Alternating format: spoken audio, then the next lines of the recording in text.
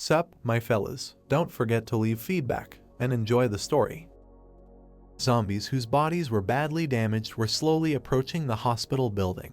Minok, who was standing behind the Necromancer, turned and waved his hand, to which a hand shield was attached, ordering to take everyone who was not fighting to the roof, because the zombies could summon ghouls with them. Sunwoo frowned, imagining a ghoul killing a person. Although they were considered a type of undead in the fantasy world, they had higher intelligence than zombies. Minok was walking past his children when they called out to him. Minok smiled and leaned over, asking the excited children what they were doing here. They knew that they needed to go to the roof. The children began to cry, tears flowed from their eyes. The boy, almost shouting, asked his father if they, like Hyunjun, would disappear since zombies attacked. All the people in the room watched as the kneeling father calmed his children, saying that dad would protect them, especially since their favorite necromancer was with them. The boy began to wipe away his tears, while the daughter raised her fist up, wishing her father and uncle the necromancer good luck. The father waved his hand to his children. Everyone in the room who saw this smiled. One of the guys holding a shield standing next to the entrance to the building screamed when he saw the zombies approaching the doors. People were constantly moving around the room carrying various things in order to block all the windows. They shouted, asking each other if all the windows were blocked. The zombies who had previously moved very slowly began to growl, jump and break with all their might when they saw people inside the building. Minok gritted his teeth when he saw the huge number of zombies. He assumed that there were at least 200 individuals there. The problem was that in a small space the necromancer would not be able to summon large skeletons. Minok turned around and looked at Sunwoo when he said he needed to go outside. Sunwoo created a map of the battlefield in his head, labeling the monsters as round monsters with teeth. He tried to explain to Minok that there was no point in fighting in the building, because if the battle dragged on, the others would be in danger and it was better for them to get out, taking the monsters away. Minok, putting on his helmet, told Sunwoo that he completely trusted him. The reason was simple: he wanted to survive, and for this he needed to play. Sunwoo looked at the huge crowd of zombies who burst into the building, who were screaming, breaking everything in their path. He was a little sorry for the impossibility of using a corpse explosion on the zombies. Sunwoo's eyes lit up and a skeleton began to form next to him. Soon, huge skeletons of werewolf animals stood in front of Seongwoo. Each of them was wearing bone armor protecting them. The system notified the use of the synergy of the Great Shield. The effect increased the strength when attacking with a shield by 20% and increased the knockback speed when attacking with a shield. The skeletons put up huge bone shields in front of them while a crowd of zombies ran towards them on all fours. Just as the zombies' hands were about to touch the bone shields, Sunwoo received a system alert that low-level creatures were receiving a 30% reduction in stats due to exposure to real death. With one jerk, the skeleton threw back all the zombies that approached him. Watching how the skeletons, thanks to their shields, threw zombies into the air, Sunwoo thought about a way to deal with all of them. Knowing full well that any scratch received from a zombie was equal to infection and death, even Minok had to kill such people. Not a single zombie could get through the skeletons that had shields placed in front of them. They beat and collided with the shields, but everything was unsuccessful. This was the advantage of the skeletons. They could not become infected with anything. Minok struck the zombie with his shield, throwing it away. He screamed, saying that he had finally seen what true courage was. Holding his sword out in front of him, Minok used his wind lunge skill, instantly cutting several zombies in half. Sunwoo glanced at Minok in front, mentally saying that he was fighting as a leader. He guessed that Minok had a knight class with 3 or 4 stars. The necromancer, seeing how all the zombies were thrown back by the shields of the skeletons, ordered to use the skeletons as a shield and advance. The zombies did not pay attention to their wounds or to each other. Those whose limbs were torn off crawled, while other zombies ran over them. Sunwoo began to envelop his hand in mana, slowly lifting it. Sunwoo's eye lit up with mana. He extended his hand towards the zombie, saying that he wanted to check if there was death after death. Flames burst out from the lower part of the building, and many explosions occurred in the square in front of the building. A crowd of skeletons with huge shields covered the entrance to the building. They had just protected people from the flames and shock wave of the explosion. Sunwoo looked at the destroyed windows and the wall along which cracks appeared. He decided to be careful with the corpse explosion. His carelessness could destroy this entire building in which there were children. After the smoke began to clear, the zombie army became visible again. People who saw them start attacking again screamed in fear, not understanding why there were so many of them.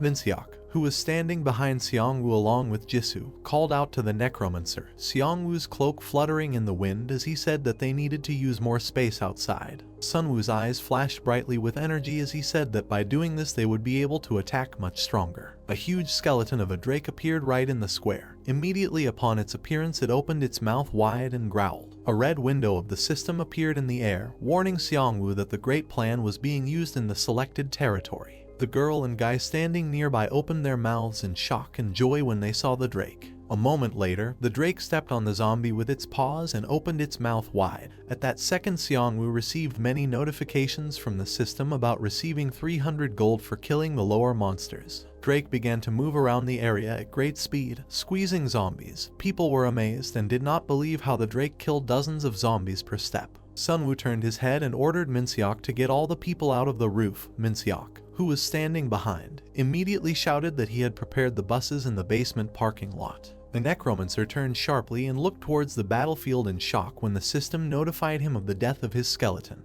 On the battlefield, a skeleton surrounded by a crowd of zombies was knocked to the ground, its ribs pulled apart, while a zombie jumped on it and grabbed the plates on its head. A drop of sweat began to flow down the Necromancer's frightened face. He had no doubt in his abilities, but there were indeed too many zombies. He urgently needed to use the call of the Dark Reaper and the answer of death. Sunwoo looked at Jisoo, who had been holding the blade in her hand for a long time, and told her to go with him. Jisoo put the mask on her face, saying that it was ready. A system window with a description of the mask appeared after Jisoo put it on. It was a fashionable purification mask. The effect was the ability to filter the air as well as a gas mask. The girl stood right in front of the army of zombies running towards her. A second later, Jisoo had already made her final swing with her sword, stopping the advance of the zombies. Sunwoo, who was watching her fight from the side, smiled. He admired her strength. She was stronger than everyone he had met. Soon 2 buses approached them. When they stopped near the people, they began to scream and fuss. Minseok, who was standing near one of the buses, said that they managed to stop the first zombie attack and now they need to take out all the people. The teenager inside the bus was excited, asking the girl next to him if zombies would come for them. The girl at that moment asked everyone to buckle up and be quiet. A brown-eyed girl with brown hair looked at the guy and smiled, saying that everything would be fine. Minseok and Sunwoo shuddered when they saw the system window in the air alerting them to the approach of ghouls by the smell of fresh meat. Minseok looked at the bus, shouting to the Necromancer that ghouls are much worse than zombies and they need to stop them, because they will definitely attack the weak and children. Minseok wilted, remembering how his child was stolen by a ghoul right out of his car. The knight began to cry and tremble. He could not allow this to happen again. Xiangwu turned to the knight and put his hand on his shoulder, saying that he would do everything to prevent this from happening again. But in his mind, Xiangwu lamented that this was the only way he could reassure Minseok. Minseok began to wipe away his tears, thanking Sunwoo and saying that he would also try and do everything to protect his family. At night, Xiangwu's entire group walked along the main street. The drake walked ahead, providing strong protection, and werewolf skeletons with shields stood on the sides protecting the buses. Even Xiangwu and Minseok walked outside as guards. The black-haired guy looked around looking for the enemy. They deliberately moved slowly in order to lure the monsters for one large-scale battle. This was the best solution in the current situation. If they rushed right now, it would threaten frequent attacks from monsters, which is why people would eventually tired of fighting and lack of sleep. Looking at the clouds of smoke ahead, the man thought that only by luring all the monsters could they win this game. The long-haired guy hit the guy with the shield on the back when he wanted to ask the reason for the silence. The long-haired guy scolded the guy, saying that they shouldn't make noise. Walking past the folded bodies of people, Sunwoo said that the ghouls were already here. He felt a little offended by this, because only yesterday at lunch this place seemed safe. The Necromancer became nervous when Jisoo, who was standing behind him, looked in the other direction, saying that there was someone nearby. The guys from Minseok's group holding swords and shields began to shout about the arrival of ghouls. One of the guys turned around when one of the guys standing behind him wanted to scold everyone, but did not have time. His head was separated from his body. Blood sprayed from his neck, frightening the guy who saw him in front. Sunwoo, Jisoo and Minseok instantly stood with their backs to each other. The Necromancer ordered everyone to prepare for the attack. Jisoo turned around and pointed her finger at Minseok at the approaching ghoul. The huge body of the ghoul landed on the back of one of the shield bearers, knocking him to the ground. Ghoul began to approach the bus, in which Minseok's son and daughter were sitting and crying. Jisoo did not give the ghoul a chance and, making a lunge, cut the ghoul in half. The Necromancer and Minseok looked at Jisoo. She was faster than they thought. Even her reaction was excellent. Soon a crowd of zombies appeared, including ghouls. The shield bearers standing near the bus opened their eyes wide when they saw the number of ghouls and zombies. Minseok put the helmet on his head and addressed Seongwoo. Sunwoo, who was gritting his teeth, heard Minseok's question from behind. He asked whether a person could retain consciousness by becoming a skeleton. Sunwoo looked at Minseok and said that this couldn't happen. Raising his sword, Minseok addressed the Necromancer with a request. The ghouls, larger than all zombies, opened their monstrous jaws as they rushed towards their target. When the Drake wanted to crush the ghouls with his bone paw, they pushed off the ground and jumping over him. Sunwoo clenched his jaw when he saw the speed of the ghouls. Minseok raised his sword up, preparing to rush towards the ghouls. Seeing how many of the magician's attacks missed the ghouls due to their unpredictable movements and flexibility, Seongwoo was furious. One of the monsters landed on the roof of the bus and immediately began to break it. One of the werewolf skeletons grabbed the ghoul, trying to throw him to the ground. Already falling, the ghoul grabbed his hands into the back of the skeleton, wanting to tear him apart. A moment later, the ghoul tore the skeleton's body into 2 pieces, and Sunwoo received a system notification about the death of his skeleton. The ghoul began to grin after doing this and was unable to notice the magic circle above his head. Minseok used his shield to hit the ghoul on the head, slamming his entire body into the ground. But another monster was already attacking from behind. Someone was able to shout to the knight about the monster's approach. Minseok turned around and put his shield in front of him, blocking the monster's attacks. A moment later, the knight cut the bodies of 3 ghouls with his sword. Looking behind Minseok, he was satisfied. Suddenly, the bodies of the ghouls were enveloped in blue energy, and they began to quickly recover, making Minseok afraid of such a rapid regeneration. The Necromancer approached the knight, praising him for such a quick kill, but now he will deal with the monsters. Seongwoo's body underwent changes. His right hand turned into a skeleton engulfed in blue energy, like his eye. He held a Reaper's scythe in his hand. The system notified him that he had summoned a Death Knight, a Dark Reaper for 1 hour, followed by another system notification with a full description of the obtained lick powers. The number of controlled skeletons increased by 50, and the stats by 10.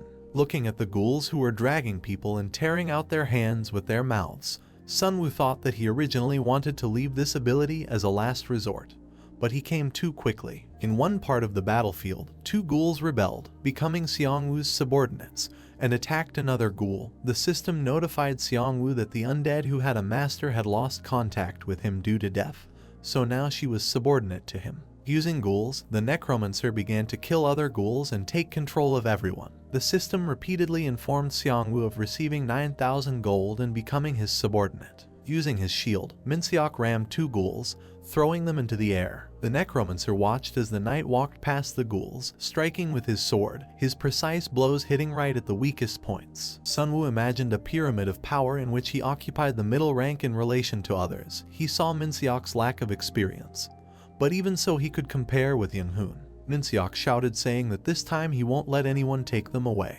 The knight's pupil shrank as he again remembered how the ghoul stole his child. Seeing one of the guys being dragged away by a ghoul by the jacket, the long-haired guy holding a shield and size shouted, ordering everyone to act together with the skeletons. Sunwoo extended his hand, realizing that they, of course, would eventually be able to win. But such a long battle reduced the number of survivors. Only he, Jisoo, who used the flame, and Minseok, who had just bled one of the ghouls, gave a proper rebuff. Drake and the summoned ogres fought against the zombies, but they will not be able to fight the ghouls. So far, humans have fought on equal terms with ghouls using skeletons as shields, and that was only because humans were fighting for their lives. Swinging his scythe, Sunwoo created a slash around himself that knocked back all his enemies. The first awakening was not enough for them. They must become much stronger. The hand of one of the ghouls was pierced through the door of the bus. A moment later, the ghoul was able to break down the door and growled, causing the mother to cover her children in fear. The skeleton tried to attack the ghoul from behind, but he broke his neck with a wave of his hand. Minseok's wife screamed, asking him to help. One of the old men stepped forward holding his cane, but was immediately pierced by the ghoul's hand, causing him to cough up blood. The children and mother were crying. The mother was looking at the ghoul, covering her daughter's eyes, and the son grabbed his mother's clothes and kept crying, calling for his father. Seeing the ghoul coming inside, Minseok wanted to use his skill, but the system notified him that he could not use this ability for 2 minutes. The mask fell off Minseok's face as he began to scream like an animal. Throwing away his shield and helmet, the father called his son, plunged his blade into the ghoul's head, shouting to the ghoul not to touch his children. Ghoul and Minseok began to fall into the basement behind a glass partition. Minseok's wife and children screamed, calling for him. Sunwoo rushed after Minseok, scolding him for rushing to fight the ghoul with his bare hands. Minseok's son screamed, asking his necromancer uncle to save his dad. Sunwoo ran down the stairs trying to save Minseok in time, because he would hardly have been able to pull the sword out of the ghoul in such a situation, and he threw away his shield and helmet trying to speed up to save his children. Descending the stairs, Seongwoo stopped when he saw Minseok sitting near the wall and coughing blood. Next to him lay the body of a ghoul pinned to the floor with a sword. The necromancer squinted, realizing what had happened here. Although he understood the futility of it, Seongwoo turned around saying that he was going to get the elixir. The knight looked at his bloody palm, saying that Seongwoo already knew that the elixir would not help him. Remembering his frightened wife and children calling him for help, Minseok said that he had to protect his family. After which the knight turned to the necromancer with a request, which he did not answer last time. Minseok extended his trembling and bloody hand to Sunwoo, asking him to protect his family by using his body. The necromancer stood in front of the dying knight without saying anything. Sunwoo's second eye lit up when the system notified him that he had received an additional quest due to meeting all the conditions. The quest was called the Will of the Knight. The goal was to return the knight in the form of a skeleton, and the reward was an exclusive skill. The desire was caused by the uncontrollable desire of the knight to protect his family. Sunwoo clenched his jaw when he saw a quest that was similar to the one with the professor. The necromancer looked at Minseok, who looked down at the deceased, thinking. Sunwoo extended his bony hand to Minseok, saying that he would fulfill his request, although he did not know what to say to his family. But it was necessary for the survival of all of them. Minseok's consciousness begins to move into the empty space at great speed. Soon Minseok in his civilian clothes lay in the void. He opened his eyes not understanding where he ended up. The former knight began to shake his head, trying to understand whether this place was another world. Suddenly, a reaper in his dark cloak appeared in front of Minseok, saying that he was not yet in the other world. Looking at his hand, Minseok said that he remembered exactly how he died. He regretted that he would no longer be able to see his family. He remembered how he sat in a suit and nursed the children while his wife brought them food. He so wanted to become a good father and husband, but when the world was destroyed, his dream was destroyed with him. Minseok remembered his body and screamed, wanting to ask what happened to him, but the Reaper beat him to it, saying that the necromancer would make him undead. The Reaper, waving his hand, told Minseok to leave his family in the world of the living. The Reaper extended his hand to Minseok, telling him to return to the embrace of death. Forgetting about them, he would not need to be afraid and worry. The knight closed his eyes, remembering his family. He knew that Sunwoo would take care of them and he should forget about them. Tears flowed from Minseok from such thoughts. He cried, asking the Reaper not to take his memories of his family, because he must protect them. The Reaper increased in size and began to cover his emptiness with blue energy, which began to absorb the knight.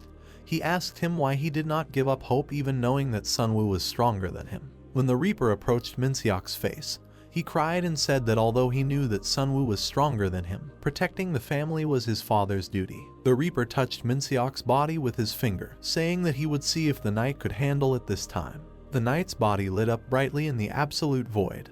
He was the only source of light. Minseok's eye began to slowly open, after which he could see the figure of Sunwoo standing in front of him. The skin completely disappeared from Minseok's body, and the body was enveloped in the blue energy of the dead. Sunwoo received a notification from the system, notifying him that a contract had been concluded with a Death Knight whose consciousness was preserved, and he was able to become a minion by fulfilling the conditions. The Death Knight began to examine his body, saying that Seongwoo listened to his request. The necromancer standing in front of him was surprised at his ability to speak. Seongwoo's glowing eyes looked at the Death Knight. He was surprised that he had consciousness. It was the most unique undead he had met. Looking at the stairs, the necromancer told Minseok that he had a lot of questions, but there were still too many ghouls at the top and they should deal with them. The Death Knight began to rise first, followed by Seongwoo, who mentally said that the Death Knight needed to prove himself. Jisoo began to turn around, looking to the side. 3 ghouls in strange positions jumped on her, wanting to kill her. Jisoo just stood up ready to strike. Jisoo swung her blade, cutting off the heads of all 3 ghouls. One of the guys holding a sword with a shield turned around excitedly and called out to Jisoo, saying that they needed to break through to the boss. The Red Witch turned around, realizing that she had gotten too carried away. Jisoo instantly moved to another part of the battlefield and stopped in front of the ghouls. Seeing Jisoo's arrival, the guys who fought the ghouls with the help of huge skeletons of bears were delighted. One of them was even able to pierce the head of one of the ghouls with an arrow. Some ordered the skeletons to stop the ghouls and protect the bus. One of the ghouls broke into the bus again, forcing Minseok's wife to cover her children again while calling her husband for help. Suddenly a cut appeared on the monster's body. The ghoul's body began to split into 2 even halves and fall, revealing the Death Knight standing behind him. Minseok's wife covered her mouth in fear, trying not to scream. The crying children looked in surprise at the skeleton who saved them. Minseok, behind whom a cloak of energy had formed, was immediately surrounded by other ghouls. Looking at the ghoul whose mouth, eyes and nose glowed bright red, Minseok was surprised. He held his sword in front of him, amazed that after death he felt the hearts of the undead, because the Death Knight was one of the most powerful types of undead. Minseok saw how the ghoul's eye sockets turned black. They were afraid of him and envied him. This surprised the Death Knight. It turned out that even the undead were not subject to these feelings. One of the monsters jumped, deciding to attack Minseok from the air. The Death Knight was not afraid. He lowered his blade and poured his mana into it. Instantly a purple aura appeared around the sword. Several purple energy beams were released from the sword and attacked the ghouls in front of Minseok. The system notified him that he had received 9,000 gold and 4324 days left until the proof of worth, followed by the same system notification again. Only the days decreased to 4304. A ball of energy came out of the Death Knight's jaw when he called the undead in front of him vile. The guys who saw the strength and abilities of the Death Knight were shocked, not understanding where this skeleton came from. They even imagined how difficult it was for the other monsters to fight him. The ghouls behind Minseok turned around and began to run away out of fear of the Death Knight. Minseok turned and extended his hand. A magic circle formed in front of his palm. A moment later, chains flew out of the magic circle and caught the fleeing ghouls in the air. The Death Knight took the opportunity and began to swing his sword, separating limbs and the ghouls themselves into pieces. Sunwoo came up behind Minseok saying that it was good that he trusted the Dragon Slayer. Minseok looked at his left hand, saying that he felt strange when he fought without a shield. Seongwoo looking at him could see the system window with Minseok's profile. His level was 12. The attributes of strength, agility, and endurance reached 30 points. The system reported a brief information about the contractor's skills. The first skill was the Abyssal Chain, which summoned a chain containing the power of death to bind the target. The second skill, the use of vital forces, absorbed the souls of the living to strengthen itself and the undead around by 10% per soul. Jisoo approached Sunwoo saying that they were done with the ghouls. Next, Jisoo looked at the Death Knight next to Sunwoo, asking who it was, the Necromancer, and Minseok felt awkward. Sunwoo told Jisoo that he would explain everything to her later. People hugged and mourned those killed in battle. Some tried to save their partners by pouring the elixir into their mouths while the huge skeleton of a drake towered over them, protecting them. It was better for them to go to Pomj Station as quickly as possible. Sunwoo imagined Dr. Tu's group saying that it was time to attack. Events are transferred to the morning of the next day, to the moment when the city began to be illuminated by the first rays of the sun. But inside the city itself there was not a single ray of light. Everything was dark as night. Clouds of smoke did not stop rising throughout the city. Seongwoo, who was walking next to Right, Minseok and the ogre skeleton, said that they had to walk for a long time. But they arrived at the place where the quest would end. Minseok noted that the fog in this area was too thick. Minseok turned his head when Sunwoo called out to him with his downcast gaze. Sunwoo remembered the Minseok family crying while sitting on the bus. He asked the Death Knight if he was going to tell the family everything. Minseok turned away after Sunwoo's words, saying that he was not ready yet, because a lot could still happen. The Death Knight's fist clenched. His hand began to tremble as he said that when they were completely safe, then he would inform them. But for now they must hold out until then. When Jisoo ran out of the smoke coughing, Sunwoo thought about the Minseok family, who would soon guess his identity. Sunwoo worriedly approached Jisoo, who was squeezing her throat, asking her how she was feeling. She tried to clear her throat, saying that it was no better with the mask. Seongwoo, Jisoo and Minseok looked excitedly at Right, who walked up and inhaled the smoke. Seongwoo said that if they got close to the smoke, Jisoo would be of no use, while Minseok noticed the imbalance of the smoke. Minseok and Sunwoo walked towards the smoke. The Necromancer said that there was no balance in the game. The Necromancer, the Death Knight, and the small one-armed skeleton walked together towards the boss, their cloaks fluttering in the wind as they walked. The events are brought indoors with directional signs on the ceiling and a glass booth. While the Death Knight walked ahead with a sword and shield in his hands, the Right Knight stood behind the group all the time looking at the smoke. The Necromancer himself moved in the center holding a crossbow in his hand. It seemed strange to him such silence. There was not even a guard. Sunwoo began to look around, assuming that people did not post guards, thinking that the smoke would stop all the unwanted guests. Seongwoo imagined the boss in a huge capsule and two scientists in front of it studying the indicators thanks to the magic circles around the capsule itself. The Necromancer wondered how they were going to release the boss. While the right one looked back, the Necromancer looked towards the smoke, realizing that the ghouls were not the bosses of this quest and it was unlikely that they would somehow accidentally kill him. Looking through the smoke at the escalator leading down, Minseok called out to Seongwoo. Minseok turned his head to Seongwoo, asking if he thought that they were moving too slowly because they needed to finish the quest as soon as possible. Seongwoo, looking at Minseok, immediately understood the reason for his concern and asked if he was worried about his family. The Necromancer recalled Jisoo standing at the top guarding the buses along with skeletons and people, and also that they had already dealt with zombies and ghouls. Seongwoo imagined his appearance as a lick and kept silent about the fact that at night he could again summon the lick into which he had recently turned thanks to the Reaper's scythe. Sunwoo remembered the capsule with the boss and the people from the Evolution Society who placed a big bet on their boss.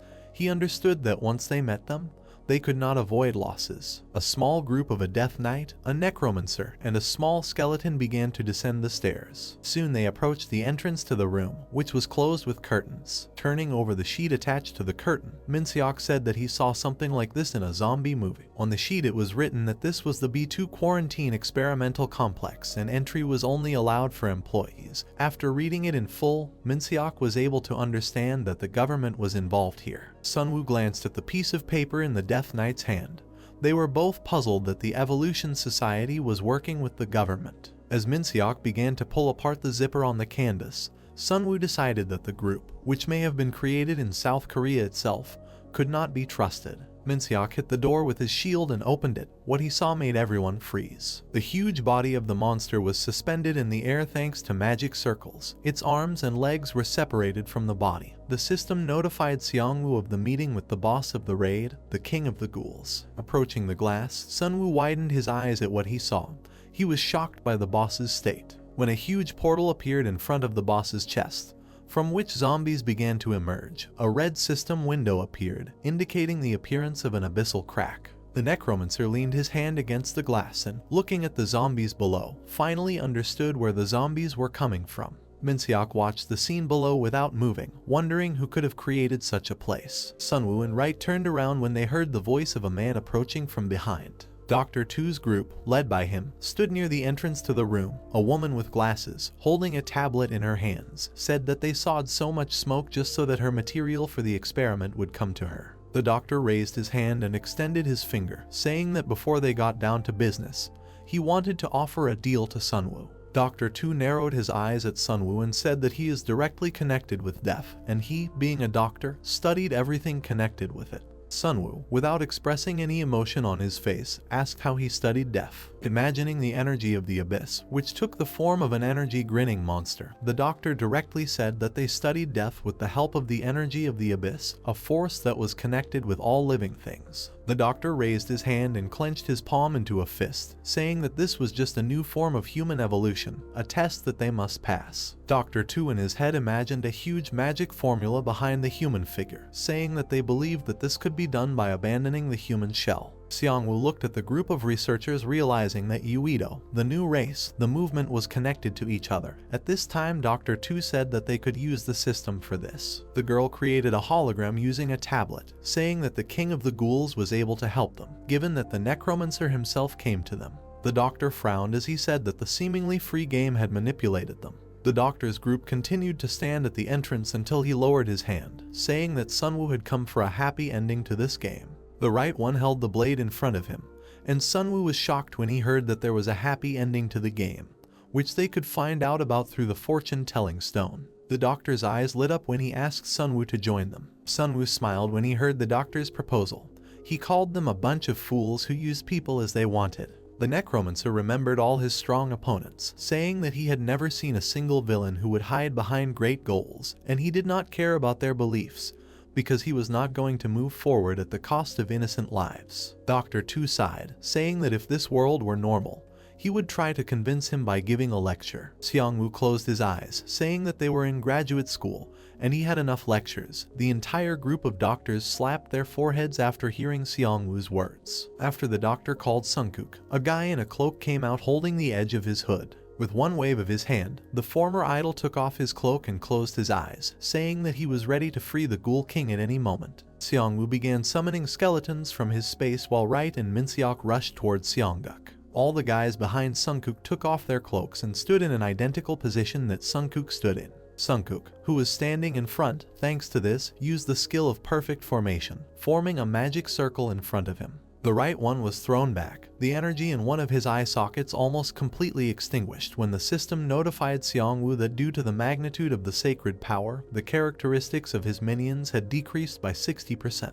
Xiangwu gritted his teeth, comparing the strength of the group formation in green suits with the strength of Hanho. Xianguk turned out to be a priest. The Necromancer pointed his crossbow at Sunkuk, shouting that the power of the undead does not work against the sacred attribute, after which he ordered to kill Sunkuk now. In the blink of an eye, the 5 arrows covered the distance and almost reached Xianguk, but they stopped in the air right in front of him. The girl with glasses stood with her arm outstretched, sparkling with energy. She smiled, calling Sunwu's weapon interesting. As the arrows flew back at him, Sunwu created a bone shield and covered himself with it. While analyzing the girl's telekinesis ability, Minseok was able to get closer to Sunkuk and had already begun to swing his sword back to lunge. But unexpectedly, after Sunkuk said a holy splash, Minseok's shield broke into pieces, and he himself was thrown back. The Necromancer turned his head looking at Minseok, who had fallen near the other door. Standing in one position, Sunkuk shouted that a healthy mind is in a healthy body.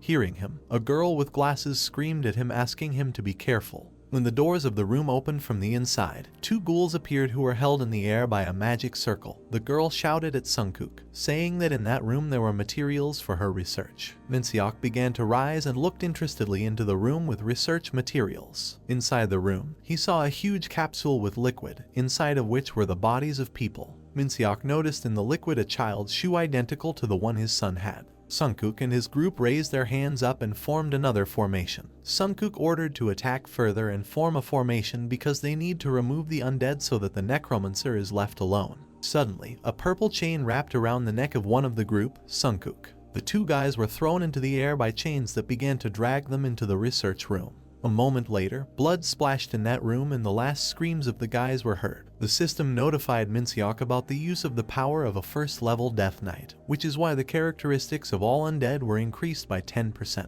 The Death Knight's foot, from which blood was flowing, stepped on a small bloody puddle. The energy, like a flame, flared up throughout Minseok's body while he, approaching the girl with glasses, said that he would never forgive her, and in general, all of them should not remain alive. Sunkuk and his group again changed their position, adopting a different formation, due to which a magic circle again formed right in front of Sunkuk. They did not stop smiling while Sunkuk said that no matter what, they are still undead and his sacred magic will destroy them. Sunwu pointed his hand at Minseok, who pressed a magic circle to the ground and used the creation of a weapon. The Death Knight was able to stand up thanks to the shield that began to form in his hand, blocking Sunkuk's magic circle. The system notified Sunwu that thanks to team play, the synergy effect was activated. At the same moment, the energy cloak on Minseok's back split in 2 and he rushed towards Sunkuk's group. The Indomitable Knight synergy was activated.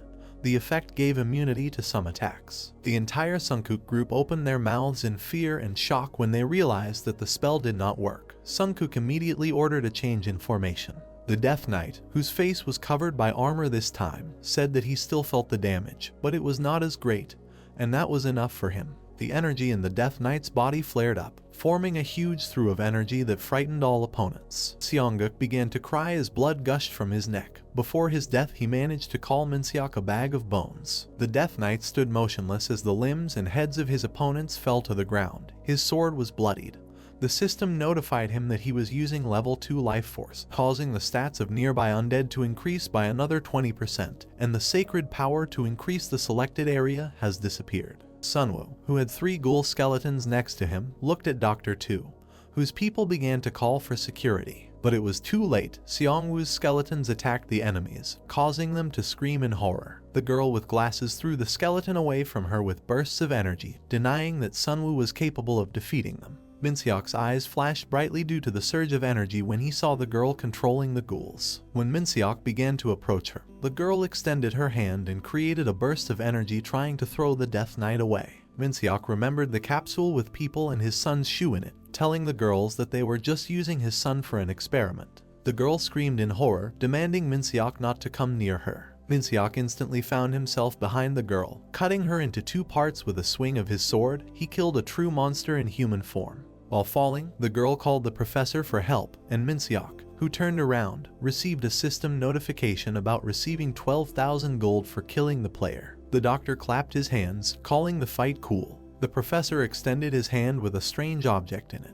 saying that he did not want to interfere since it was difficult for him to participate in battles due to a lack of skills. Dr. 2 threw the thing in his hand at the ghouls. At the same moment, lightning struck these skeletons, completely destroying their bodies. Sunwoo clenched his teeth when he saw the object to attack. Right, and Minseok stepped forward and stood in front of the doctor. But a second later, tree trunks burst out of the ground and wrapped themselves around both of their bodies. But they were immediately cut by a wave of energy. Xiangwu in his lick form appeared in front of the doctor and swung his scythe at him. He did not understand what he was planning, but he needed to get rid of him quickly. The system notified Xiangwu that he had received the power of the lick. The doctor grinned and took the second grenade in his hand, saying that he would have to retreat. A flashbang exploded right in front of Xiangwu, forcing him to stop and cover his eyes with his hand. The professor turned around and decided to retreat while his grenade briefly distracted the opponents. Suddenly blood came out of the doctor's mouth and he shuddered. The necromancer stood behind the doctor.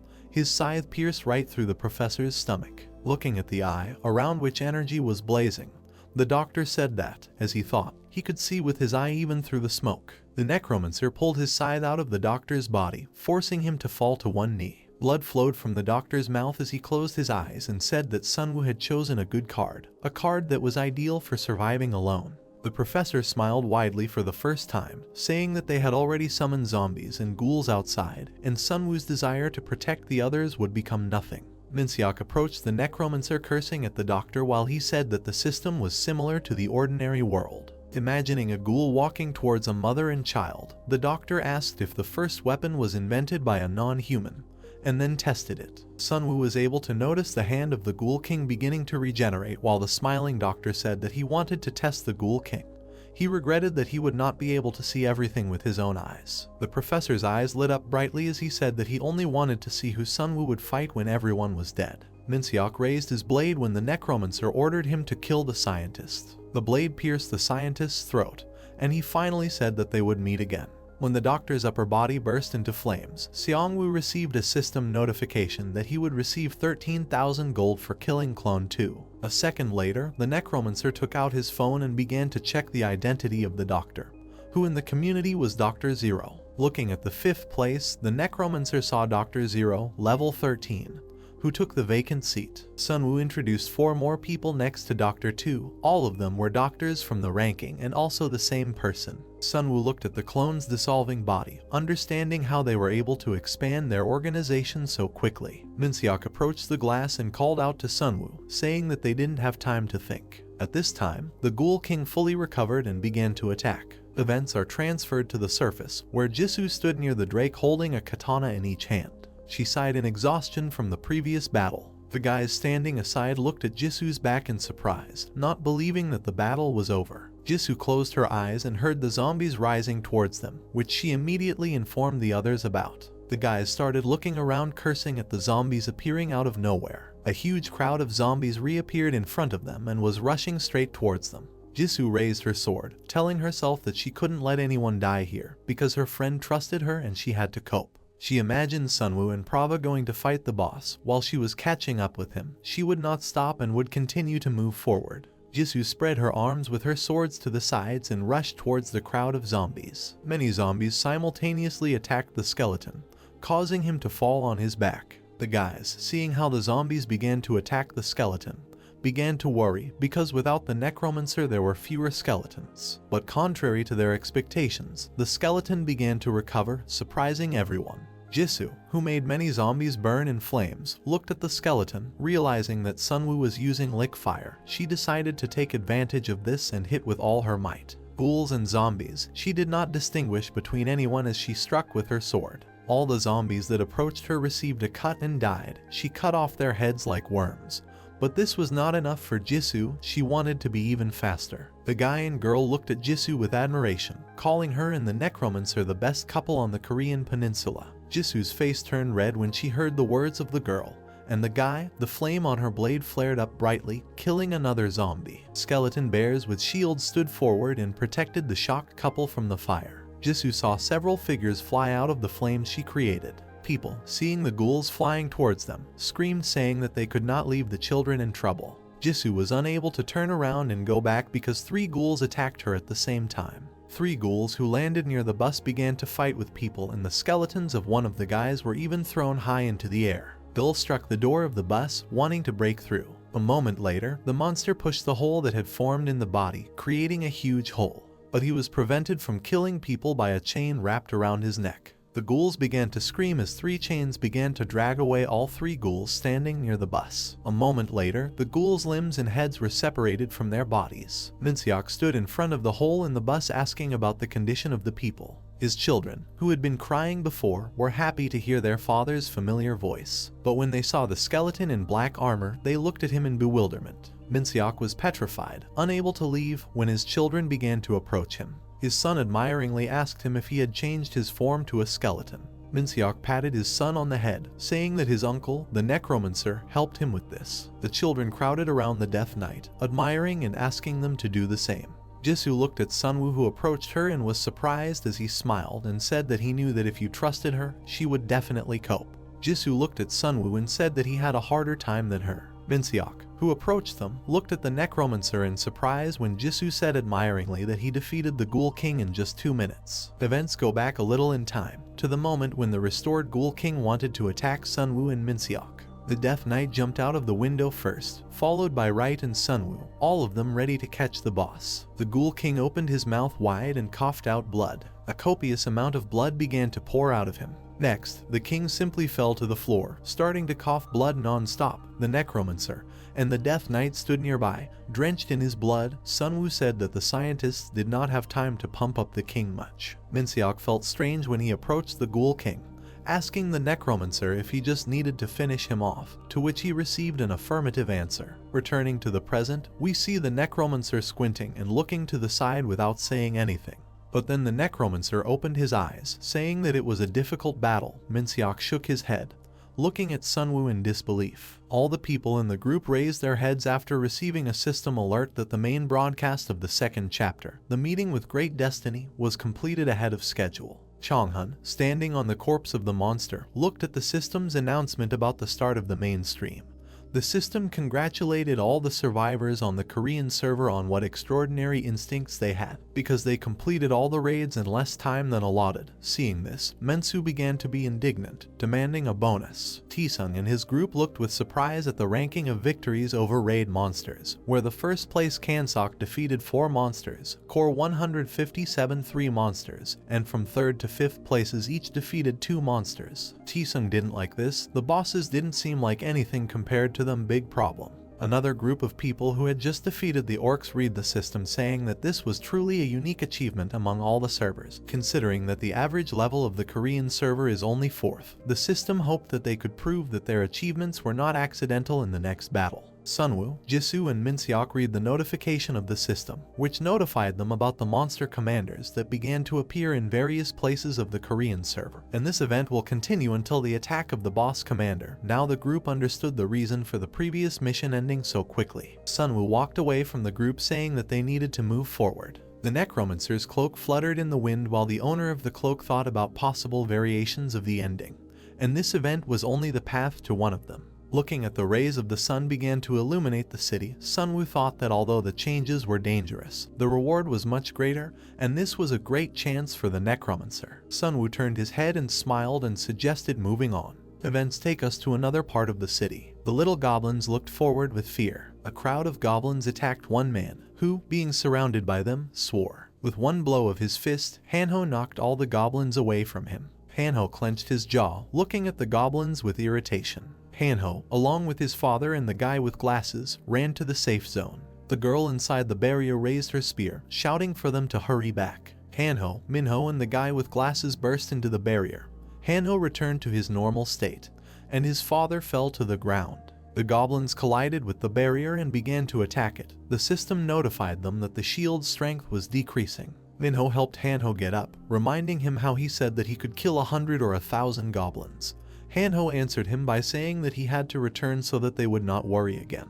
But remembering the moment when he was surrounded by Hanho goblins, he admitted that he almost suffocated from the terrible smell. The goblins began to attack the barrier even harder, reducing its strength points. The girl pointed to the barrier and began to command the players, saying that they needed to prepare for battle. Hyunsu looked at the goblins, saying that they would no longer rely on Seongwoo. According to the polycrack barter, the strength points reached 798 out of 15.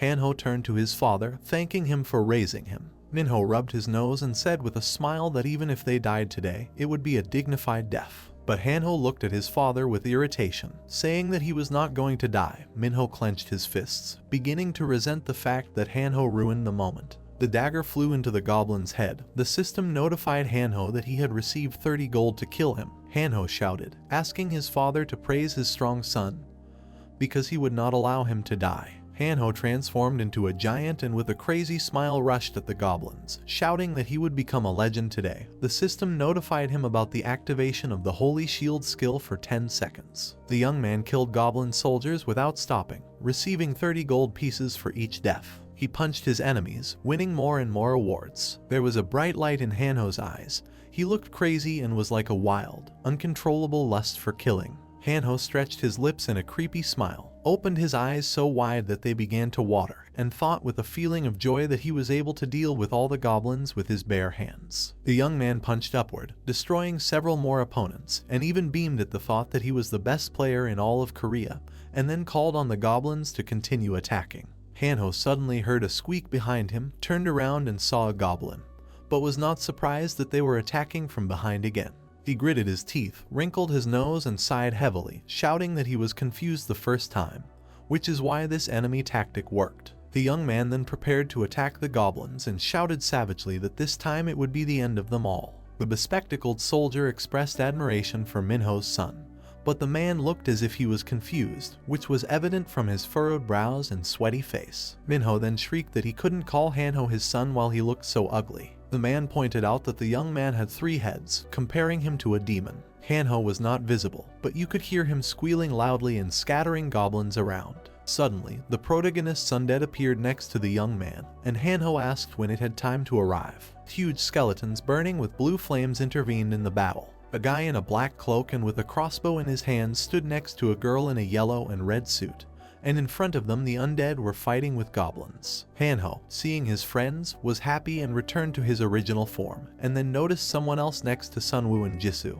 Near the white building, shields of various shapes and sizes were lined up in a row. A crowd of people, and with them a skeleton in a medical gown, stood around the table and looked at the tablet. Hyunsu said with a concentrated face that the live broadcast had only recently started, but it was already in complete chaos, and many survivor groups had suffered huge losses throughout the country. The young man put his hand on the gadget and said that now it will not be possible to simply stay in the safe zone, because the weakening of the strong, the movement of bases, and the change of rules are now natural. Hanho, looking at the phone, said that even now Yindungpo has to repel the attacks of thousands of orcs, and while there is a lull, they are trying to find the main character. Sunwoo looked at his friend and replied that they should help too, and despite the deal, in the current situation they are on the same side. The young man imagined an army of armed beasts, and came to the conclusion that it would be much worse for them if the evolutionary society began to act at such a time. But it would be difficult for them themselves due to the fact that they could not side with the monsters. Suddenly, 2 soldiers unexpectedly ran into the room and loudly announced that they had found a goblin stronghold.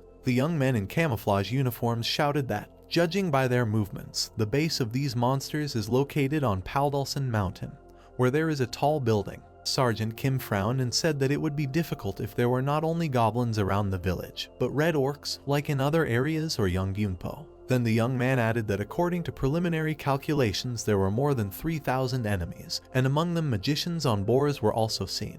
Kyungsu, whose face was sweating, said that the goblins are weak, but there are many more of them. They have a division in status. To which Kim, looking at the freckled young man through his glasses, replied that they should carefully move towards victory and not rush. Kyungsu and Kim froze in surprise and widened their eyes when Sunwoo said that they didn't need to win the battle. The main character put his hand on the map of the area and explained that it was important to get as much experience and gold as possible. Excitement appeared on Kyungsu's face and he realized that Sunwoo was planning to kill all these enemies. The main character pointed his hand at his comrades, saying that they would do this, causing Kyungsu and Kim to simultaneously scream shrilly. While Sunwoo said that this was a great chance to gain combat experience, the young men looked at each other excitedly, unsure of how they would succeed. It was night and there were no lights on in any building. Many goblins were hiding behind the trees in the forest, and their large yellow eyes shone brightly in the darkness. Two monsters stood guard near a white building, each holding a spear in their hands. The goblins squealed in fear when a creepy creature in a black cloak approached them from behind and said that the entire command had gathered in an abandoned factory. He hit the monsters with one wave of his hand, saying that they made his job easier by gathering in one place. The high goblin had a cap of feathers on his head and was holding a glass bottle in his hands, to which the little goblins were reaching out their hands. Seongwoo, who had a huge undead creature with horns standing behind him, called the giant ogre towards him. The ogres screamed loudly when they saw the bright blue eyes of a skeleton in the window. The undead raised his fist to strike, which turned red as if red hot. The system provided detailed information about an item called the Thunder God's Blessing, which is capable of creating lightning. There was a powerful explosion, and the main character immediately received several thousand gold pieces for killing the goblin centurion. A yellow whirlwind filled with lightning blinded the space, and Sunwoo received more and more rewards. The young man, dressed in a black cloak with a purple stone on his chest, stood motionless while fragments of the destroyed building flew past him. The goblin with the feather cap coughed loudly, and dark blood sprayed from his mouth. The undead with horns and black armor said that he had not seen the Goblin Lord for a long time, and then asked permission from his master to get rid of the enemy. The skeleton in a black cloak told him to do it as quickly as possible, while tongues of neon flame came out of his empty eye sockets. The system reported summoning the Dark Reaper, gaining the power of a lick, as well as increasing and improving some capabilities. Seongwoo's subordinate cut the air with a blow, and the Goblin Lord's head flew up, for which the main character will receive more than 105,000 gold. Small skeletons of dead goblins crawled out from under the rubble of a destroyed building. The cloaked undead extended his hand forward, saying that it was time to finish with them. A huge army of goblins was crowded tightly together, and in front of them all was a monster riding a boar. A crowd of people standing behind a row of shields prepared to repel the enemy's attack. Kyungsu, furrowing his brows, yelled loudly that their enemies were simple soldiers without a commander, so they should just methodically destroy one by one. In the next second, several dozen arrows pierced the goblins' bodies, and they screamed in pain as they fell to the ground. The survivors rejoiced at how easy it was to kill their opponents. The system reported a defeated soldier. The next message contained information that due to the destruction of a group of commanders, there may be an inability to communicate, disorientation, and shirking from work in the detachment. The goblins opened their mouths and began to sob. The holographic blue chart said a side effect was an increased chance of despair. The warriors received 30 gold pieces for killing a goblin soldier. Arrows kept flying at the little gray-skinned monsters, causing the goblins to drop their daggers and bleed. Kim and Kyungsu, standing next to each other, smiled in relief that hunting was much easier thanks to Sunwoo's help. The forest lit up with flashes of fire. The main character introduced the elderly and children, and thought that in all groups there are weaker ones who depend on the others and can become a hindrance. Rinho, armed with a frying pan and a kitchen knife, fought with the goblins with rage on her face. Sunwoo was worried about sending Hanho to the village first, but the young man did well and saved Minho from the monster that attacked him. The people, looking sickly and weak, stared at the blue screens in front of them. A bony jaw peeked out from under a dark hood. A girl with a red bow around her neck helped an elderly man aim, and a young guy encouraged a little boy. The boy began to cry when he saw that his level had increased to level 2. A huge number of people, armed with spears and shields, joyfully rejoiced as they looked at the corpses of the defeated goblins. Happy smiles appeared on the survivors' faces as they received several thousand gold pieces. There were people and undead standing on the roof of a tall building, watching the battle in the forest. Sunwoo smiled softly, saying that working together isn't that bad, even though he prefers going ahead alone. Morning came and the sky began to brighten. The main character and his comrades stood together, and Xiangwu said that they now need the 8th level. The young man furrowed his black eyebrows and added that they were able to kill the local lord and the rest of the commanders, so the hunt to reach the 8th level would not be difficult. With a serious expression on his face, the main character said that he would not take responsibility for the weak, and one cannot live in the village, turning a blind eye to what is happening around him. Kim looked at Kyungsu, who nodded, pursing his lips as Sunwoo said that they should be able to at least protect themselves. The young man remembered how he trembled while lying on the ground, and said that he knew what it was like to be weak. He then remembered how 2 soldiers were tied to posts, and added that he also remembered what it was like to rely on others. Suddenly Hanho, placing his hand on his cheek, loudly shouted that the helicopter was already here, and they were already being called. Sunwoo turned around, sighed and said that they had to protect each other for a long time. The main character was disappointed that they ended up helping the Revival Guild, and introduced the head of this organization. There were 2 buses driving along the road near the water. A blonde man in a red coat was holding a glass bottle and asking the people sitting next to him about stopping with the boss. The young man put his brown gloved hand to his head and, looking out the window, said that very soon the boss would be visible on the northern border. A white drone flew over the city. The system provided information about a magical item that could transmit video to magicians. In the middle of the city stood a huge troll with a club, and there were about 200 such monsters. Suddenly a stone flew straight at the drone. The man closed his eyes and put his hand on his face, and Minhwa loudly called out to the commander. The girl demanded to block the bridge, under which there was water, because the orcs were still coming from the other side. Chonghun frowned thoughtfully and suggested killing the trolls first, and then dealing with the orcs. Minhwa, her eyes wide with fear, screamed loudly that trolls were not weak opponents because they were able to regenerate. Jianhun closed his eyes and thought that he knew about the risks, but still couldn't refuse such an experience. The man thought that this was an exclusive quest, and for crusaders of the 10th level and above this was a great chance. Jianhun imagined himself sinking to the ground and putting down his sword, thinking that in such a situation he should not be careful. Minhwa, frowning angrily, said that even now the young Yunpo troops are gathering all their forces, leaving only a small amount of strength for defense, and the man looked away with excitement. A young man in a black mask loudly informed Minhwa that a helicopter with a necromancer would soon arrive. The girl happily clenched her fists, smiled and said that they could stop the trolls together and then deal with the orcs. Minhyam put his hand on the back of his head and said that Sunwoo ordered them to go to the orcs, causing Minhwa to yell fiercely, asking if the main character even understood what was happening here. The masked boy with an awkward expression explained that Sunwoo just wanted to collect the bones first, and the girl looked at him with confusion. The helicopter appeared in the sky above the buses. Jianghun, Minhwa and Minhyam looked up at the same time, hearing the flapping sounds of the blades. The evil spirits jumped from the helicopter and began to fly towards the trolls. The system reported that the death response and the great appearance of spirits had been activated in this area.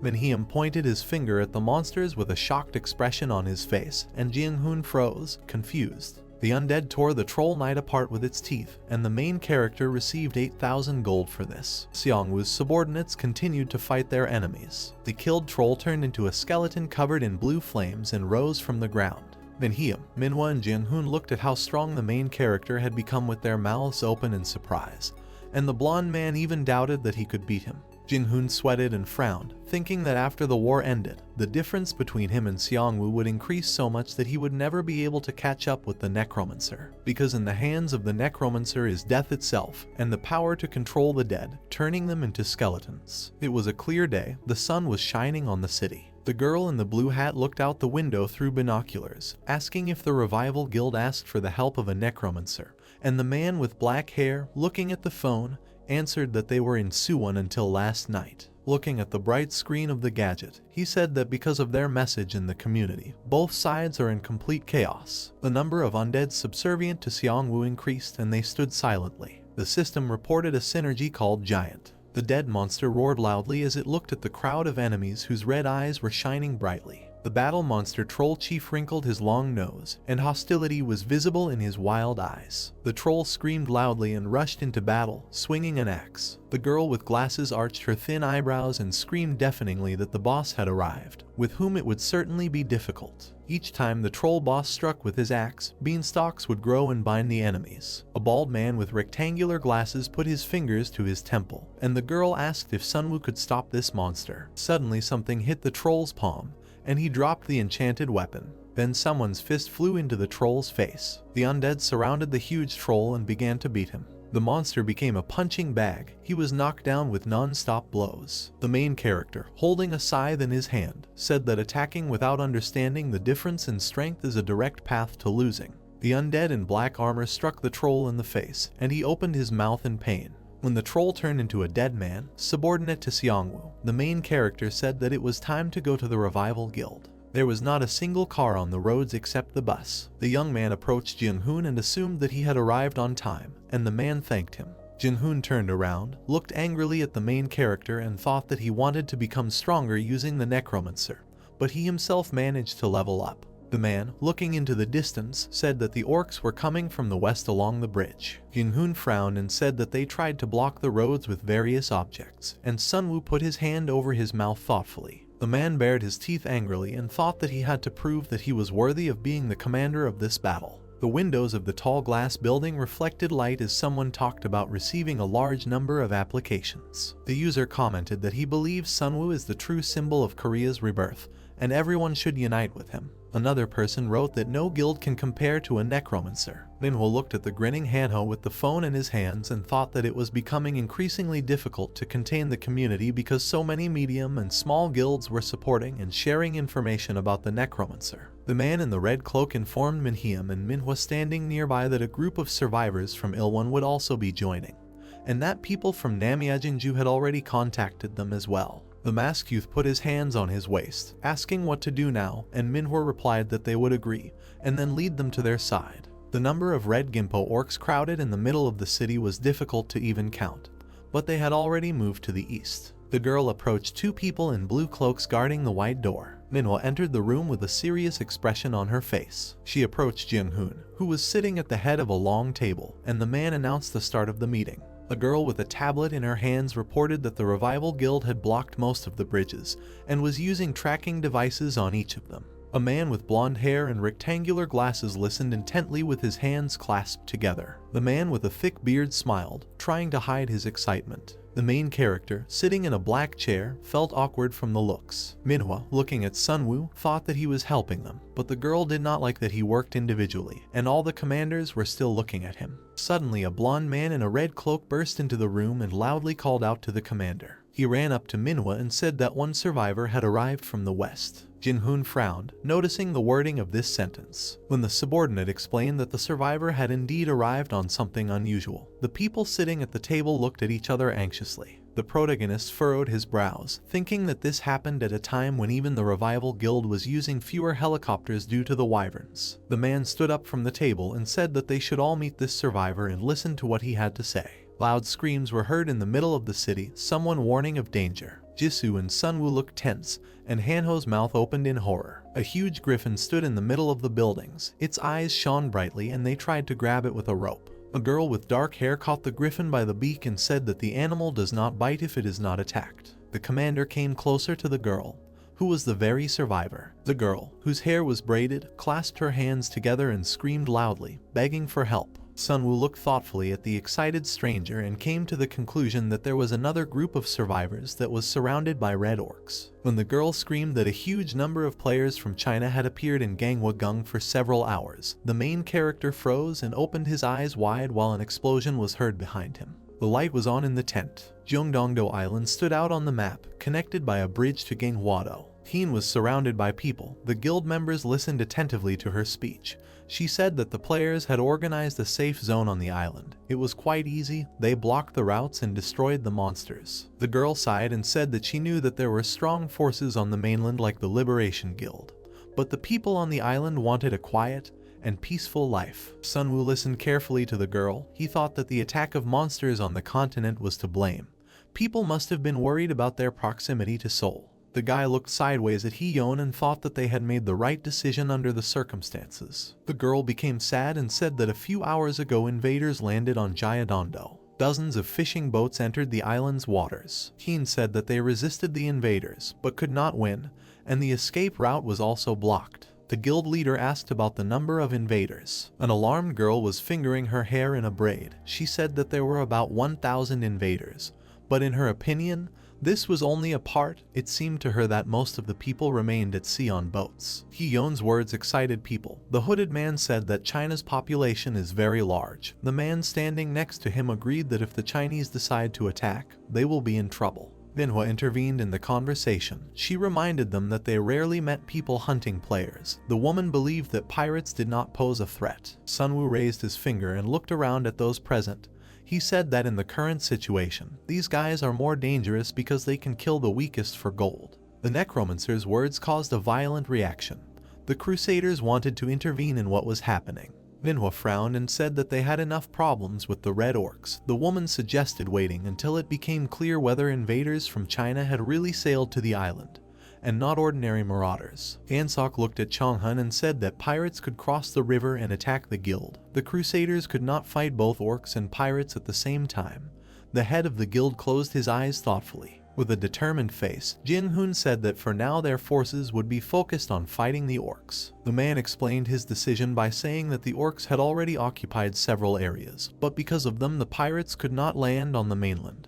He suggested monitoring the river. Hee-young recoiled in horror when the guild leader refused to help Gangwado. The girl gasped and sank to the floor. Her legs gave way. Sunwoo watched her thoughtfully. The Necromancer raised his hand and asked if he could speak. Seongwoo proposed dividing the warriors into 2 detachments, some to be sent to the island to fight the invaders, while others were to fight the orcs. Unseok crossed his arms. He praised the idea of attacking at the same time, but said that they didn't have enough men. The man said that if you go to the island by helicopter, you won't be able to get close to the invaders unnoticed. Suddenly Ansok realized that the Necromancer was going to act alone. Jin-hoon looked thoughtfully at the guy and asked if he was confident in his abilities. A glow of mana appeared in Sunwoo's palm, which shocked the people standing behind him. The guy explained that thanks to his skills, he could fight with a large number of people.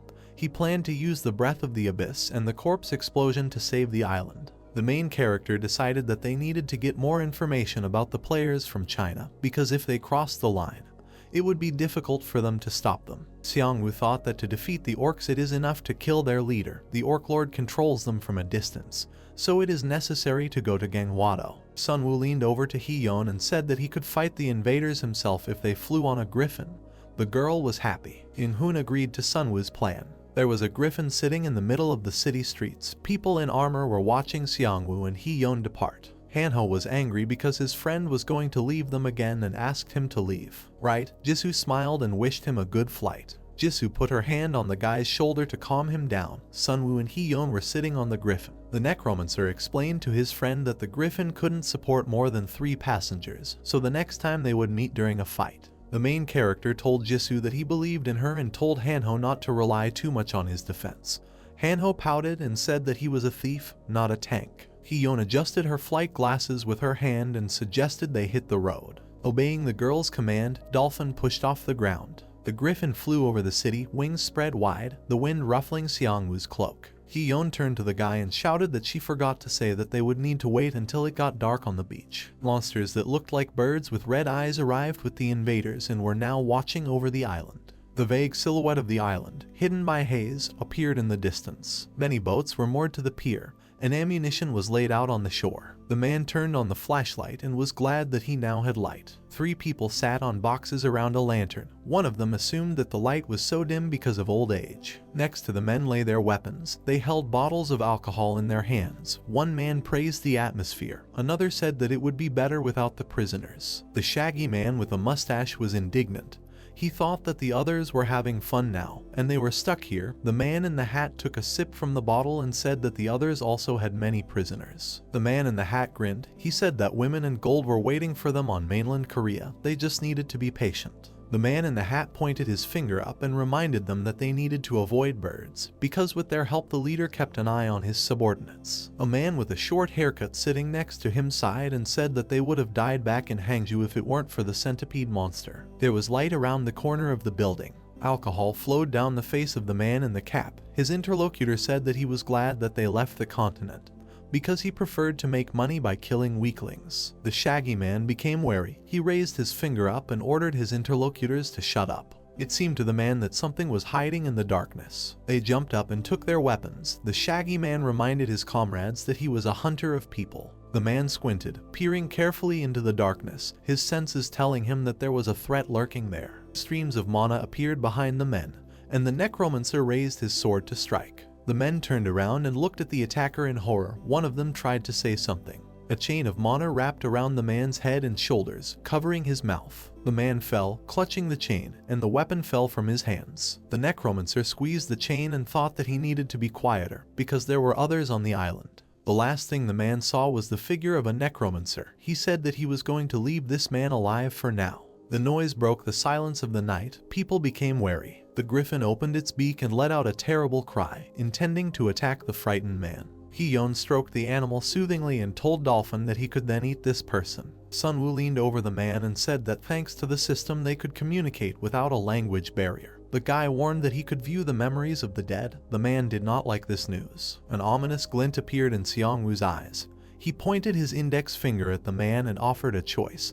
Either the man himself tells the truth, or the Necromancer will kill him and look at the memories. The action moved to the pier. Screams were heard and a bottle broke. The man in the hat was outraged by the disappearance of 90 people in a few hours. The leader ordered his subordinates to check the prisoners and make sure that there was no foreign ship on the island. People ran to carry out the order. The commander of the invaders thought that the enemy would not be able to hide from him on such a small island. The commander raised his gloved hand. A magic circle was visible in the sky.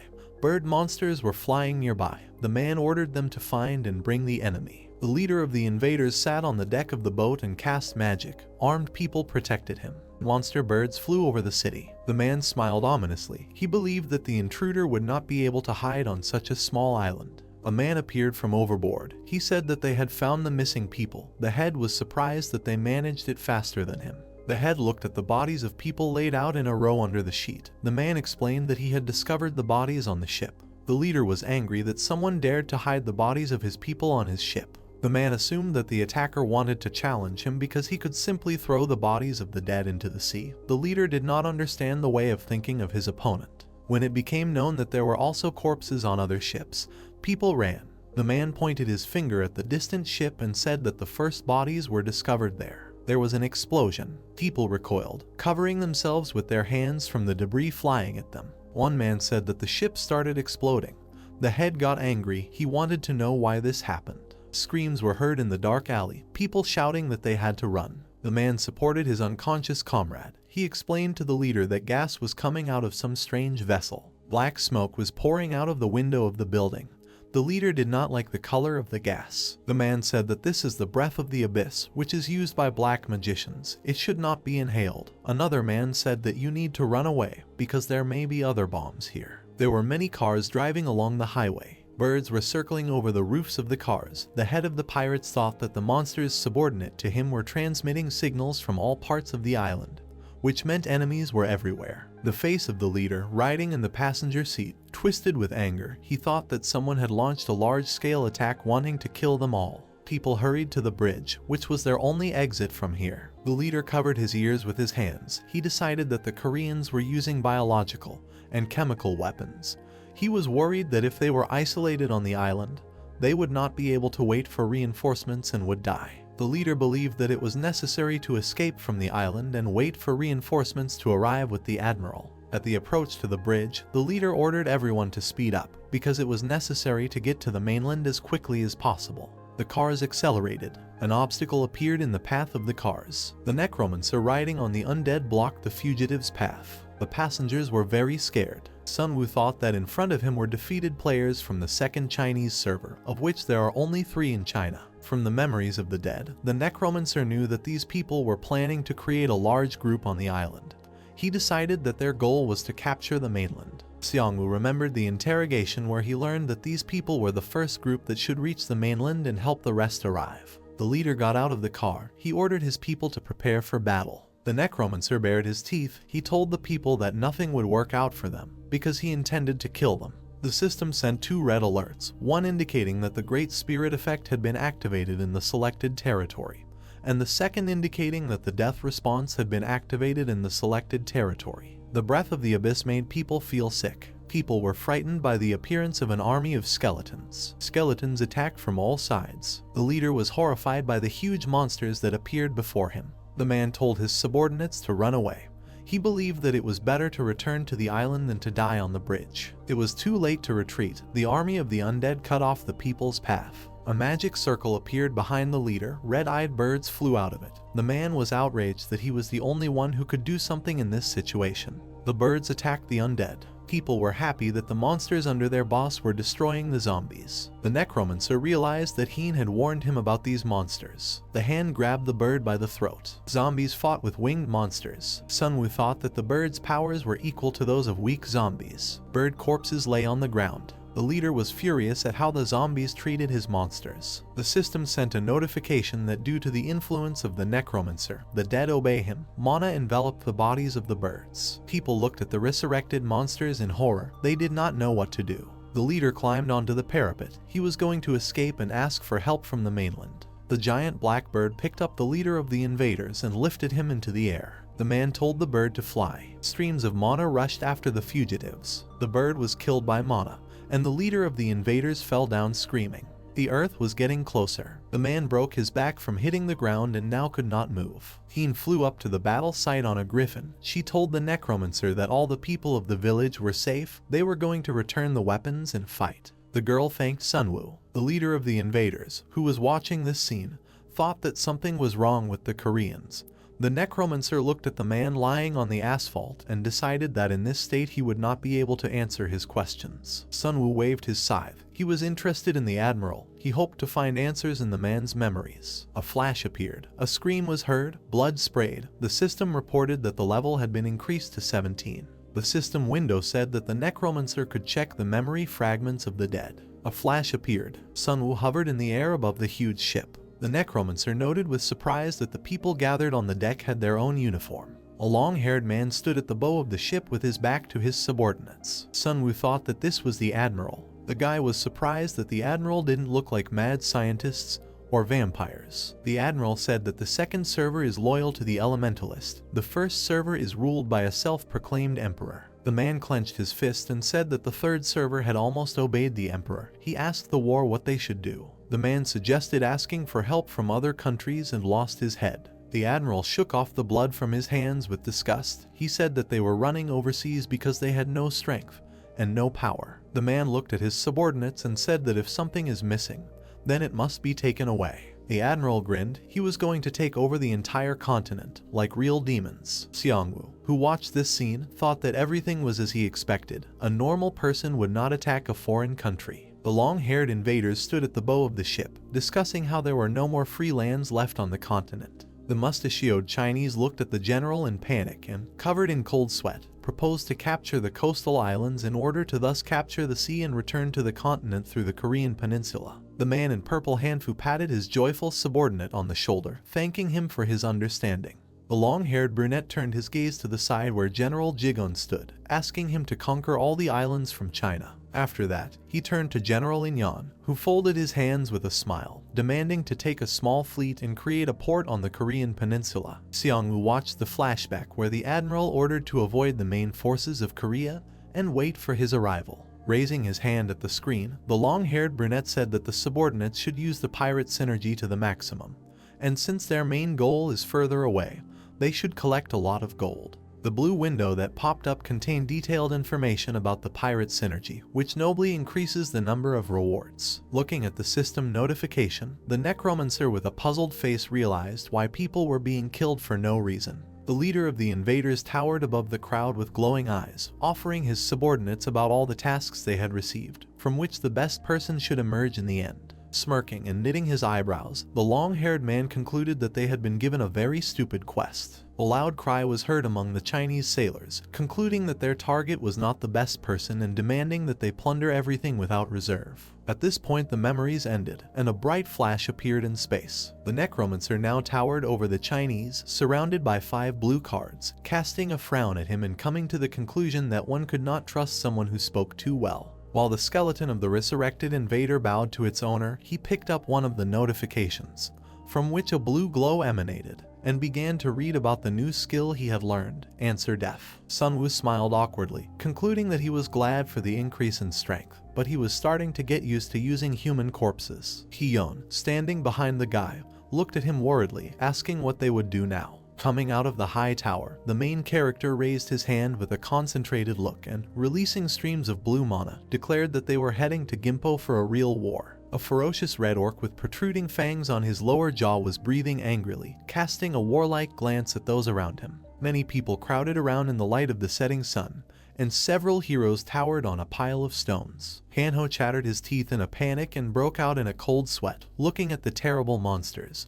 And Jisoo, next to him with a worried look, stated that there were a lot of them here and each one was stronger than an ordinary orc. With his arms crossed and his mouth curled, the Chinese player said with a frown that the problem was that these were just event mobs. Giant green trolls with massive limbs roared ferociously as they stepped on the mountains of rubble and grabbed stones in their hands. Climbing out of the rubble, the robed man concluded that these monsters were slaves, and the archer, clenching his fists, screamed in hysterics, shocked that the red monsters were subjugating others. The girl in the yellow suit and the one on the right rose into the air, striking with their blades at the ferocious creatures, from which blood began to spray. Now the partners with a furious look headed towards the red orcs armed with axes, who roared, raising their heads and noticing their opponents. The warlike monsters were attacked by swords piercing their bodies from all sides. Hanho, clad in a protective suit, cast a furious gaze at the explosions that erupted across the battlefield and shouted the order to attack. The young man rushed forward and began to furiously strike the orcs with powerful blows with his fists, and the guy with the sword raised his head and opened his mouth, watching him in shock. One of the players, waving his cloak, raised his weapon with a menacing look, leaving powerful flames around. Against the background of the burning area, several notifications from the system popped up, informing about the receipt of gold for killing several red orc warriors. The guy with purple hair grinned maliciously, shouting with a crazy look that no one but him was capable of this. A Chinese warrior with bandaged hands behind his back thrust an arrow forward with a furious look, demanding his partner not to be distracted. A man with a tail, flying at his opponents with his fists, shouted menacingly, ordering the fighters to hold the front and protect the magicians. While he dealt a series of blows to the red orcs, they began to cough up blood, and the commander concluded that it was not the number of these creatures that mattered. When one of the monsters, drooling from his mouth, with a ferocious face and flashing red eyes, attacked the people, the man decided that these monsters were enjoying the battle. Baring his teeth sarcastically, he began to raise his bandaged hand with a clenched fist to strike back. Suddenly, the Chinese player was taken aback as Hanho appeared in front of him, throwing punches furiously, and shouting that this also applied to him. A line of players created a wall of their swords and others hid behind it as the red orcs launched powerful attacks. Among the rubble, figures of pumped-up priests in white t-shirts appeared, and when their leader ordered the tanks to be protected, they began to create barriers with magic circles, which the warrior was dissatisfied with. One of the holders of holy power looked forward in horror, covered in cold sweat and pointing his finger there, which attracted the commander's attention. Behind the ferocious troll slaves grinning at the enemy, orc shamans appeared in a purple glow, sitting on their knees with skulls in their hands. All the monsters with magical abilities extended their red hands forward, emitting dark energy. As the magical projectiles flew towards the people, one of the shield holders turned around in a panic, asking for magical protection. The next moment, a series of powerful explosions erupted across the entire battlefield, raising clouds of smoke near tall buildings and spreading fire. As flames filled the area, one of the players coughed as blood poured from his mouth and loudly demanded that he not relax. Now fierce orc riders, riding bloodthirsty dogs, rushed into battle. Seeing them on the sidelines, Hanho opened his mouth in horror, shouting that he could not cope with such opponents, and the Chinese long-haired player in front of him clenched his fist and gritted his teeth, resolutely declaring that they should try their best. Suddenly the tramp of several pairs of human feet was heard, and a voice demanded everyone to disperse, clearing the way. The head of the Junhan Guild stood surrounded by assistants, leading a large army, and Minhwa, wearing dark glasses, grinned maliciously, declaring that a team of crusaders had arrived. The knights used the breakthrough tactic to crush the orc camp, and the monsters began to fly away screaming as bright flashes flashed. The orc shamans continued to sit motionless with the skulls in their hands, emitting purple mana. Stretching his hand forward, Minhwa shouted furiously that he had discovered monsters who wielded magic, and well-aimed archers began to shoot arrows at them. Ordinary players, sitting on the ground, looked at the crusaders with hope and did not hide their joy, realizing that this way they would definitely win. The Chinese warrior turned to the guys with a tense smile, clenched his fists and asked them not to relax, while Hanho happily watched the man from behind.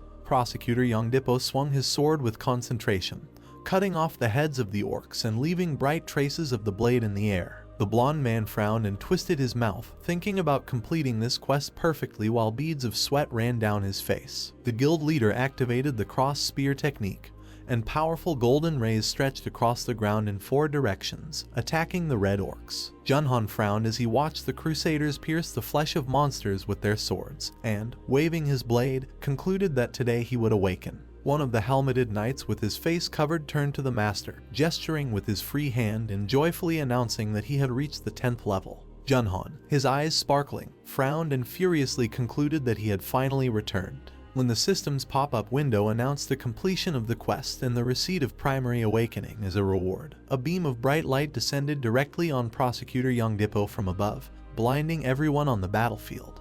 Hanho and Jisoo closed their eyes, noticing that something was descending from the heavens, and the right one lowered his jaw and stared ahead. High in the air sparkled a spear made entirely of golden light, rays diverging to the sides. The knight, dressed in armor, squeezed the hilt of the weapon in his hands and shouted to order to prepare for battle. Putting forward a golden spear, the head of the Chuncheon Guild, enveloped in a glow, activated the temple possession technique on his territory, increasing the abilities of the knights. After this, the crusaders rejoiced, felt an increase in strength, and began to throw themselves on their knees in tears, praying for their master. Prosecutor Yongdippo looked at his subordinates carefully through his helmet, realizing that the previously lost respect was now being restored. The man recalled past dark events, concluding that he had abandoned his own strength and chosen the strength of the collective, because the world needed someone who would lead it. The head of the guild, thinking about the survivors wandering the streets, reflected on the beginning of the revolution, realizing that people needed time to get used to it. Prosecutor Yongdippo raised the sacred golden spear in the light as the crowd of warriors moved forward, and decided that his guild was the last hope of this world. At this time, among the ranks of the Chinese players, one of the men turned to Lady Liwei, towering above the others, shouting that there was news about the marauders. With his eyes bulging and his mouth wide open, he said in a stupefied tone that the second server was not enough for those people, so they attacked the Korean server. The woman with long hair cast a furious glance, concluding that the abomination they had not dealt with had fled to another country, while a blue light sparkled all around with eerie grimaces. The speaker then turned to Lady Liwei with a smile, declaring that it was not her fault, because the marauders were lost due to the monster attack. The Chinese player with a yellow assistant on his shoulder clenched his fist, joyfully reporting that the Korean server was able to repel the attack, after which the woman asked in bewilderment what she had heard. Lady Liwei grinned and cast a piercing gaze forward, contently concluding that there were strong players in Korea, after which she began to wonder who exactly could defeat these monsters. At this time, on the battlefield, blood gushed from the mouth of one of the red orcs, and the system sign notified the reward received for killing the orc rider. A knight with glowing armor towered menacingly above the killed monster flying down. Looking around at the troop of huge red orcs scattered across the battlefield, the head of the Chuncheon Guild with a concentrated look concluded that that was all. Minhwa, looking admiringly at the master, shouted with joy that they had won, having dealt with all the monsters, excluding a few that had entered the city. Turning slightly to the assistant, Prosecutor Yongdippo in flaming armor clarified what about losses on their part. Looking down and sweating, Minhwa reported that 3 crusaders and about 100 players had died, but this was much less than expected. Raising his head and closing his eyes with golden eyelashes, the head of the guild stated that they need to reduce the number of losses, because death is the end for a person. The man thought that they cannot replenish the ranks of their army as Seongwoo does with the dead, and with the death of a player, the time and effort invested in him is lost. Looking sideways and pointing back, the long-haired player suggested resting so as not to run into orcs in this state. The head of the Chuncheon Guild, in flaming armor, spread his arms and, raising the sacred spear, headed towards the crowd. Suddenly, the robed player and the knight discovered an army of orc riders heading towards them in the distance against the backdrop of houses. One of the monsters, sitting on a rhinoceros, began to blow a horn, calling his fellow tribesmen. The shocked Hanho opened his mouth and widened his eyes, shouting in horror that the last battle was already large-scale, and Jisoo nearby, biting her lip, suggested that this was part of their main forces. The dark-haired, shaggy man gloomily declared that getting involved in a fight was too risky, and the purple-haired young man standing in front of him shouted furiously that they would not be able to cope with the monsters in any case. Waving his hand, Minhwa worriedly announced that it was necessary to leave the main road and start fighting in the alleys. The golden spear raised in the air glowed as the guild leader asked if the opponents would follow them. Chunghong with golden eyes frowned, assuming that the orcs would go to the station where more people had gathered. Jisoo, looking down, gloomily concluded that monsters will always be where there are more people. Standing in front of a squad of warriors and players, Prosecutor Youngdippo in flaming armor with a spear declared that in this case he could not leave this place. Meanwhile, the army of orc riders was rapidly approaching,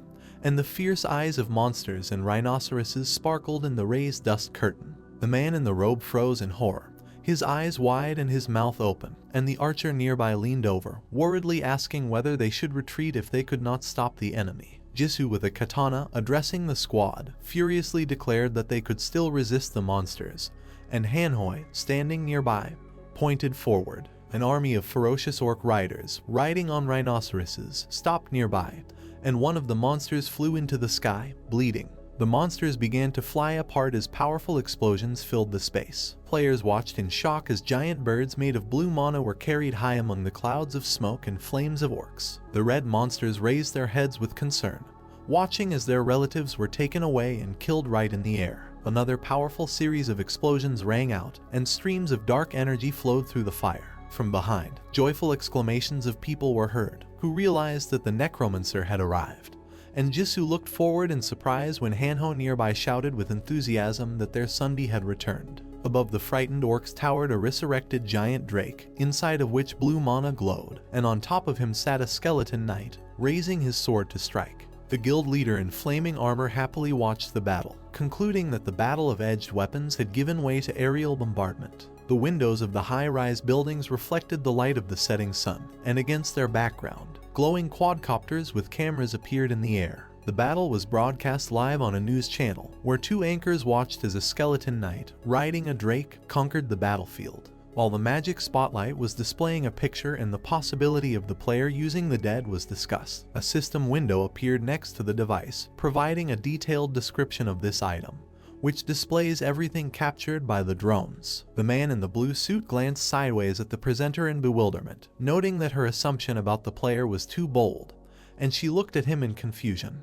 The right one drooped and shed a tear when Hanho said behind him with a shocked look that before his favorite was the little skeleton, but now his opinion might change. While the presenters were arguing, one of the studio workers happily looked at the phone, seeing that the number of views was growing.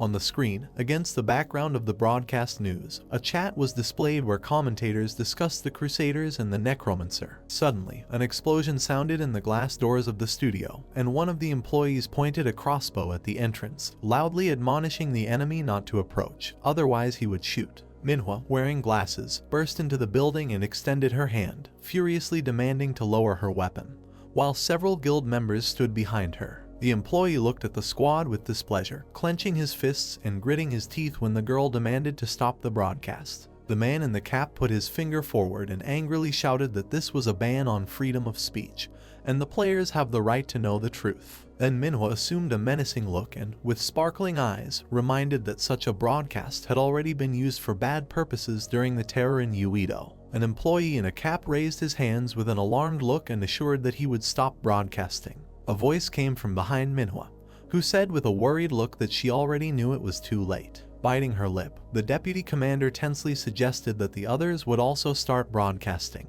after which it was concluded that the Necromancer would lead them to victory. Even the enemies knew about it, having phones and watching the latest news. Night fell, against the backdrop of the tents of the camp in which the fire was burning.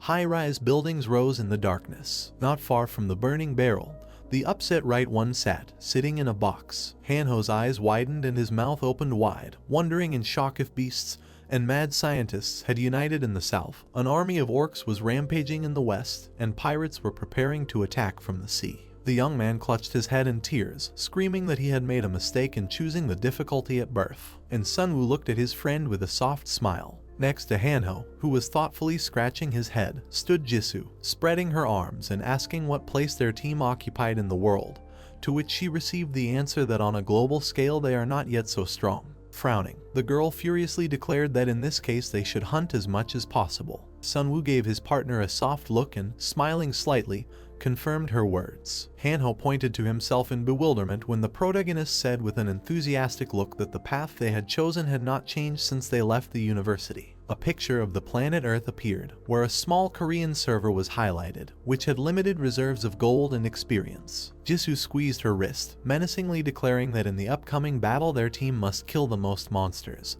and Sunwoo gloomily concluded that a battle with other servers could not be avoided. He decided that after this war he would have to fight with other players, which was discussed more than once. After defeating the monsters, if movement between servers is established, a human war between different worlds is inevitable. Seongwoo looked worriedly at the system screen that appeared in front of him, wondering if there would be anyone after the players or if it would be the end of the game. Blue streams of energy sparkled in the darkness above the camp tents. One of the crusaders went outside and worriedly asked a colleague by the fire if he had heard the noise, which made him perplexed. Suddenly, roots burst out of the ground between the shocked men.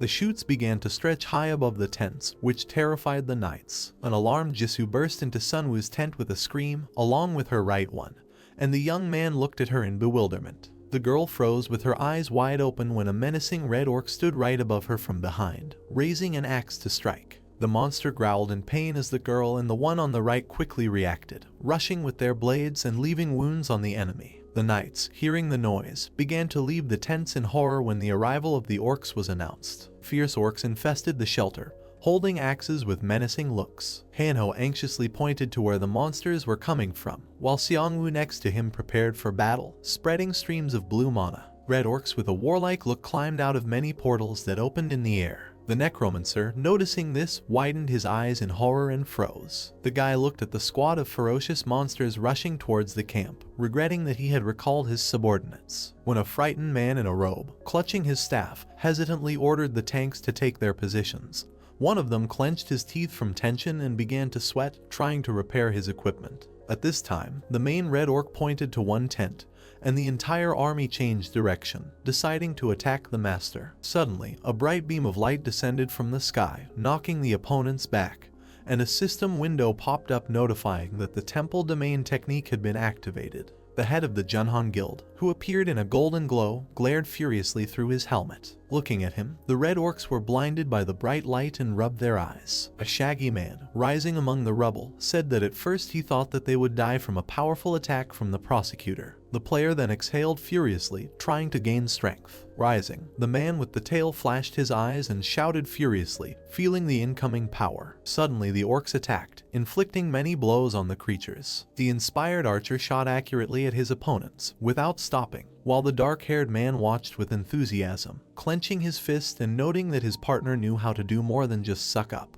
One of the cloaked players raised his weapon, activating the Will of Fire technique, which filled the entire area with bright flames. The guy with the mole under his eye smiled triumphantly, notifying that the portals were closed, and the shaggy man behind him proudly clenched his fist and smiled. The dark-haired player raised his head up, admiringly concluding that after his injuries he was again full of strength thanks to the healing synergy. He looked at the golden spear emitting a bright glow and thought that the buff from the artifact was effective within a certain radius. Stretching his holy weapon forward, guild leader Chunhan activated his cross spear with a furious cry, and bright streams diverging in 4 directions attacked the approaching orcs. Minium in dark glasses, loudly notifying the knights about the destruction of 2 portals, ordered the destruction of the rest. The assistant commander, having said this, put his hand to his forehead and began to look around, noticing that the portals had disappeared. A cloaked necromancer stood on the battlefield, surrounded by his team and summoned bone assistants. The crusaders looked around the surroundings in bewilderment, shocked that the necromancer managed to destroy all the portals while they closed only 3. The head of the guild, Chunchan, engulfed in a golden glow, looked thoughtfully at Sunwoo and concluded that in the initial stages they were on par, but now the difference is colossal. Jisoo, holding a sword in her hand, pointed to the side, asking the main character to pay attention. There was a broken stone on the ground, from which black smoke was emanating, and the girl assumed that it was this that launched the portals. Putting his hand to his chin, Minhwa approached and said that the orcs began to play dishonestly, because the artifact belongs to black magic. When the master's assistant took a stone with a dark glow in his hand, an orange system sign appeared, warning of the danger posed by the object of dark magic. Xiangwu was stunned to read the information on the system screen about the Orc Lord using a spell to enhance the monsters to the level of demons. Turning away from the notification, Hanho sighed and dissatisfiedly concluded that the system was playing with them again. Thinking about the dark magic of the orcs, Sunwoo remembered the creepy monster that roamed the university. Taking a stone emitting a purple glow in his hands, the necromancer with burning eyes sarcastically declared that he could have fun with it. Minhwa froze in surprise with his phone in his hands, receiving an emergency message from Manhwa. Looking into the glowing screen, the guy with glasses opened his mouth in shock and screamed. Turning his gaze to the head of the guild, Minhwa shouted with concern that they needed to leave, and he looked at him in bewilderment. The master's assistant reported that creepy cybits, sparkling with red eyes, were flying towards the camp. Over the night city, many huge flying lizards were hovering in the sky. 2 players, wrapped in blankets against the wall, looked up with concern. Raising his head, the shaggy man said contentedly that the wyverns appeared at the wrong time, and the guy with purple hair anxiously put his finger to his lips, asking him to be quiet. Manhwa, turning to the gloomy commander, said that they should wait a little. The houses of the city were reflected in the wyvern's eyes, and the girl concluded that there were too many monsters, but there was a chance that they would not discover the camp and return. The head of the guild glanced at his assistant with concern, realizing that they had nothing left but waiting. Hanho, sitting in a blanket next to Sunwoo, raised his finger up and asked the Sunbi if it would be okay if they killed the wyvern, but he replied that it was too much. Jisoo, frowning at the sky, stated that they could try it if there were fewer flying monsters. The alpha male wyvern and his subordinates at this time captured the entire sky over the Korean server. Xiangwu, pursing his lips, looked carefully at the sky and thought that the dragons had ruined all their plans. The bright sun was already rising above the city, illuminating the tops of the houses. Manhwa, wearing a blanket, got up and told the commander that they could go, since given the speed of the wyverns, they should be on the other side of the Han River. Frowning, guild leader Junhan looked at the sky and replied that this was great news. Several military vehicles in camouflage and buses were now rushing along the road at full speed. Standing behind the necromancer, Hanho looked at the phone and read in surprise that the plains of Gimpo, where the orcs appeared, began to turn into a desert, and he, turning to his friend, remembered a similar situation with Yoido, who had turned into a swamp. Previously, it was an area with a lot of greenery, but now it was covered with sands in just one night. Manhwa, looking towards the main character, said that informants were gathering at Gimpo Airport, and he concluded with a knowing look that they were preparing to meet them. Sitting in the back surrounded by players, the head of the guild, Chunhan, gloomily declared that the forces in this battle were equal. Turning back, Sunwoo warned them to be careful. The blonde prosecutor, looking at the screen with a gloomy look, said that they did not have time, so they needed to finish everything quickly. In front of the building, the entire space was filled with a large horde of ferocious red orcs. Approaching this place, the guys concluded that the main troops of monsters were in front of them. The crusaders and other players looked worriedly at the opponents, who turned out to be much more numerous than expected, and wanted to leave. Looking around, the necromancer thought that no one would be indifferent in front of such an army, but now they cannot simply escape. The guy with a calm face came to the conclusion that if they did this, the dark spell would be activated, and they would not be able to cope with the enhanced orcs. When Xiangwu approached Prosecutor Youngdipo with a serious look from behind, he clarified that he could start with a bombardment of bodies. The necromancer agreed, concluding that even if the monsters were stupid, they should remember the attack in which their kin were lifted into the air by Mana. With his eyes flashing furiously, Sunwoo decided to see what would happen. Suddenly, powerful explosions erupted throughout the area, filling the battlefield with thick clouds of smoke. While the main character stood with his arm outstretched, a bright protective membrane in the form of a dome rose in the distance. The guy began to wonder if this was really dark magic, and images of orc shamans surfaced in his head. Standing among the rising dust with his cloak fluttering, Xiangwu noticed that the orcs were not approaching even after blocking the attack, and the guild leader, frowning at him, stated that it would take time for the dark magic to activate. The horde of ferocious orcs continued to stand in place, their eyes flashing warlike, and Chunhan decided to go towards them.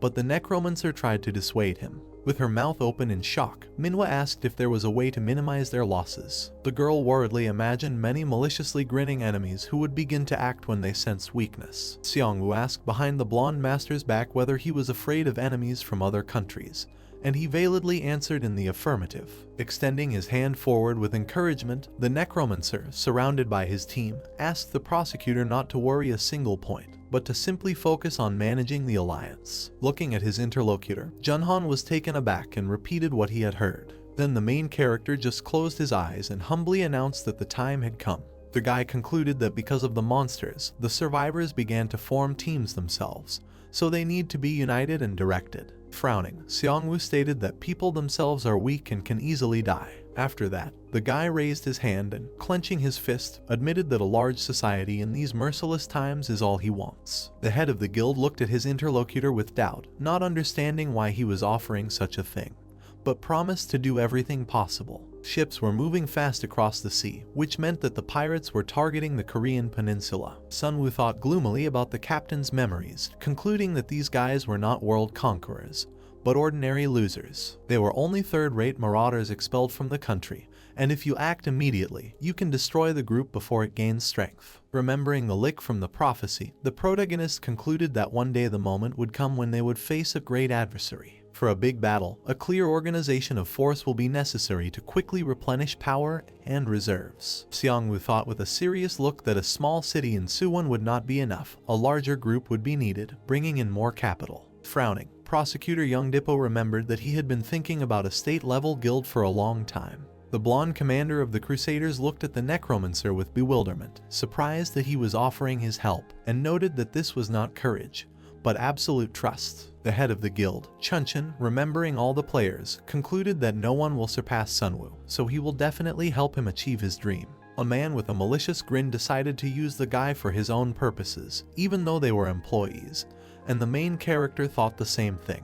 Jisoo looked with joy at the two key figures who were able to come to an agreement, and Hanho cast a suspicious glance at the leaders, thinking that he heard the evil laughter of their inner depravity. While the horde of orcs remained a problem, the men decided that they would discuss their plans in detail later. The head of the guild looked with curiosity at the Necromancer, who started talking about a method for minimizing losses in battle. Closing his eye to aim and pointing his finger forward, Seongwoo said with a smile that he would start shooting at the opponents. An army of players mixed with crusaders stood waiting while the red orcs did not move. Then Hyeom, with a worried look, muttered through his teeth his fears about the imminent start of the slaughterhouse, and Manhwa concentratedly concluded that they were the only ones standing in front of an entire army. Frowning and looking at her enemies, Jisoo said displeasedly that they would have to be butchers. Hanho, standing behind her, was indignant and, holding a dagger in both hands, said that there were too many pigs to slaughter. At this moment, one of the red orcs roared furiously, waving his arms, and the entire army moved forward. Seeing this, Prosecutor Youngdippo began to point his hand to the side and furiously give orders for formation. While one of the magicians began to shake with fear, shedding tears, his partner raised his hand and asked him to be calm, because it was too late to retreat. The Crusader commander bared his teeth, trying to concentrate on the battle. He recalled that many battles had already been won from the very beginning of this game. The players looked at the leader with a serious look, who said that today's battle was a continuation of past battles. Looking at the blue screen in the air, guild leader Junhong firmly stated that they would continue to win. The man looked to the side, saying that it was becoming more and more difficult to stop. The problems would become more and more each time. The blonde-haired crusader looked questioningly at the squad, asking whether they were going to surrender right now. No one said a word, but everyone clenched their fists in a fit of rage. After this, exclamations were heard from people who, grinning angrily, declared that they would not give up, but would finish off the boss and meet with the admin. Everyone in the crowd, including the Necromancer's team, furiously concluded that they had been through too much and seen too much death that they could not retreat. After this, the guild leader in blazing armor threw up the holy spear, shouting that victory would be theirs today, and the system window popped up notifying that the temple domain technique had been activated. Seeing the light spreading at great speed, the red orcs growled angrily. The magicians raised their wooden sticks, releasing streams of fire from them and blocking the attack of their opponents. A series of powerful explosions erupted across the battlefield, covering the area in flames and raising thick smoke. The angry orcs continued to advance, baring their teeth and flashing their eyes warily, and a cry was heard ordering them to continue the attacks. The knights formed a wall with shields, holding back the approaching furious monsters. The other crusaders pointed their spears at the ferocious orcs that surrounded them. Orc shamans suddenly appeared near the troll slaves, sitting with skulls in their hands, and a purple glow shone around them. While the monster riders were rushing forward on the rhinoceroses at full speed, the order came to break them with crossfire, destroying the formation. The battlefield was shrouded in flames, the bodies of orcs flew into the air, and the head of the guild reflected that this battle was very important for the future of Korea. When the orcs appeared riding forward with a catapult, the airborne attack was announced. The leader of the red monsters belligerently extended his hand, indicating the direction for the archers to attack. As projectiles flew at the opponents from all directions, Prosecutor Youngdippo protected everyone with a golden barrier, activating the realm of blind faith technique. The man, his golden eyes flashing, shouted furiously, ordering the troops to be pushed aside as far as possible. An army of orcs was approaching the players, in the middle of which stood an orc lord on a throne made of bones, surrounded by shamans. The sun was shining high in the sky, and a large bird flew over the building. Jisoo and Sunwoo were sitting on the griffin, and the guy concluded that it was time to implement a big plan, and his partner suggested lowering the height. The girl with worried eyes turned her gaze to the Necromancer, who jumped from the bird, announcing that they were at the right height. While the griffin continued to soar high in the sky, Seongwoo, enveloped in blue mana, quickly flew down. The red-hooded orcs raised their heads, looking up at the sky in surprise. The descending skeleton knight realized that the shamans had noticed him, but it was already too late. Descending below, a dead warrior with a horned helmet, surrounded by blue energy, ordered the skeletal ogre to appear. The bony hand clenched into a fist and shone with a bright light, after which a blue system window popped up, indicating the activation of a bracelet called Thunder Blessing, forming a powerful shockwave. The orc shamans, concentrating, growled menacingly as a magical purple wall rose above them. Suddenly, a powerful stream of golden light descended from the sky, shattering the protective dome, and fragments flew from it, and several notifications about the murder of dark orc magicians came from the system one by one. The skeleton knight landed on the ground with his weapon, and many blue alerts notified that the red orc guardians had been killed. Watching the advance through the clouds of dust, the head of the Chunhan guild with glowing golden eyes was thinking about a sniper plan aimed at the orc lord, where cannonballs were used together with bullets. A notification came about the appearance of a monster general, and the orc lord with tousled hair rushed forward furiously, uttering a warlike growl and destroying any obstacles in his path. The main orc looked at the enemy in shock while blood flowed from his nose, and the skeleton asked if he had offended the monster, because he looked angry. Ordinary orc warriors barked at the squad of crusaders with shields, and began to quickly run away in the opposite direction. Seeing this, Minhwa waved his hand and shouted with glee that the monsters were returning to protect their lord, calling the players together and intending to strike the enemies in the rear. An orange sign appeared warning of danger due to the appearance of a giant spiritual regeneration in the area. After this, on the ground, powerful streams of blue energy began to emanate from a skeleton knight in the company of a skeletal orc, and the system reported the appearance of the death answer in the area. A blue window popped up containing a list of synergies that reported the type, condition, and effect of the technique. An undead appeared on the battlefield, from which a blue glow emanated. In its ranks, a loyal right-wing man stood in front of everyone, and behind him was a bone bear, an ogre, and a knight. The system also reported a synergy from an item called Giant, which helps reduce damage from enemies, but requires more than 50 giant skeletons to activate. Now, among the rising dust on the battlefield, there stood summoned resurrected monsters of gigantic size, from which blue mana emanated. Another large system window appeared containing information about an armor synergy called Bronze King, which increases the defense power, but requires more than 50 armored gloves to activate. After this, all the Necromancer's summoned skeletons on the battlefield were dressed in armor and had protective helmets on their heads. The orcs watched in bewilderment as a flask swiftly flew towards them from above and broke, releasing a purple glow and poisonous fumes, while the skeleton of a colossal ogre was visible in the distance. The red monsters grimaced as they watched the magical glow, and foam began to come out of their mouths along with growls. Hanho, sitting on a huge griffin with Jisoo, smiled maliciously, teasing the orcs and declaring that the death breath released at them was a killer disinfectant. The skeleton knight, releasing powerful mana and holding a weapon, gloatingly admired the created atmosphere of beauty and comfort. In front of him stood the enraged monster general orc lord, who spread his arms and growled angrily. The Necromancer, in his strong appearance, looked intently at the main enemy and, breaking into a malicious smile, announced that he wanted to spend time alone with him. The skeleton knight reached for his weapon with his bony hand while the protagonist apologized for his mistake. Now a whole squad of undead emitting blue energy was moving towards the shocked orc lord. The orc, fighting off the attacks of the skeletons, let out a piercing roar. The orc, uttering a roar, looked at the warriors who attacked him. One of the skeletons, looking at the monster, said that it destroys everything around with incredible ease. Xiangwu, watching the battle, wondered in his thoughts if he was somehow different from other boss monsters. The main character, watching as Minseok slipped through, struck the orc in the side, after which he said in his thoughts that even if so, the monster would not be able to resist the right and Minseok at the same time. The orc, spitting blood and watching as the right one attacked him from above, let out a loud roar. The right one watched in surprise as magical chains were thrown over the orc. The monster, entangled in chains, was pulled back. Minseok, pulling the orc with chains, cut him in half with his sword. After which the system notified that for the murder of the monster general lord of the Red Orcs, Sunwoo received a reward of 900,000 gold coins. The system also noted that the waiting time had decreased to 3,783 days. The right one raised his hand and looked at Minseok with displeasure, to which Minseok said that he did not want to steal his victory. Skeleton warriors, approaching the Red Orcs, were going to finish them off. The guys, heading towards the orcs who lowered their weapons, reported that they were losing strength, noting that this was a side effect of killing the lord. Jisoo, creating a flame in her sword, stated that they need to attack them. Jisoo hit the orcs with fire and forced them to run away. Minhyum, jumping and hitting the monster with both legs, told him to get out of the way, noting that now it belongs to him.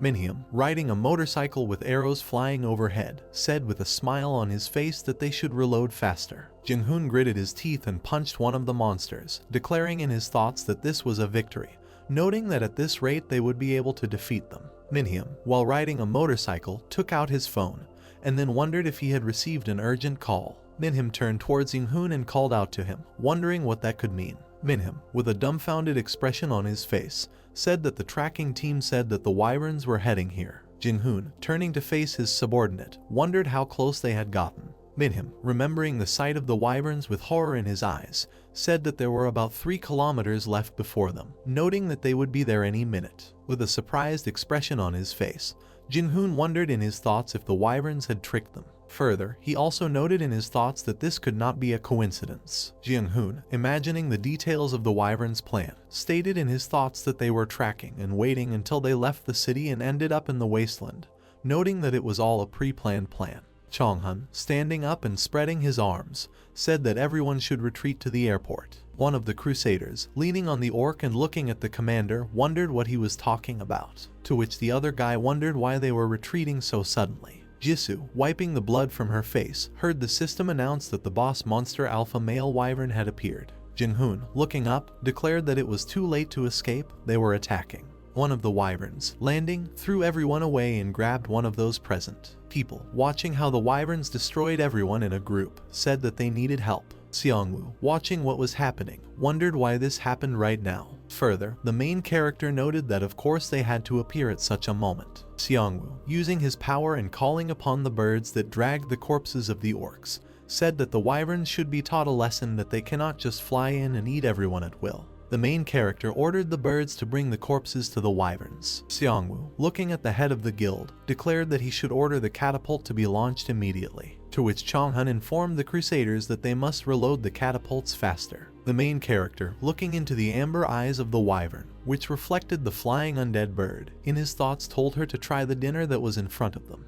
The wyvern ate the corpse of a passing orc. Xiangwu, using the explosion of corpses, blew up the wyvern's mouth. Chonghun, watching the wyvern rapidly fall down, stated that one enemy had already been hit, noting that all that was left was to continue attacking.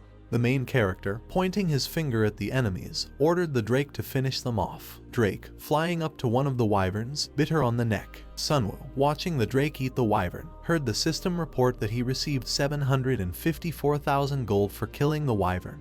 Jisoo, standing next to the guys admiring the spectacle, looked at the drake, after which she declared that it was a success, noting that they did it. After which one of those present reported that the Necromancer had defeated the wyvern. The main character, with his mouth wide open in his thoughts, said that this monster was one that was even difficult to imagine defeating, and now it is in his hands. Xiangwu, having restored the corpse of the wyvern, stood on it, after which he heard from the system that the undead had been summoned under his subordination.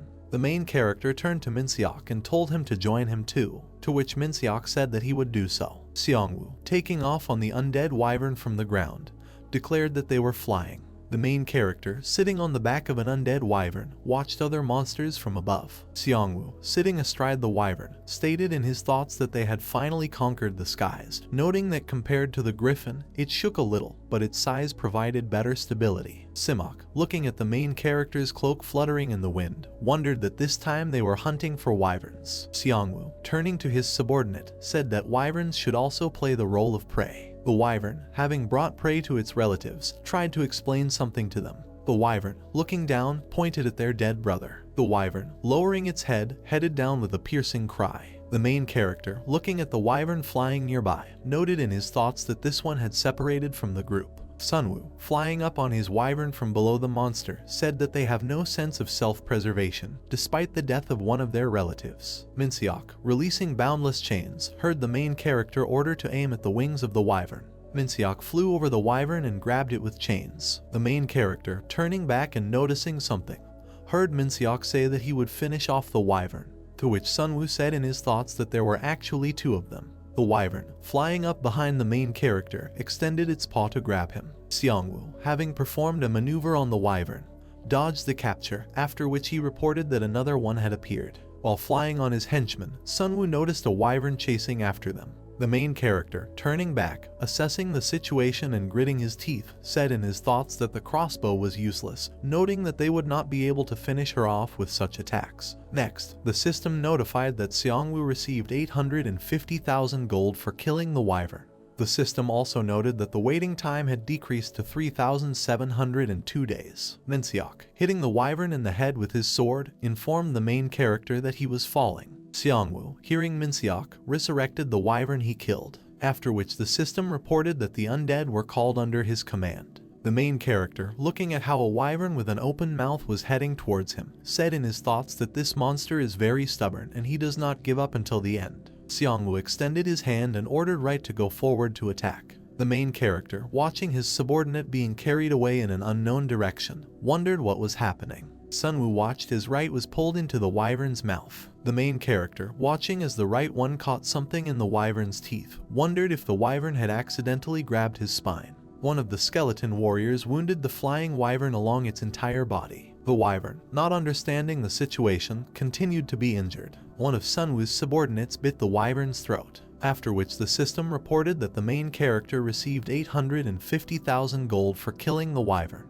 Seongwoo, having turned the killed wyvern into an undead one, said that he already had 3 monsters under his command. The system further notified that the undead had been summoned under his command.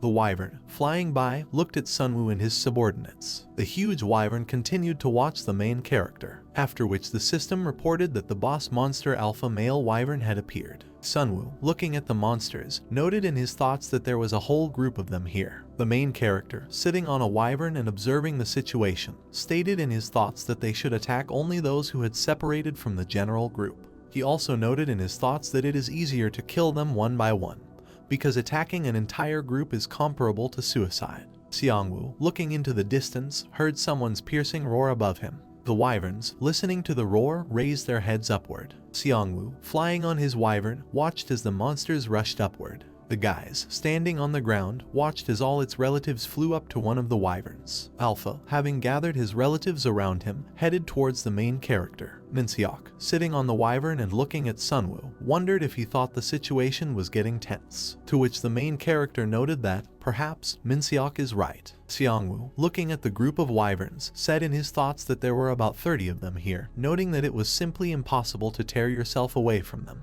The main character, having taken out a jar with black contents, said in his thoughts that if they cannot escape, it means that they need to exterminate everyone, after which the system reported that a jar of abyssal breath had been taken. Alpha, having gathered everyone with an incredible cry, sent the wyverns to attack Seongwoo. The main character, holding out his hand, used spray on the wyverns. Sitting on his monster, Sunwoo gradually sprayed the contents of the can. The wyverns watched in bewilderment as the dark smoke appeared. The wyverns, having inhaled a cloud of abyssal breath, began to feel terrible and vomit. The main character, looking at the wyverns hovering in the air, stated that they began to retreat, noting that this was simply excellent. Xiangwu further said that this is not enough to fight them off, but for now their animal instincts will not allow them to get close to them. Minok, looking at his master with bewilderment, said that they acted as if they were disgusted with them, to which the main character wondered if they looked like food stuck between their teeth. The monsters, stopping near the cloud with the breath of the abyss, watched the guys. Xiangwu, holding the almost empty jar, asked the monsters what happened and whether they were going to stay here until the end. He further said that he still had many jars of death's breath, after which, in his thoughts, he stated that he simply hoped that they would leave, since he had very few cans left. Also, the system, in turn, reported that only 1% of the jars with the breath of the abyss remained. The alpha wyvern watched the protagonist with her amber eyes. Alpha, raising her head and uttering a roar, ordered them to retreat. The wyverns, having gathered on the orders of the alpha, set off in an unknown direction. The main character, taking off his mask and smiling, said that everything was ready and they could return. The undead, by order of the owner, gathered in one place. One of those present wondered what kind of combo this was with a look of surprise on his face, to which the other replied that all existing monsters were collected here in one place. Jianhun, approaching the main character's army with surprise on his face, said in his thoughts that it was not arrogance when Xiangwu said that he would take care of the pirates. Zhonghun further noted in his thoughts that now he can rely on him and entrust him with external affairs. The guys raised their hands and rejoiced, declaring that they were able to win. After which the system notified the main character that he had successfully completed the Monster General event on the Korean server, noting that the best participant was Ko 157.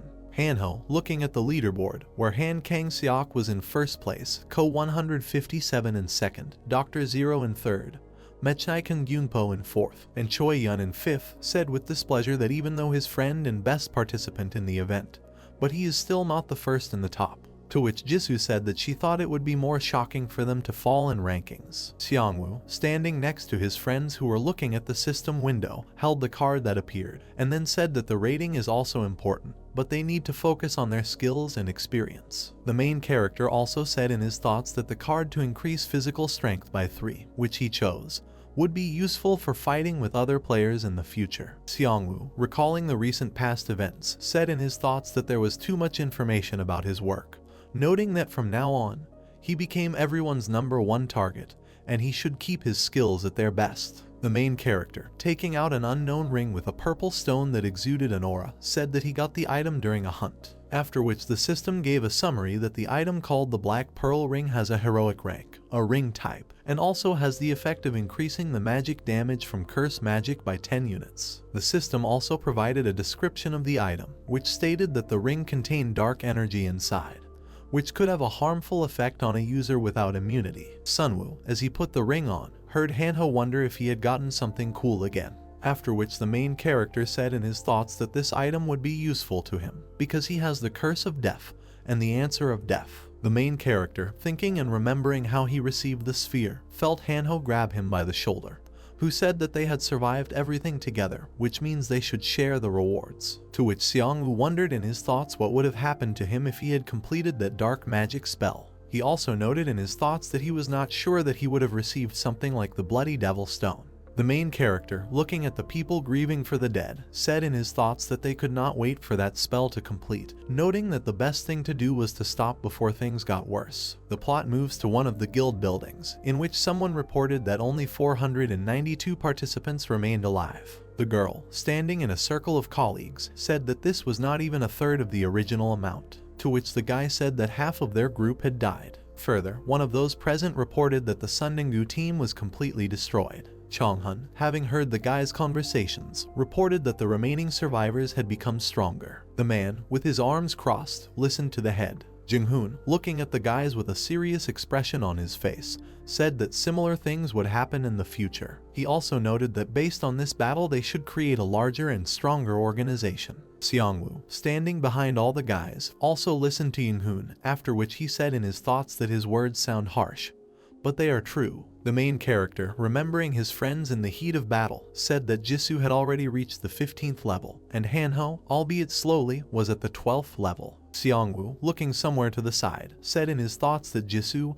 and Hanho, judging by the rating, took 7th and 27th places. He also noted in his thoughts that something was bothering him. Hanho, taking the microphone and pointing his finger up with an angry expression on his face, wondered if they thought it was fair that the cards with the 4th and 5th constellation were worthy of awakening.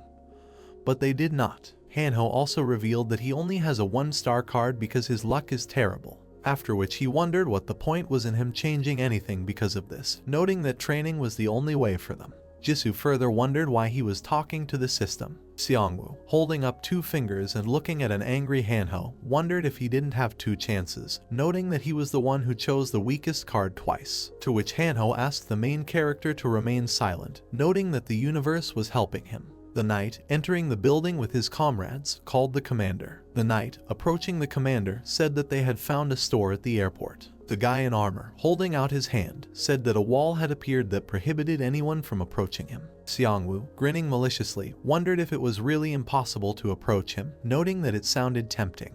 Also, the main character said in his thoughts that the more unusual the store, the more interesting the goods in it. A man in armor with a smile on his face, standing next to his comrades, said that even if they could not approach him, they should still try, noting that they were already mired in this gacha. The guy also wondered why he shouldn't spend his saved money. Jin-hoon, turning to the guys and exhaling, said that several leaders would go and check the store. The guys, arriving at the store, noticed a huge purple wall with some kind of image. Seongwoo, standing behind Jin-hoon, said that the store icon and system icon looked strange. The man, going up to the wall and standing next to the girl, extended his hand to the wall, after which he wondered why they were forbidden to approach at all, to which the girl said that they would find out when they entered, noting that most likely only VIPs like her would be able to enter there. A man standing next to a guy, hitting the wall, wondered why he couldn't get through. Then the guy wondered what was going on, after which the system notified that a closed store coupon was required to enter. The main character, going up to the wall and looking at it, grinning in his thoughts, said that he had such a coupon. Sunwoo reached out and touched the wall, noticing a system window pop up asking if he wanted to use the closed store coupon. The main character, remembering the details of the initial awakening, said in his thoughts that he received this coupon as a reward for awakening. Seongwoo, passing through the wall and turning to Jin-hoon, said in his thoughts that there was a limit of 50 people, noting that the head most likely did not receive the coupon. Nensu, standing near his comrades and clenching his fists in anger, said that the main character had acted dishonestly, to which the man wondered why everything is always the way he wants. The guy went on to say that, apparently, Sunwoo is a VIP. The main character, walking through an empty store, looked around. Sunwoo walked up and looked at the standing chair and hanging screen and wondered what they were doing here. The main character approached the chair and sat down on it, after which he said that this was definitely different from ordinary stores. Sunwoo, looking at the screen with displeasure, heard the system announce that the 5 items would be presented in order, noting that he would have to tell them if he liked something within 10 seconds, to which the main character wondered why they only give 10 seconds to make a decision. Seongwoo further stated that this is like a buy now promotion, noting that they are also scammers. The main character, lounging on a chair, heard the system notify that the first product would now be presented. The system, displaying the robot's drawings on the screen, reported that this was a golem creation parchment, which had the rank of a special item and was a consumable material, noting that it had a special effect due to which one could obtain the golem creator skill after using the drawing. The system also provided a description of the item, which stated that the parchment creates the item using nearby materials, noting that the materials themselves may change depending on the work. Next, the system notified that this item costs 1 million gold coins. Seongwoo, hearing the proposal with incredible joy on his face, heard from the system that he had 10 seconds left. The main character, after clicking on the system window many times, said that he still had 10.5 million gold, noting that it was very cheap and he took it since it was only 1/10 of the amount. The system notified that the second product will now be presented. The system, displaying the item on the screen, reported that the item called a set of 3 panaceas had the rank of a special item and was consumable, noting that the item also had an effect that, when used, would cure all status diseases. The system further notified that the item was worth 2 million gold coins. Seongwoo, leaning on his arm, said that he could get this reward from a hidden quest, noting that he did not know that the item was so expensive. The main character went on to say that he would skip the offer, noting that his skill protects him from many diseases, so he doesn't need it. The system notified that the third product will now be presented. The system, displaying the item on the screen, reported that the item called Increase Any Skill has a special rank and is consumable, noting that it has a special effect in which it increases the rank of any skill. The system further reported that the item was worth 3 million gold coins. Xiangwu, sitting in the same position and looking at an object that looked like a black ball of sprinkles, said that it has a good effect, but if he buys this one, he will not be able to buy the next two considering that the price increases by each time. Million. The system, displaying the fourth item, which looked like a green bracelet, reported that the item called the Shadow King's bracelet had a legend rank. The system also noted that it has a special effect that increases physical strength, endurance, agility by 3 units, and the owner can move to any shadow within a radius of 100 meters and has a cooldown of 10 minutes. Next, the system notified that the item was worth 4 million gold coins. The main character, having purchased the item and put it on, said that he had not thought of finding it here, noting that the wide variety of enhancements and good interaction with other items made it simply an ideal option for purchase. Xiangwu also said that he had to buy this item at least because of completing the task of the King of Shadows. The system notified that the collection of the heir to the King of Shadows had been replenished. The main character, looking at the screen with anticipation, said that the last item would now be available, noting that he was a little nervous. Sunwoo, looking at the glowing screen, heard the system announce that they would provide the last, 5th product. The main character, looking at the item, wondered how they could even sell such a thing here. Xiangwu, looking at the scroll surrounded by heavenly wings, heard the system announce that the item called the Resurrection Scroll had the rank of a special item and was consumable. The system also noted that the item has a special effect that allows the user to resurrect after death in the right place. The system further reported that the item was worth 5 million gold. Sunwoo stood in a stream of magical energy. Remembering the fight with a huge monster, he thought that resurrection is the specialty of a necromancer, and it was thanks to this that he was able to achieve awakening by killing Drake. Holding his mouth, he thought that the recharge lasts 31 days, so this would not be outright cheating. While evaluating his skill, he thought that this skill had many disadvantages. First of all, this is the recharge time. Imagining his bloodied body, he mentally said that if he had already used the skill, then if he died a second time, it would be the end. An image of a huge monster with a trunk appeared, whose body was purple. The hero stated that another problem is uncontrollability, because if he dies during the battle, the situation will be very bad.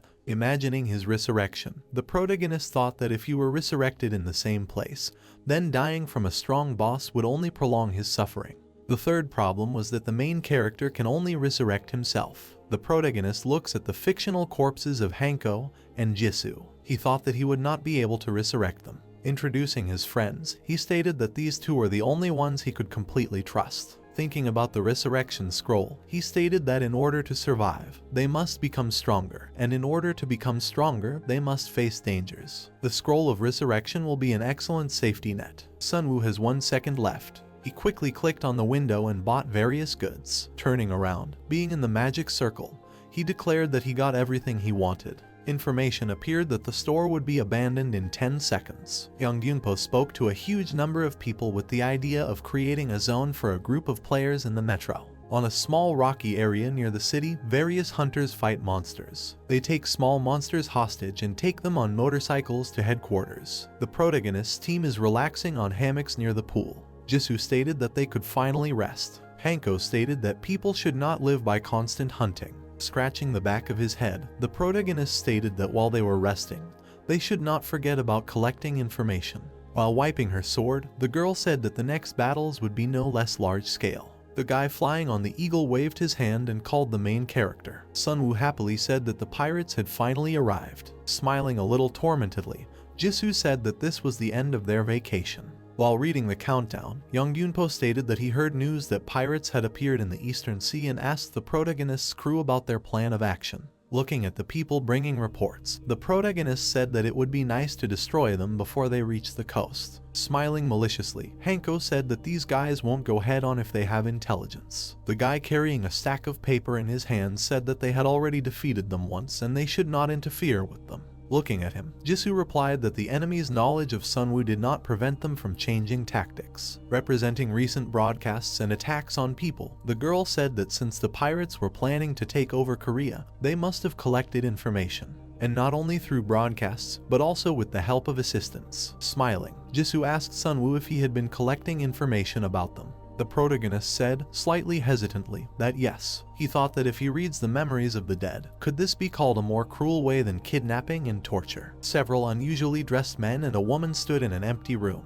The main character said that these guys are a group of marauders who were driven out of China. They call themselves generals of heaven, earth, and people. Several people are looking at the computer monitor and reading about the uprising of the yellow armbands. Giving a thumbs up, Hanho said he's seen this in games. Hanho scratched his forehead and wondered out loud why the yellow bandages. He said that perhaps their leader was brainwashing low-level players. He recalled how 3 men hysterically argued that he was a great person, asked to kill them, or did not want to talk about him. Once again remembering the members of the Yellow Bands, Jisoo stated that they, too, used blind fanaticism to take over the country. A man holds a small table with 2 chess pieces above his head. The protagonist thought that, judging by their memories, each time they force new people to drink centipede liquor, he suggested that it could be a brainwashing poison. Yongyunpo, looking confidently at the main character, stated that even if they cannot capture everyone, they should at least get rid of their commanders, because if they fail, they will gather their forces again, sooner or later. Tents located near high-rise buildings served as campsites for hunters. The protagonist's team decided to move to Kendo. At the point where they began their movement, there were skeletons of monsters. Throwing his hands behind his head, Hanho said that he would prefer a helicopter. The girl standing with a huge eagle said offendedly that it was also safe with them.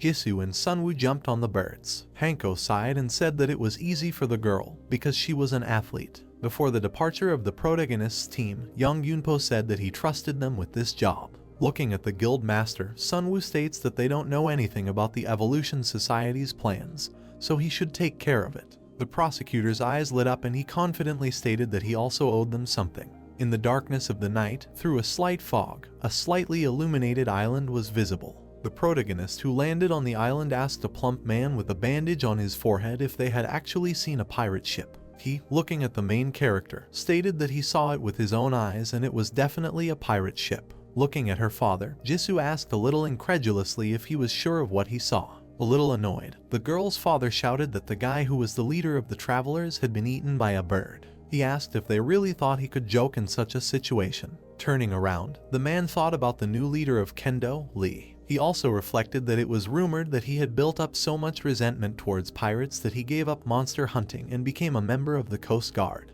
The quadcopter was flying over a small floating boat. Clenching his fist, he said that they came from this direction and sailed once around the island, and then disappeared behind the coast of Gangwon-do. Watching the members of Sunwoo's team look around, Jisoo's father added that he was sure that they still wanted to occupy their island. As he left, the protagonist stated that they could not ignore the possibility of capturing them in another territory. He suggested something like a strike from the south side of the island. Hanho calmly asked if it would not be better in their situation, because with the exception of the center, the problem with monster generals has not been solved anywhere. The protagonist's friend presented a small island on which the locations of monsters and escape routes for residents were drawn. He said that in these territories there will only be monsters left, which will be cleared out by them.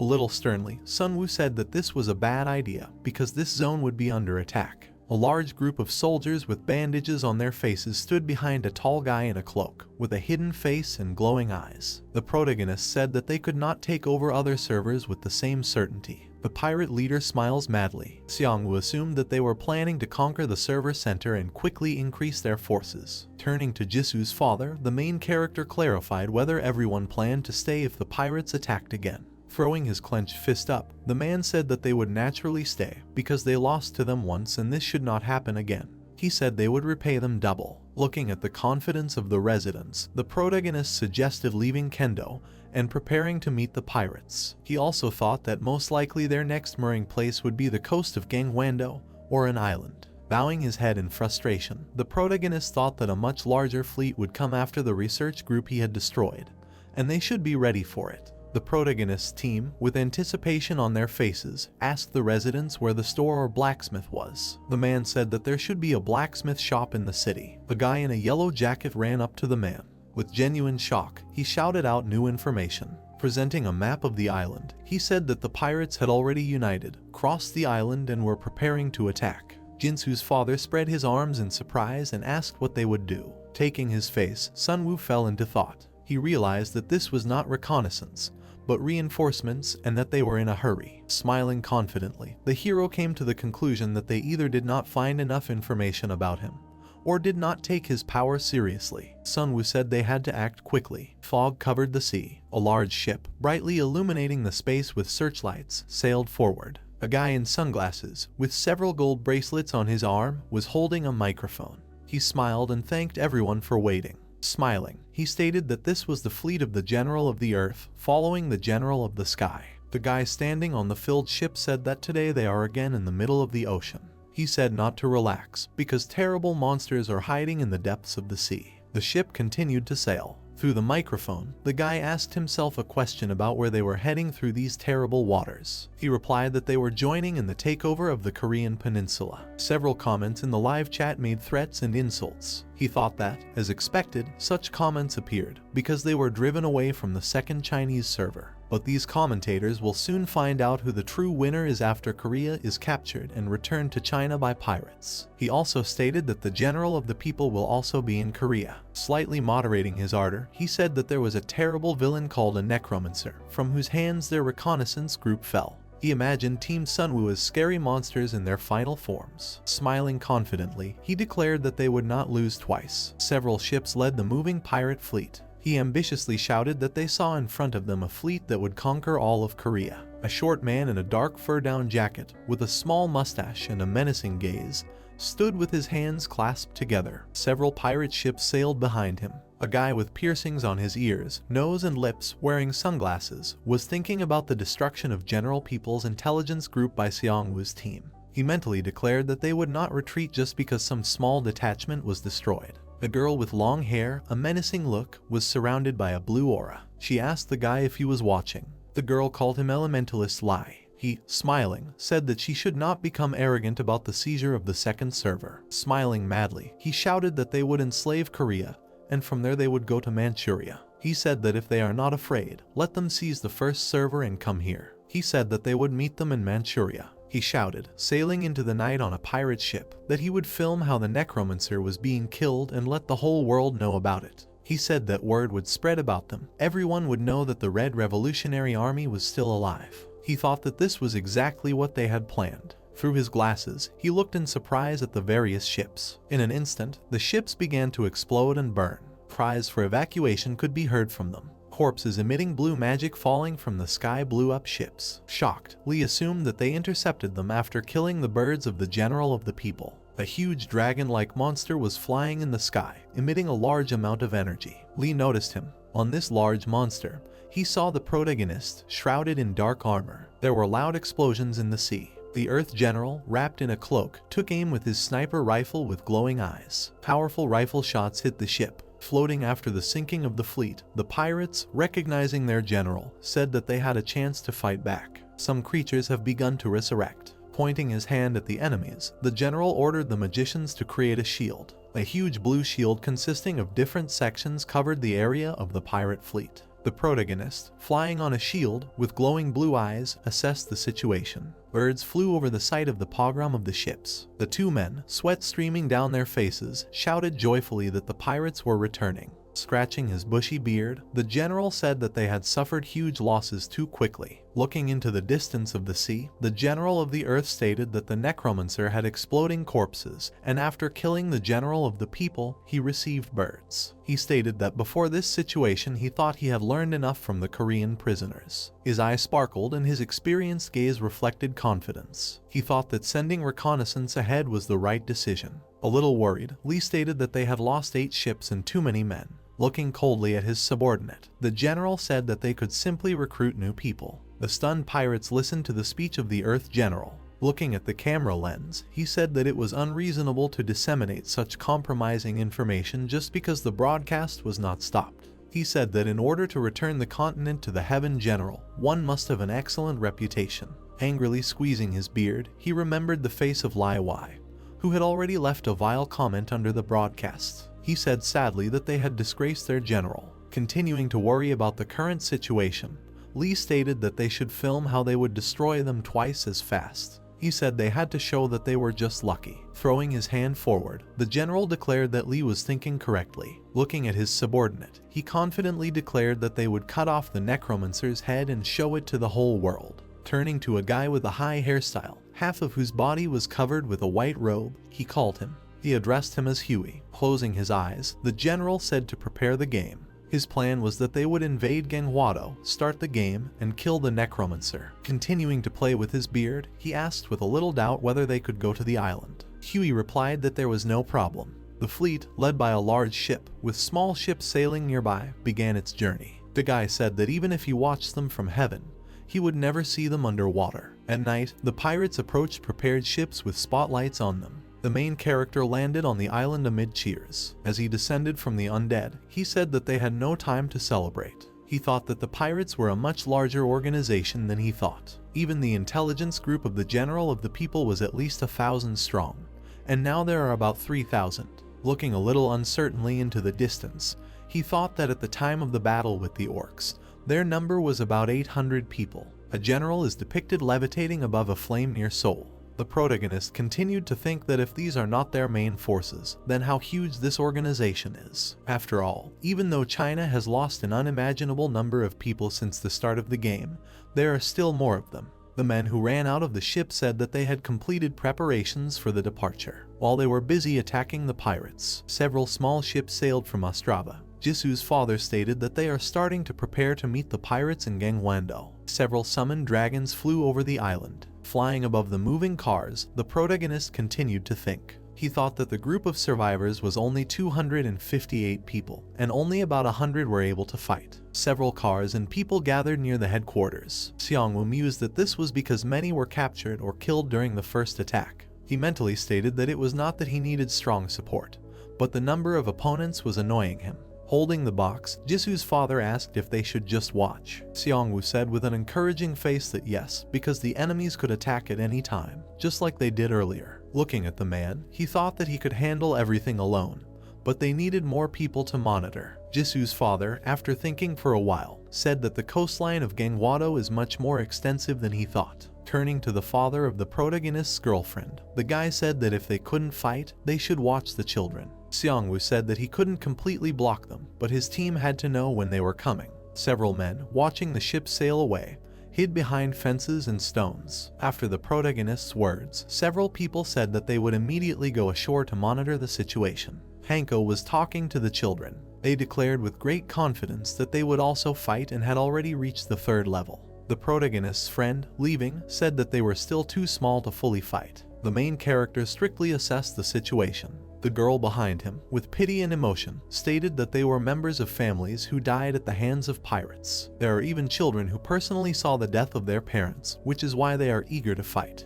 Jisu, a little out of her depth, looked at the children and said that they understand their feelings, but if the time comes when the children have to kill, they will lose everything. Turning to the excited girl, Sunwoo asked where the forge was. The undead appeared behind the protagonist. Sunwoo asked to lead him to her, because they had collected materials and they needed to finish preparing. Several men in swimming suits emerged from the sea. They, with slightly tired looks, took off their masks. The guy with his purple hair up turned around and asked if everything was in place. He said that they were going into the forest and they should stay close to the cloak of concealment. The soldiers in military uniform ran into the forest. They ran to the clearing. The detachment commander said that they had arrived at the scene. Looking at the purple-haired guy, one of his subordinates asked if they would really use this, if it was not too much. Raising a yellow flag with a black joystick, the captain stated that on other islands, items of twice the rank were used and there were more enemies, but they were destroyed after losing the mini-game. The system window that popped up showed information about an item called a mini-game generator. It was of mid-rank. The type of this item was an event flag,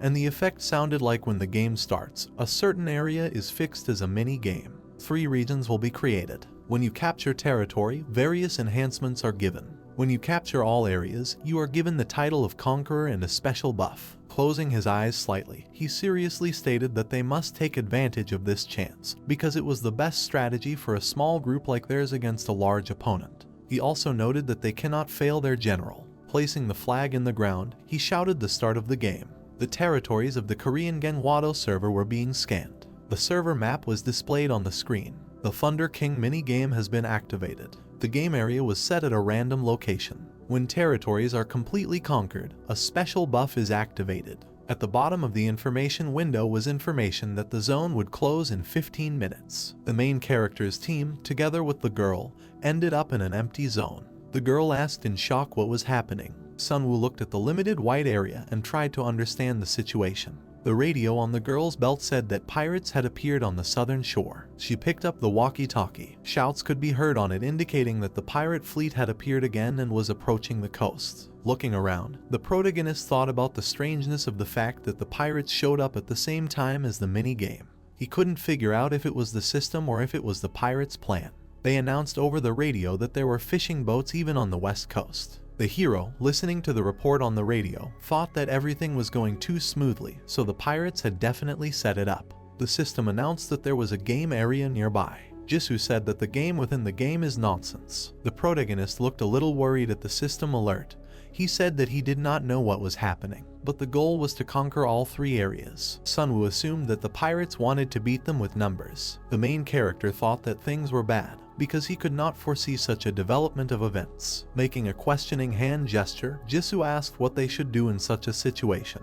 Grabbing his head, the protagonist told the girl to wait, because he is not the kind of person who constantly plays games. Hanho smiled confidently and asked what all the fuss was about. Without a moment's hesitation, he stated that their team had a game master, Hanho. Shows a running chibai Hanho, with a bag on his back, wearing a large white hat and holding a small sword. Sunwoo thought that Hanho was a real meme with a dagger, which he chose both cards, the thief and the priest, as 1 star. By all accounts, these were the 2 most useless professions one could choose. Squinting his eyes, with a slightly sarcastic face, the protagonist asked if after this Hanho really considered himself a game master. Hanho suddenly screamed. He talked about how the protagonist can call him a loser, even though he didn't even sit all night in a gaming cafe, because he didn't have any friends. With a face very upset by this opinion, the main character said in an upset that he could not go to the cafe because he was too busy earning a living. Jisoo said it was too much. Hanho also fell into disarray. Exhaling, the protagonist's friend said that at first he was dumbfounded because he had never played a gacha game before, but now he is a pro at such games. Looking at Hanho, the protagonist thought that his gaming skill was much better than his academic performance in college. Making a hand gesture, Sunwoo asked to explain what they needed to win. Sparse clouds filled the bright morning sky. Sunwoo and Jisoo were flying on the summoned creatures. The girl pointed to the orange flag with the letter B. The protagonist thought that Zone B was the central territory of the game area. Compared to pirates, they also have greater mobility due to wyverns. An image of Hanho saluting appeared.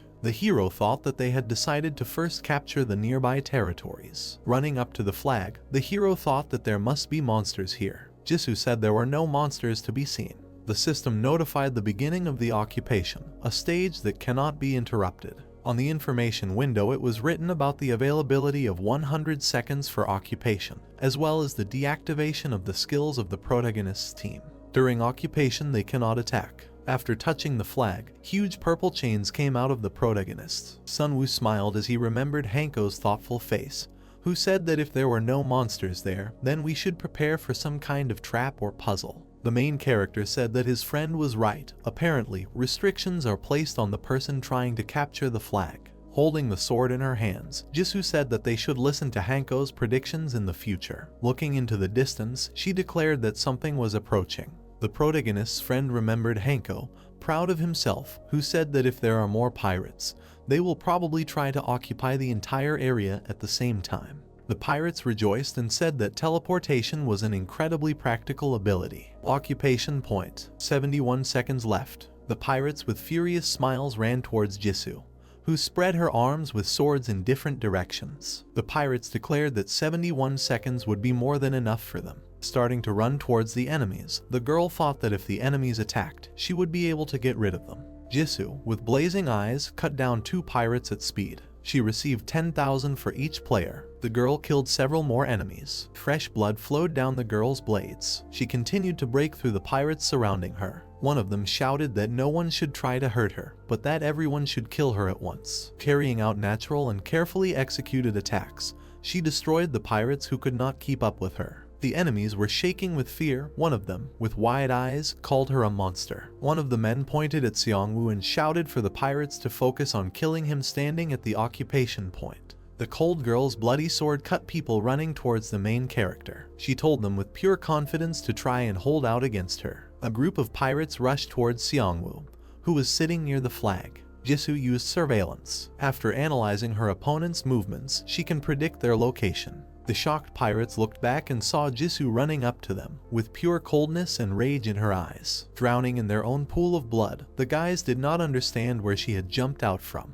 One of the pirates shouted for everyone to try to surround her. Several pirates surrounding her were flying towards Jisoo with their swords drawn. She stood calmly, holding her two blades. In front of the General of the Earth stood several detachments of fighters, totaling about 100 people. Lee reported that all preparations were completed. The general looked at his army with burning eyes. He said they'll take over area right from here. The army soldiers looked at their commander. The general thought that the basis of tactics was an army superior in strength and numbers. The Earth general's left eye lit up. He thought about becoming a gunner in this world, but he liked the role of King of the Earth much more. He recalled playing a certain Korean game. He recalled that since childhood he dreamed of becoming a Go player.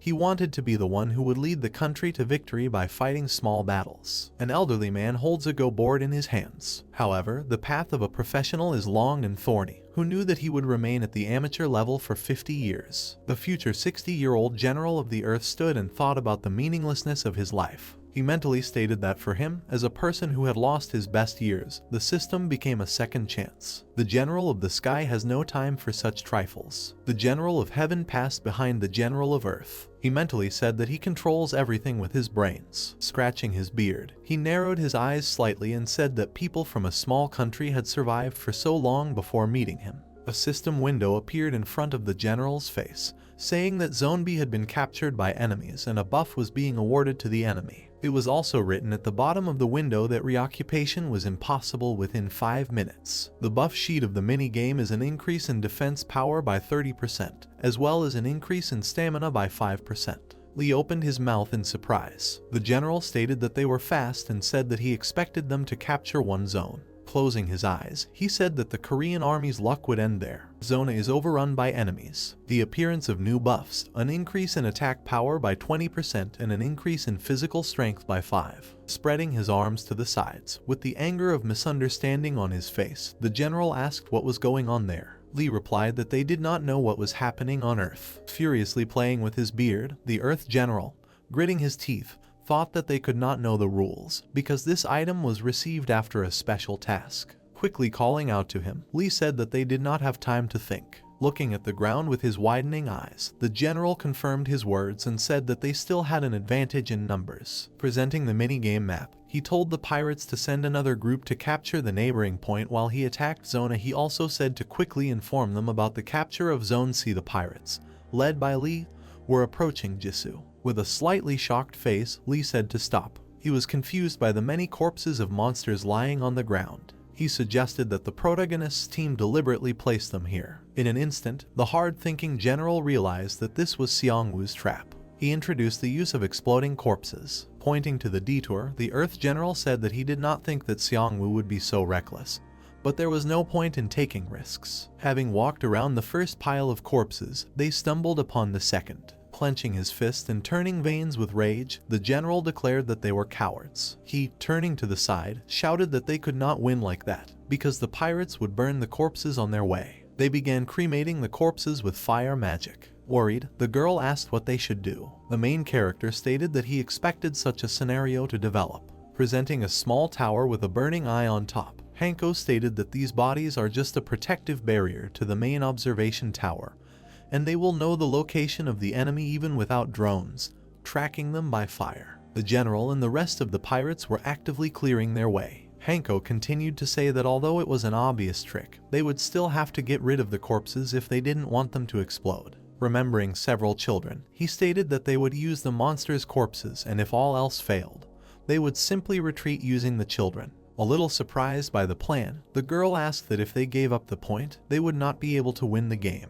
Sighing, the protagonist's friend said that she really didn't know anything. He declares with a mad smile that this game is not intended to win and is only needed to anger the enemy. Pointing to the fire covering the forest, Hanho said that they were outnumbered anyway, and even if they lost the point, they needed to focus on maintaining the balance of power. While introducing Xiangwu to the summoned monster, he said that the rest would be up to him. Li, pointing with his sword at Point A, located on a small hill, said that they were almost there. Hanho, with his hands in his pockets, looked seriously at his enemies. Seeing him near Point A, they identified him as a member of the team of the Necromancer, the dagger meme. Laughing mockingly, he said that the pathetic pirates had done a great job on their way here. He confidently stated that they made their way towards them, fearing explosions, although the main character is not here. He ridiculed the enemy and asked if there was anyone here with any brains. The Earth General screamed in rage. Hanho smiled a little excitedly, putting his hands to his cheeks, thinking that although it was risky, they would be at an advantage if they shocked the enemy's mind in this way. He mentally noted that playing with his opponent's psyche was the best part of the game.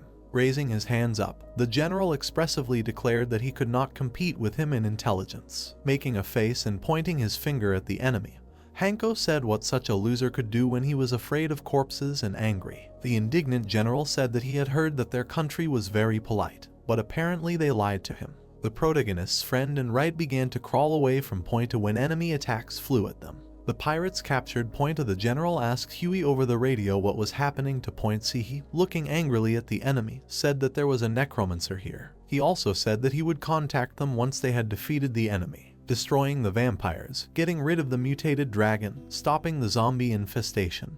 Huey thought about Xiangwu's exploits. Looking at the protagonist capturing the point, the guy with purple hair said that the protagonist apparently was not ready for their attack. Behind the protagonist stood dozens of summoned undead units, inspecting the summoned animals, from which turquoise energy emanated. Huey concluded that they were all his subordinates. The soldier who ran out of the ranks said that if they met him face to face, they would have suffered heavy losses. The purple-haired squad leader also ran towards Xiangwu and said that they need to have time to kill him while the point is captured. Looking at the protagonist holding the flag in his hands, he mentally noted that if he had captured points before, he should know that he was helpless at such moments, but at the same time, he was still standing at the capture without defending himself in any way. Smiling evilly, Huey said that they arrived on time. He receives a system notification that capture point C is not occupied. To capture, he needs to stand still. Sunwoo smiles a little wildly. One of the pirates shouts that it is a trap. In an instant, the undead deal him a fatal blow. Getting up, the main character thinks that he initially doubted Hanho's strategy, but now realizes that using the flag itself as bait is a great idea.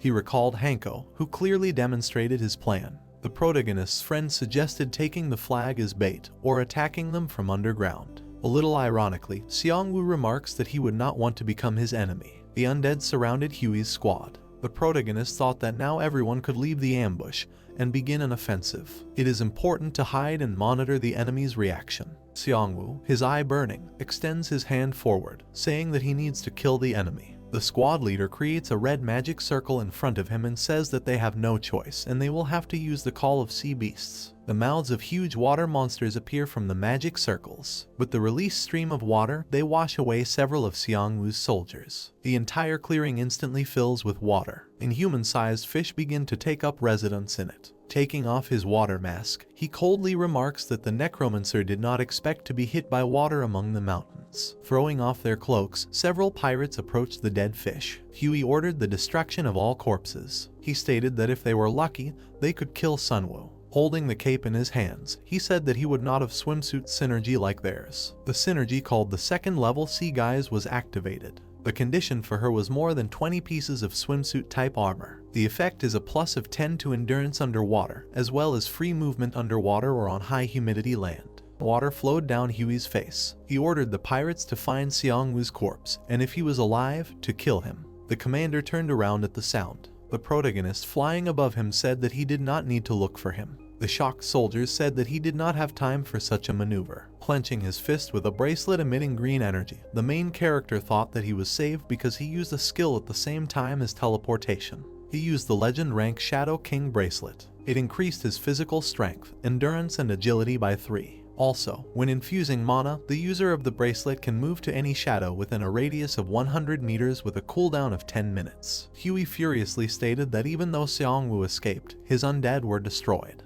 They began to fire at the main character. The commander stated that the terrain is theirs, even if it is land without water. Sunwoo created bone armor. He said they are not the only ones free to move. He stated that there was something else, things that allow you to move freely both on land and in water. Under the group of pirates, their huge fish appeared. Sunwoo subdued the monsters glowing with green energy. Looking at his new undead, the protagonist stated that they were much stronger than his summoned animals. He thought that killing an enemy and making him his ally was the nature of a necromancer. The pirates raised their hands and shouted at Seongwoo. They asked why he was afraid to fight on his own. A quadcopter appeared above the protagonists. He thought that this was Kwan's scout. Furiously fighting off the monsters, Huey radioed the general for help. The shocked Huey listened to the Earth General's words in fear. The general said that after our expulsion from the continent, his ball team was good, so he was sorry. Holding the walkie-talkie in his hand, the general declared that he had to rebuild his team. Looking at the video from the quadcopter,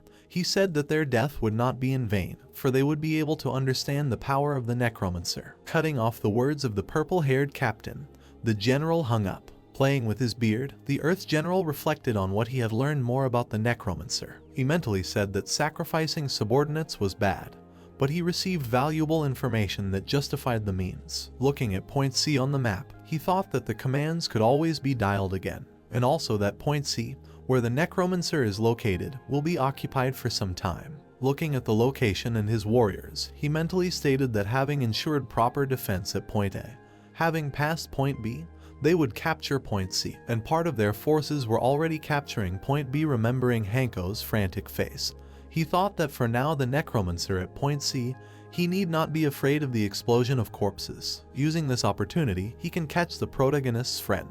There was a walkie-talkie on the table. The point B team has arrived. With fear, remembering the cold Jisoo and Hanho, with the face of a maniac, they declared that they could not capture the point. Recalling the huge losses from the two monsters from the necromancer's team, they said that they were completely beaten. Out of anger, the general threw the laptop off the table. Raising his hands, he asked with incomprehensible anger how this was possible. Lee, looking at the taken aback general, asked him what they should do. He said that he needed to think and asked to gather everyone here for now. Jisoo brushed off the bloody blade. Looking at the mountains of corpses, she stated that they destroyed all the pirates in this area. A girl happily came running with a man holding a shovel in his hands, and he joyfully said that it was amazing how they managed to get rid of the pirates without losses. Looking at Hanho, she said that he was also not useless. He, straightening his hair, said that as a man, he is always useful. Holding her mouth, the girl hesitantly asked if the protagonist's friend had a split personality. Hanho exclaimed that no. Jisoo turned to him and asked if they would continue to destroy all enemies in their path, or if they needed to change their plan. After thinking for a while, Hanho stated that no, they needed to end this. Looking at various comments on the game, he said that in games like this one needs to act quickly, and if the game goes against them, they will start blaming each other and destroying their system from within. Looking at his girlfriend, he said that this is not how they play the game. While imagining the various possible items of the system, he said that they could not imagine what abilities and items the enemy might have. There are too many uncertainties for a normal battle. Slamming his fist into his palm, he said that they had to end this as soon as possible. Turning to the girl holding the walkie-talkie in her hand, Hanho asked if the protagonist could hear them. A close-up view of the walkie-talkie is shown. He confirmed. Hanho told Seongwoo to defeat the enemy with brute force. Seongwoo, covered in unusual armor, rejoiced at the rush of battle. His face was burning with blue flame. He flies on a summoned animal. Lee, watching the protagonist's movements through a quadcopter, told the general that Sunwoo was flying in their direction. The shocked general spread his arms to the sides in surprise. He stated that although they had lost part of the army, there were more of them and he should not fly to them. The pirate who ran up, saluting, reported that not only the necromancer, but also players from the Korean peninsula were moving here from point B. His eyes widened with fear. He mentally stated that he did not understand Sunwoo's team. They left points B and C and directed all their forces here. Can't he capture these points even with small troops? As he presented the map of points, he thought that they had decided that they would win if they went all in, and he will remain second in rank despite such actions. Making a hand gesture, he mentally stated that the players from the Korean server were weak and they were simply unlucky until this moment. Several quadcopters were flying to monitor a certain area of the forest. The general thought that this section of the forest was located almost in the center of their territory and he would be able to see everything. Over the radio lying on the table, screams about Sunwoo's skeletons were heard. The general of the Earth stated that he assumed the destruction of all the skeletons. A huge skeleton destroyed a squad of pirates. The general concluded that they knew too little about the Necromancer. An image of the flag of Point C appeared. He thought that if the summoner moves away from the summoned, then control over him weakens or disappears altogether. He concluded that Xiangwu had indeed left Point C. Several pirates moved to Point C. One of the pirates ordered the others to find the flag. The general stated that he did not know how many teleportation scrolls they had left. A huge shadow formed under the squad. Looking up, the pirates saw a huge yellow robot with a green crystal on its chest and a seal on its forehead. The figure of the legendary hero Necrogan towered against the background of flows of mana. People looked at the robot in fear. The man with glasses suggested that if their opponent was a legendary hero, then they were villains. The man told the rest of the wars to pull themselves together. He declared that this was not a golden hero in front of them. The man explained that the creature in front of them looked similar, but it was just a golem. The order was given to destroy the fake of the legendary hero. Men with swords attacked from above. People threw stones at the golem. They believed that it could only move when ordered. The man said that the enemy was made of brittle clay, which means it would be easy to break. A piece of clay flew into the air along with the warrior. It turned out that the golem's regeneration was at the highest level. The frightened man was clutched in the golem's hand. People were screaming that he was a hostage. The giant towered over her opponents. He explained that with his unlimited abilities there was no point in taking hostages. The golem's eyes lit up. He said that he was programmed to guard Base C and now all enemies would be destroyed. Screams were heard. The commanders tried to keep their people from fleeing.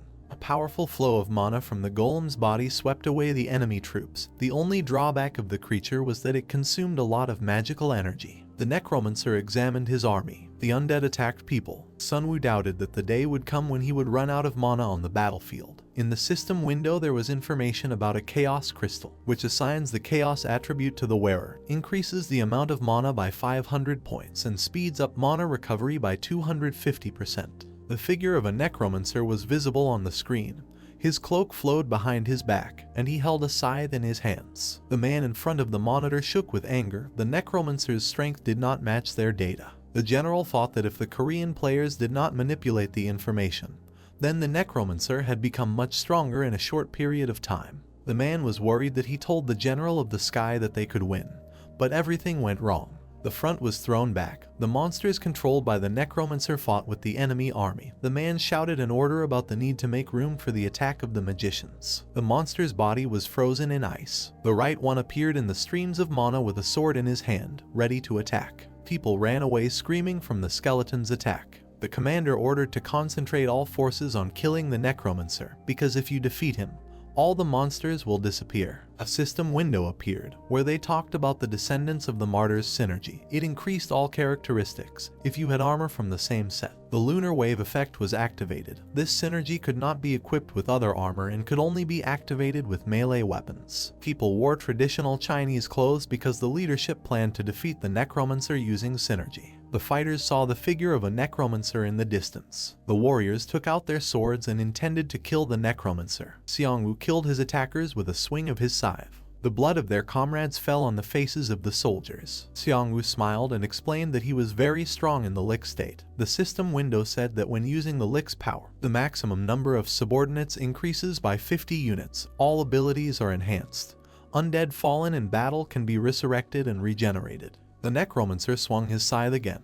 He thought he was handling it rather poorly, but it didn't matter because with such a difference in characteristics he didn't need to have any special skills. The general watched the battle on the screen. The man jumped up, knocking over his chair, cursing at Quan for broadcasting their army's loss. The drone flew to base B. The general told Quan that it was necessary to show only what would raise the morale of the soldiers. The presenter announced that the strongest swordsman of the Chinese fleet had arrived to capture Point B. A video from Point B appeared on the screen. Jisoo stood with her back to the camera in the middle of the clearing. The host said into the microphone with a smile that it seemed like only one woman was defending the base. The Korean troops were focused on attacking, leaving the base vulnerable. The presenter introduced Aaron with a smile, said that she was so strong that he was nicknamed the Black Master. What was happening pleased Quan. He knew that it was necessary to show only scenes of victories. The drone froze in the air. The presenter was thinking about whether he should fly closer. A drone appeared near the forest. Bodies were lying around Jisoo. Karen was among those killed. Jisoo noticed movement. The girl cut down the drone. Fearing for the morale of the soldiers, the commander told Quan to stop the broadcast. At Point C, people were hiding behind shields from the golem's attack. Someone said that buffs for capturing Point B would soon be awarded. With their help, the soldiers hoped to take this point. The fighter was clutching the phone in his hands. He had just read the news about Aaron's death and informed the others. Quan, with a walkie-talkie in his hands, said that the soldiers were alarmed. The man's face distorted with despair. He was worried that they were playing a losing game. The general rushed into battle screaming. The man called the Necromancer. The general held a weapon on his shoulder. He intended to personally destroy the Necromancer. The bodies of the undead were covered with ice, and the black figure of a Necromancer could be seen behind it. The general was glad that he had found the Necromancer. The man fired. Ice covered the Necromancer's body. People realized that the Necromancer had blocked the attack. The Necromancer thought that he could not completely absorb the damage. Despite blocking the attack, the cold air froze his body. The enemy intended to fire a series of shots to turn the Necromancer into an ice statue. Hanho appeared from behind the bushes. He asked Sunwoo why he was wasting his time on losers. The general looked at the guy with anger.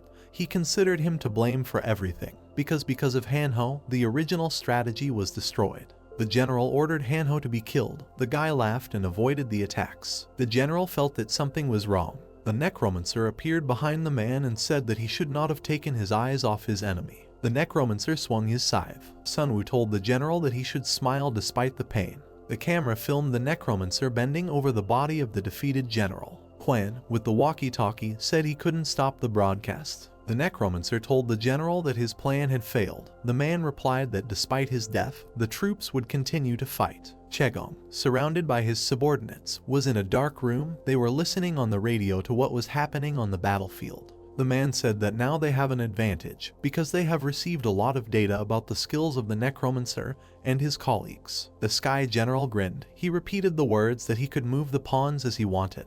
The whistle of a weapon came from the radio, and the Admiral became wary. The Necromancer killed Quan and now spoke to General Chegong via radio. Seongwoo said that if after this battle the Sky General still wants to capture Korea, then let him come. The Necromancer will personally deal with him. The battle continued. The Chinese and Korean players crossed swords. The Chinese warrior kicked the enemy, and laughter was heard. The dagger was aimed at the guy's face.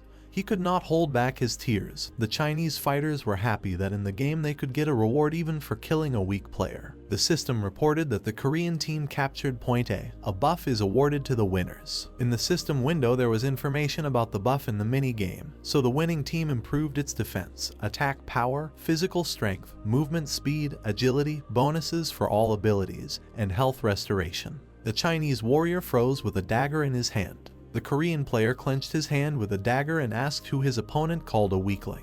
The Korean player became much stronger thanks to the buff. His opponent asked for a truce. All control points were captured by players from Korea. The Chinese army realized that they were losing. The Necromancer extended his hand to the yellow flag installed at the control point. He was thinking about buffs for the mini-game. Seongwoo believed that the reward was contrary to the name and was large. It seemed strange to him that a group of people who were driven out of the country intended to subjugate other islands. The system notified that the game would end in 8 hours. The Necromancer smiled. This time was enough to deal with everyone. The rays of the setting sun touched the crowns of the trees. The bodies of dead Chinese soldiers lay everywhere. Lieutenant Colonel Park looked thoughtfully at the bound prisoners. The Chinese warrior with a microphone in his hand said that this is the end. Seongwoo stood behind the man and watched as he announced the defeat of the Chinese army on camera. People were discussing Sunwoo in the broadcast chat. They thought that the guy looked like an emperor. The guy took the man's phone in his hands and read the comments. He asked who the emperor was. The man replied that the player from the first server who occupied Shaanxi and Beijing was called the emperor. Sunwoo asked why people thought he was like an emperor. The man explained that he could also summon. Sunwoo thought that most 5-star professions involved organizing people. The Vampire Lord united people through infection. The Crusaders commander through training players. Based on everything he saw today, the main character decided that the Celestial General also specialized in leading groups. Sunwoo said that he summons monsters, not people, so why do people see similarities between him and the Emperor? The Necromancer asked what class the Emperor was, but the warrior did not know the answer. Sunwoo thought that the strongest on the Chinese server would not allow information about himself to leak.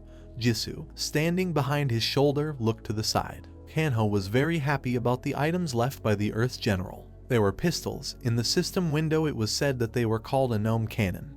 The weapon allowed you to shoot by pouring in mana. The one on the right made a sad face. Hanho gave one of the pistols to the skeleton. The guy gave the second pistol to the main character. Hanho was going to take all the other items left from the Earth General for himself. Sunwoo extended his hand over the body. The system window said that the dead obey his will, and that he can read fragments of the dead's memories. A bright flash indicated the Necromancer's movement. A black ship was sailing on the sea. Sunwoo found himself in a meeting room inside the ship. People were sitting at the table. The military leader said that a statue of an angel had been found in the south. One of those present said that they had finally discovered something other than the devil statue on the first server. Quan was delighted by the sensation. He decided that it was a hint about a superior race and asked many questions. Sunwoo realized that he had forgotten that angels and demons were part of future updates. The Earth General explained that only the Heaven General made contact with the statue, and the result of this interaction was a quest, the details of which are unknown. Quan was outraged by Chegong's mistrust. Jigong said that the General of Heaven promised to tell everything after the capture of Seoul, and offered to discuss the details of the mission. The General unrolled a scroll that had a circular symbol on it. The man said that after they capture the island through the mini-game, Team Huey will activate this scroll in Seoul. The meeting participants were shocked. Quan theorized that the scroll would activate the Beast Gate. The General of the Earth agreed. He said that the scroll would open a portal from which monsters would emerge for 24 hours. After 24 hours, all the monsters will disappear from the city, but this time will be enough to destroy the system of the Korean players. The military leader planned to capture the city without losses on his part. Usually the scroll is used to open a dungeon, but the General decided to use it as a strategic weapon. Quan asked if it was a waste of an item to use the scroll along with the mini-game. The General replied that it was a very small investment. Jigong laughed wickedly. He said that if they captured Korea, they would be able to return everything they had lost. A flash appeared. The Necromancer left the memories of the deceased. Sunwoo wondered why he saw this particular memory. All the fragments of memories that he had viewed before had helped him in solving problems, but this time he did not understand anything. Sunwoo looked at the containers that most likely contained the scroll, and decided to try to find the item. Hien appeared in the sky on a griffin. The girl said that the reconnaissance was over. The girl dismounted opposite Xiangwu. She said that the pirates were preparing to leave for China. There were a few soldiers left on their ships. Sunwoo thought that the protective field would make it difficult for the ships to leave the minigame area before it ended. Hyeon raised her finger up and said that many magicians remained on board. The girl assumed that they wanted to wait out the remaining hours off the coast. Hyeon said that it would be difficult for the undead to penetrate the protective barrier located in the middle of the water. The dark silhouette of the ship was visible against the sunset. Sunwoo smiled and said that he had something useful. Fishing boats surrounded a large ship. The soldier noted the unnatural silence. The man told his subordinates not to relax, because the enemies would attack until the end of the mini-game. The people intended to survive the attack and escape from the Korean peninsula with the help of a mana potion. A glow of mana was noticed in the water near the side of the ship, and people realized that the enemies were approaching. The huge wyvern spread its wings and screamed. Hien was flying on a griffin, and a disgruntled Hanho was sitting behind her. People on the ship were running around. They were in a hurry to create a protective barrier. The man reminded his subordinates that, in the middle of the sea, the Necromancer could not do anything. Hyeon and Sunwoo watched what was happening thoughtfully. They realized that they were right. The girl said that destroying the barrier would take a lot of mana. The Necromancer smiled ominously and said that it was possible to organize an underwater invasion instead of an airborne one. People on the ship noticed strange movement underwater and raised the alarm. A fishtail appeared above the wave. The Necromancer's undead took the form of mermaids. The monsters jumped out of the water and screams were heard. The fighters looked at the mid-level undead and were not sure that they could handle it. The Necromancer smiled and said that he had no idea that so many monsters lived in the sea.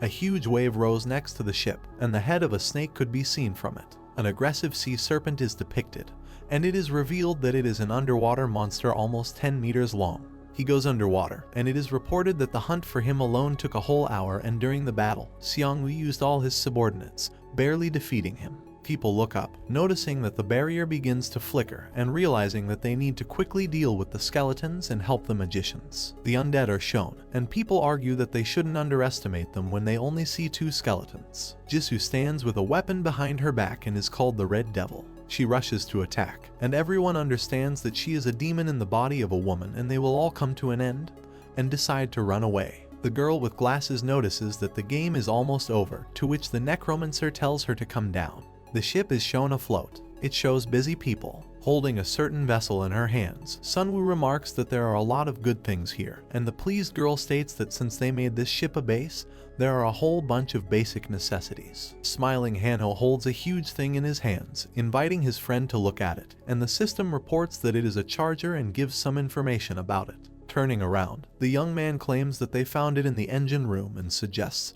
that they used it to power the entire ship. He remembers that there are several more of them there, and Seongwoo states that it was as if they were preparing for an energy war. The side of the ship is shown, and the phrase is heard that this is a great thing, and the assumption that they hid the most valuable thing. The voice suggests checking the captain's cabin. People stand looking at the safe. One of them opens it. The guy examines the thing in his hand and claims that this is the object that he saw in the memories of the General of the Earth, and the system notifies that this is the door of hell and presents information about it. When he looks at it, Seongwoo is surprised by the 35th level and understands why they decided to use it. He smiles, coming to the conclusion that using it for its intended purpose will be the best decision, and in this dungeon he can get excellent rewards.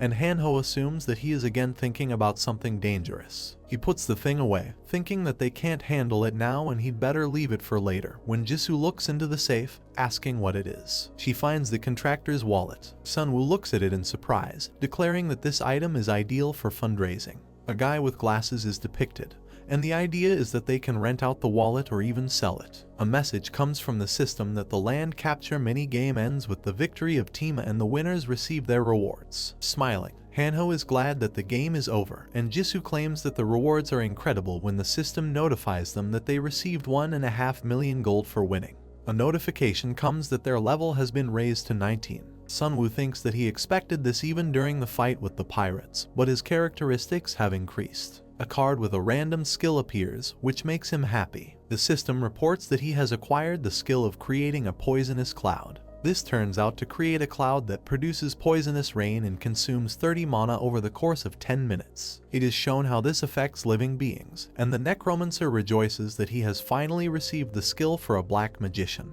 He clenches his hand into a fist, believing that this skill is for a large area, but it will not harm allies, and if they had such values, it would be better to call themselves treasure hunters rather than pirates. The building and people are depicted. A certain corridor is visible. The young man looks at his phone, deciding to read the comments on the forum. The most powerful bandit, the news of the day. Sitting on their chairs, Sunwoo and Jisoo clap for him not very enthusiastically, to which he asks if he should read. Hanho reads with interest the first news that a union of metropolitan areas has been created. Some footage is seen and it is revealed that most of the survivors of Seoul are gathering in Yonggyunpo after the news of the formation of the district union spreads. And since the news came from the Liberation Guild, it is expected that the union will actively expand. Sunwoo watches carefully, thinking that all the players who have survived to this day must be strong enough.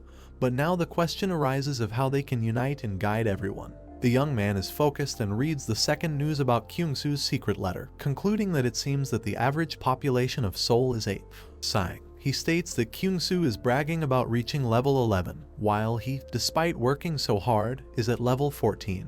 He wonders if he's too fast. Seongwoo and Jisoo look at him pointedly, doubting his hard work, when Hanho reminds him of the recent strategy he came up with, and he states that he's more than just talking small talk. He imagines himself with a rose in his lips and claims that he is almost an idol for people with 1 and 2 stars, an idol for minor characters, because he even learned the skill of stealth. He holds out his hand, saying that they will talk about it later, and reads the news that the Necromancer has finally reached level 19. Seongwoo is shown in first place when it is revealed that he is now tied with the number 1 player in the rankings. Covering his mouth with his hand, Hanho reveals that Kangseok raised his level to level 20 an hour ago. The Necromancer is about to hit him when he expresses that he needs to work harder, because he was number 1 for only 1 day, and Hanho works so hard to support his friend. But when he looks at his results, he becomes sad. Jisoo looks away and admits that she is really interested, because Sunwoo constantly hunts with his skeletons and many people have seen him. He and the monsters are depicted, and the question is how Kangseok can remain first when not a single person has seen him, and what he does to level up so quickly. Sunwoo thinks that he is just hunting. He looks down, realizing that his rank is higher because he works harder than them, and he thinks it sounds crazy. but suddenly he attracts all the strong monsters to him, so only the weak ones are left for them. Hanho looks surprised when he notices the sword on Jisu's belt and claims that he hasn't seen it before. Inspecting her sword with a smile, the girl reports that she just received it, and the system notifies that it is truly a silver sword and provides some information about it. Clinging contentedly to her sword, she reminds him that he was a bandit, and not a comrade when Hanho remembers that she has 3 swords and invites her to share one. Several people are depicted. A man looks to the side, hearing a sound. A helicopter lands. A joyful man comes out, saying that news has reached them that Xiangwu has dealt with the pirates, while another claims that he is incredible. Shaking his hand, the Necromancer thanks him, asking if they had other reasons for coming so early. It turns out that something happened. The Prosecutor stands amazed, and it becomes known that Kangseok has shown up. Clenching his hands into a fist, Sunwoo asks if he has come to Yonggyungpo, to which he receives an affirmative answer, and he is embarrassed that the number 1 rank appeared at the very moment when the alliance was created. The man is somewhat confused, and the Necromancer suggests that Junhui is very tense and claims that he is Kangseok who appeared out of nowhere. A guy is reflected in his glasses and he states that the man demanded to meet him. Sunwoo is surprised, pointing at him, and the guy with glasses reports that Kangseok said that this is very important and can change the fate of Korea. A muscular man is depicted, and the idea is that he, of course, is number 1. But this is too impolite, because he said that he would not tell anything until they brought the Necromancer. Closing his eyes, Sunwoo asks him to tell him to wait. The worried girl and the undead are standing there when the guy says that he needs to forge and repair a lot, so first he will go to the forge. The man smiles awkwardly, reminding him that this is player number 1's requirement. Sunwoo frowns, arguing that they shouldn't do everything he says just because he's number 1, because this is the beginning of their relationship and they need to show their position. The guy with glasses looks thoughtfully, realizing that he is right, and the Necromancer again asks him to tell Kangseok to wait. The man trembles, wondering what the tense battle is between the number 1 and number 2 in the rankings, and admits that he feels like a shrimp that will be eaten by these 2 whales. A large building is shown. Behind the girl are people in helmets and cloaks. Manhwa turns around worriedly when the man comes in and says they received a call from the adjutant, and asks what he said. The man awkwardly looks away, claiming that he is saying that the Necromancer is asking to wait because he has urgent matters to attend to. She slaps herself in the face and remembers the guy doing nothing, stating that she couldn't bear to watch him do nothing, so she sent him on an errand and he couldn't even handle it. The newcomer assures her that he is a good person. The thought sounds that they probably have no choice and will have to wait when the girl turns around, calling for the swordsman. The man is shown biting his lip, thinking that Kangseok was always taller than him, even before Xiangwu passed him. He clenches his hand into a fist, claiming that player number 1 is the one he wanted to meet at least once, and the system reports that an unknown energy has begun to spread into the area. A prosecutor is seen who admits that he did not expect such a situation, and the same notification comes from the system. His cloak begins to flutter. A helicopter is shown flying. The man looks up and remembers that when he entered into the alliance, he hoped to see him. He wonders if this will finally happen. The helicopter lands and they talk about a leader who can solve all possible problems on the Korean server. A man steps on the ground. When the Necromancer is called, Xiangwu appears with a crossbow and his friends. Everyone looks at him in surprise, realizing the difference in levels and wondering if he is second in the ranking. Folding his arms across his chest, the man asks the man standing next to him if he thinks Sunwoo looks a little different than when they last met, and the young man, biting his finger, claims that he was simply dressed in high-class clothes. A repeating dwarven crossbow is shown, and the system provides information about it. Sunwoo's coat is seen, which turns out to be the robes of the Prince of Shadows, Dragon Scales. Many eyes are depicted, and the Necromancer feels how people are piercing him with their gaze. Various things are shown, and a list of the Shadow Prince's robe, enhanced by Drake's scales, and a crossbow, enhanced by the dragon's heart, which he found, is heard.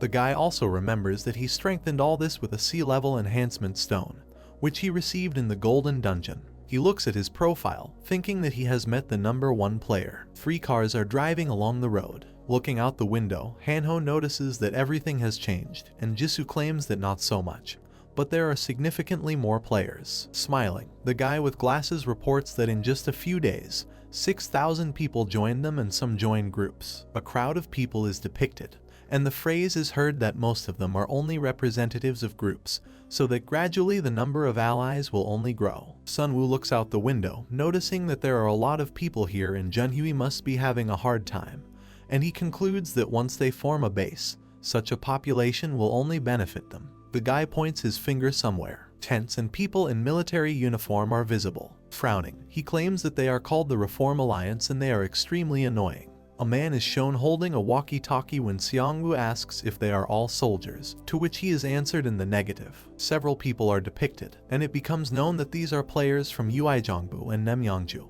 and since some of them are still military, from the outside it seems that they are uniting the military forces of northern Gyeonggi. The guy with glasses is somewhat tense and claims that this is a big enough alliance, so they did not want to obey, and now they are trying to compete with them in politics, and instead of joining the alliance, they are preventing them from developing. Sunwoo looks surprised and asks if there are already people who are negative, to which he answers in the affirmative, and the guy says that in the novels he read, when this happens, the world is in chaos. The building is depicted and the phrase is heard that they have arrived at the new Yongyungpo Guild. The bespectacled young man looks questioningly when a request is made to meet with player number 1. Indignant people in suits are shown asking why they are being stopped, because it is a trifle whether the number 1 player is the president or the prime minister is their commander. They jostle, declaring that they will meet him. A guy approaches them asking what's going on here, to which the man claims that he's on time and they can't stop the 2 players from meeting. He smiles, stating that they are demanding a vote and a change in alliance policy, and wonders if the guy wants to rule in a dictatorship.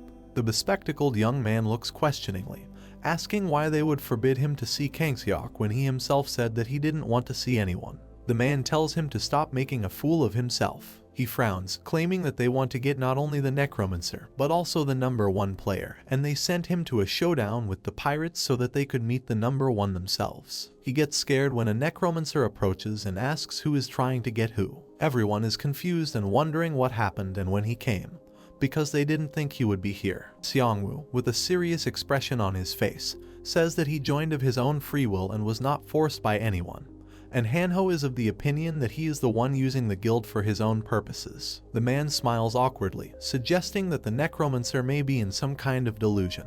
He looks meaningfully, claiming that the Necromancer only thinks that he is acting of his own free will, because he is still so young. He tells him to think about the fact that they might just be playing with him. Sunwoo looks at him indifferently. Leaning slightly, he offers to give advice, which frightens the man. His eyes sparkle, and he tells him to think with his head before speaking, because he is very mistaken if he thinks that after such words they will let him go so easily. The man is terrified. He walks away pointing his finger at him. He states that they won't give up that easily and tells them not to ignore his words. Sunwoo turns his attention to the guy with glasses when he reveals that it is them, and he realizes that they are people from the Reform Alliance. The guy remembers one of the men, confirming the Necromancer's thought, and assumes that they were sent here by the chairman of the Alliance, although they have not yet determined his identity. It turns out that he is constantly trying to get them to act, and they still know nothing about him. The young people stop, and a phrase is heard advising them to be careful when creating an alliance, and the guy with glasses says that the Necromancer will go from here alone,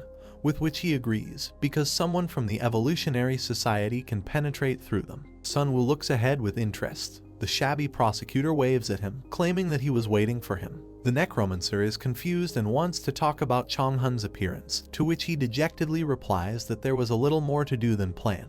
Sunwoo comes to the conclusion that it was not in vain that they decided to choose him in charge. The prosecutor turns away, saying that he has a lot of questions regarding the Chinese server, but first the guy needs to meet with someone, and he understands that we are talking about Kansok. Jiang-hoon narrows his eyes, revealing that this man is here to determine the fate of the Korean peninsula and no one knows his identity. A certain room is depicted, and the question is asked whether he is a person at all, to which the answer is that he is something completely different. The prosecutor is serious, and he claims that during all this time he has not exchanged a word with them, so they hope that at least the Necromancer will be able to talk to him, because their fate can be determined by this conversation. He is walking. He is shown with his back turned to Sunwoo. The guy is stunned when the system reports that an unknown energy has appeared on the territory. Jiang-hoon frowns, claiming that he has no idea what it is. The Necromancer sits down, surprised when the system notifies that all skill levels have been reduced due to unknown energy. The prosecutor trembles, telling Sunwoo to hurry up, because the longer a person is exposed to this energy, the worse it gets. Meanwhile, the same notification comes from the system.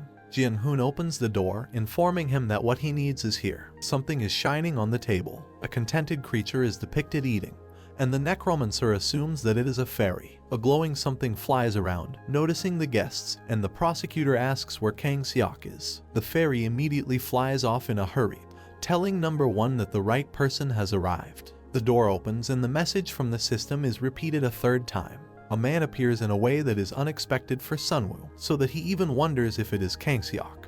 And meanwhile, the system again sends an alert about unknown energy. The Necromancer frowns, realizing that something is wrong. When he appears, a glow emanates from the man who appears, which raises many questions in him. Player number 1's eyes sparkle. Sunwoo shields his hand from the blinding light when the system reports that he has met with a deity, and his skill level allows him to meet with him, which leaves the guy in bewilderment. He closes one eye when something starts to happen, and the system continues to send notifications. Kang Seok's face is shown, noticing his guest. He extends his hand, saying that the Necromancer has finally seen his essence. Seongwoo looks at him dumbfounded, admitting that he never thought the number 1 player would turn out to be a demigod, and is thinking about the classification of professions in the system. The cards are pictured and he suggests that this one must be a 6-star card. The tall man's eyes shone brightly, and Seongwoo, looking at him, realized that he was a demigod. The main character frowned in puzzlement, thinking about what the system meant by this word. Seongwoo did not understand by what principle Kang Seok was a demigod. Meanwhile, Jin-hoon waited outside with his head down and his hand clenched into a fist. A pained expression appeared on the protagonist's face, his hands trembled, and he thought that it was already difficult for him to be around Kang Seok.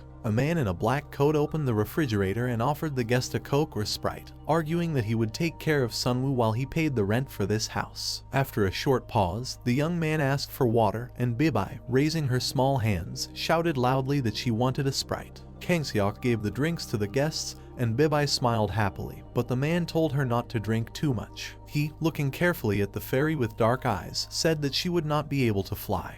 But Bibai was already pouring the contents of the jar into her mouth and did not pay attention to the warning. Kang Seok said that he wanted to meet the Necromancer, Rising Star Korea, and Seongwoo's sweat dropped with excitement, thinking that he needed to be on his guard. The young man paid attention to the man's hands and came to the conclusion that his metal rings and bracelet looked as if they were high-ranking. The main character took on a serious expression and thought that Kang Seok had high-quality equipment, but he himself was far from weak, so there was no point in being afraid. The man, whose black hair framed his forehead, looked at his interlocutor, thanked him for the visit, and admitted that he and Nabai admired Seongwoo's fight in Uido. The fairy angrily shouted that she didn't like her name, and then leaned her elbows on the main character's head and said with a grin that the fight was really cool. Nabai asked if she could ride the drake, and Sunwoo pointed his finger at the creature, asking if she was an item. Nabai blushed and screamed in anger at how she was called, but Kang Seok calmly confirmed that she was indeed an item. The man asked if Sunwoo had played Tamagotchi, a virtual pet game, and said that feeding him cakes and Sprite increased his happiness level. Kang Seok lowered his gaze and said quietly that this is a great remedy for depression.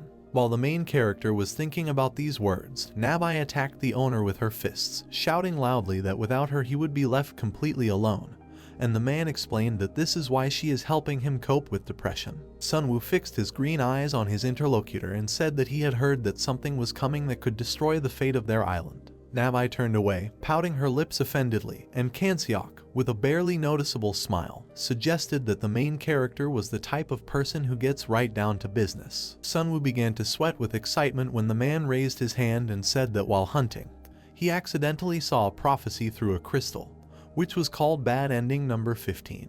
The main character furrowed his eyebrows, remembering the Crystal of Prophecies, and from this reaction, Kang Seok realized that he had seen it too. In this prophecy, the world tree, whose roots weave thickly across the earth, was destroyed, and the Lick was victorious. A man dressed in a black suit said that among the prophecies there are those that begin from the moment a person learns about them, and only the fact of discovering a prophecy crystal starts the process of translating visions into reality. Kang Seok's face darkened. The man said that the gates of hell had opened there, from which terrible monsters came out along with lava and flame. Seongwoo turned pale with fear, and Kang Seok said that the 27th level that was recommended was not a problem for him. The man then said that it would be much faster to just point, and a bright white crystal appeared in the air above his palm.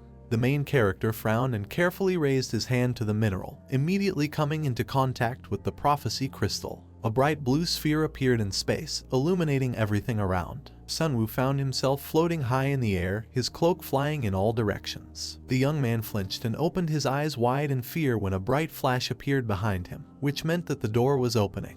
The main character saw Kansok standing in the distance on a hill from which bloody fangs protruded. Bibai saw the shining crystal of prophecies and reported this to the man, and he, without any emotion, said that he himself saw it. The fairy watched with an interested smile as Kansok extended his hand to the magical mineral. The man then knelt down and the crystal was struck by bright blue lightning. A bright hole appeared in the sky, from which a bright glow emanated, and the system reported the opening of a door leading to the first floor of hell. The portal turned blood red, contrasting against the dark purple sky. The door to hell looked like seething lava. The gates opened, revealing a bright, burning flame behind them. The man in dark clothes looked closely at the gate floating in the air, and reported that 2 doors had opened in 2 different places. Suddenly, a huge stone monster appeared from the portal, its head and limbs were burning. Along with this monster appeared black dogs with bright red eyes and sharp fangs. All the buildings in the city were engulfed in flames and destroyed, and the system notified that this was the future that would happen if the moving hell armor from hell was not stopped. A bright light blue flash appeared in space again. Kangseok, carefully watching the frowning and sweating Seongwoo, asked the young man if he was finished. The man raised his hand with many rings on his fingers and suggested that this game was trying to destroy their world. Kansok imagined himself surrounded by a variety of creatures and said that he could defeat any monster in his path. But the hellish propulsion armor opens all the doors that need to be dealt with in a limited time. The man looked at the main character and with a calm face said that he was here precisely because the doors would be restored if they were not dealt with. Sunwoo, whose green eyes reflected Kangseok, concluded that the man was acting alone and thought that the main character was the only player other than him who could figure this out. Kangseok revealed that Manhwa, Minhyam and Jonghun will get together to fight the monsters that came out of hell. The man looked directly at his interlocutor and told Sunwoo to count on the fact that Kangseok is the only player who can stop them and will help, despite the fact that he can simply leave the city. The young man tensed and began to sweat when the man extended his hand and offered to deal with the gate before it became stronger and divide the reward in half. Sunwoo frowned in disbelief and thought that Kangseok was treating the situation as if none of it concerned him. The man sat silently with his palm outstretched while the main character thought about the fact that the prophecy started as soon as Kangseok touched the stone. But his offer to help sounds more like a favor. The young man came to the conclusion that it all looked as if the man was looking for a team to help in the hunt, and then, lowering his eyebrows, with a serious expression on his face, asked about the reward. Kangseok replied that it would be a legendary item, locked in a luxurious white box with a key, and it would definitely be something unexpected. Sunwoo asked if there would be only one item in the box, and the man, still standing with his palm outstretched, confirmed this and explained that one of them would take it. Then Kangseok smiled mysteriously and invited the main character to play the game if he was confident. The young man frowned and sighed, looking irritably at his interlocutor. Then Sunwoo abruptly put his hand into Kangseok's and said that we could try it. The sun's rays reflected from the windows and light walls of the buildings. Jianhoon, with Minhwa standing next to him, was talking to the main character and his comrades about the gates of hell and the moving hell armor. The blonde man furrowed his eyebrows and wrinkled his nose, saying that everything was happening one after another and it was more like a joke. Jianhoon angrily looked at Minhwa, who provided the report received from the intelligence team and reported that fire-making monsters were walking around Pyeongtaek and Anseong. The girl showed an image of the boss, a huge armor-type monster who stood with the hellhounds. Minhwa reported that from all the places where the monsters passed, only a pile of ashes remained after all the buildings burned down, so reconstruction was simply impossible. The man, with an expression of excitement on his face, asked if something similar was coming to them. The main character, whose face appeared thoughtful, thought about Kyungsoo and came to the conclusion that Suwon would also be in danger since it was impossible to predict the movements of enemies. Jinhoon said that Sunwoo probably had no choice, which is why he decided to cooperate with Kangseok, who stood at a distance and played with Bibai. The young man, dressed in a black cloak, looked at the prosecutor and said that he was moving forward right now, because the longer they wait, the stronger their opponents become. The blonde man frowned, looked down and said that he could evacuate people, while at the same time feeling disappointed that he could only help in the rear. Jisoo, Sunwoo and Hanho turned around and walked away, and Jinhoon thought that he could only grow in their shadow before overthrowing them. but everything could change if they united in an alliance. The man did not trust Kangseok and imagined him as a dubious person with eyes that emanated an eerie light. Jinhoon came to the conclusion that they needed the support of Sunwoo, a black-haired guy with green eyes. A crowd of people walked through the destroyed city, walking around the rubble of destroyed buildings. The man in black clothes and leather shoes suddenly stopped. Sunwoo widened his eyes in surprise and opened his mouth slightly when Kangseok, standing with his back to him, asked if the main character was really going to take his companions with him. The man turned around and said with cold eyes that they could die at any moment. Seongwoo didn't react at all, and Hanho turned pale in horror, asking if it was really that dangerous there. The young man, filled with fear, looked at Jisoo, who calmly said that the possibility of their death was indeed high. The girl imagined herself participating in a fight with a tiger and said that this was the only way that would give more opportunities to become stronger or survive in the future. Bibai put her hands on her waist with a grin, and Kangseok said that in that case, they could teleport to Osun with the help of a fairy. Nabai flew up to the protagonist's companions and loudly introduced herself, waving her hand, and Hanho smiled happily, his eyes shining. When the fairy frowned angrily and clenched her fists, Hanho fell into confusion. The next second, Bibai screamed that the young man looked like a loser and kicked him in the face. Kangseok said in a monotone voice that it was time to go, and the fairy immediately flew to her master. Then a large blue circle with different patterns appeared on the ground, and the whole company stood on it to teleport to the right place. Then, with a loud sound, an explosion thundered through the air, and everything around was illuminated with blue light. This bright flash of light shot into the sky. Hanho closed one eye and covered the blinding light with his hand, letting out a heavy sigh. Only a moment passed. The main character and his friend both opened their eyes wide in shock. Sunwoo called Bibai a convenient item, and Kangseok looked at the fairy emitting a yellow aura, and said that she becomes happy and very useful when she has enough to eat. Bibai, hearing her name, screamed angrily and waved her fists in the air, stunning everyone around her. In a city with many roads and tall buildings, there were no people or cars. Suddenly Kansong handed something to Seongwoo, and the Necromancer looked with bewilderment at the object in the man's hand. Kansan put an earring with a red stone on his ear, and explained that this is another ability of Nabai, thanks to which it is possible to communicate. Sunwoo, whose face was sweating, also put on an earring, and the fairy with a wide smile told him not to take it off, otherwise it would disappear. The man in the black cloak and his fairy disappeared behind a stream of blue light and said goodbye. Jisoo and Sunwoo watched silently while Hanho said with narrowed eyes that Kangseok was on a completely different level than his vile moth. When the young man said that he was going to go with Right and reached out to kiss the skeleton, the main character, and Jisoo silently looked at their comrade. It was night in a ruined city with twisted buildings. White dragons with shining wings flew high in the sky, and on one of the animals sat a man in a long black robe. Suddenly Seongwoo, behind whom the pale Hanho was sitting, heard Nabai's voice and thought that this communication magic was very useful. Suddenly, Jisoo, who was controlling the dragon, screamed loudly for the main character to pay attention to something to the left of the large building. People crowded there, driven into a corner by terrible monsters bursting with fire. Jisoo, whose dragon roared, screamed that the villagers were being attacked by hellhounds, and Seongwoo's face showed tension. The girl then reported that the armored boss had just summoned a fire giant that could shoot fire, and Hanho screamed loudly in horror when he saw something. A huge fireball flew above the tall glass-paneled building. A giant black monster sat on the roof of the building, flames coming from its nostrils and mouth. Hanho looked with wild fear at the monster setting the building on fire and assumed that this was the fire giant. Suddenly the monster took a stone fragment in his hand. He threw it, and the burning stone rushed forward with lightning speed. Sunwoo realized that there was no way to evade, and, frowning, he loudly yelled for his companions to be careful. The piece hit one of the dragons, and the animal screamed in pain. The main character clenched his teeth, shouting that they were falling, and Hanho, whose eyes appeared with tears, shouted that this is why he hates flying.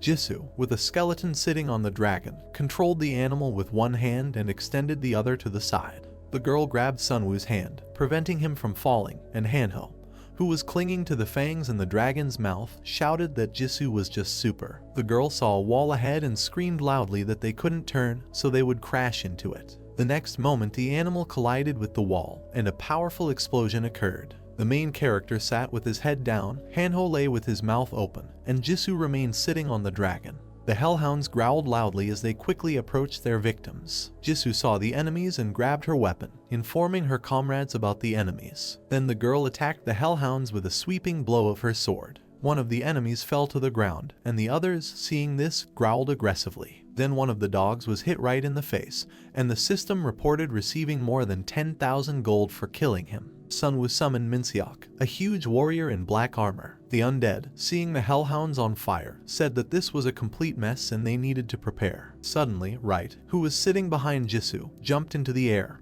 holding a weapon in his hand. The girl and the skeleton attacked their opponents at the same time, and white lines were left in the air from quick blows with swords. Minseok raised his dark hand and thought that they had become stronger, so he should too. Suddenly, long purple chains fell from the sky, wrapped around the hellhounds and immobilized them, leaving them only to growl loudly. All the animals were grouped into one big lump with the help of magical chains, and Minseok struck. Seongwoo, with a bead of sweat on his cheek, loudly yelled at his subordinate to retreat as soon as possible because that giant would be here soon. The main character rushed forward with a crossbow in his hands, thinking that he could not waste his revival skill here, especially since he still needed to protect his friends. The young man gritted his teeth, thinking that he would have to sacrifice his skeletons if the fire giant noticed them, because it was better than wasting the revival skill. Sunwoo saw an alley to his left and yelled for everyone to head over. The crowd, consisting of people and undead, rushed at lightning speed in the given direction.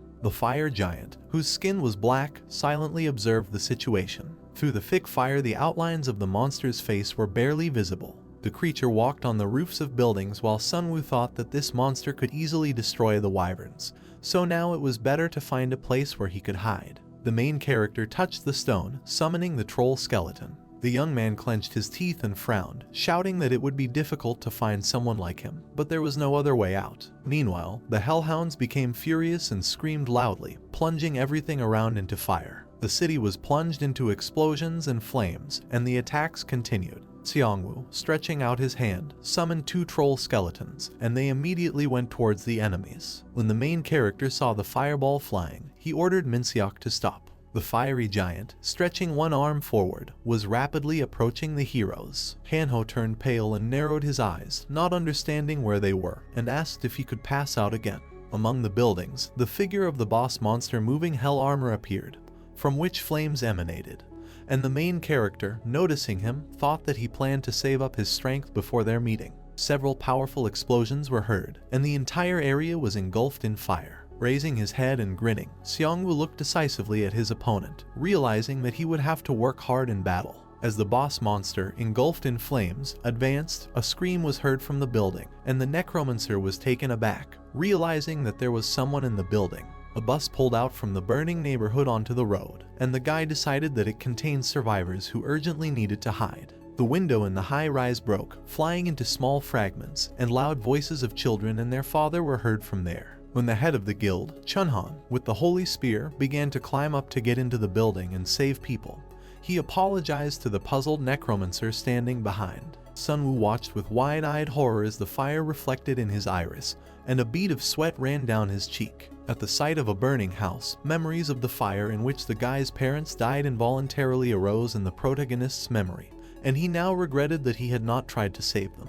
Deciding that things were different now, Sunwoo frowned angrily and shouted that he would deal with the giant. The Necromancer activated the Reaper skill, and now stood with a staff covered in blue mana, and the system window popped up reporting the benefits that the technique provides. Jisoo, standing behind her partner, cast a worried look at him, asking whether the young man would really be able to cope with such a strong monster. Heading towards the boss monster with a giant scythe, Seongwoo assured that he had to defeat a strong opponent. While the guy walked forward with a gloomy look, he left Jisoo and Minseok behind, deciding that together they could cope with the hellhounds. The Necromancer carefully looked at the colossal giant emitting fire, and mentally began to search for a way to deal with it, concluding that simple attacks would not work. He looked into the face of his opponent with fiery hair and beard, thinking that ordinary skeletons would melt next to such a monster, and coming to the conclusion that the head was his weak point. Sunwoo extended his palm, completely covered in mana, and a purple magic circle appeared in the sky, which appeared when activating a new skill called Poison Clouds. The entire sky above the high-rise buildings was covered with dark clouds, from which lightning flashed, and the fiery giant began to look around in shock. The boss monster froze in place with a flaming beard while rain began to pour from above, and the main character hoped that the poison would work on the enemy. When drops of water fell on the fiery body of the giant, he covered himself in horror with his hands to prevent himself from being extinguished. After this, the boss monster grabbed the building with its hand and began to violently break off the wall, using all its strength. The enraged fire giant swung with all his might, releasing a huge stone fragment engulfed in flames at the enemy. Xiangwu, in Reaper mode, extended his free hand forward, activating the summoning of the undead and creating armor on the skeletons that appeared. The guy stood there, puzzled, with his arms and legs spread apart, while a giant fiery piece of debris flew at him at great speed. Jisoo, having fallen to the ground from a powerful whirlwind, asked the ghostly squad standing nearby if everyone had survived. The fire giant growled terribly and pulled his palm up, baring his teeth angrily as cracks formed on his huge head. Xiangwu, in Reaper mode, carefully watched the opponents with glowing blue eyes, coming to the conclusion that he needed to hit them directly in the head. The fire giant roared in anger, extending a large palm towards the Necromancer to grab him, and while the young man stood motionless, in shock, he was shouted to be careful. After this, the boss monster closed his fingers, grabbing his victim, and a bright glow began to break out from under them. Xiangwu freed himself, remaining unharmed due to his high resistance to fire, and the system window popped up announcing the new title of Amateur Dragon Hunter. A tablet appeared containing a detailed description of the robes of the Prince of Shadows, which provided many benefits to the owner. The Necromancer carefully watched the actions of the fiery giant, who, with a frown, again extended a huge palm towards him. Having prepared himself, Sunwoo put his fists forward and resolutely flew towards his opponent's cracked head, shrouded in a blue glow. The moment the guy ran into the fiery giant, he pulled his hands to his head with a furious cry, and his body turned green. The main character in a bone mask with horns stood behind the puzzled enemy, squeezing his neck with his hand. Xiangwu took out his nerve cannon, concentrating on charging it as a system window popped up, providing a detailed description of a heroic item that used mana bullets. The Necromancer, flying near the huge head, planted 3 bullets into the skull of the fiery giant, and streams of bright glow began to emanate from the places of the shots. In the air above Xiangwu, who was in Reaper mode, Wright's loyal assistant appeared with his weapon. The short skeleton also began to make attacks, directing them at the colossal monster, which disappeared into the clouds of dust, emitting a heart-rending scream. When the fire giant appeared among the flames with its head destroyed into pieces, Sunwoo concluded with shock that it was made of marble. Standing in front of the flaming enemy, the Necromancer shouted to a subordinate skeletal ogre in the distance, asking him to hold out a little longer. The guy with glowing blue eyes bared his teeth angrily and hit the fiery giant with his hand right in the face. The skull of the flaming colossal monster completely collapsed, and smoke came from it, and a pop-up window from the system notified that a large monetary reward had been received for killing the giant. Hanho hung in the air next to the skeleton knight, victoriously clenching his fist and exclaiming furiously. People, leaning out of the windows, greeted with warm smiles the Necromancer who saved them, who sank to the ground near the body of the killed fire giant not far from Jisoo. The mana around Xiangwu began to disappear along with the Reaper mode, and he was perplexed to recognize the voice of Nabai addressing him.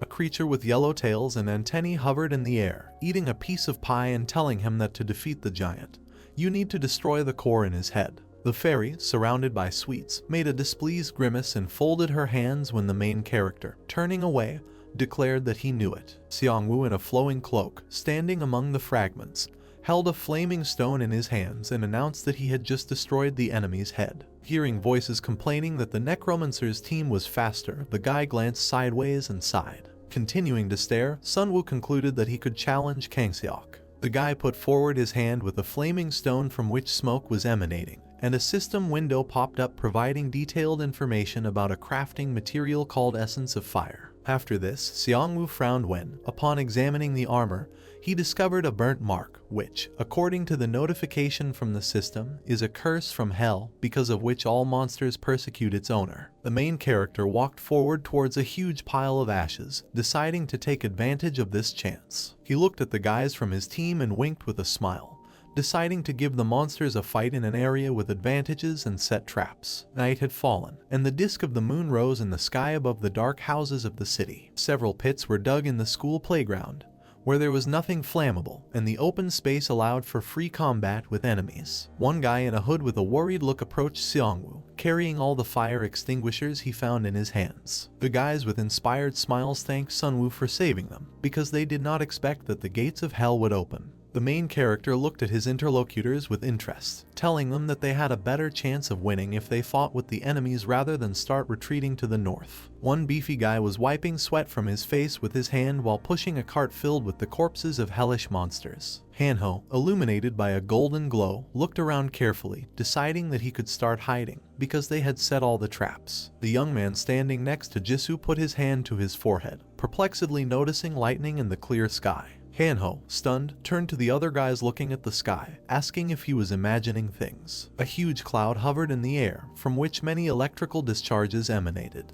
Lightning suddenly filled the entire space around, sparkling golden. A powerful, blinding flash appeared in the sky, and Xiangwu, looking at it, covered himself with his hand and was horrified. The Necromancer gritted his teeth furiously as a bead of sweat ran down his cheek and realized that there was a hell armor there that Kanseok had to deal with. Jisoo pointed ahead, where among the houses could be seen huge figures of monsters from hell engulfed in flames. Sunwoo stuck his hand back, furiously yelling at all the guys to leave quickly. Hanho, turning to his friend, ran away and opened his mouth in horror. The main character watched the approaching flames with a frown, concluding that an incredible heat wave was emanating from the monsters. He stood firmly on the surface while the flames hovered near his feet, and decided to become bait due to the strongest resistance to the flames. A horde of hellhounds were approaching the residential area, followed by a moving hellish armor of colossal size. Because of the monsters that came out of hell, the entire space was engulfed in bright flames. The Red Mountain hellhounds glared savagely at the undead squad opposite, which was led by Xiangwu. The guy looked questioningly at the beasts from hell, who, sniffing the area, furiously released hot fiery streams from their nostrils. Deciding that the dogs sensed something, the Necromancer looked at them with a grin, deciding to get rid of them and preparing to shoot with a crossbow. The hellhounds opened their mouths, from which flames emanated when well-aimed shots hit them. The rest of the flock, surrounded by a fiery aura, charged forward furiously. The main character grinned contentedly, noting the well-coordinated work of the monsters, because he was pleased to see them not being impatient. After this, the Necromancer, towering behind a detachment of giant skeletons, loudly ordered his warriors to advance. The dogs, seeing a red-hot stone ready to explode, looked at it questioningly and flew back from the blast wave. Xiangwu stood at the epicenter of the fire. A horned drake of dark energy towered over him, and the system reported receiving a reward for killing many hellhounds. Maliciously examining the battlefield, the main character was very happy to get rid of the small monsters. Now the dragon was floating in the air, carrying the owner in the cloak closer to the main enemy, because of which multi-story buildings were burning in the area. When a giant figure covered in fire appeared, a system window popped up announcing the appearance of the boss monster moving hell armor. The hellish monster sparkled with bright flames through the slits in its huge helmet. Xiangwu was now clenching his teeth and sweating as he hurriedly created a magic circle to move on to the second part of the plan and summon the golems. The hellhounds with their skins on fire began to rise up in the next moment, and blood flowed from the beasts' mouths as their bodies were united by magic into one huge pile. The Necromancer hovered in the sky with the help of a mana drake, watching as eerie giant golems with glowing eyes appeared on the ground, and the system reported the summoning of these creatures. A squad of armored undead appeared on the battlefield, consisting of ghostly beasts and dead orcs, led by the short skeleton of the right. A pop-up window from the system reported the current list of armor synergies, which increases the chance of causing additional damage to enemy points and additional armor. Looking at the colossal fiery enemy, Xiangwu grinned gloatingly, mentally concluding that he had prepared a special synergy for his armor. Now many bird monsters, created from blue mana, soaring in the sky with fire extinguishers, went into battle, and at their head was the Necromancer himself. In flight, magical creatures began to drop fire extinguishers on the hellish boss, and they, foaming, extinguished the flames around. On the moving hell armor, the fire after a perfect attack came only from the helmet, and steam from the extinguishing agent stretched from the shoulders. Sunwoo, hovering above the colossal monster in the clutches of the bird monster, rejoiced as he watched the carbon dioxide displace oxygen and weaken the flame. Suddenly, giant stone balls, enveloped in flames, soared into the sky. The burning projectiles rushed towards the target, knocking down every bird monster in the air. Realizing that the fire giant's power was still dangerous, Xiangwu turned around and fiercely gave a command to Hanho. The young man quickly ran forward, shouting for the fire brigade to follow him. Hanho held a hose in his hands, from which water gushed out under strong pressure, and, turning to Jisoo, loudly ordered a flood. When streams of water began to pour onto the moving hell armor, they immediately turned into thick steam, filling the space, which the girl noticed with displeasure, and her partner suggested continuing. Hanho, gritting his teeth, turned to the firefighters and ordered them to pour out as much water as possible, thinking it was a sauna. The main character, who had activated the Reaper mode at this time, swung his scythe and loudly called Minseok and right. The summoned undead looked in bewilderment towards the enemy, asking whether it was necessary to destroy it. And Xiangwu clarified behind their backs that this needed to be done to the very foundation. Many summoned skeletons appeared on the battlefield, emitting blue mana, and several system windows popped up, reporting that the dead were submitting to the will of the Necromancer. Hanho and Xiangwu, riding the mana monsters, quickly galloped towards the colossal moving hell armor through the steam rising from the water. As the partners drew their swords and approached the giant enemy, an orange danger notice popped up, reforming the activation of the weak soul technique in the area. The enraged boss monster, through the slits in the helmet, fiercely sparkled with the flames burning inside it. The moving hellish armor began to strike furiously at opponents, spreading the flames. A drake towered over the school, and below stood a squad of undead with fire extinguishers, and the Necromancer ordered them to rush to the fires to put them out again. Carbon dioxide foam again poured on the hellish boss from all sides, eliminating hot spots on his body. The powder began to create a curtain, covering the fire giant, and Sunwoo concluded that even if everything was created by magic, cutting off the oxygen would extinguish the flames. A drake hovered near the joyful Hanho as he sarcastically released a stream of water from a hose and shouted about the laws of physics. The moving hellish armor burned only on the helmet, while everything else was covered with foam, and the sky began to be covered with poisonous clouds. Rain poured down on the fiery boss monster from above, and he, sensing the water, tilted his flaming head forward. Xiangwu, in Reaper mode, carefully watching what was happening, noticed a strong drop in temperature and decided that now they had a chance. When he gave a loud order to the skeletons, the undead squad furiously rushed to attack, going into steam. Ghost animals and monsters charged at the moving hell armor from all directions, delivering powerful blows as a curtain of steam rose up all around. The enraged giant glowed fiercely with internal flames coming out of the slits in the great helmet. The boss monster began to swing its arms wildly, pushing away the giant skeletons and spreading the flames. The Necromancer watched the battle with concern and, covered in sweat from excitement, concluded that the enemy managed to break through the bone armor and shield with one blow, which made him too dangerous. Sunwoo quickly moved forward, deciding that they urgently needed to immobilize the hell armor. The boss monster with a flaming head and fists began to gain speed, striking the attacking Necromancer. Hanho and Jisoo looked on in shock, calling out to their leader in horror. Behind the back of the fire giant, the figure of the surviving Sunwoo appeared, holding his scythe. He swung his weapon wildly, shouting that his opponent's shoulder was open to attack. After the order to bind the monster, Minseok pulled magical purple chains towards the moving hell armor, and the right one, hidden in the veil, swung to strike him in the neck. After Xiangwu's furious cry, the skeleton troll activated and was given the order to hit the weak spot. The boss monster's head continued to burn while its helmet began to show cracks. Sticking out his hand, the colossal monster from hell with a furious look released a powerful stream of flame directed at the group of opponents, and a system window popped up informing him that it was impossible to summon the undead due to death. An orc skeleton entered the battle with the moving hell armor, and Xiangwu worriedly concluded that he could not lose all his bone comrades in this battle.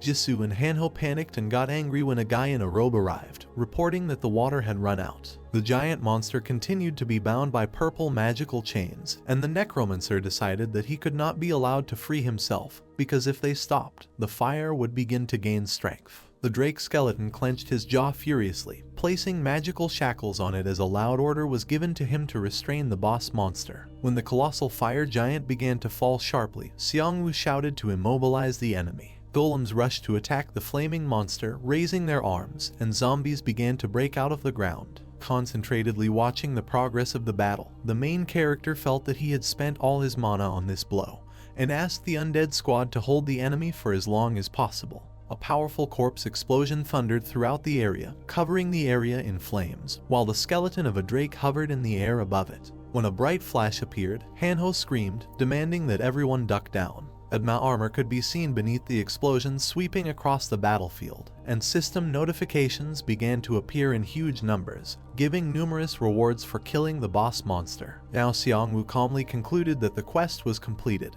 but suddenly something began to bother him. Frowning his brows, the guy looked ahead with an anxious gaze and wondered if Nabai had finished. The communication fairy said displeasedly that they had worked so hard for the sake of 100 seconds of difference, after which the main character drooped, realizing that he had lost. He imagined the figure of Kanseok with Nabai at his shoulder, walking towards the mysterious chest, receiving the legendary item. After that, the guy grinned, glad that such a difficult quest was completed. Sunwoo's gaze focused on the huge seed floating in the air. A system window popped up, declaring that Xiangwu had full authority to influence the growth of the world tree, and he presented a tall, thick plant trunk. A large blue screen appeared, on which information about the Death Guardian skill was written down in detail. Looking at the hand with mana, Xiangwu sadly remembered one of the bad endings associated with the world tree.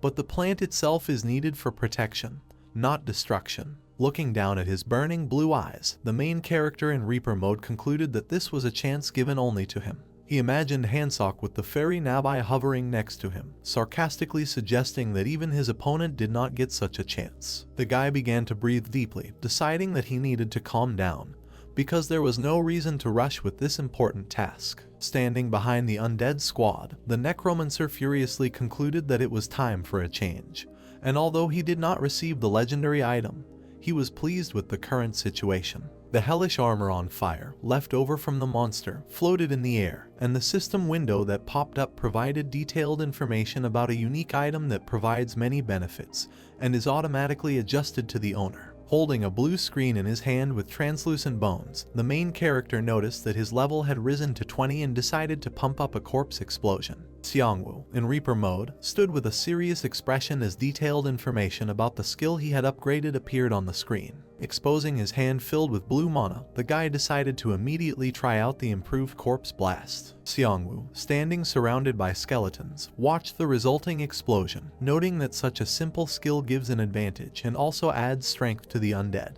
Beads of sweat rolled down the Necromancer's bony face as he thought about how much he had received today. Sunwoo stood in the company of the Loyal Right, and fragments of bones and corpses of skeletons were scattered throughout the battlefield, which made the guy very sad, because he would no longer be able to resurrect them. Thinking about the rare skeletons, the Necromancer was glad that they had survived, and then calculated that he had lost about a third of the undead squad. Xiangwu, in Reaper mode, turned back in confusion as Hanho raised his hand and loudly announced that they had a problem. The main character turned to his friend, asking what happened, and suggested that the guys in front of him were not refugees. The leader of the rogue trio approached the Necromancer, shouting angrily that they were a group of observers from the Alliance. Sunwoo lowered his gaze, imagining how observers were hiding throughout the territory and collecting information. Looking at the guy in the robe, the main character clarified what brought the group here, and he hastily replied that everyone needs to immediately evacuate from this place. The observer, in horror, informed that according to their information, a group of beast people from Songton was heading here, which could be connected with the Evolutionary Society. Lowering his eyes, Sunwoo began to ponder the words and decided that the evolutionists were waiting for the right moment. The guy imagined an upright boar and a wolf, who were intently looking at the TV screen, and suggested that the beast people decided to take advantage of the chance. The leader of the observer group screamed furiously in fear, declaring that he had already warned the commanders who would soon arrive and asked them to be careful. While the Necromancer's team was listening to the guy in the robe, something suddenly flew over them. The shell hit the nearest multi-story building and created a powerful explosion. Xiangwu watched the skyscraper with concern, engulfed in flames, covered in cold sweat, and the observer furiously shouted that there were groups 3 and 4 in it. When powerful flames began to flare up above the houses, releasing clouds of smoke, and the sky was illuminated by red rays and flashes, a cry was heard about the arrival of an evolutionary society. Xiangwu, standing behind his comrades, suggested that they go into the building, and Hanho turned around with a frown when Jisoo, closing her eyes, said that there were many enemies there. The young man angrily looked at the head of the group of observers, declaring that there were about 300 opponents, and he shouted with a displeased look that they had the same information. When the Necromancer's squad entered the glass doors, the main character concluded that numbers are not so important. The question is how well the numbers are filled. The guy introduced the beast people with a fierce look, declaring that they would all die here. The next moment, another shell flew into the building, after which a powerful explosion occurred. The crowd of people below watched in horror what was happening, trying to calm each other down and not understanding why the opponents were attacking like that. Looking around, Sunwoo concluded with a thoughtful look that these were warning attacks, and the opponents did not seem to attack people. The guy raised his head and anxiously came to the conclusion that this was done so that the squad would not try to fly away. The Necromancer decided that the power of the explosions was comparable to the power of a fire giant, which made it impossible for him to use the wyvern. One man looked worriedly through a broken window onto the street, illuminated by a bright light, and the main character concluded that the opponents had carefully prepared after analyzing his strength. Suddenly, a blow flew at the watching person, exploding his neck, and noticing this, Seongwoo shouted to warn everyone about the sniper and asked them to move away from the windows. Hanho closed his eyes tightly, and when a flash appeared in his head, he loudly informed about the approach of the enemy. Hidden in the thick smoke on the street were ferocious upright walking dogs with gas masks on their muzzles. The beast people quickly rushed towards the building as all groups were given the order to find and kill the Necromancer. Jumping into the air, members of the evolutionary community supported themselves with soft clawed paws and lay through the windows into the houses. Ordinary people watched in horror, screaming in fear. While Seongwoo was intently looking out the window, the observer behind him, gritting his teeth from tension, asked him to give orders. Assessing the narrow corridors of the dark building, the main character concluded that he could not call anyone here, and there was no way to get up or go outside. Around the school, numerous portals began to appear in the air, from which the undead were crawling out, and the Necromancer promised that he would not allow the enemies to get closer. The guy clenched his teeth tightly in anger, realizing that the opponents hunting for him had limited his capabilities and mobility. Suddenly, it was noticed that several trucks were rushing towards the school building at high speed. Hordes of monsters with glowing red eyes, dressed in robes, began to emerge from the trailers of stopped cars. Taking a closer look at one of the fierce opponents,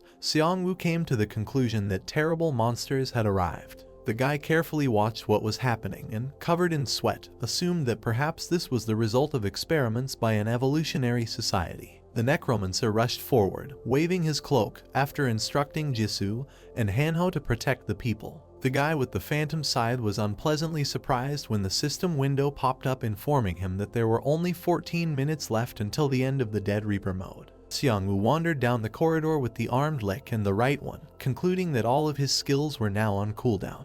Leaving the building, the guy menacingly declared that all that remained was to wait for the command of the Crusaders, and at that time many helicopters were approaching in the sky. One of the upright wolves in a gas mask looked out from around the corner of the building, with a furious cry informing about the discovery of a Necromancer. Then Seongwoo put out his crossbow and began to concentrate on aiming at the enemy, firing arrows one after another. However, the attacks only flew to the sides, because the furry animal people rushing towards the main character were surrounded by a magical protective barrier. The guy gritted his teeth, noticing the shields with displeasure, and was surprised by the ability to use magic. Noticing the respirators on the faces of the ferocious wolves with sparkling red eyes, Seongwoo came to the conclusion that the enemy was well prepared. Several beast people who had infiltrated the building ran after skeleton knight Minok, mistaking him for a necromancer. When the undead began a furious attack on the opponents, the right one asked the owner to leave the rear to them, for which he thanked his devoted assistant. One of the wolves, rapidly approaching the target, extended his hand and announced that Sunwoo was left alone.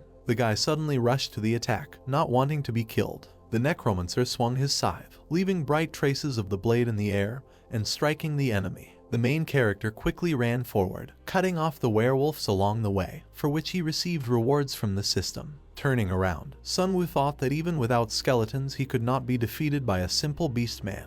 At this time, a furious squad of undead fought with their opponents, baring their teeth menacingly and growling. While running, the necromancer made repeated calls, because while the skeletons die and are reborn, they cannot be defeated. Snipers were hiding behind the cars, aiming at the school building, which prevented anyone from going outside. Another shell hit the wall from a long distance, creating a powerful explosion. Hanho and Jisoo swung their blades wildly, inflicting wounds on the beast people and calling for an attack. The skeleton orc stood ready with a weapon in his hands, and Seongwoo concluded that they would not last long if this continued. Summoning skeletons with scrolls in their hands, the Necromancer thought that too much had happened in one day and that he must survive the battle. On the table lay a scroll that opens the gate of the beast. A gloved hand clutched an ampoule that allows you to turn into a human beast. Sunwoo remembered the faces of his defeated enemies and thought that the reward for victory was very dangerous objects. In the system window there was information about the ampoule of the man-beast. It was an extract with which you can become a werewolf for 20 minutes. The Necromancer squeezed the ampoule in his hand. He did not want to use this item because he was afraid of a side effect. In the system window there was information about the door to the underworld. A magic scroll created a passage for 24 hours. With its help it was possible to find valuable objects, but one had to be careful, because anyone could use the passage. The Necromancer had a serious face. He thought that if he used the scroll incorrectly, then all the people in the building would die. The Necromancer examined his army. He thought that the pirates were planning to use the scroll and ampoules to capture Korea.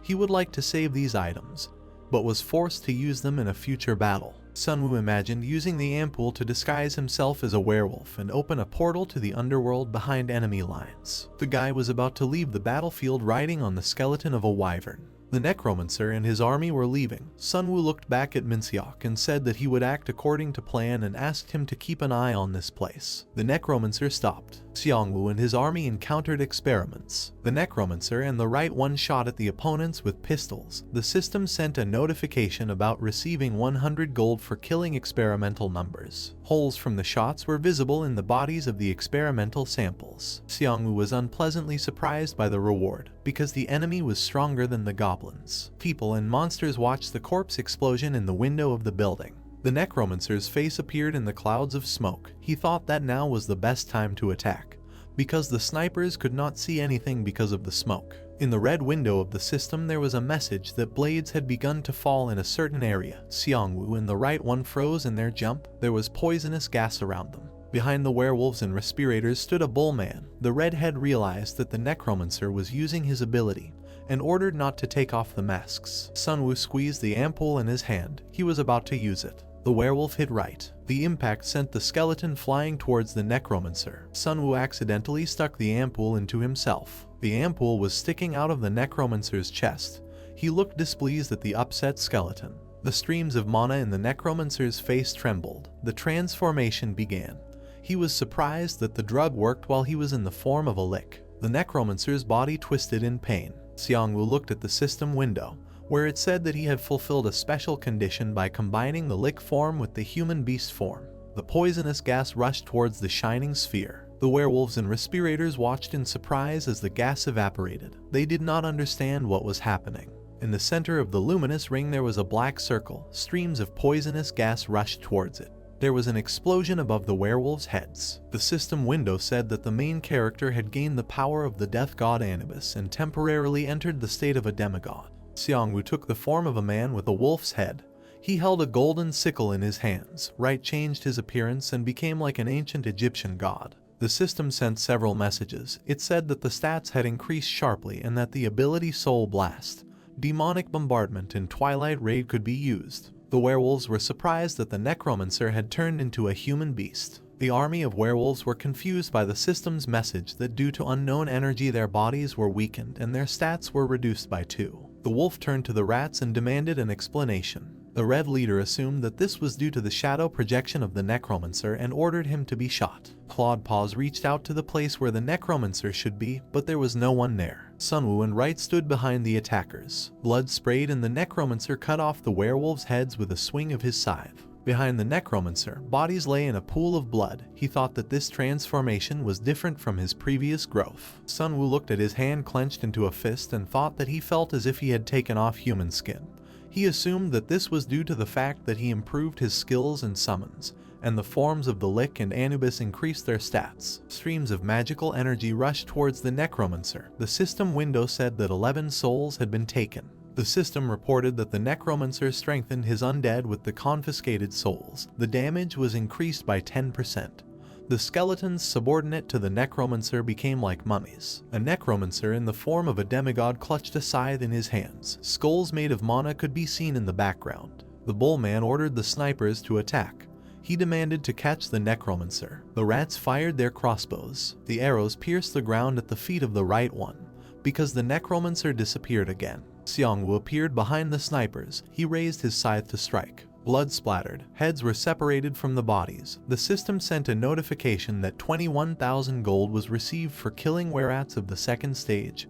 The souls of the killed were confiscated. The snipers spotted the figure of a necromancer on the roof. There was no one in the place where the arrows were flying. The necromancer jumped up and killed the enemies with a scythe. The system window said that their souls had been taken. The werewolves were ordered to surround the necromancer and his undead. The redhead ordered the saint's silver arrows to be prepared. His furry paw clutched an arrow with a luminous tip. The sniper took aim and pulled the bowstring. The undead disappeared in a white stream of power. The system sent several alerts that because of the sacred power, those summoned had returned to eternal death. The sniper reached for the arrow. He was glad that the saint's silver arrows worked. He hoped that with their help they would be able to kill the necromancer. The necromancer and the right one fled. Sunwoo thought that the enemies had prepared new weapons and planned to use theirs. The scythe, decorated with the black skull of an ancient Egyptian deity, glowed. The system reported that the weapon had been improved by demonic fire. The necromancer swung his scythe. The system window contained information about a demonic barrage that turned the collected souls into an explosion of a powerful curse. A golden flash crossed the space. Screams were heard, blood sprayed. The rat put up a magical shield, trying to contain the deadly outbreak. The system sent an alert that it was impossible to withstand this level. The wolves with shields in their paws watched in fear as the rat's magical shield disappeared and the flash cut the werewolf in half. The necromancer raised his hand. He thought it looked like an instant death skill. Someone noticed a necromancer on the building, and a corpse explosion occurred. The system reported the removal of souls. Streams of magical energy rushed towards the necromancer. The werewolf army stood opposite the necromancer's army. The system window said that the necromancer's weapons were improved by demonic fire. Xiangwu killed the opponents and took their souls. In the system window it was said that the necromancer strengthened his dead with the seized souls, due to which damage, magic resistance, and agility were increased, and armor was strengthened. The right one led an army of mummies. The necromancer thought that now they would be able to escape. The redhead with a shield in his hands came forward. He ordered everyone to move away from the necromancer. The werewolves were holding back the undead with the help of shields. The bull was going to catch the necromancer. The redhead and the necromancer stood opposite each other. The werewolf said that the enemy's style had changed. The bull sighed and asked if they were from the same race. Xiangwu replied that a wolf and a bull could not be from the same race. The bull's eyes lit up. He said that werewolves do not make divisions on such primitive grounds and that the concept of man will disappear along with the lost era. The necromancer narrowed his eyes and said that he had already heard this opinion and assumed that his interlocutor was one of the 4 animal people. The bull was surprised that the necromancer knew about animal people. Xiangwu raised his scythe to strike. He said that he was glad to meet the redhead and that he hoped that they would not see each other again. In the system window it was said that the necromancer's weapon had been improved by demonic fire. There was a flash. The necromancer froze. Chains with a point at the end flew towards him. The bull shouted that the enemy had underestimated him. Scarlet chains wrapped around the scythe. The system notified that the weapon was briefly sealed. The bull put a shield in front of him and said that the necromancer's attack would not work. The bull's blow knocked the necromancer down, and a timer appeared in the window, counting the duration of the reaper's scythe and werewolf form. There was a lock hanging on the square with the image of a sword. The main character realized that he could not use the weapon and was glad that at least the transformation remained. The bull raised his hoof to strike. He challenged the necromancer to hand combat. Sunwoo tensed. He knew that the fight shouldn't drag on.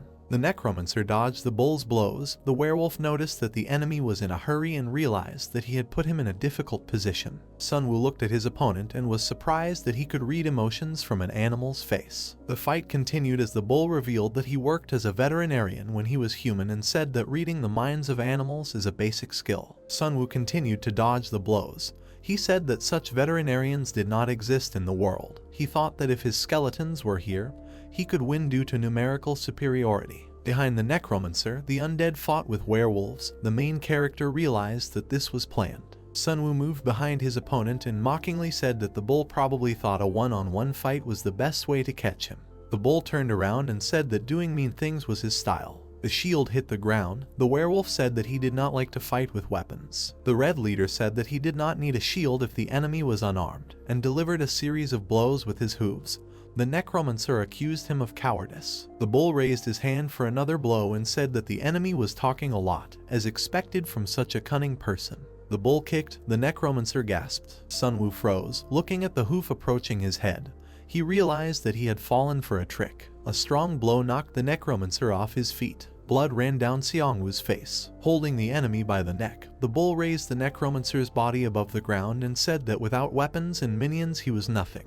The werewolf raised his hand to strike. He said that the main character is nothing compared to the man-beast. A hand made of mana stopped the blow. With blood flowing down the demigod's wolf muzzle, Seongwoo looked seriously at his opponent and said that he had higher standards. The bull froze with his mouth slightly open. Sunwoo held the enemy's hoof and thought that he had 52 strength points. With the adoption of an animal form, he was pumped up even more, so there is no reason to be afraid of the bull.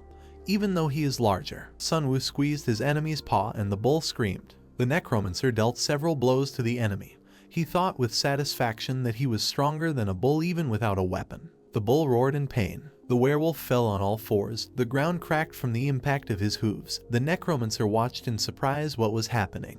A deep pothole appeared on the ground. The bull said that they were not finished yet. The werewolf was holding an ampoule. The bull could not hold back a cry when the ampoule stuck into the body. A glow appeared. The werewolf felt his strength growing. The bull's body became larger. Blue streams enveloped it. The redhead growled that now the real battle would begin and he would show the necromancer his power. The system notified that the time for sealing the weapon had ended. Seongwoo thought with a grin that he would get an excellent skeleton. There was a fire in the building. The body fell to the floor with a crash. Jisoo stood in front of a mountain of corpses. People behind her were admiringly discussing the fact that the girl managed it alone in a couple of minutes. Eyes lit up in the pile of bodies. The red-eyed monster attacked the man. Hanho took the monster's blow upon himself. The guy turned around and hit the monster. The system notified that 100 gold was awarded for killing the experiment. Hanho wiped the blood from the dagger behind Jisoo's back. The girl said that they had dealt with everyone inside. The guy replied that today's battle will go down in the legend of the Black Thief. Jisoo went to the window and looked outside. She was worried about Sunwoo. Hanho was unhappy that the girl was not listening to him. Among the fire and smoke, the ruins of a building could be seen. Among the ruins, the battle between the necromancer and the werewolf continued. It started to rain. Through the clouds of smoke, a huge figure of a bull could be seen. He was indignant because the necromancer was running away. The werewolf bared his teeth and said that he was in the 4th stage of the evolution of the beast and explained that this was tantamount to awakening in humans. The redhead jumped, attacking. He said that he was the best of the man-beasts and called himself the Superman Beast. The bull moved very quickly. A message appeared in the system window that the weapon had been improved by demonic fire. The necromancer swung his scythe. He was worried that he had little time left. The bull ran towards the enemy. Sunwoo was spinning so fast that nothing was visible. He called the werewolf slow. The system reported that the werewolf was poisoned, and the bull's nose began to bleed. The man-beast fell to the ground. The bull coughed up blood and called the necromancer standing opposite him a coward. Sunwoo raised his hand and said that the enemy should have been suspicious of the sudden rain. The guy activated the Twilight Raid. Information about the ability appeared in the system window. The Twilight Raid used the energy of the souls of those killed to accelerate movement, inflicted incredible magical damage on a target located in the right place, and held the enemy with a ghost's hand for 10 seconds. The werewolf stood surrounded by streams of mana. The system window said that the Twilight Raid had been activated. Streams of mana began to spiral. The bull's body was hidden by mana. The werewolf shouted something about evil spirits. The main character put out his hand. A message appeared in the system window that the ghost's hand was holding back the werewolf. The beast's body was wrapped in bandages. The right one jumped up, intending to attack the wolves, discussing what happened with the head. Despite the bandages in his mouth, the redhead gave the order to explode. The necromancer stood next to the bound enemy. The bull said that it was impossible to leave the necromancer alive. Seongwoo said that they were too late. A portal appeared behind the bull. The main character announced to the enemy that it was all over. A paw with long claws appeared from the portal. The werewolves greeted the white leader. Sunwoo frowned. He didn't understand why the second chapter appeared right now, when, according to the system, there was a little over a minute left before the Reaper's scythe ended, and 8.5 minutes before the werewolf's form was lost. The main character watched the leaders of the werewolves. The whitehead told the bull that they needed to leave. Sunwoo realized that the enemy wanted to escape. The redhead was surprised by the appearance of the white wolf. There was a flash. The werewolves looked in horror at the lightning bolts. They did not understand what was happening. Sunwoo was surprised by the lightning.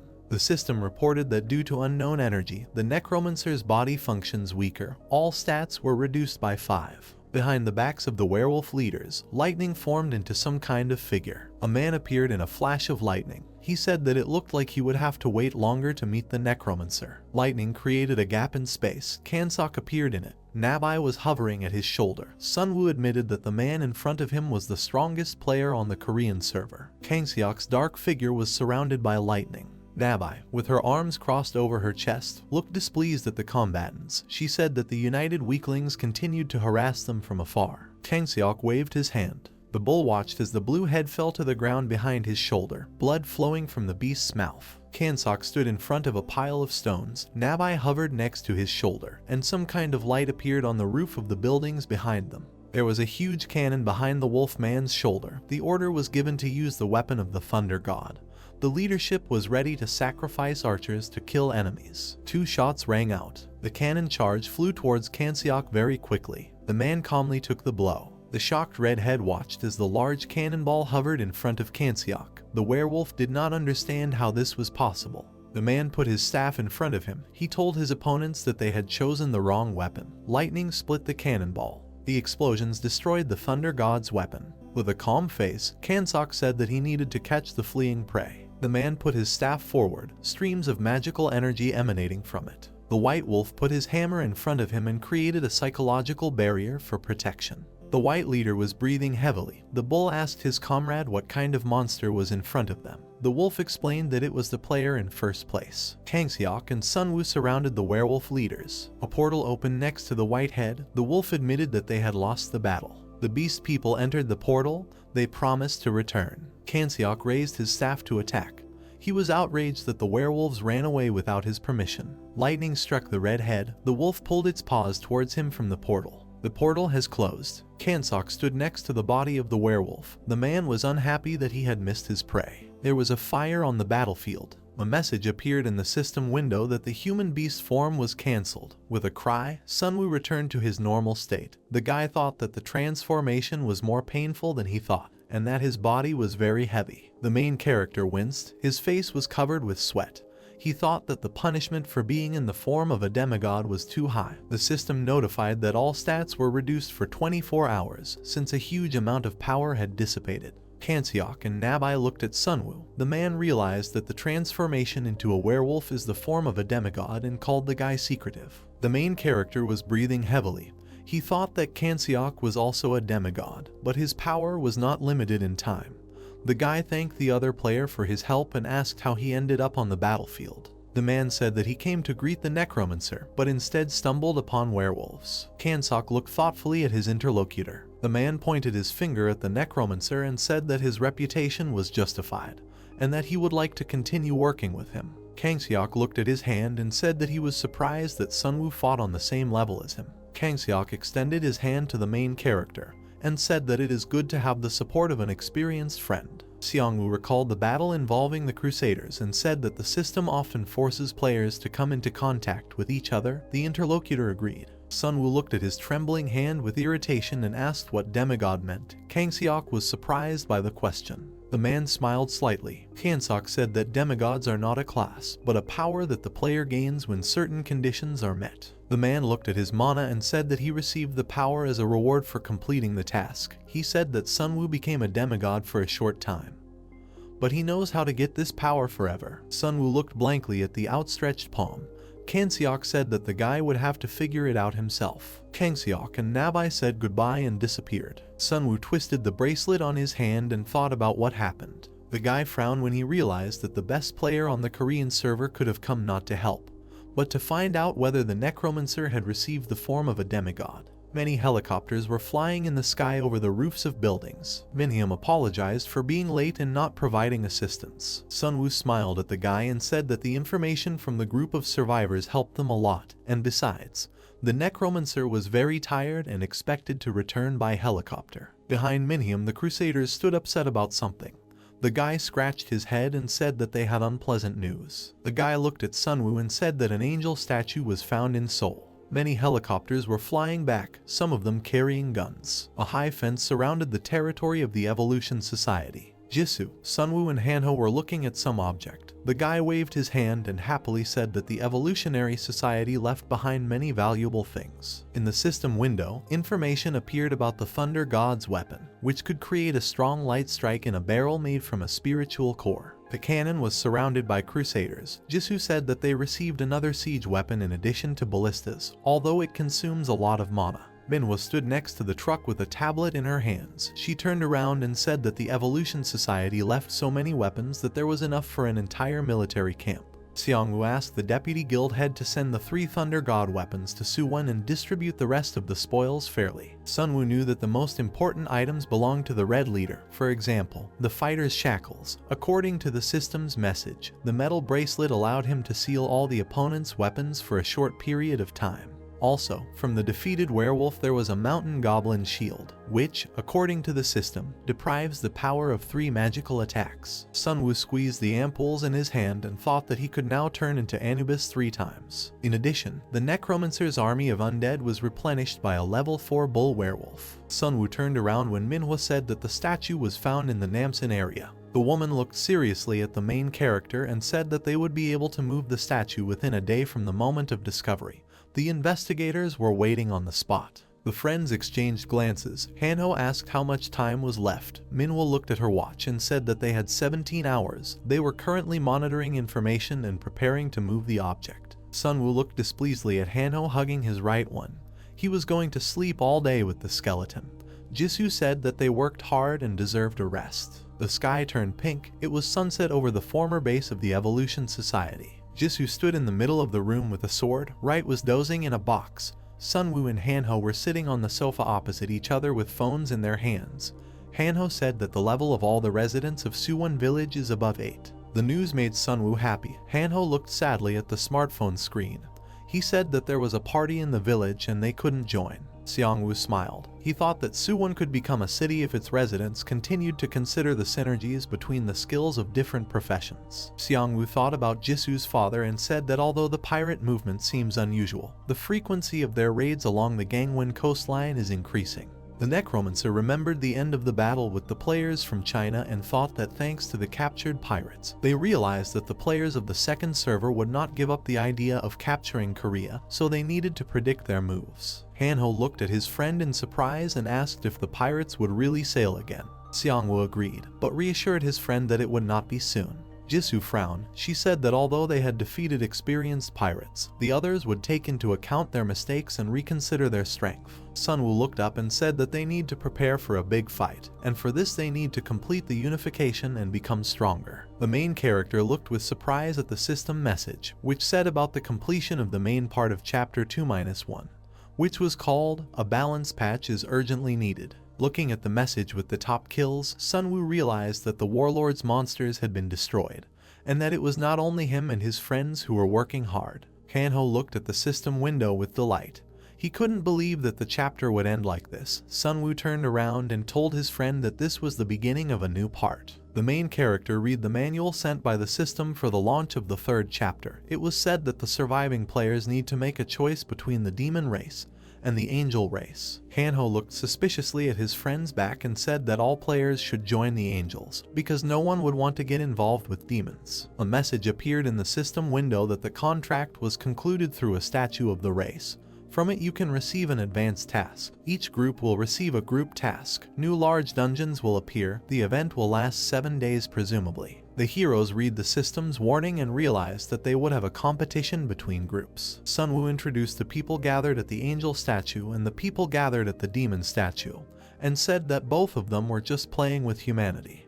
Angels and demons are depicted, and it is revealed that these are creatures representing good and evil. Seongwoo puts his hand to his face, wondering if the angels and demons from the mission are the same ones they know, and claims that he is not doubting because of his class. Surprised by his own thoughts, Hanho assumes that they are aliens because, judging by the circumstances, it is possible that the aliens are playing with them. Jisoo tries to take the phone from him and tells him that he will lose it for a week when he states that they can laugh at them and bet on who is better. The Necromancer is thoughtful and thinks that the truth is still unknown, but as the game progresses it will be revealed. He realizes that now he has no choice but to wait for the arrival of the Stone Angel statue. Buildings are depicted. Minhwa, waving his arms, tells everyone that the statue will arrive soon and tells them to keep the drones on alert and take their places. Then Hiem comes along and claims that the main plot has begun, so the main groups will try to take over the statue, including the other alliance groups. Looking away, he admits that he doubts they will attack them, but it won't hurt to be vigilant. People are visible, and the phrase is heard that, for security reasons, only some members of the alliance receive stat information.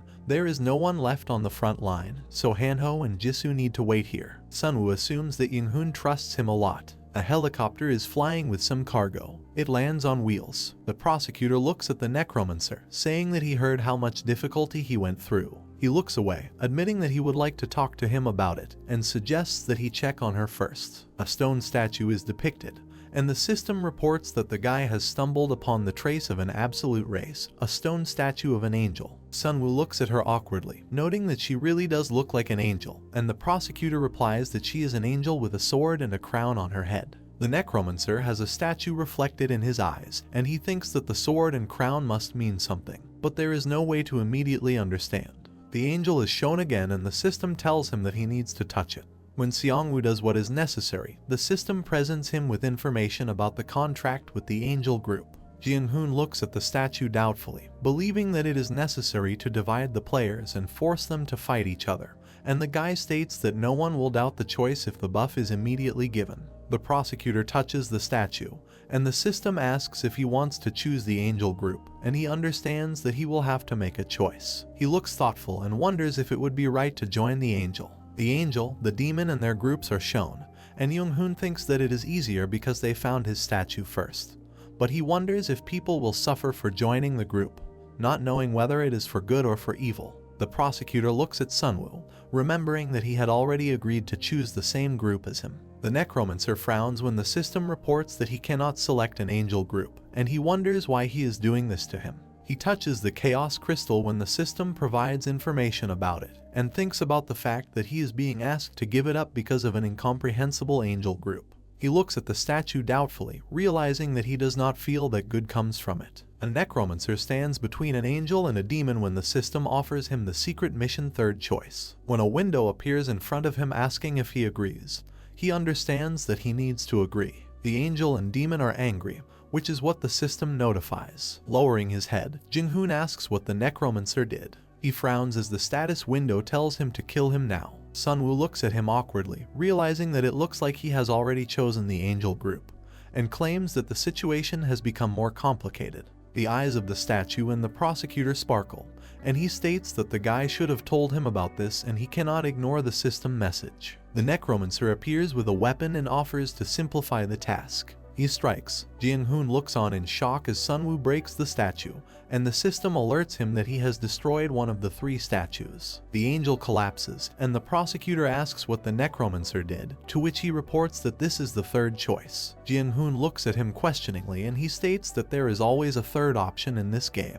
He has a serious expression on his face and states that an ending where they are pushed around by an unknown creature cannot be true for them. The prosecutor trembles as Sunwoo walks away, admitting that he wouldn't be happy about that prospect. He frowns, wondering if the guy knows what he's doing, when the system reports that the Angels group has been tasked with taking his life. The light that appeared after the destruction of the statue is seen, which the Necromancer notices and wonders if there is something there. He takes the glowing object, and the system notifies that it is a fragment of an angel's wing, thanks to which it is possible to move to the angel statue from a certain distance, which raises questions from Seongwoo. A comical picture is depicted and it is suggested that this is an item for the unfortunate to escape and eventually all the statues will be destroyed in this way. He opens his mouth, remembering that he heard that there was another statue somewhere nearby. The pirate captain is shown, and it becomes known that he was the one who found her. The Necromancer's team is shown standing in front of other people, and he comes to the conclusion that he won't have to wait for them to appear,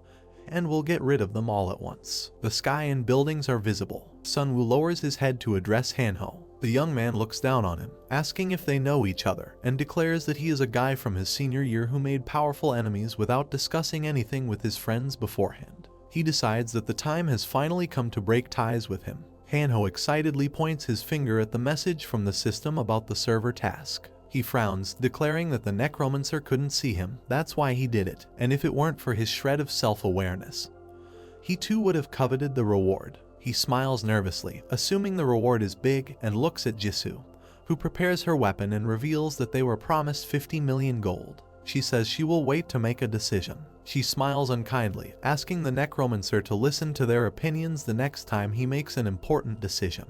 And Hanho wonders if they can trust him again, and Seongwoo agrees with the girl, promising to do so if the situation is not urgent. People walking are visible. The approaching prosecutor calls the guy. He frowns and claims that they found the angel statue, and it will be difficult for him to come to terms with the fact that he destroyed it if he does not explain the reason for this. Sunwoo calmly replies that his intuition told him so he can't justify himself with anything.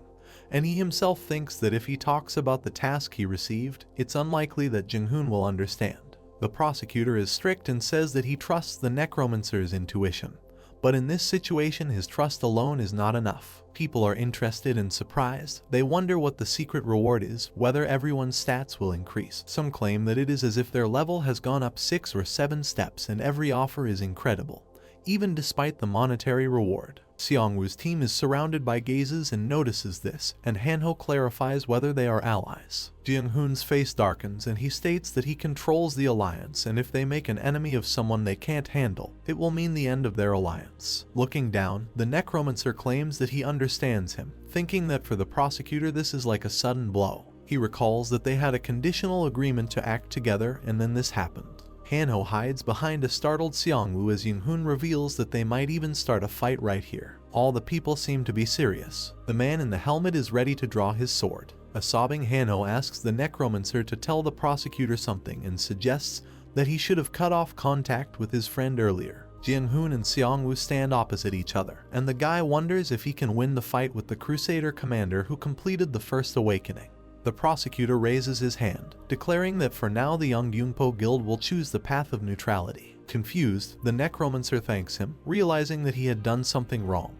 But the man turned a blind eye to this. As he leaves, Junghoon turns around and reveals that he will decide later whether to join the angel or the guy. He tells Sunwoo to hurry up with his explanation so that they still choose him. Several buildings are depicted. Looking around, Kyungsoo tells people to patrol the village and dismantle the items sent by the Young Yungpo Guild. The man draws his attention, wondering if the right people will come soon, and the young man replies that they should already be somewhere close. Helicopters and undead are flying, and it becomes known that Seongwoo's team has arrived. Everyone lands. Kyungsoo smiles, saying hello, and says that no one from their village chose the angel group, but everyone is for the third option.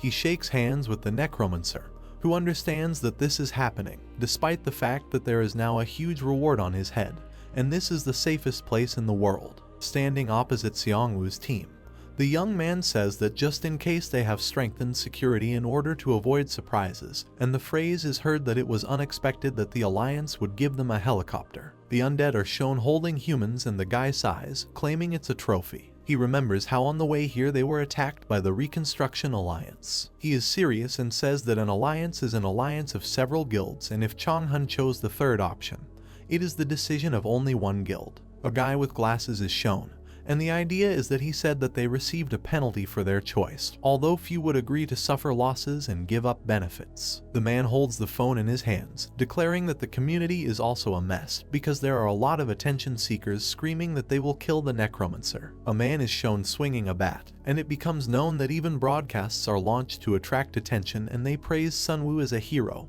and now they are doing something incomprehensible. The Necromancer looks away, telling the young man not to worry about them, and he himself thinks that this is expected, but he is still worried. Jisoo gets scared when he claims that they will stop talking as soon as the situation changes and coughs. A seed appears, which surprises him. The man points his finger at it, asking what it is, and Kyungsoo states that he has no idea, but it looks like a great object. A tree can be seen behind Seongwoo, who is holding a flaming seed, and the system reports that by fulfilling a certain condition, he has the opportunity to become the founder of a new group. The Necromancer looks carefully, thinking that the tree of the world is a divine tree, and admits that he doubted where to plant it. People with evil intentions and a serious Kyungsoo are shown, and Seongwoo comes to the conclusion that, given the circumstances, the only option is Suwon. Monsters and a tree are depicted, and the guy understands that he needs to protect it until it grows, otherwise disaster will happen.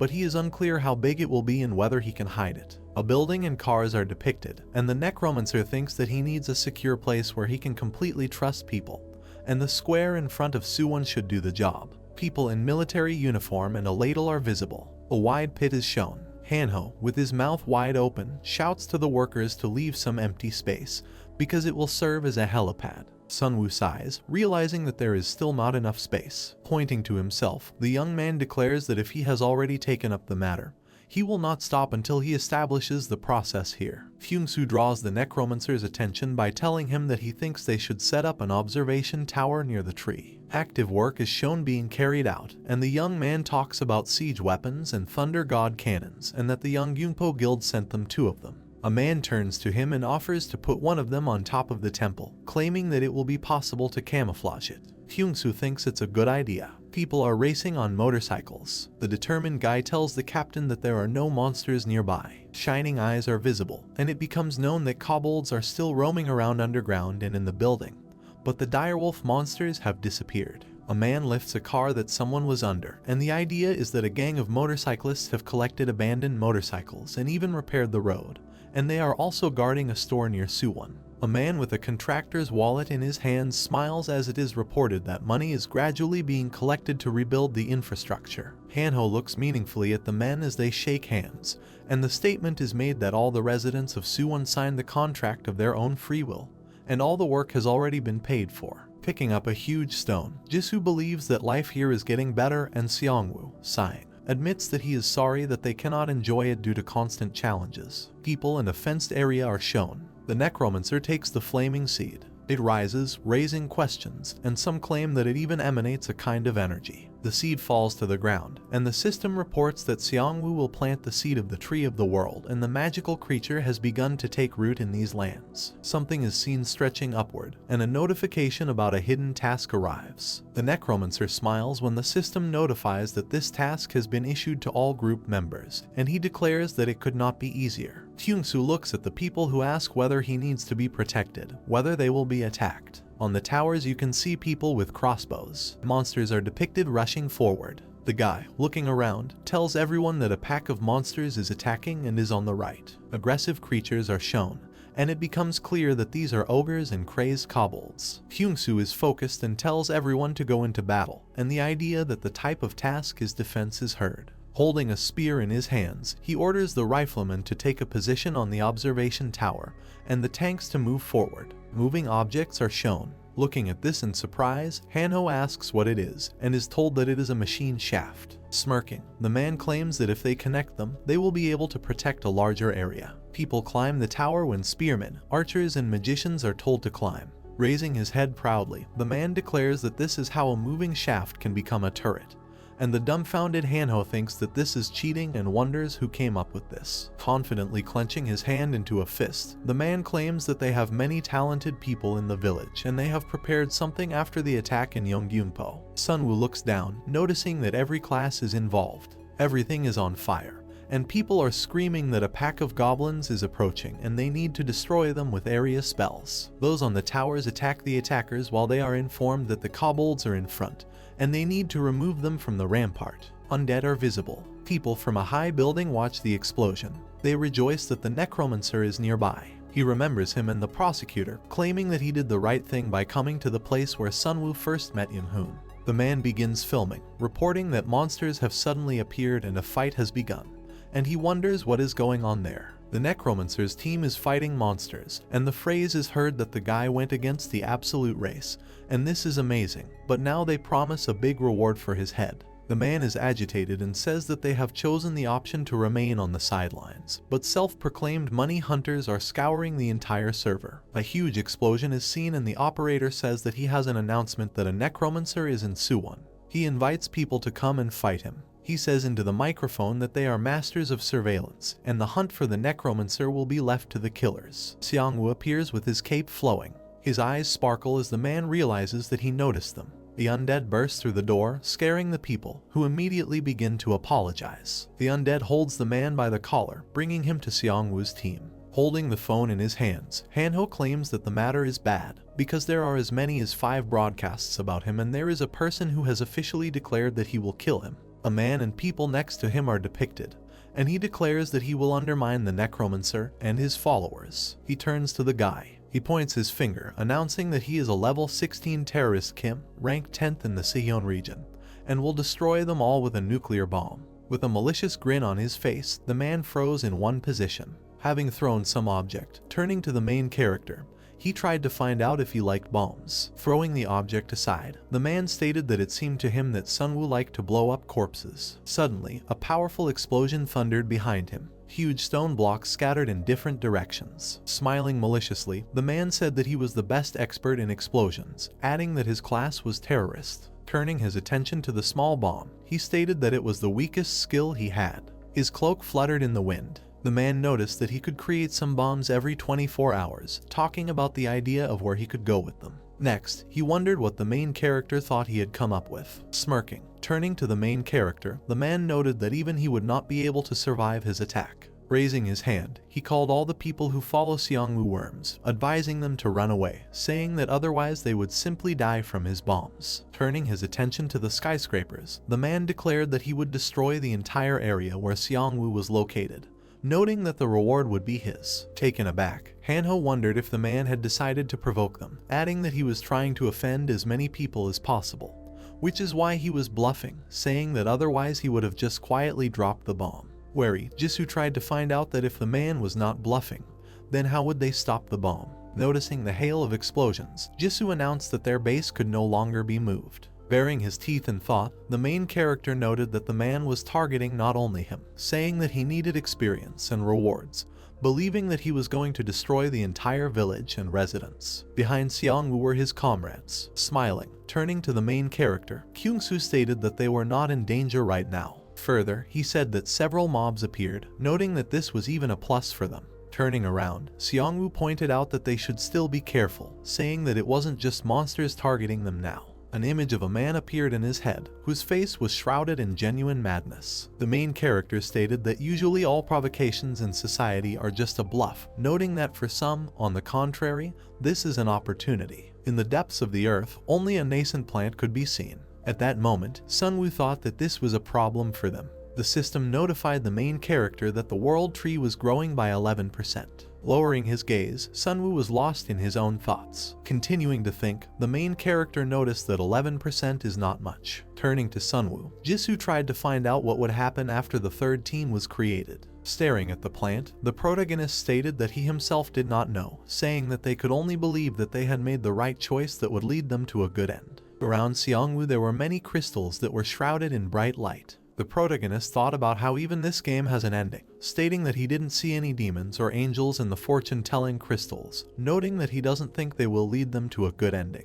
Looking at the puzzled guys, Sunwoo said that they had better come to their ideal end themselves, asking if that was the case. An image of a creature appeared in his head, behind whose back wings were visible. In his thoughts, Seongwoo said that neither angels nor demons are friends of people, noting that even from the quest window it is clear that they consider them low creatures. Lowering his head, Kyungsoo announced the end. Continuing to think, the main character noted that if there was no third choice, he still would not want to follow them. Baring his teeth, Kyungsoo wondered if Seongwoo thought that in the end they would figure out who made this game.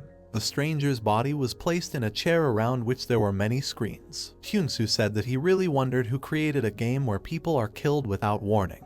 The silhouette of a stranger could be seen on the observation tower. Suddenly, a powerful explosion occurred in that place. Horrified, Jisoo asked the guys to launch the drones and call Sunwoo. Near the place where the explosion just occurred there was a man who laughed evilly. Smirking, he wondered if the guys thought it would take 24 hours for him to show up because he needed to make a bomb. Looking at the man running forward, the man said that he had prepared everything in advance, noting that it was too late to run. After creating a huge sphere of fire, he announced that they would begin straight to the climax without any preamble, asking them to watch the Necromancer's sad end. Looking around the place of the fight, the man said that with his skill he could destroy an entire house. Then, the system announced that a crimson storm was passing over the entire territory. With a dumbfounded expression on his face, the guy focused his attention on the shields. The stranger said that they needed to go downstairs. Turning around, Sunwoo called out to the one on the right. A bright burst of aura appeared in the air. From what he saw, baring his teeth, the man froze in one position. Lowering his hand, the man wondered why the protagonist's subordinate did not explode. Tilting his head towards him, Xiangwu tried to find out if bombs were his skill. The system pointed the main character to information about the item, informing him about the name, class, and category. Beside himself with rage and preparing to attack, the man asked how this was possible. With lightning speed, Xiangwu pierced his arm. The main character's eyes were shrouded in streams of green energy. Turning around, Sunwu froze in one position. The soldiers' faces were covered with genuine fear. Frowning, the main character turned to the operator standing nearby. Behind Sunwu, the silhouette of an angry monster could be seen.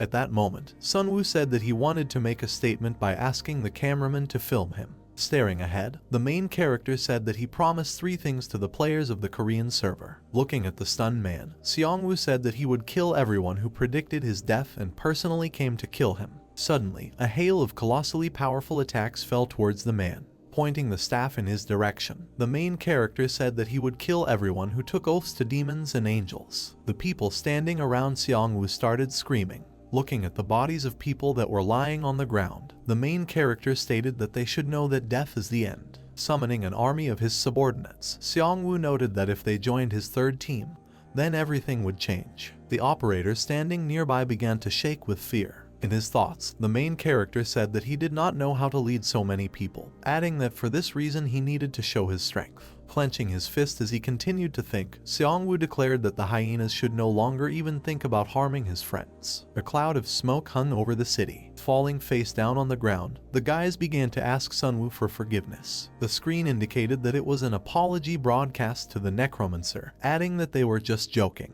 With a distraught look, the man said that they had completely forgotten at that moment, again asking for forgiveness. Further, he noted that if one of the Necromancer's comrades sees this, then someone needs to convey their apologies. The screen showed a frightened body of a man who stated that they wanted to join the third team. The stranger noticed that this was a funny situation. Wary, Minhyung stated that they were trying to grab their last chance. Minhwa thought Sunwoo's performance was strong. The screen showed a message from Choi, who said that as soon as the reward for the Necromancer was raised, people agreed to the task and thought that everything would be easy, as if they needed to catch a dog or a cow, adding that now they are asking for forgiveness on their knees. It was also written there that now in this world people are ready to do anything for the sake of survival, wondering if the community would not become much cleaner thanks to the Necromancer, noting that it is necessary to kill terrorists without any negotiations. Staring at the phone, Minhwa noted that they would consider this a warning from the Necromancer to everyone. After which, she turned her attention to the phone,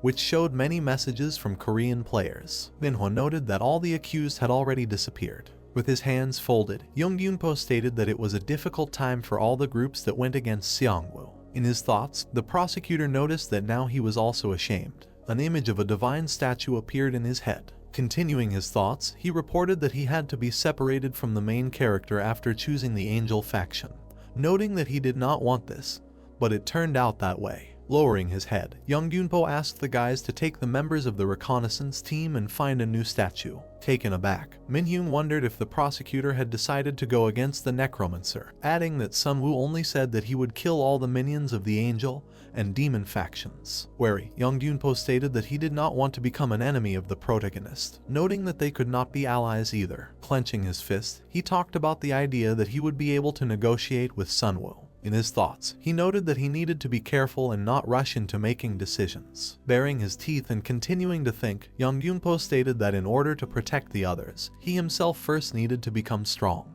Clutching the phone in her hand, Minhwa announced that information had arrived, saying that an angel statue had been found in Jinpo. Stating that this was excellent, the prosecutor asked her to strengthen security and handle transportation. With an excited expression on her face, she said that this statue was a little different. An image of a woman with wings behind her back appeared in her head. Minhwa said that she has 4 wings, after which, Yoongyunpo wondered if the statues had ranks. Many shells were flying from the observation tower towards the monsters. With unimaginable power, Hanho struck the monster's face. In the center of a fierce battle was one of the protagonist's subordinates. Horrified, Kyungsu announced that 3 trolls were attacking from the right, asking the tanks to hold them off. Using a stretched fishing line, 2 guys cut off the legs of one of the monsters. After praising them, Kyungsu asked them to focus on the fallen. While watching the fight, Sunwoo thought that even while defending, they were gaining a lot of experience. The system informed him that the seed of the world tree was growing at 99%.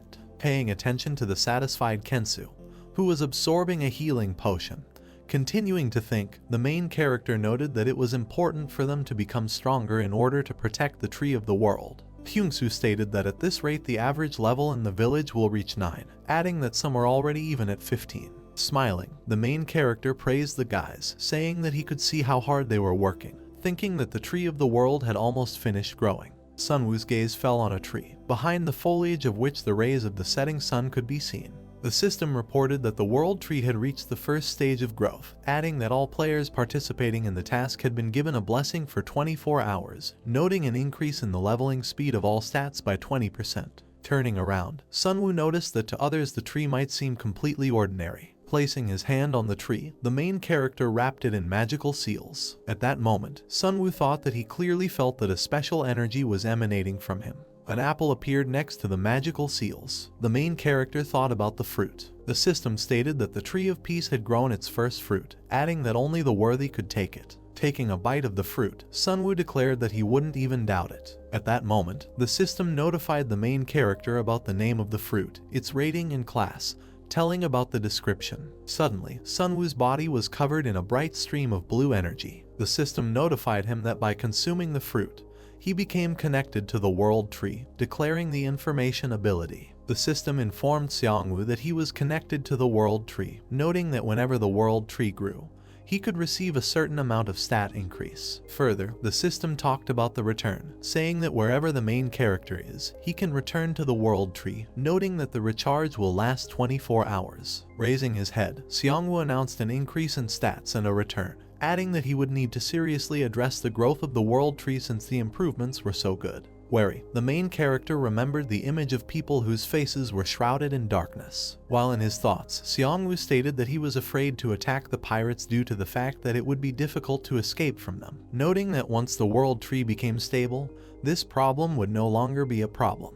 With a worried expression on his face, the guy wondered if things had gotten even worse, asking if this was the end. The system announced the start of the task behind the wonderful tree too, adding that the energy of the World Tree spreads further and attracts stronger monsters. With a dumbfounded expression on his face, the guy stated that the second drone spotted something from the northern part of the sky. Paying attention to the monsters floating in the air, he said that they were wyverns. Taken aback, turning to Seongwoo, Kyungsoo stated that there were too many wyverns, asking, "How can they stop them?" The main character noted that before they would not have done this in any way. Smiling, Sunwoo said that things are different now. A huge flock of wyverns hung over the city's sky. The horde of monsters let out a piercing roar. Horrified, the guys declared that they were here, wondering how many there were in total. Raising his hand to his face, Hanho wondered why they were flying in a circle, noting that he was about to feel dizzy. Looking at the monster baring its teeth, Sunwoo thought that it was an alpha male wyvern, noticing that it seemed to be testing them. Suddenly, one of the wyverns began to flap its wings. Continuing to think, the main character said that usually he himself rarely interferes in battles,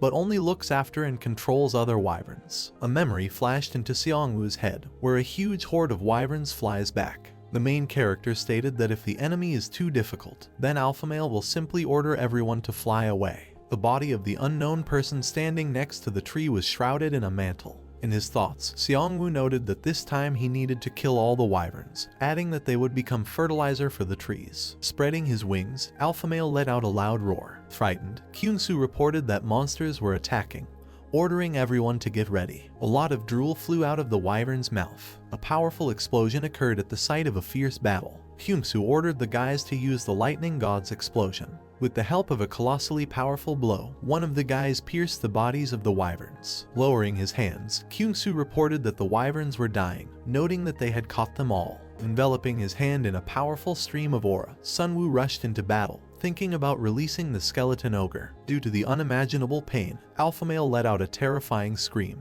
The system notified the main character that he received 614,444 gold for killing the wyvern. Taking off his cloak, Sunwoo declared that it was time for them to go down to Earth. The system told him to use Grim Reaper and Werewolf. Staring into space, the main character thought that he had collected many souls while waiting. The system informed Sunwoo about the exploitation of souls. A burst of bright energy appeared near the roof of the building. In his thoughts, the protagonist wondered if it was the lightning god's explosion. Beside themselves with rage, the pack of wyverns rushed into battle. The guys announced the attack of monsters, reloading their weapons. Continuing his thoughts, Sunwoo wondered if the monster wanted to destroy the weapons that could attack in the sky. Alpha Male's mouth was pointed towards the weapon. At that moment, the main character thought that they were already ready for this. Having struck the wyvern in the face, the main character froze in one position. Raising their hands, the guys reported that the wyverns were escaping. Seongwoo stated that he can recharge mana with the help of people. Shooting a beam of bright energy into the sky,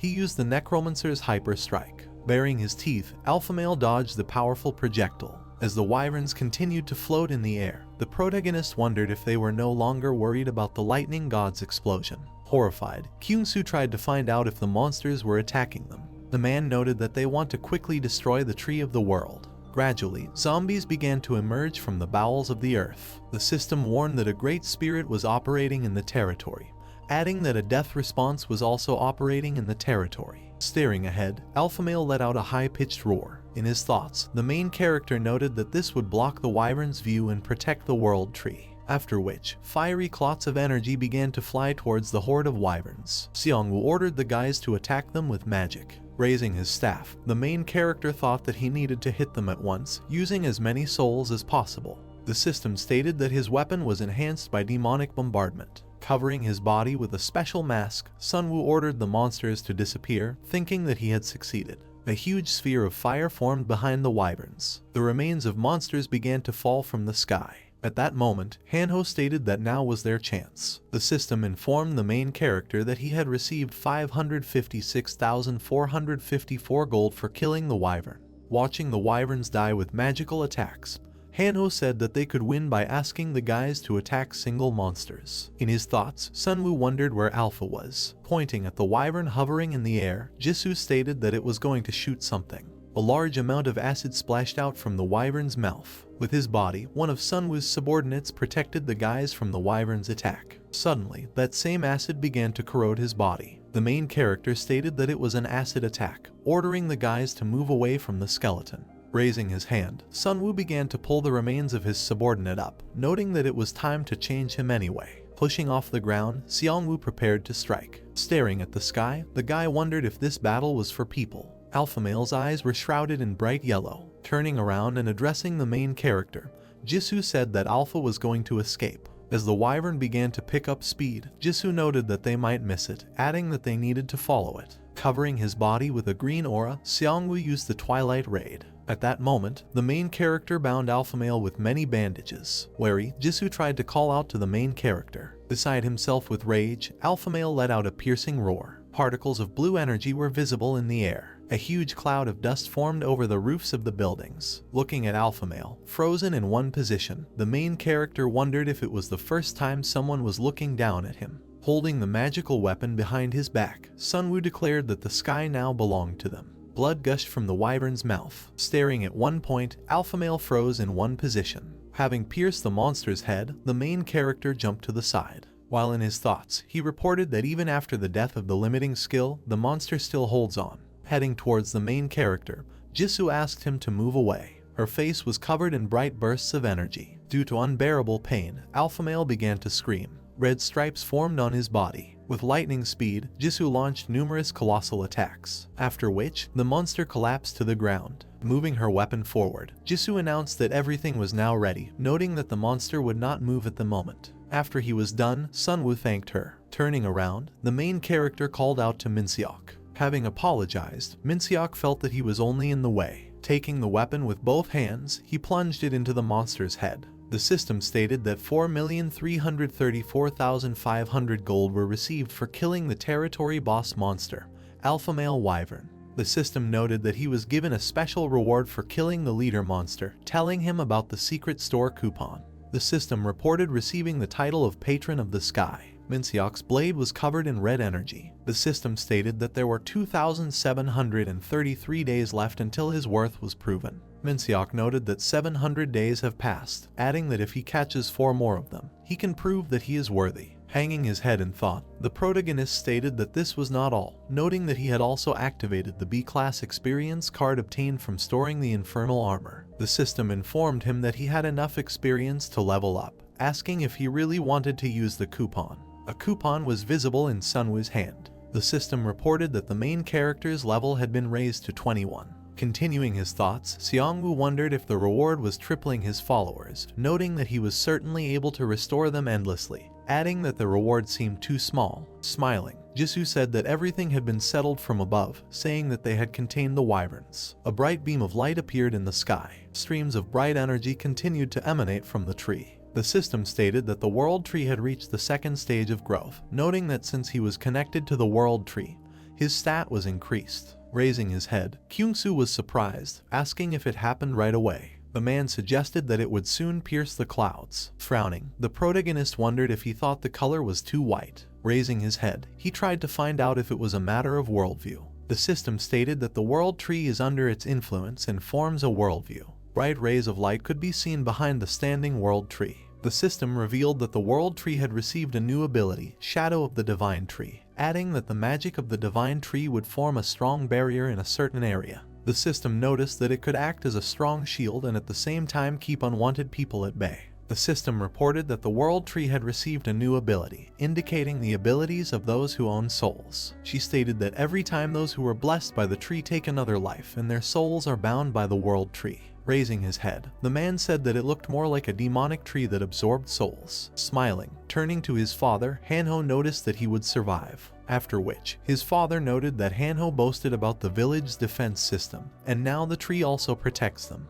At the moment when his father hit him, Hanho noted that it was domestic violence, saying that he was not even wearing armor. Jisoo noted that the more protection, the more. With a puzzled expression on his face, in his thoughts, Sunwoo stated that if terrorist Kim had thrown a bomb at them, the tree would have disappeared, saying that now he would not be able to get to them anyway. Staring into space, the main character is mired in his own thoughts. Continuing his thoughts, Seongwoo spoke about the soul holder, adding that it could be considered an auxiliary skill that would help make the most of Anubis abilities. Several ghosts could be seen near Seongwoo. The main character thought that if he stopped using Anubis, then all the absorbed souls would disappear, stating that he needed an easier process for absorbing souls, especially against large opponents. An image of a tree appeared in his head, with an arrow pointing at him. Sunwoo thought that it would be great if he and the tree could exchange souls. Approaching the pillar of the tree, the main character noted that it was different from what he imagined, adding that despite this, it grows very strong.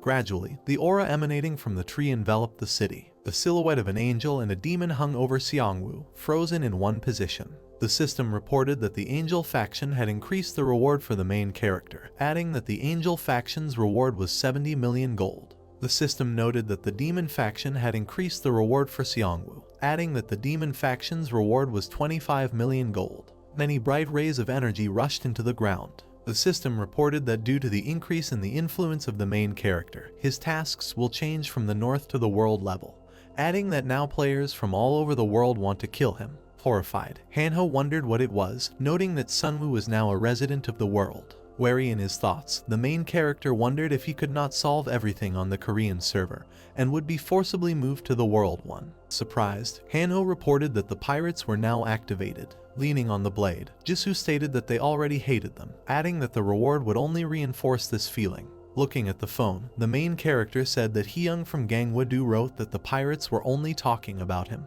telling about their words that they would become punishers of the Necromancer. Behind the group of people was a statue of an angel. Jisoo stated that they had figured out how to attack Seongwoo, noting that they had gathered 3,000 players to side with the angel faction. Spears with red flags were visible in the sky. Jisoo said that their goal was to punish the Necromancer and take over the Korean peninsula. Surprised, Hanho suggested that it was a herd instinct, adding that many in the community wished Seongwoo dead. Jisoo noticed that there are such people in every country. Turning around, the main character said that they would see what they would do next. A brightly shining moon was visible in the night sky. A stream of bright energy towered over the world tree. Indignant, Hanho stated that they were saying that after their death there would be minimal losses on their part, noting that they were even planning to organize a parade. Pulling out his phone, Hanho noticed that they were also broadcasting online, wondering what those priorities were in a nearly destroyed world. Removing the scarf from her face, Jisoo asked if they were the same, saying that the top rankers of other servers were also interested.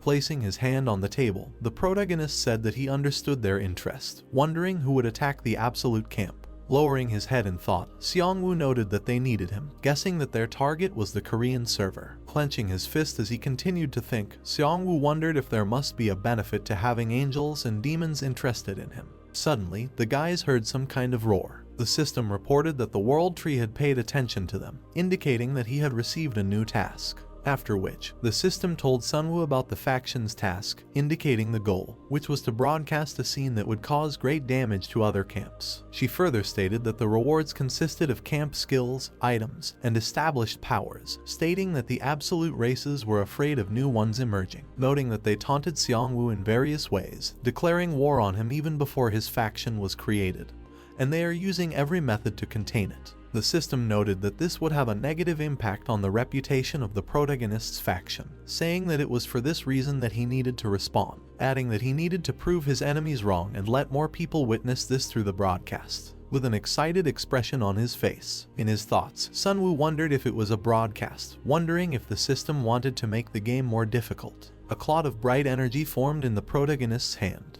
The system told him about the name, stating that it was a fragment of an angel's wing, saying that the level of this item was legendary, and the classification was consumable. After reporting the effect, the system indicated that when used, Seongwoo could move to the stone angel statue within a certain range once. The system noted that it could not be used by the demon faction, reporting a description that said it was used as an emergency exit if the stone statue was destroyed.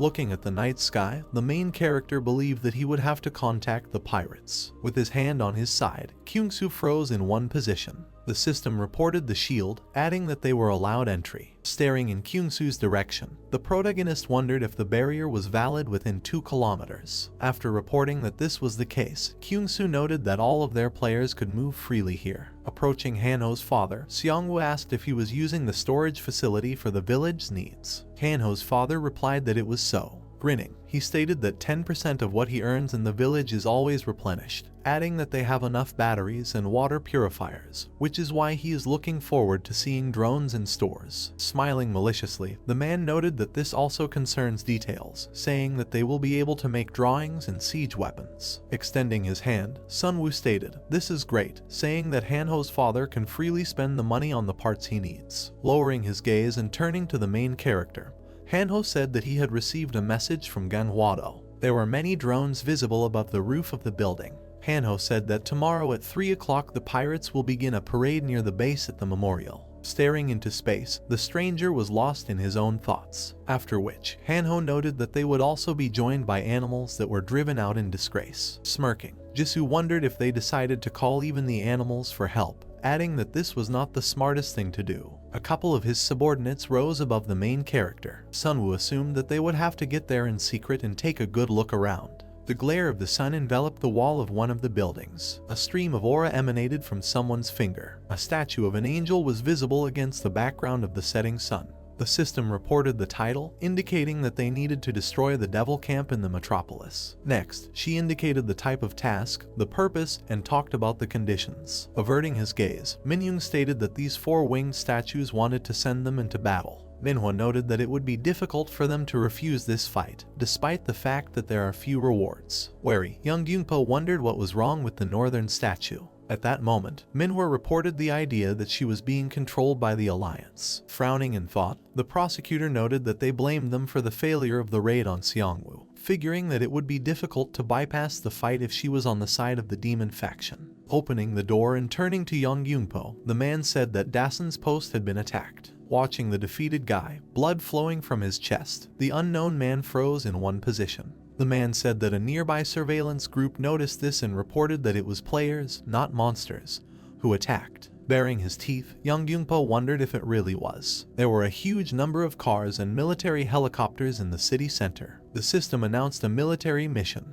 reporting the name battle for the metropolis. Further, she stated that the main target was the angel camp and the demon camp. The system stated that the reward was to increase attack and defense by 30% for 7 days, revealing the conditions that in addition to the main forces, players belonging to the absolute camp could voluntarily participate. With a malicious grin on his face, the stranger looked away. In his thoughts, Young Gyunpo reported that a war had begun. At the sight of the fierce battle, many corpses could be seen. Taking the sign with the inscription in his hands, the elder began to wave his hand. Continuing his thinking, the prosecutor said that no one wanted war, noting that everyone was interested in it. With a distraught look, the man stared at the phone. Having thrust the sword into the center of the mountain, the unknown person froze in one position. In his thoughts, Young Yunpo wondered who, how and why would fight, not understanding how brutal the war would be and who would become the hero. Smiling, the guy put his hand to his head. Continuing to think, the guy noticed that everyone was interested, adding that on the Korean server he was the center of this interest. As he struck a pose, the guy wondered if the camera was ready, noting that this would go down in history, which is why it should turn out well. In his hand were numerous bank cards. The guy thought that from birth he was an opinion leader, and for some time he was even nicknamed Kanyon.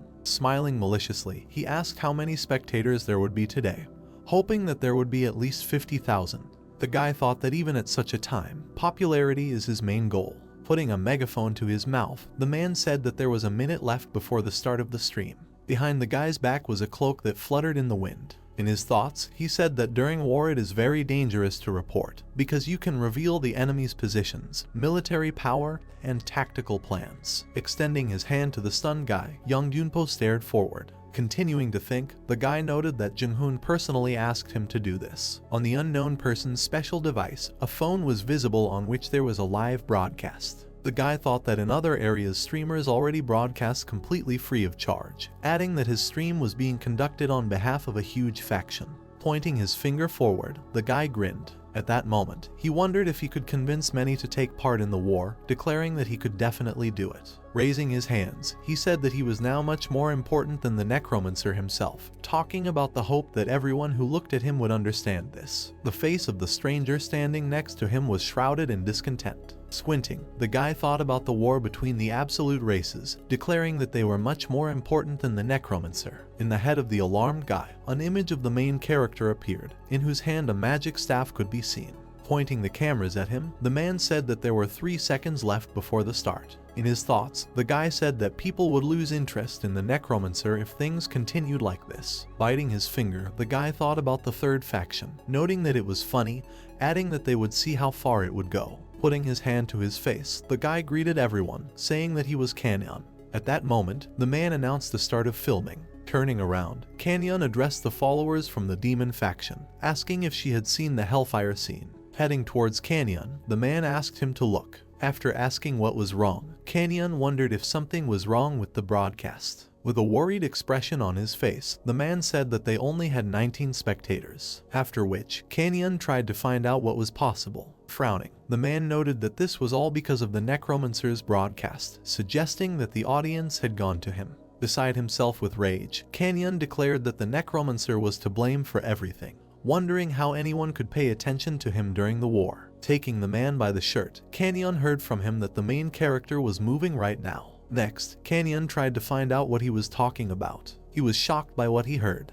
The man said that Seongwoo was somewhere near the sea, noting that he did not think it was Gwanghwado, adding that it was a bit far from land. Having saddled his subordinate, the main character hit the road. His face was full of seriousness. Putting his hand to his mouth, Kanyon wondered if they were talking about pirates, assuming that Seongwoo was going to their base. There were many ships moored near the port. Drones continued to circle above the huge group of people. In the hands of the huge statue was a statue of an angel, which was shrouded in a bright stream of energy. Raising his head, the guy was lost in his own thoughts. Folding his hands, turning to the Heavenly General, the unknown person said that the time had come. Agreeing, the Heavenly General noted that they needed to go quickly, after which he went forward. There was a lot of noise in a place where there were many people. Putting a microphone to his mouth, the stranger asked to meet the Heavenly General and his followers, noting that they would hold a parade of the Red Army of the Revolution right here. Clenching his fist, the stranger noticed that by joining forces, in his thoughts, the Heavenly General stated that they had come very far. An image of an island appeared in his head, to which many ships were moored.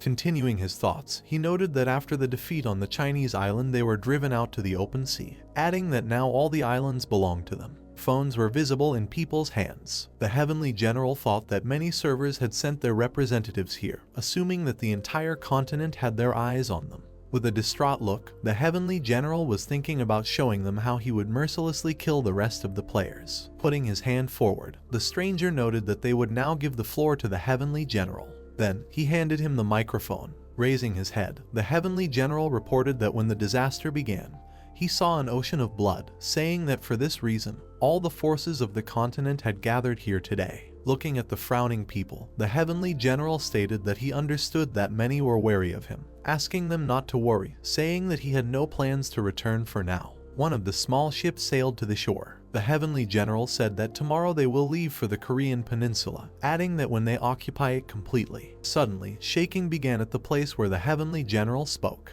He noticed that he would become the real master of the mainland. Startled, someone in the crowd wondered what the vibration was. A powerful explosion thundered behind the celestial general. The main character was on the head of his subordinate. Raising their heads, people wondered who it was. Seongwoo's weapon was shrouded in a bright stream of green energy. The bird, consisting of a powerful aura, rushed into battle. Raising their weapons, people screamed that it was a necromancer from the Korean server. Averting his gaze, the heavenly general wondered why he was here. In the hand of the main character, one could see the head of a statue of an angel. The building next to which the heavenly general was speaking began to burn. A powerful cloud of energy was formed in the hands of the protagonist. The system stated that the third choice was to destroy the stone statue of the absolute race, noting that Seongwoo was the only one left. Smirking, the heavenly general noted that the main character destroyed the angel statue while in the midst of his enemies, calling him brave. A flock of wyverns could be seen in the air, which were subordinate to Seongwoo. One of the soldiers wondered if they were summoned beasts, noting that they were not what he thought they were, asking if they were just moving skeletons. Frowning, the unknown man asked the magicians and warriors to go on the attack, saying that they must protect the heavenly general. Having ridden one of the wyverns, the main character began to fly away from the island. Seeing the heavenly general in the crowd, Seongwoo thought that this was his goal. Sitting on one of the wyverns, Jisoo said to Seongwoo that there were snipers on the roofs and walls, adding that they had begun to gather forces. Turning around, the main character stated that they were ready for an attack from the outside, noting that they would not do this with a piece of an angel's wing. In his thoughts, Sunwoo noticed that things would become more complicated as time went on. An image of his team, which was surrounded by opponents, appeared in the main character's head. Continuing his thoughts, Sunwoo noted that not everyone here is their enemy, adding that there are already too many enemies. Lowering his weapon and turning to Jisoo, the protagonist stated that they were starting the second part of the plan. After activating the technique with which Seongwoo detected the snipers, he thought that he would deal with them first. Turning to the wyverns floating in the air, the main character ordered them to destroy the snipers. The bodies of defeated enemies flew in different directions. Lowering his weapon while on the wyvern, Seongwoo froze in one position. At that moment, the system notified him of air superiority, classification and conditions, as well as effects. Staring ahead, the heavenly general noted that this was the Necromancer. With a distraught look, he said that in this case, it would be fun. A man in black and gold armor and a wolf mask sat on a huge monster, from whose mouth fire flew out, killing all players in its path. Hanho, who was holding a selfie stick and a phone emitting a blue glow, said with a big smile that it was a great shot. The Sky General stood surrounded by armed subordinates on top of the burning bridge, and the young man did not understand why their enemy did nothing. Seongwoo, lowering his head, replied that they got rid of the air defense, magicians and shooters, so only the leader of the pirates remained. The heavenly general raised his head to the sky, which was swarming with giant dragons, and said that this sight irritated him. Chaegong ordered his subordinates to lower down one of the winged animals, and the crowd of people immediately raised their hands, which emitted a purple aura. The main character staggered while sitting on the dragon, and with horror suggested that this was the magic of gravity. The animal began to rapidly fall down, and at this time Sunwoo tried to understand where an ordinary player got such strong magic. Suddenly, the men who were pulling the dragon to the ground gritted their teeth and wrinkled their faces, and scarlet blood gushed out of their mouths. The man, whose black hair was tied up, trembled from physical suffering. Blood shot out from his ears and nostrils, but he was willing to hold on for the sake of the heavenly general. Suddenly, the system reported that the fanatical flow was activated in the selected area, and Seongwoo, pushing off from the dragon, jumped high into the air. As he fell to the ground, Chaegong's subordinates surrounded the youth, pointing spears at him and shouting that they would kill him for the sake of the general. The main character, whose eyes shone brightly under the wolf mask, remembered the vampires and came to the conclusion that they, like these soldiers, were using a technique that influenced consciousness. Sunwoo loudly called the right one, and the skeleton rushed forward, and all undead received increased attack and defense power, immunity to magic and movement speed. The young man struck with a sharp sword, cutting the bodies of his enemies into two halves. Sunwoo looked at the bleeding man in front of him and came to the conclusion that he did not expect that they had gravity magic. But even so, the attack on the base was too easy. He looked at the heavenly general, who was watching the battle from afar, and did not understand why this long-haired man in long robes was inactive. While the warriors attacked the main character, he thought that Chaegong did not know that Seongwoo had endless undead. The young man decided to quickly finish off the enemy and swung his weapon, which was enhanced by demonic detonation. The main character created a vortex into which all the enemies were sucked. Loud noises were heard from the dark tunnel. Jisoo, holding a sword in her hand, ran quickly, frowning in concentration. Sunwoo looked at the girl with a tense face, thinking that the pirates were definitely holding prisoners on the occupied island. So the main character decided to focus all their attention on the base, and Jisoo would free the people. The girl lowered her eyebrows and closed her eyes, thinking about the place where she felt many people. The main character removed the mask from his face and looked with wide eyes at a pile of stones lying on the floor inside a dark room. Jisoo walked forward and a frightened voice was heard. Suddenly, huge monsters with sharp fangs and burgundy eyes appeared behind the girl in red and yellow armor. Jisoo immediately jumped back, further away from her enemies, and one of them crashed into the wall and destroyed it. The tiger hunter looked stunned at the huge centipede, which was looking down at the girl. Jisoo, whose face was covered in sweat, furrowed her thick eyebrows and remembered Sunwoo's words that the head uses the poison of centipedes to poison his subordinates. The girl jumped high into the air to attack the giant centipedes, and assumed that the prisoners were going to feed them. She grabbed the hilt of the sword with both hands and pursed her lips, striking quickly at her enemies and shouting that it would all be over now anyway. People watched the battle with fear and dodged stones and sticks flying towards them. While the centipedes were burning, Jisoo approached the people, who were screaming in panic that they needed to run. But the girl calmed them down, saying that she had already destroyed them. When the terrified men shouted loudly that these monsters were not huge poisonous centipedes, the tiger hunter froze. Confusion appeared on her face. Seongwoo, wearing a black dog mask, silently looked at the sky. The Sky General, who had a strand of long hair falling on his face, said with a smirk that the protagonist could at least leave a mark on him if he were a little stronger. Chaegong stood on the destroyed tower and looked down on the young man while he thought that the general had stopped the explosion of the soul. Seongwoo imagined a crowd of people coughing up blood after being struck by a powerful blow, and thought that a physical barrier simply could not withstand this attack. But Chaegong's body could. The main character in a long black cloak, holding a staff in his hands, said that the heavenly general was too relaxed after the loss of his subordinates. The man asked if Sunwoo meant those people who lay motionless on the ground in pools of their own blood. Chaegong bowed his head and smiled predatorily, saying that these are not subordinates, but consumables. The young man, hearing such words, swung his weapon, which immediately turned out to be reinforced. The heavenly general saw a black whirlwind in the sky and panicked, not knowing how to now defend against the blow. Suddenly the earth cracked from the explosion, and its fragments flew into the air. Seongwoo attacked Chaegong, shouting that his subordinates were the same as the Necromancer's undead. As the huge centipedes with fierce eyes climbed higher, the general explained that his first class is the Archbishop, and his second is the Monster Whisperer, so they are all his subordinates. Sunwoo looked at the massive insects and asked why the general used people then. The man, crossing his arms, replied indifferently that they are excellent at killing and destroying,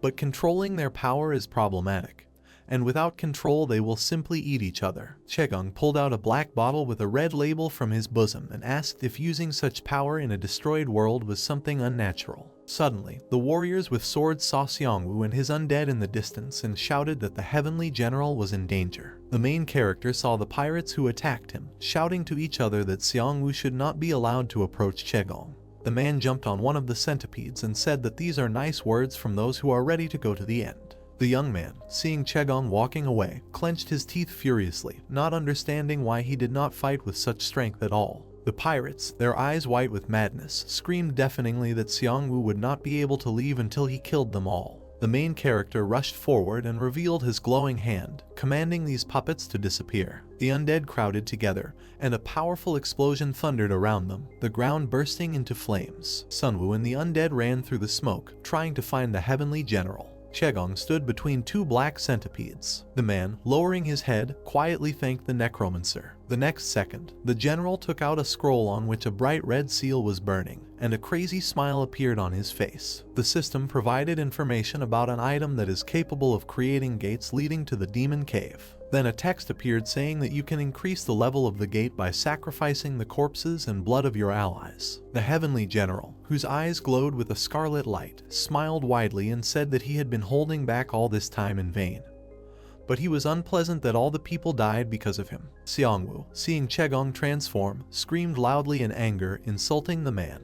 The system notified that a gate to a demon cave had opened on the territory. A huge portal in the form of the open mouth of a black demon materialized in space, with thick fire coming out of it. Hanho, who was filming the incident on his phone, was horrified to discover that a barrier had been imposed on the entire island, making it impossible to escape. The main character looked thoughtfully at the situation and was surprised that even the abilities of the World Tree were now blocked. The general turned into a huge monster with red skin and asked the Necromancer if he should call him Anubis. On the holographic table, information appeared about an ability called Battle Beast, which allows the subordinates of its owner not to feel fear. Chegong bared his teeth terribly and wrinkled his nose, saying that before the destruction of the world and after, only the strongest will survive. The man standing next to Xiangwu screamed loudly and his limbs became deformed as the protagonist activated Poison Cloud and Death Response. War Beast was a 5-star grade card. The main character, dressed in the image of Anubis, was half the god of death. Huge wild animals emerged from the demonic gate, growling loudly and revealing sharp fangs. On the other side stood the evil spirits, who were ready to fight. This is how the first season ended. A year before the destruction, in the middle of a small forest there was a small house on which the sun's rays fell. A man with straight black hair was holding a white object in his hand. His eyes were narrowed. The beige dog, with streams of saliva dripping from its mouth, looked pitifully at this man with its round shiny eyes. A man was sitting next to a stone statue. He kicked the dog, saying that he was not going to share his food with it. He remembered the director of the construction site in a yellow helmet and white gloves, thinking that every day this man treats him like a backbencher, pays him little and feeds him disgustingly. The dog approached the man again and growled, and he yelled aggressively, outraged by this. He saw that the animal he had kicked earlier was now standing with a company of angry dogs, which were much larger, and were looking at the man with the desire to tear him to pieces. The man dumped the food out of the cloth bag onto the ground. He watched as the predators pounced on the food and said he stole it anyway. He lowered his head and frowned, thinking that he came from the very bottom, and in order to change his future for the better, he got a job. Suddenly, rays of light fell on the face of a stone statue depicting a man with his eyes closed. The black-haired youth turned around and looked at the statue in disbelief, his brows furrowed. Then he took the food in his hands and said that good deeds would be rewarded in the same amount in the future, so the man decided not to risk a bite. He thought that he wanted to live like a human,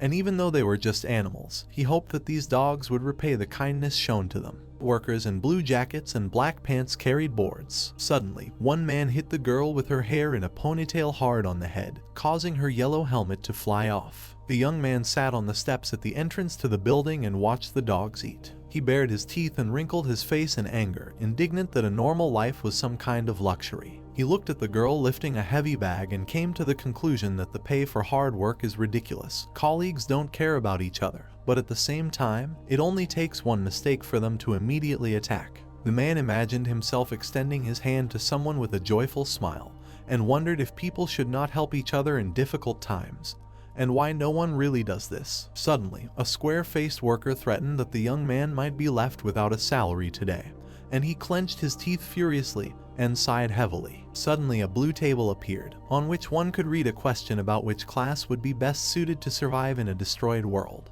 All the builders panicked, not understanding what was happening and where the light had gone. The black-haired young man saw a number of different cards above him and assumed that these were the ones he should choose. The system announced that there were 10 seconds left, and the builder's eyes widened, thinking that he had no time to think. He decided that he would choose the class with the most stars and quickly grabbed one of the cards. Then it became light again, and the workers began to look around in shock. Suddenly one of the builders stretched his hand forward, begging for help, and burgundy blood sprayed from his body. Many goblins, armed with sharp blades, with burning eyes and crazy smiles, approached the people. The men, greatly frightened, began to run away from the monsters as quickly as possible. The black-haired youth turned around when he saw one of his colleagues fall to the ground and asked for help because his legs weren't holding him up. The young man extended his white-gloved hand. His eyes widened in shock as his colleague grabbed his palm, knocking him to the ground and getting up. The man, running away, turned around and shouted for the young man to be bait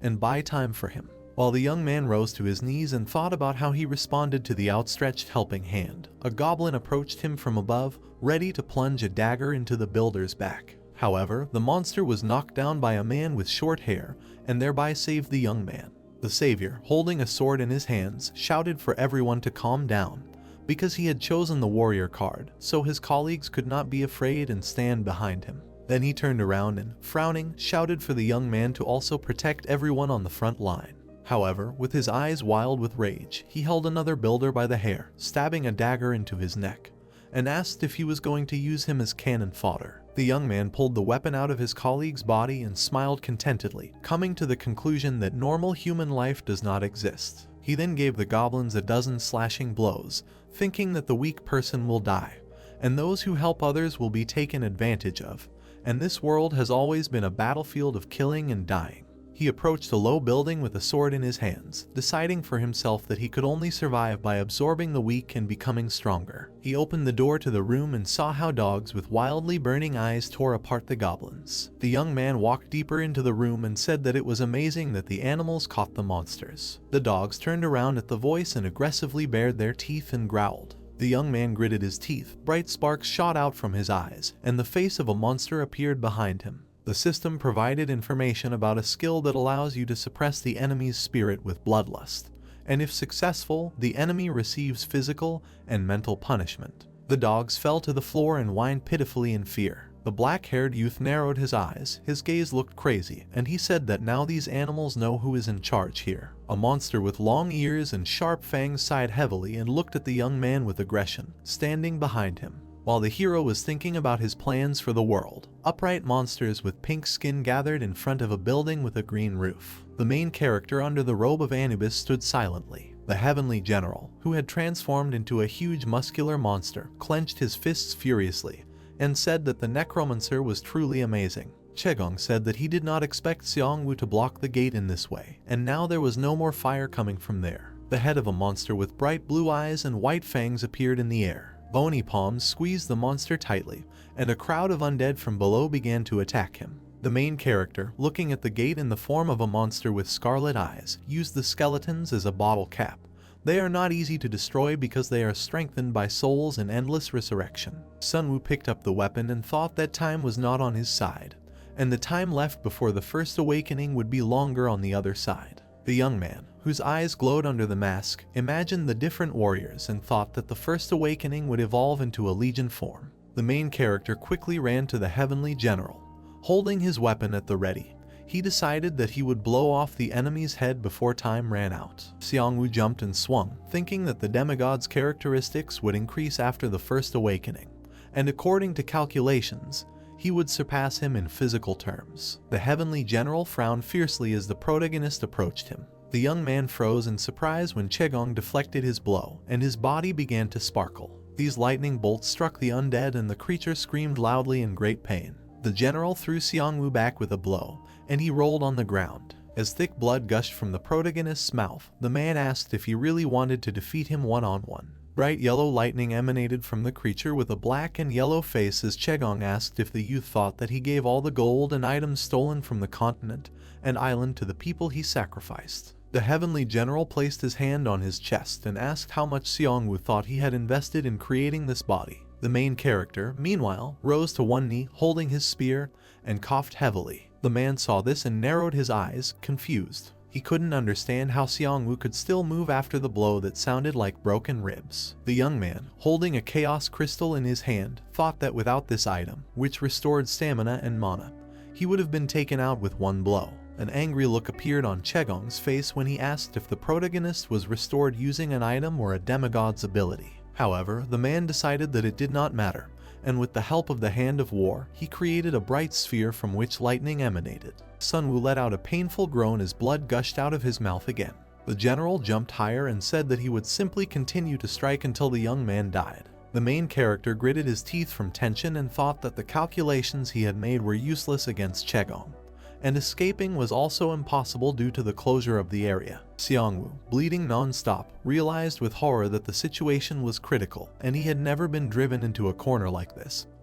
He could die if he did not find a way to get out of the crisis and turn the tide. The Sky General bared his teeth angrily and wrinkled his nose, shouting for the protagonist to finally die. The young man called right, and the skeleton in a wolf mask immediately rushed forward. The main character, along with the frightened Hanho and the concentrated armed Jisoo, stood on the battlefield, surrounded by angry demonic creatures. Xiangwu recalled how, unlike other classes, he had to fight monsters without weapons and even managed to survive after meeting monsters that were superior to humans. Sunset was approaching, painting the sky in warm shades. As the ferocious boss monster launched powerful blows, the guy in the demigod form deflected them, reflecting that he survived thanks to skill and the right. Xiangwu concluded that his loyal subordinate, attacking in the air, was able to repel any enemy attack with a high probability. The right one flew towards the enemy and swung his blade when the boss monster released magical streams with fanged heads, cursing the Necromancer for the unworthy conduct of the battle. Xiangwu, standing behind his devoted comrade with a staff in his hands, declared that this small skeleton was his strongest weapon.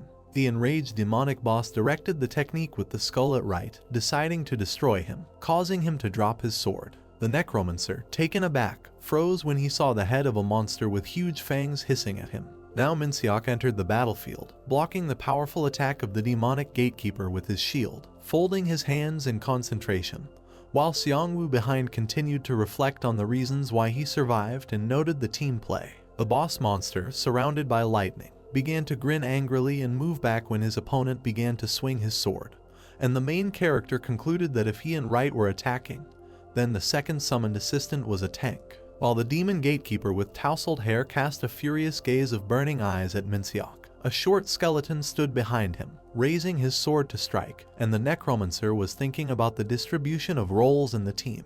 The one on the right swung his blade sharply, leaving a bright trail of the blade in the air. Squatting down surrounded by lightning, the demonic gatekeeper realized with shock that the Necromancer had two assistants, and they were now standing in full combat readiness next to the young man. A dark horned head was visible behind the red monster with glowing eyes, and he asked if the guy could close the gate if he continued to make calls to the undead. Xiangwu, in the guise of a demigod, bared his mouth displeasantly and muttered through his teeth that his two main skeleton assistants were strengthened by the power of the soul, and as long as they could fight, the rest did not matter. Seeing the creepy chimeras and lizards with red eyes from the underworld rushing forward screaming, the main character assumed that they had failed. He looked at the evilly smiling boss monster who stated that the more demonic creatures kill monsters, the stronger they become.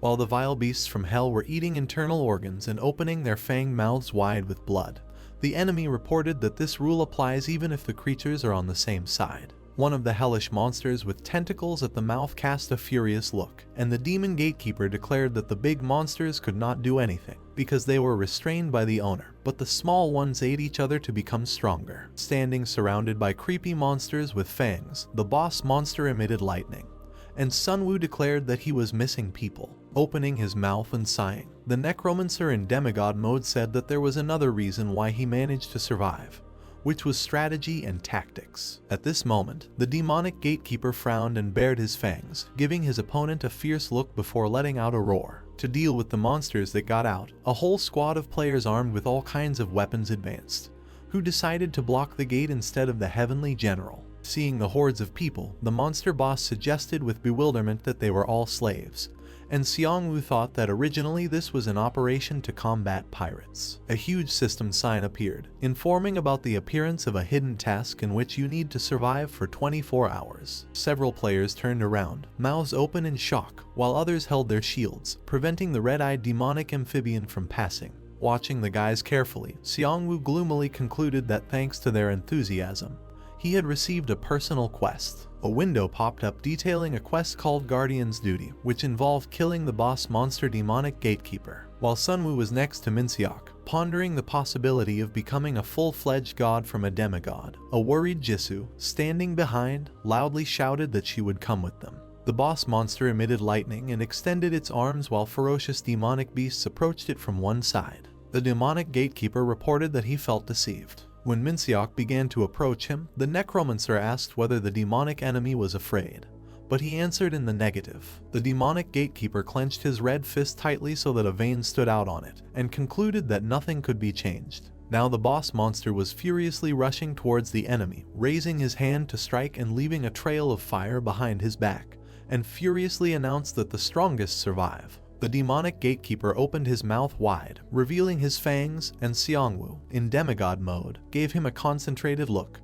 coming to the conclusion that only one of them should remain. The assistants were now observing a bright trail from the blade in the air. The demonic boss swung his leg strongly, attacking the Necromancer and creating a bright flash at the point of impact. When the evil red monster found itself without a weapon, the right one flew at him from the sky, swinging his blade, and in the distance a horned monster engulfed in fire watched everything. Sunwoo grabbed the staff with both hands, activating his mana to help his partner and turn the tide, while Jisoo swung her sword in the distance. Smirking maliciously and glancing sideways at the enemy, the demonic monster declared that the Necromancer would fall first, and a stream of blood flowed from his mouth. Xiangwu activated a blade storm, and his loyal short skeleton rushed to attack with a furious cry, after which the boss monster, spreading its arms and activating explosions, began to fall. The Necromancer raised his head from the blows and began to cough while blood sprayed from his body. After that, the red giant rose to his feet, looking menacingly at the enemy and saying that powerful skills require a large amount of mana,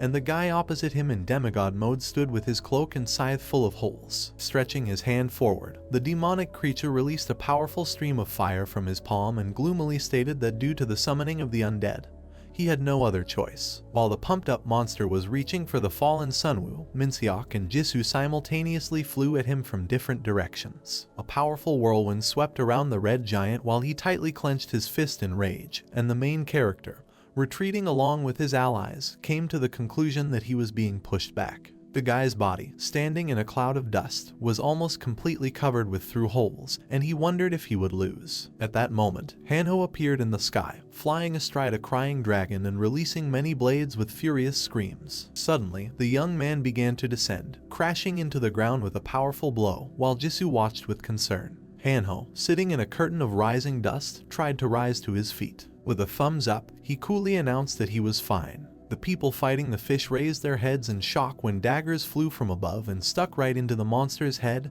killing him. Approaching the team leader, Hanho clenched his fist with a victorious look, and Sunwoo looked at his partner in bewilderment, realizing that he had completely forgotten about him. While the young man smiled smugly, a formidable giant rose from the chest of rubble behind him. The Necromancer, bleeding, stood surrounded by his team, and Hanho, putting his hands on him, began to encourage him, but he asked him to calm down. The red giant crawled on his knees among the rubble of the earth, covered in blood, holding his face with his hand, and Xiangwu concluded that victory was theirs because the enemy was not able to fight. Raising his head, the demonic monster, covered in scarlet liquid, noted with a malicious grin that his body was in very poor condition, and asked if he should be considered cornered. Looking at the Necromancer without wounds heading towards him, the red giant noticed that he had managed to recover thanks to divine power. The guy threw a menacing look at the enemy with burning blue eyes, asking why he was asking such questions. The colossal demonic monster's eyes glowed with rage as lightning flashed around it and fangs protruded from its mouth. A large system window popped up, which contained information about the enemy's personal task to kill 100,000 people during the battle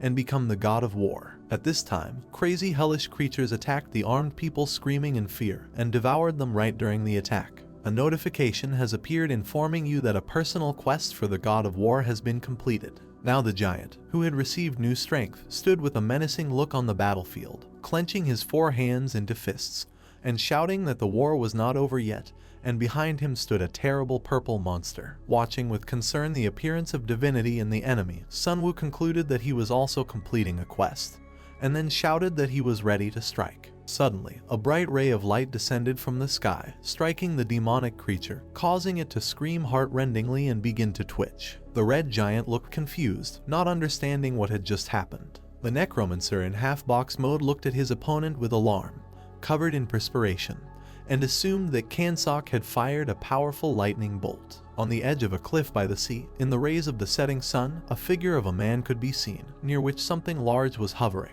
Kanseok put his hand to his forehead, trying to see the effects of his blow, while a weapon with a broken eye in the shape of an owl towered behind him. Pointing to the Eye of Horus, Nabai began to wail with displeasure, saying that the owner was wasting the power of the item, and a window appeared, providing complete information about the artifact. The fairy frowned and put her hands on her hips, noting that they were attacking the player with the public, and then decided that it would be better to treat her as a partner. Brushing off the disgruntled Nabai, Kangseok stated that he could borrow Xiangwu's power thanks to his kind soul.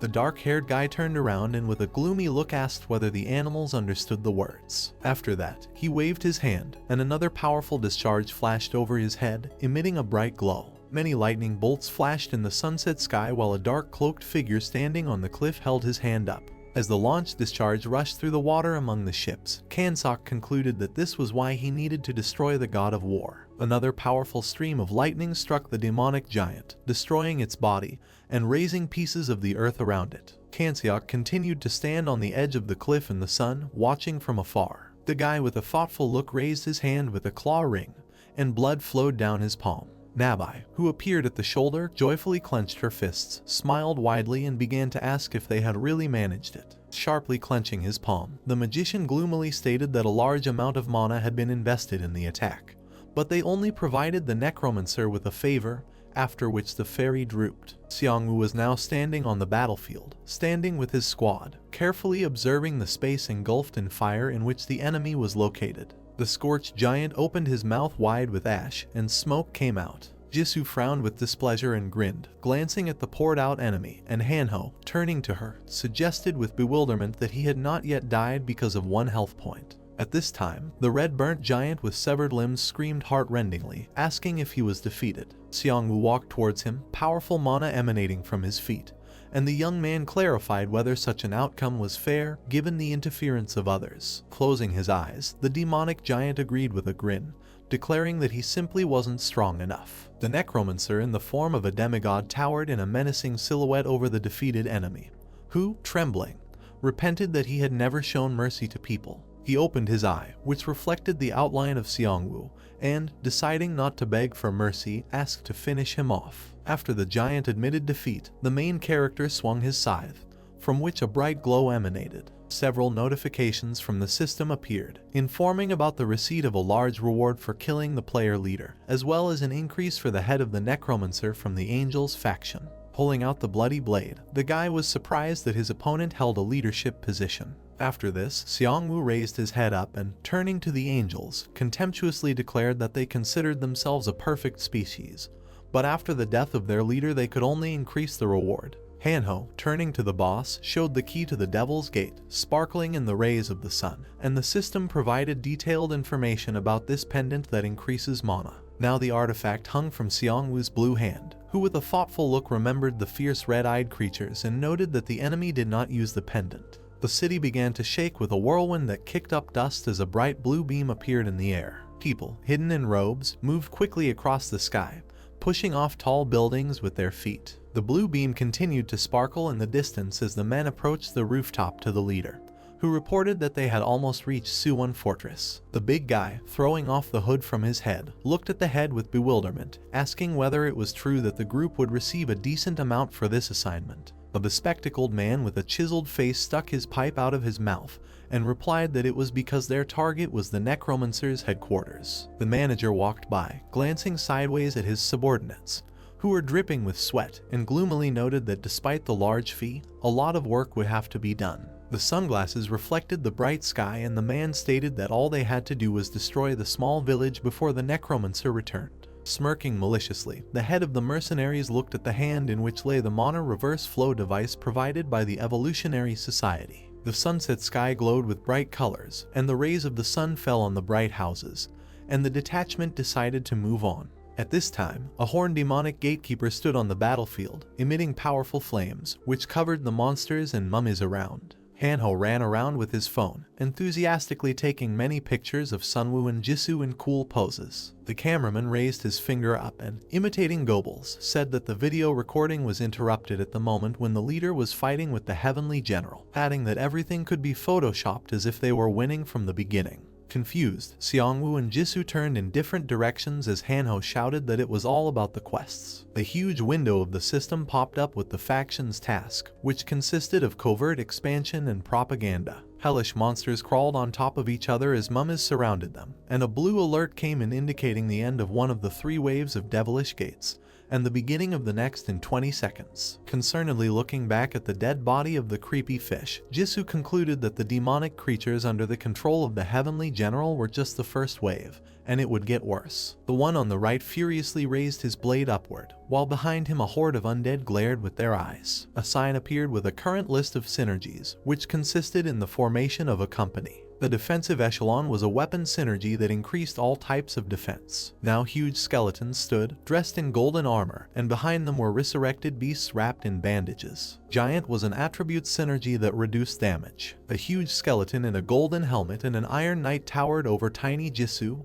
and Sunwoo. The last of the followers summoned was an armor synergy that allows you to increase the armor's defense and form a shield. Also, the blue screen of the system provided information about the strengthening of undead souls, which increased many of the warrior's indicators. Sunwoo frowned in concentration, holding out his hand covered in blue mana. Sparkling with bright eyes, the guy demanded to go out, because there was almost no time left. After his words, a notification popped up notifying him that the Grim Reaper mode would end in 14 minutes. A notification came about the beginning of the second wave of the Devil's Gates, and eerie black hands began to protrude from the red portal. On the battlefield, engulfed in fire, terrible creatures from the outer dimension appeared, who, furiously opening their mouths, began to intimidate their opponents. People, trembling with fear, lay down on the ground and covered themselves with shields, and the system reported a decrease in all characteristics. Pulling back the key to the gates of hell hanging around his neck, the Necromancer watched in horror as the monsters appeared and realized that the Heavenly General kept the pendant because of them.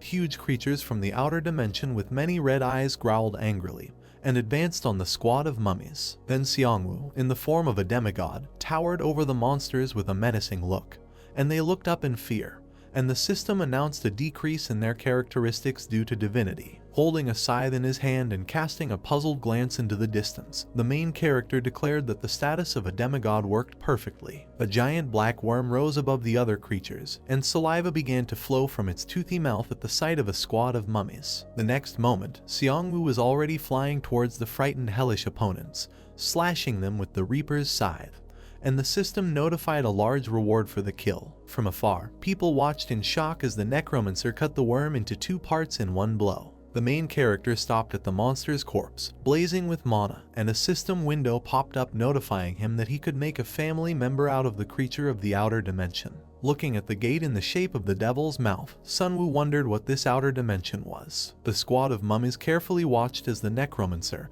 and the right one, rising into the air and deciding to end the battle, began to shred the monsters. There were boats on the water surface near the city, and in the sky the sun was already sinking behind the mountains. Loyal fans watched the Necromancer on TV, clenching their fists and rejoicing at his victories. Hyun raised her hand proudly while sitting on the bar when the villagers asked who brought Sunwoo and decided to make the girl the leader. The brunette grinned contentedly and raised her fist, and the Necromancer's golden signs in the form of currency shone in her eyes. The Crusader Guild in the camp also gathered around the screen, carefully watching what was happening to Seongwoo. Prosecutor Youngdeepo frowned at the boy's strong increase in strength when Minhwa told him that they were watching the broadcast to know the abilities of a possible enemy. Minhyam spread his arms to the sides and said with a smile that they need to resolve the conflict peacefully, because their guild should become the best version of humanity. As the guy in dark glasses walked blithely in front of the exploding buildings, Minhwa gave him a frown, reminding him that they were at war. At this time, on the battlefield, one of the creatures of the outer dimension opened its mouth full of saliva with a bloodthirsty look. Suddenly, the monster froze and fell to the ground, throwing fighters nearby to the sides. In front of Jisoo lay the corpse of a monster, and another one already appeared on the horizon,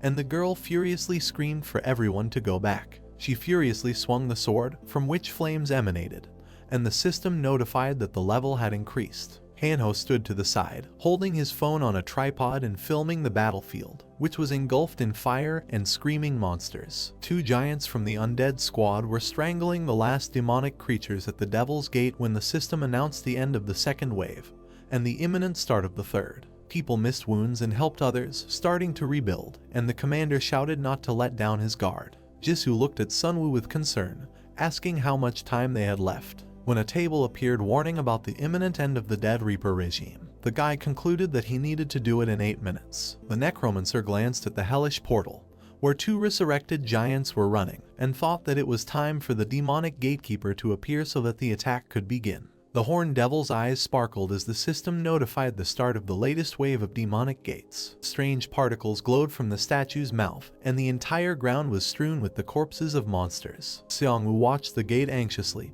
gritting his teeth and breaking out in a cold sweat. A powerful stream of flame was released from the portal, raising whirlwinds around. Looking closely at the orange energy in the sky, the protagonist realized with shock that beings had been summoned, enhanced in various ways. A giant foot stepped on the corpses of demonic creatures, and a system window popped up notifying that a boss monster had appeared. A colossal dark figure of the demonic gatekeeper with fire inside came out of the hellish gates. The giant entity held a stick in its hands as it walked over the corpses of monsters. A sign appeared that reported intimidation by creatures from the outer dimension, and a decrease in characteristics. At this time, the demonic gatekeeper tore his head vertically, and flames blazed from there. People began to clutch their throats and roll their eyes, drooling, as it became very difficult for them to breathe. Xiangwu watched what was happening with a gloomy look, his ears back, realizing that the situation was dangerous. No matter how strong the enemy was before, it was always possible to find his weak point, and this is how the Necromancer defeated the boss monsters. Looking at the dark giant standing at the gate, the guy worriedly thought that they did not have time.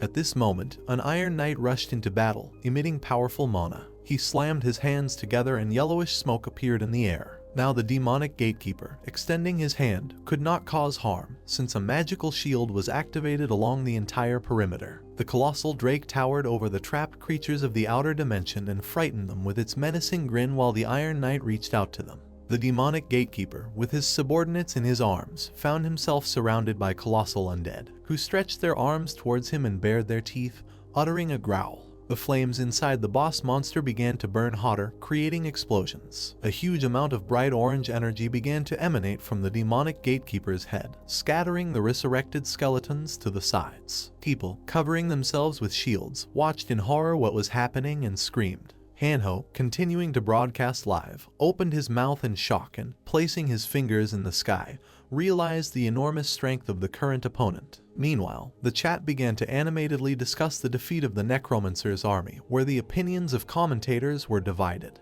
The demonic gatekeeper glared with red eyes, opening a vertical mouth with fangs. The monster began to move its huge feet, walking towards Xiangwu, and all the people behind it began to run screaming. The Necromancer, sparkling with mana on his feet, fearlessly walked forward. Jisoo, standing behind, was horrified along with the commander, who gritted his teeth against the tension, watching the guy voluntarily head towards a strong enemy. The demonic gatekeeper raised his giant foot, wanting to step on Xiangwu below, and pieces of earth rained down from all sides. The Necromancer swung his scythe sharply, leaving a bright trail of the blade in the air, and blood gushed from the enemy's flesh. Left behind the demonic gatekeeper, Xiangwu didn't understand why he just passed by. At this moment, a pendant on the protagonist's neck sparkled, and a system window appeared, informing about the effect of the key to the Devil's Gate. Quickly reading the text, the Necromancer realized that the power of the system had worked. Rising into the air and swinging his scythe, the main character, in Dead Reaper mode, concluded that the enemy below would notice him at the moment of the attack. Xiangwu rushed towards the demonic creature, raising his weapon and deciding that he wouldn't need much time. The next moment, the demon gatekeeper turned around, looking questioningly at the person he had noticed. Deciding to finish off the boss monster with one blow, the Necromancer swung his scythe and cut the flesh of the hellish enemy, and huge holes began to appear in it. Dark tentacles began to reach towards Xiangwu, who was floating in the air, and the demonic gatekeeper opened his mouth wide. Realizing that the monster was still alive, the guy put out his palm, releasing a powerful stream of mana, after which the system reported the activation of the Twilight Assault technique. The Iron Knight, the giant skeleton, and the drake rose up with a menacing appearance, emitting a blue glow. Opening his mouth, Xiangwu loudly ordered his undead army to attack. The right one spun in the air like a top, cutting off dark tentacles while a huge skeleton wrapped its arms around the leg of a demonic creature. The loyal, short assistant flew over the wide open jaws of his ferocious opponent, raising his blade to strike. When right one cut the body of the boss monster in half with a powerful blow with a bright glow, a system notification appeared, notifying that he had received a huge reward for killing the demonic gatekeeper, as well as leveling up. A large blue window contained information about obtaining the title of Demon Hunter, which increased strength, agility, and increased immunity to curses. Looking at the system screens, Sunwoo happily concluded that it was all over. A text appeared on one of the notifications notifying about the appearance of a new skill, Summon a Ghost. Next was a large blue window containing a detailed description of the skill, and the main character decided that this would increase combat power. Sunwoo cast his burning eyes forward, frowning. He looked at the Devil's Gates blazing with hellish flames, concluding that Anubis would soon be freed. A notification popped up indicating that it was possible to keep the dungeon raid in the Devil's Gate scroll, but the difficulty of the location would increase by 1 level. After reading this, Sunwoo froze in bewilderment with a scythe in his hand. He narrowed his eyes slyly, deciding to maintain his success, because this would increase his reward. A scroll appeared in the air, surrounded by flames, and the system reported a change in the demonic gate, and the Necromancer stood waiting. Next, a blue window appeared showing the changed information about the dungeon. The group of people began to rejoice, raising their hands and rejoicing at the next victory of the main character. Falling to his knees, Sunwoo noticed with horror how his strength was leaving him, and the system notified him that all his characteristics had been reduced for a day. Having taken on his real appearance, the main character, covered in sweat, rose to his feet and looked at the blue screen in front of him, which informed him of the successful completion of a special task. Seeing the right to change classes, the Necromancer frowned thoughtfully and decided that it was not he who needed this, but Hanho. Then he turned his gaze to the huge Musliman, deciding that his friend did not need such an option, because he had improved well in his class. A card with an image of Anubis also appeared, showing that Seongwoo can choose to become that god. The god Thanatos also appeared with a noose around his neck, but you can become one by fulfilling a hidden condition. The choice was also made by the formidable god Yama with a book in his hands, who was also not available yet. The guy was taken aback, looking at the screen and realizing that out of all the many gods associated with death, he could only choose 3. A notification appeared announcing that Anubis had gained god status, and his silhouette towered in the green sky above the Necromancer. Next, a large window popped up informing about the Anubis strength skill. Sunwoo carefully studied the information, wondering which effects would be most useful to him. A man from a squad of players slammed his fist on his palm and joyfully turned to the Necromancer, expressing gratitude and devotion to him. He put his hand to his chest, clarifying whether the young man in the cloak really wanted to create a third faction, and expressed his desire to join. Seongwoo put his palm forward, gloomily declaring that this issue had already been resolved, after which he asked about his faction's preference. The man looked around thoughtfully, not knowing how to answer. After this, the interlocutor looked at the main character with a puzzled expression, admitting that this was for the sake of safety. Turning away sharply, Seongwoo said with a gloomy look that in this case it was worth considering the absolute race. He glanced sideways at the man, declaring that he would not help with this. The Necromancer began to walk away with Jisoo, while behind him the man stretched out his hand, not understanding what the third faction's goal was. Seongwoo, pondering this question, froze for a moment as the wind ruffled his hair. The guy concluded that the reason he broke the angel statue was because of a certain belief. With a gloomy look, he reflected that his goal could be achieved only by exterminating the absolute race. The Necromancer with a serious face promised that he would find a solution to this funny phenomenon.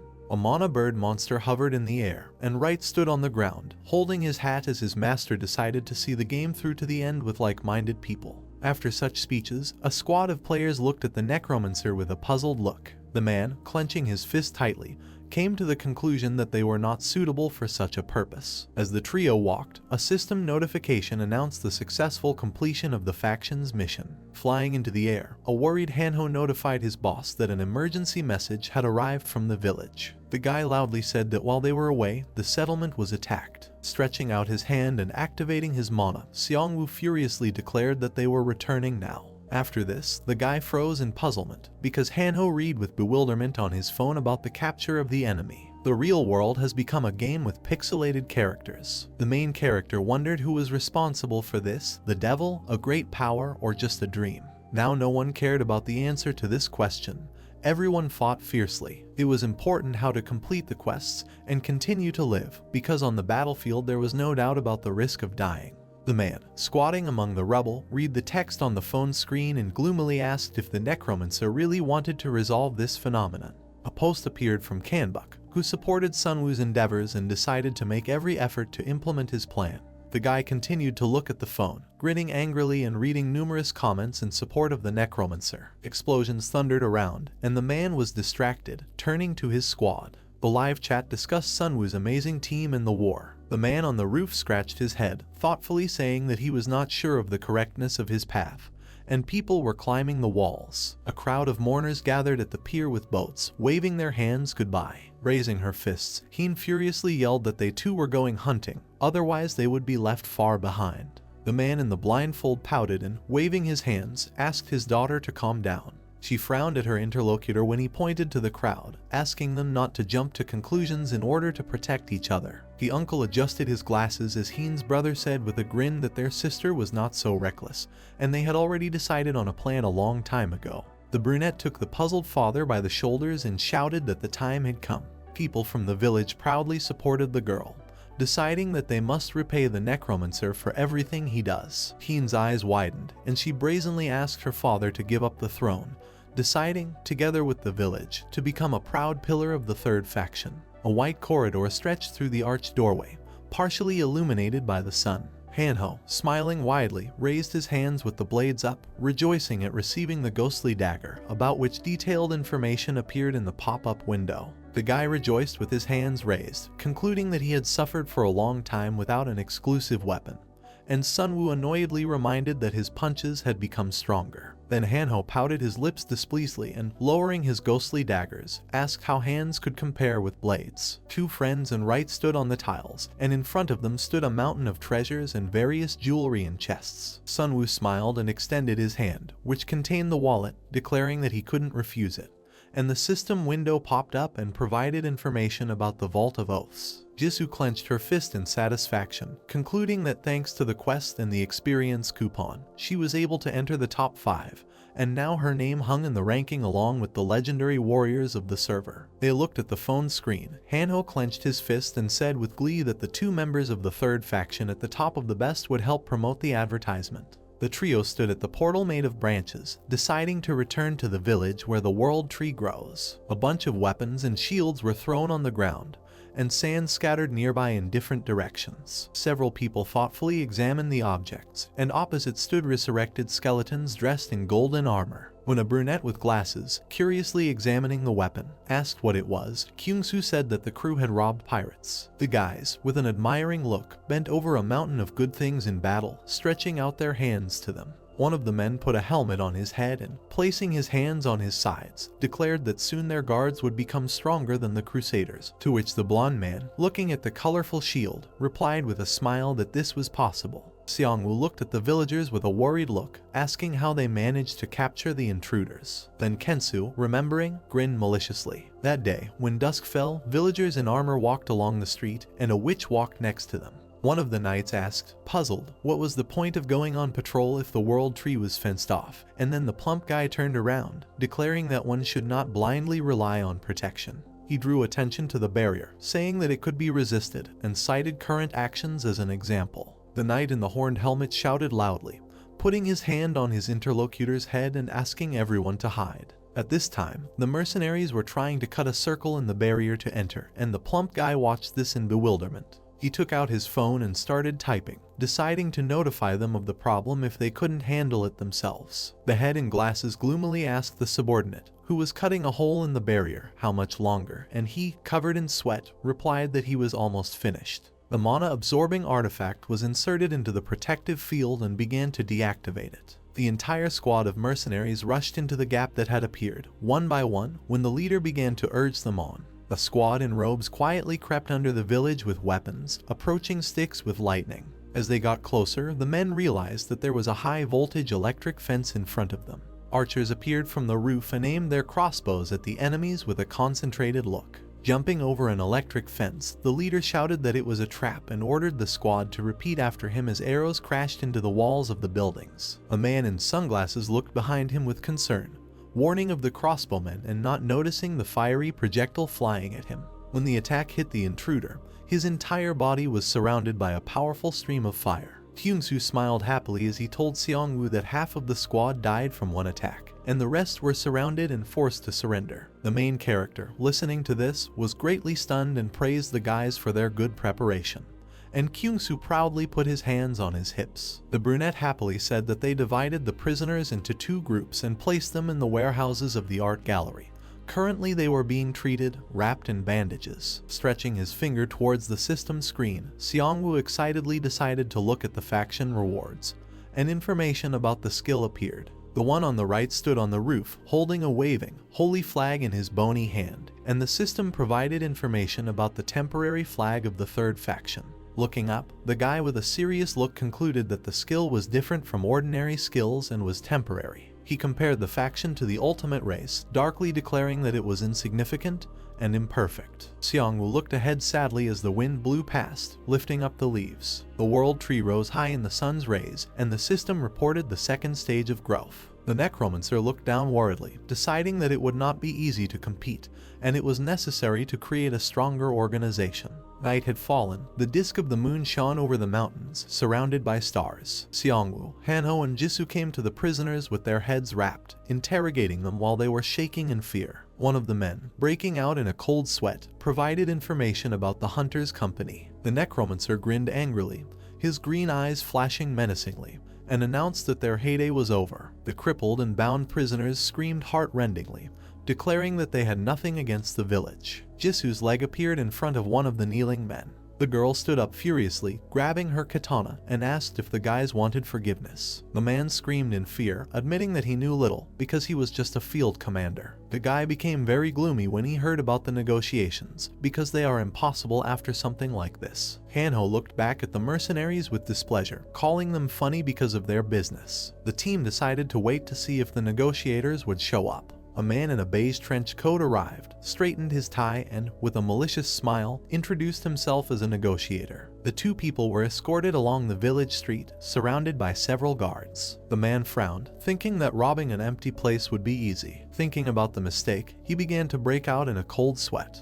The negotiators were led into the hall, where Sunwoo lounged on the throne, surrounded by his team. Seeing the guy, the negotiator became even more agitated and lowered his gaze. He was lowering his suitcase when he suddenly looked up in shock as a green glow appeared. Seongwoo gave the man a furious look and declared with sparkling eyes that he was listening. A man with a long forehead, blonde hair, and cold eyes walked up to Seongwoo. He told him that it was a great honor for him to meet the protagonist. The man introduced himself as the leader of the 2nd advanced group in the company of hunters, named K. He knelt in front of the protagonist sitting on the throne. The protagonist's team looked coldly in his direction. K, on behalf of the company, apologized for the inconvenience caused. He felt that there was a constant oppressive feeling of fear in this room. Seongwoo's eyes lit up as he looked at the man seriously. With a look of disgust on his face, he asked if he was from the Evolution Society. Slightly agitated by the question, K said that they were representatives of a company of hunters. The hero's face reflected enormous strength. He made a gesture with his hand and said that he did not have time for them. After all, while they are chatting here, its leadership, having received a request from the society, runs away. The man's eyes widened and sweat ran down his face. He exclaimed that everything was wrong. The thought flashed through his head that the Necromancer was the hero of the Korean server, and it seemed to him that if he begged the main character and promised him compensation, he would agree. With his head down, Sunwoo coldly stated that it was stupid of them not to go on the run. He asked about how they were going to handle everything. Angrily looking down at the representative of the company of hunters, he asked him if he had not warned them after the invasion of the terrorist Kim that he would kill everyone. Drops of sweat fell onto the cold floor of the room. Shocked, the leader of the 2nd group thought that he did not expect this. The protagonist coldly noted that he could extract memories from his corpse. The main character is depicted among the burning rubble of the city and many corpses of people. He stated that he would kill him and find out where their lair was, and then finish off everyone else. Staring with his green eyes, he threatened to carry out his plan in 10 minutes. Sunwoo said to try to convince him. Trembling, K rummaged through his suitcase. It contained a huge variety of different jewelry. He asked with fear what the protagonist wanted: gold, maybe magic items. The leader of the group of hunters said that he was here to negotiate with him and they were ready to pay for their wrongdoing. K's eyes widened in fear, afraid to look at Sunwoo. The main character stated that killing and viewing his memories is troublesome, so he must answer the questions asked to him. The experiments of the Evolutionary Society are depicted. He rudely and coldly extends his blade towards the guy and asks where the headquarters of the Society of Evolution is. The car is driving at full speed down the street. Hanho asks with a little doubt if everything will be okay. Jisoo adds that he can unite with society and come back. Turning to face his team, Sunwoo states that this is business and he will stick to the most profitable side. He added that, of course, there is a risk, but the reaction, whatever it may be, will follow. Confidently looking into the distance, the main character mentally declares that when the opportunity arises, he will eradicate all evil on the Korean peninsula. Several men called out to Seongwoo, and they approached the protagonist's team with bags and baskets filled with grass. One of them stated that they dug up some grass on Mount Faldal. Apparently she is an item. This is a healing herb that was a rare level item. Categories: medicinal herbs and with an effect that healed wounds when the herb entered the body. The greatest effectiveness could be achieved by pre-treating it. Also, with its regular use, endurance increases. Several baskets with magical grass were placed in front of the protagonist. Sunwoo took the root of a plant that had purple energy emanating from it. Holding it up to his face, he began to read about its properties. It was a rare abyssal root of the same category. The effect is a decrease in health when consumed due to external influence. The greatest effectiveness can be achieved by pre-treatment. The main character turned to the guys and said that you need to be careful with this plant. A guy with dark hair and glasses said that these effects were probably related to the world tree. Turning around, the guy pointed to several doctors in medical gowns who were looking at a plant leaf through a magnifying glass. He stated that he was going to build a room for making potions. He said that they have people with the alchemist class, and even if they know practically nothing, it would be nice to conduct experiments and study methods of making potions. Sunwoo examined the unusual plant with a smile. He said that potions were definitely necessary, both before and after battles. Looking at the plant, the protagonist thought that if used correctly, one could achieve powerful enhancement. Hanho stood with his father. He turned towards Sunwoo and happily declared that his father had leveled up. A little annoyed, Hanko's father said that he was not some kind of object. Holding his chin with a mischievous smile, Hanho told the man that mana and gold were no longer required to expand the safe zone. Squinting his eyes, Father Hanho said that after the tree grew, he received a message about synergy. An image of Minho appeared, levitating in the sky with his eyes closed and holding his fingers near his temple. He stated that he has an additional skill called the Eye of the Sky. If he closes his eyes, he will see what is happening behind the barrier. Hanho happily stated that this was great since it was a god-level skill. Showing 3 fingers of his right hand, Minho with a confident smile declares that this is not all, and if they close their eyes, he can show what he sees to the 3 people who are standing next to them. In a fit of emotion, he raised his hand up and laughingly declared that one day his shield would go beyond the village and cover the whole world. Images of a blue shield covering the city appeared. Making a hand gesture, Hanho said that in this case the safe would not be needed. The protagonist's friend asked his father for his wallet. Putting his fisted hand to his mouth, Minho hesitantly declares that whoever has the wallet has the power and asks if Hanho really needs it. With an incredulous look, Hanho asks how much his father lost in card games. Hanho, to the friendly laughter of his teammates, furiously catches up with his father. Looking at this picture, Seongwoo states that the risk of being targeted by the tree is high, so the effect is obvious. A system alert appeared indicating that the area was being granted an abundance of the divine tree. This event provides a 50% increase in the chance of success when producing items. Also increases the likelihood of receiving additional properties when creating items by 10%. And a 10% reduction in production costs. An image of a clean city shining in the sun appeared. Seongwoo continued to think that if such an effect could be obtained at a low level of growth in the second stage, then the gap with other groups would widen even more. Several people on motorcycles approaching the protagonist called out to him. Taesung, stopping the motorcycle, shouted that they had found a new store, but there was something strange about it. Still sitting on the motorcycle, with the purple-haired girl on the back seat, he stated that when they tried to find out the level, it was written that access to goods was closed. Expressively grabbing Taesung, Sunwoo asked where the store was. The protagonist thought that this was a secret store. He had just received a secret store coupon after defeating the alpha male. Seongwoo recalled fragments of the battle with him in high spirits. The main character didn't expect to be able to use it so soon. There were 5 colorful motorcycles parked in a parking lot near several buildings. Seongwoo, wrapped in a dark cloak fluttering in the wind, approached the secret store. Turning to Taesung, he told him and his group to wait outside. In the hands of the protagonist, the just-used dome of a secret store burned with a turquoise flame. Hitting the blue wall blocking the passage, the yellow-haired guy said that the boss could go in there, but they couldn't. He stated that Sunwoo is incredible. The protagonist entered a store that at first glance looked more like a cinema. He He remembered that last time he had 10 seconds to buy not random, but high-level items. Sunwoo activated the logo with his characteristics. It listed level 22, 37 strength, 30 agility, 25 endurance, and more than 148 million gold. He mentally declared that with such a sum he would not have to give up anything like last time. Smiling, he mentally said that this time he could get that very item. The system told him to sit down on one of the chairs. The information in the window said that 5 items would be presented to him in order of priority. If the main character wanted to purchase an item, he needed to be told to buy it. You have 10 seconds to make a decision, but you cannot return to the product again. The first item is revealed. 5 different flasks with potions appear in front of the hero. It was an item called a special level panacea 5-piece set. When used, resets anomalous statuses. The price is 3 million gold. Sunwoo clicked the buy button, thinking it was an item he missed last time.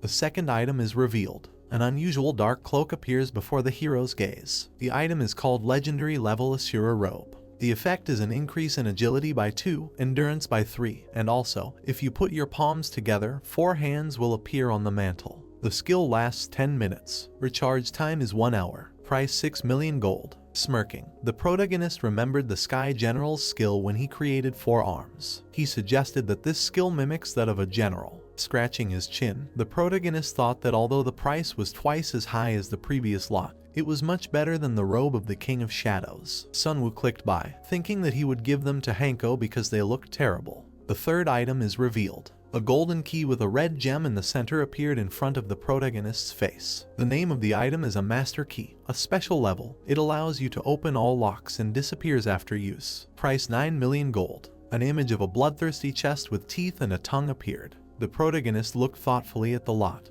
He thought about whether there was something else besides a mimic that could be called a treasure chest. An idea appeared in the eyes of the main character. He thought about whether it could be used on territorial boundaries and barriers. He clicked buy, with the idea that he might need it someday. The fourth item is revealed. The hero observes a golden mask covering the lower part of the face and neck. Its name is Ghost Mask. It is legendary level. When worn, the damage from the sword increases in proportion to dexterity. Also allows for better detection of targets around the user by 20. An image of Jisoo lying in decline appeared. Sunwoo held his face and narrowed his eyes as he thought about how this would suit her. He also thought that if he missed the opportunity, then luck would pass her by until the end of her days. The main character pressed the buy button. The protagonist looked angrily at the system's warning and said that his pockets were full of gold. The fifth item is revealed. The light from the system illuminated the room. The shocked hero looked at the object with his mouth open. It was a mythical level heavenly bow. At the top of the information window there was a note that people with less than 100 strength would not be able to use it. Its effect is the automatic generation of arrows, as well as the activation of the Sunfall skill. This skill creates explosions and flames around the point of impact. Recharge time is 10 days. The effect of an unconfirmed set is activated if you have a celestial arrow. The price is 15 million gold. A red golden bow appeared in front of the hero, behind which was a burning sphere. Putting his hand on his knee, the hero thought in surprise. He mentally stated that besides the World Tree Seed, he had never seen mythical level items before, and now it just appeared in the store. An image of a city appeared, with a large number of system windows. Seongwoo thought that judging by the tree, the mythical level is not so simple and even the conditions for using it are not easy. An image of Seongwoo in his demigod form appeared. He mentally said that the force required to make a shot was 100. But with all the buffs, such as Lick and Anubis, he only had 57. Looking at the logo with the inscription about 7 seconds remaining, he continued to think that this was not an item that could be used immediately. He never used a bow. The protagonist came to the conclusion that although this purchase is impulsive, he must buy it. He held out his hand to confirm the purchase. He continued to convince himself that such a chance was extremely rare. He slowly reached his finger towards the window. 3 seconds left. He started poking furiously at the purchase window. The system asked him to stop poking. The green aura appeared around Seongwoo. The information window informed him that the presentation of goods was completed and he would automatically leave the store in 10 seconds. Finally, Sunwoo said that he planned to get a set of the King of Shadows items, but apparently it wasn't fate. Holding his hand, he stated that the chance of it falling out among random items was small. He stated that there was only one item left and he needed to find a way to get it. An image of the main character appears in a full set of items of the King of Shadows, behind whom stands an undead shrouded in turquoise flame. He mentally declared that by collecting the legacy of the King of Shadows, he would gain much greater power. The evening city was illuminated by the switched-on lights in the apartments of the houses. Hanho happily showed off his new forearms, boxing with his new hands. The protagonist's friend said that he could not believe that he had received the power of a heavenly general, who beat Sunwoo unconscious and asked if he could really keep it. The protagonist stated that he was not beaten that badly. Remembering how, covering his eyes with his hand, Hanho looked at the broadcast from his phone. He said that the main character should not lie, because he was watching everything. A little offended, the protagonist angrily asked him if he wanted all his things to be taken away from him. Covering her face with her hands, which was now wearing a golden mask, Jisoo laughed. The protagonist turned around at the sound. Squinting his eyes a little, Hanho whispered to the main character watching the girl that this item was just in time, because she almost destroyed the store when she received several items. Making a hand gesture with her eyes closed, the girl thanked Sunwoo with a smile, saying that this item suited her perfectly. Reading the news on his phone, Hanho asked if his friends knew that the faction war was leaning towards the Liberation Guild. He said a message had been posted a few hours ago that said there was one remaining base in the Buckhansen Mountains. Looking at his friend, he remembered an event called the Capture of the Capital. He thought that if he occupied a total of 3 bases, he could get a 30% buff to damage and defense for 7 days. An image of military equipment, armored vehicles, trucks, tanks, helicopters, as well as fighting hunters appeared. He was mentally talking about hearing that at the very beginning, the Reconstruction Alliance was ahead thanks to surprise attacks, but it seemed like the Crusader team had turned the tide of the game. Rubbing his chin, the main character thought that the more news he hears, the more convinced he is that none of the factions is a serious opponent. An image of the leaders of the various factions appeared. Sunwoo mentally stated that they were not a threat. Putting his left fist to his chest, Seongwoo confidently stated in his mind that they had different levels of experience points. In other words, he will continue to grow the world tree and take over the Korean server. Looking at the information window, he thought that if he continued to work in this direction, he would get closer to solving why the world had become this way,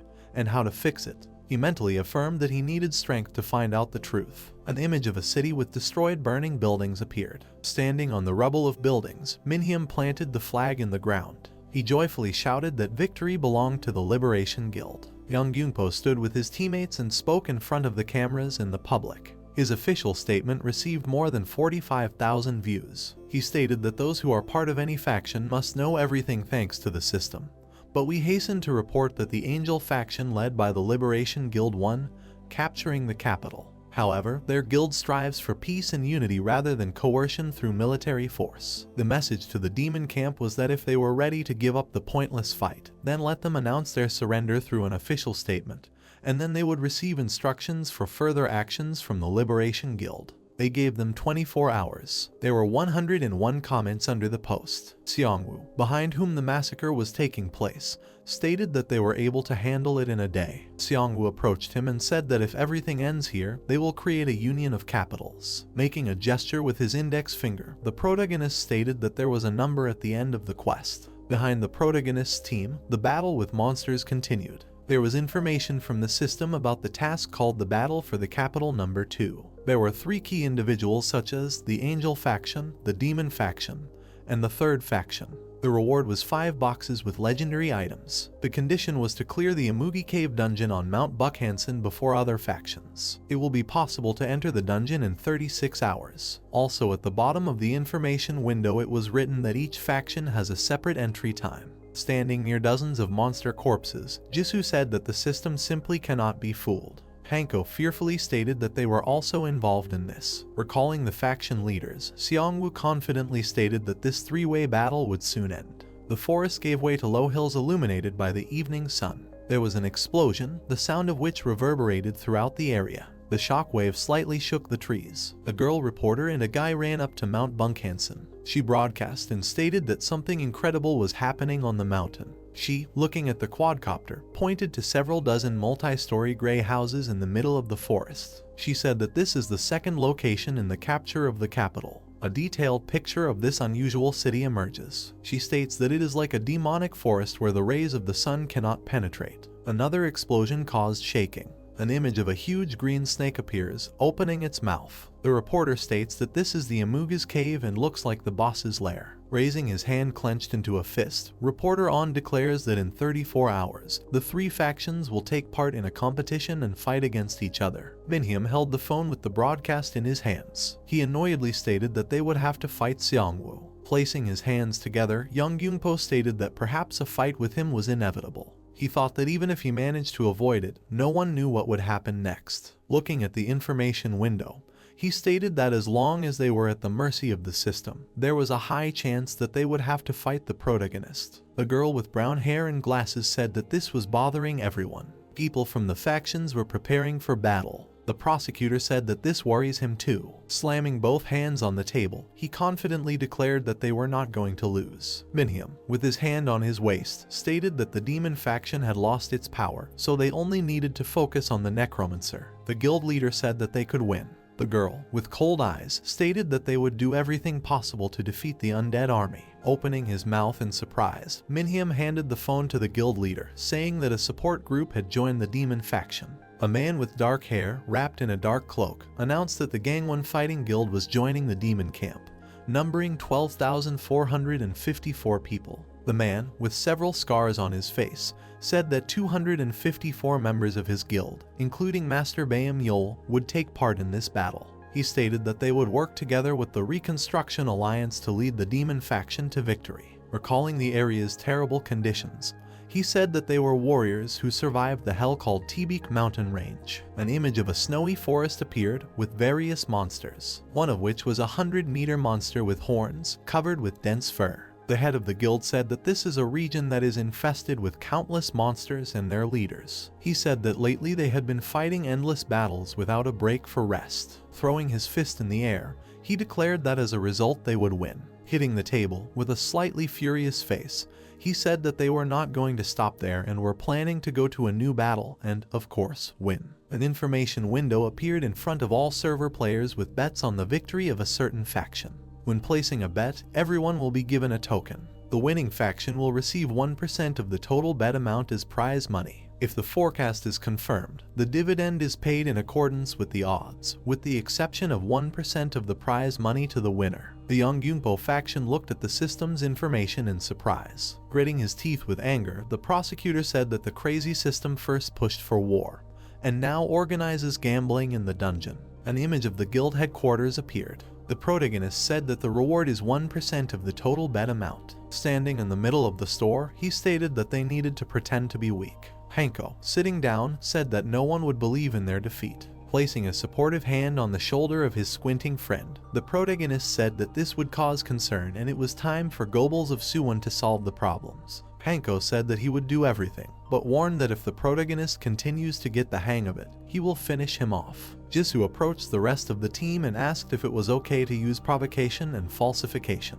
Hanho asked if the gacha would do. Jisoo stated that it was her gold. An image of a box of things appeared with the girl's name written on it. The protagonist's friend said that he would not create problems, but he needed some guarantees. Scratching the back of his head, Sunwoo asked how they could pretend to be weak. Hanho thought about it, looking at Jisoo, who had fallen into a precipitate. Hanho, who raised his hand, came up with an idea. He said he was using those people. Young Gyunpo gathered a large army of armored knights in the square. Clenching his fist, he declared that they were a guild of liberators. They will definitely win, and they will definitely receive a buff as a reward. He said that the resulting legendary items will be given to the Capital Region Players Association, which is currently in development. He confidently shouted that they were in favor of sharing power. In the chat, opinions were divided. At the same time, the demon faction was also holding a speech by the leader. In front of a large audience, the head of the faction began to introduce the man. He was approached by the chairman of the Reconstruction Alliance, a man with dark hair whose face was covered with numerous battle scars. The green-haired guy remembered this man. He stated that this was Chairman Lee Yong-H1.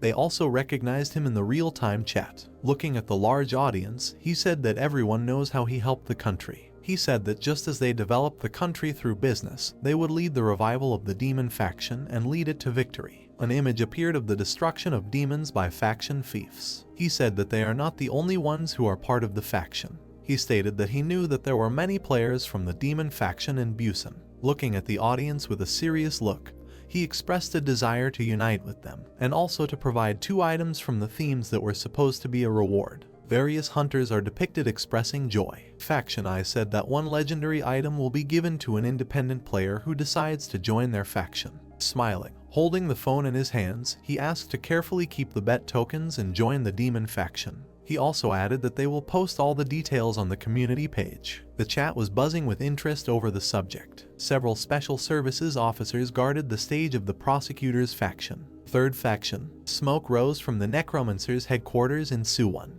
People speculated that there was an attack on Seongwoo's team. Comments on the internet have been harping on this topic. The girl was watching the broadcast on her phone. Some were happy and some were sad. The girl said with a small smile that they were clearly cheating. On a round platform in the center of the studio there was a table and 2 chairs. People were preparing to shoot. Hanho stood next to the camera. The guy was holding a phone in his hands. Hanho smiled widely and snapped his fingers. He said that the reaction was great and that it was time for the actors to appear. The 3 men were unhappy. Kyung-soo listened with irritation to one of the actors, who said that the company would not like this because it values trust, not participation in manipulation. Kyung-soo looked arrogantly at his interlocutor over his black glasses. He said that he did not care about the company and threatened with physical violence. The man was embarrassed. He said that he could not make such decisions. Kensu suggested that he talk to the Necromancer. Sunwoo looked thoughtfully at Hanho's phone screen.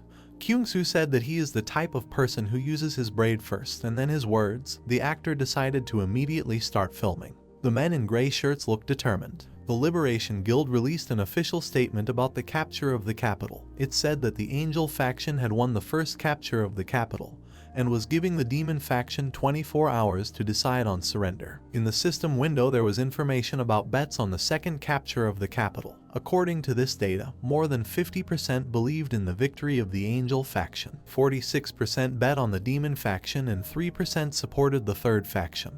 The note said that the winning faction would receive 1% of the total amount bets as prize money. Hanho looked at the phone screen with his mouth open. He told his friends that the number of bets on their faction had decreased significantly.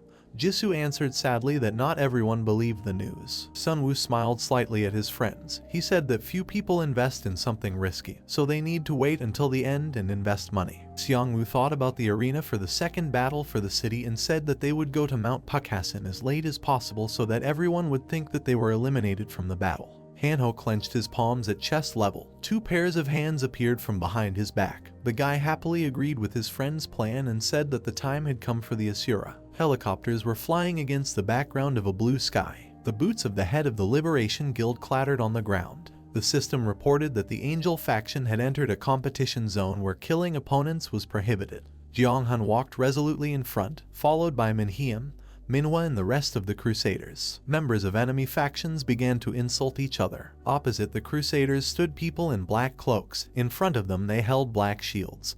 This was the fighting guild from Gangwon-do. The Crusaders were surprised by the appearance of these people, because before they only fought monsters. Members of the fighting guild looked at the formation of the Crusaders with ridicule. They did not consider them worthy opponents. Tree trunks intertwined, forming portals. Journalists stood on the platform in front of them. The girl waved her hand and said that this was the entrance to the mountain where the second test would take place. Reporter On, wearing a blue hat and glasses, told the audience that the Angel and Demon factions had arrived. The girl turned around and asked the assistant how much time was left until the start. Reporter An held a microphone in her hand. She said that the Necromancer still had not appeared, and that perhaps the rumors were true and he had suffered greatly. A bald man from the TV crew raised 2 fingers and asked the reporter to look up. People looked up in surprise. The Necromancer flew through the sky on a wyvern.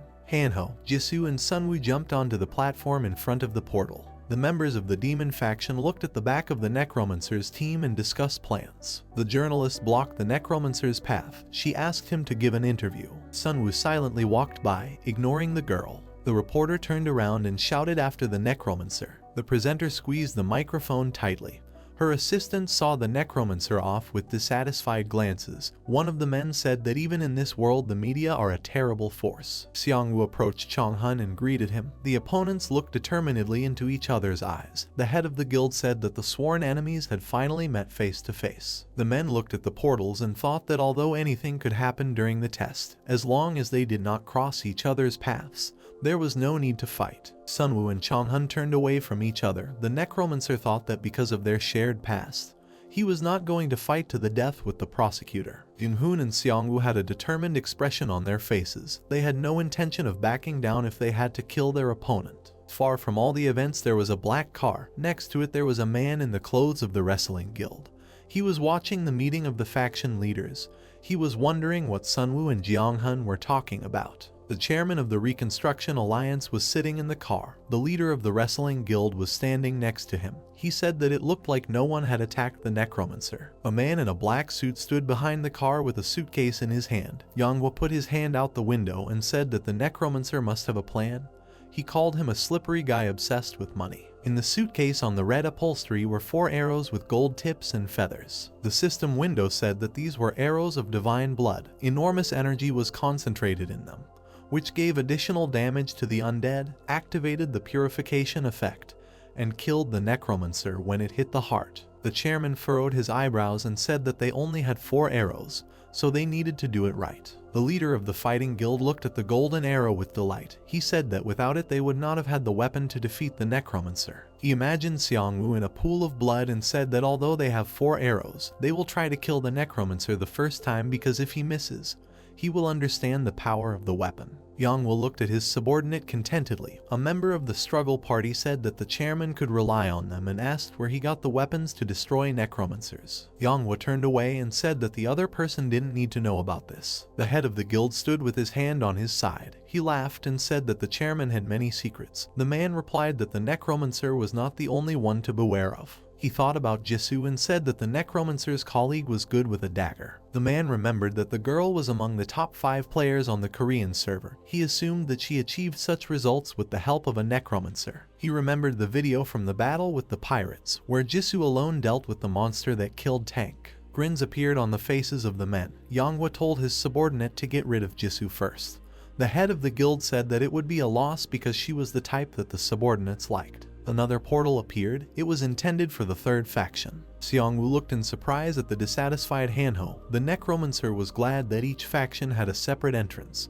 His friend said that he felt left out. The system notified that the time for betting has expired. According to the system's data on predicting victories in the 2nd battle for the capital, 41% supported the Angel faction. About 40% chose the Demon faction and 18.5% bet on the 3rd faction.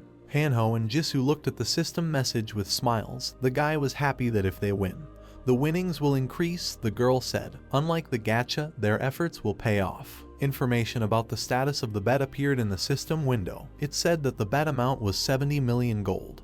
The expected winnings exceeded 296 million. The note said that the amount of dividends is determined by the percentage of the bet from the total amount, excluding 1% of the prize money. Seongwoo looked thoughtfully at the system message, hoping that thanks to this he would no longer have to worry about working capital. He imagined a society divided into 3 factions and thought that there were few elite representatives on his side. The 3rd faction was at a financial disadvantage because it had to borrow money from other factions to develop.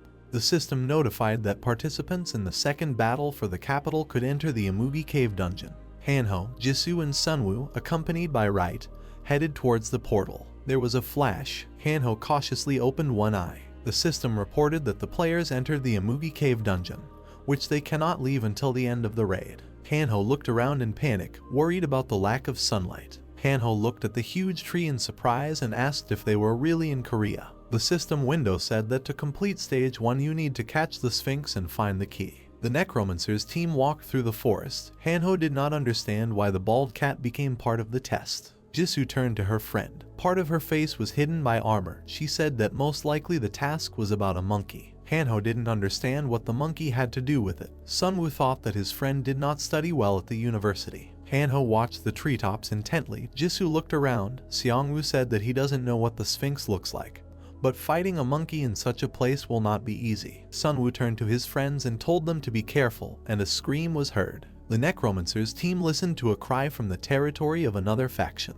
The Demon faction members were scared. Monkeys with yellow eyes and sharp claws attacked people. Someone ordered to shoot at them. The men looked at the monkeys in fear. The woman said that it was impossible to catch them. Blood dripped onto the man's light clothes and he looked up. Corpses and body parts fell from trees. The members of the Angel faction put up shields for protection. They knew that the monkeys surrounded them and were waiting for the group to disperse. Imhoon gritted his teeth and said that they could find the key if they separated. Minyoung said that it was too risky. There were many monkeys around them, and only one had the key. The Crusaders did not know how much damage would be done to them before they found the desired item. Jiang-hoon frowned. He knew that the quest itself was not difficult, but they risked taking a lot of damage at the very beginning of the test. The system reported that a third faction had taken possession of the key. The head of the Liberation Guild looked at the notice in shock. The man screamed. He wanted to know how the enemy managed to complete the task so quickly. Someone struck a series of blows at the tree's branches. Jisoo closed her eyes. The system notified that the damage from the sword increased in proportion to agility. A message appeared in the system window stating that thanks to the ghost's sense, Jisoo senses those around him better. Monkey monsters were jumping from branch to branch. Jisoo said she heard something. The girl's attention was attracted by the key on the chain. She heard the clink of metal. The monkeys moved very quickly. The girl pointed to the right one. Hanho stared intently at the space around him, but was forced to admit that only Jisoo would be able to find the right monkey in such darkness. The guy asked how they could eliminate the target once they found it. The Necromancer raised his hand, calling on magical energy. The system reported that a poisonous cloud had formed in the area. Lightning flashed and it began to rain. Raindrops flowed down the trunks and leaves of the trees. The monkey placed its clawed paw on the tree trunk. The monkey flew down screaming. His paw was smoking from contact with the poison. Hanho, standing below, was glad that everything worked out. The monkey became wary. A skeleton stood behind it. The monkey was attacked by ghouls because, of all the Necromancer's subordinates, they are the best at climbing trees. The monkeys were tearing the ghouls apart. Looking at the severed hand falling from above, Sunwoo realized that he had not taken into account the difference in weight between ghouls and monkeys and called on Minseok. Mana flared up. Minseok activated the chains of the abyss. They rushed towards the monkeys. The chain wrapped around the monkey's throat. The monkeys, entangled in the chains, fell down. Minseok pulled the chains towards himself. The monkeys hit the ground hard, and blood began to flow from the mouth of one of them. The system notified that 135,440 gold was received for killing the Sphinx. Jisoo cut off the monkey's head. The Necromancer's army prepared for battle. The monkeys ran away screaming. Hanho watched the monkeys with confusion. Seongwoo explained that they prefer to suffer burns from poison instead of fighting on the ground. The Necromancer intended to force them to come down. The Mana birds, guided by the Necromancer, soared upward. In the claws of the Mana bird hung the body of a monkey with a torn-off paw. Sunwoo activated the corpse blast. Streams of poisonous gas rushed towards the monkeys hiding on the tree branches. Sunwoo thought with satisfaction that even though this gas was weaker than the original, it was still the breath of the abyss. The burning bodies of the monkeys fell from the trees. The Necromancer realized that now the animals finally understood that this was his territory, not theirs. Hanho folded his palms at chest level, calling on the power of Asura. The Necromancer looked at his friend with displeasure. Hanho's eyes lit up. Hanho activated the dagger throw 4 times. The body of the monkey in front of the guy was pierced by 4 blades. Hanho prepared for the next attack. Sunwoo watched his friend's actions skeptically. He said that despite all his strength, Hanho continues to simply throw daggers. Jisoo appeared behind the frightened monkey with a chain around her neck, and she shouted that she had found the one she needed. Jisoo killed the monkey with a sword, and a message appeared in the system window that the third faction had received the key. The unusually shaped key emitted a glow. A blue beam crossed the cave. Jisoo assumed that it was showing the way. Sunwoo suggested following the light. A dome appeared over the mountain where the battle took place. The green hills stood out against the dark background. The Necromancer's army was walking through the forest. Someone noticed that the moss was glowing. The system reported that in order to pass the second stage, it was necessary to develop immunity to the poison. Because the area where they were was covered with a poisonous fog, the player's task was to collect 100 poisonous giant wasps. Sunwoo looked at the system message in surprise. He did not like the news about giant wasps. A buzzing sound was heard and giant wasps flew towards the Necromancer's company. The friends hid behind tree trunks, but continued to look at the insects. Hanho said that wasps looked like drones.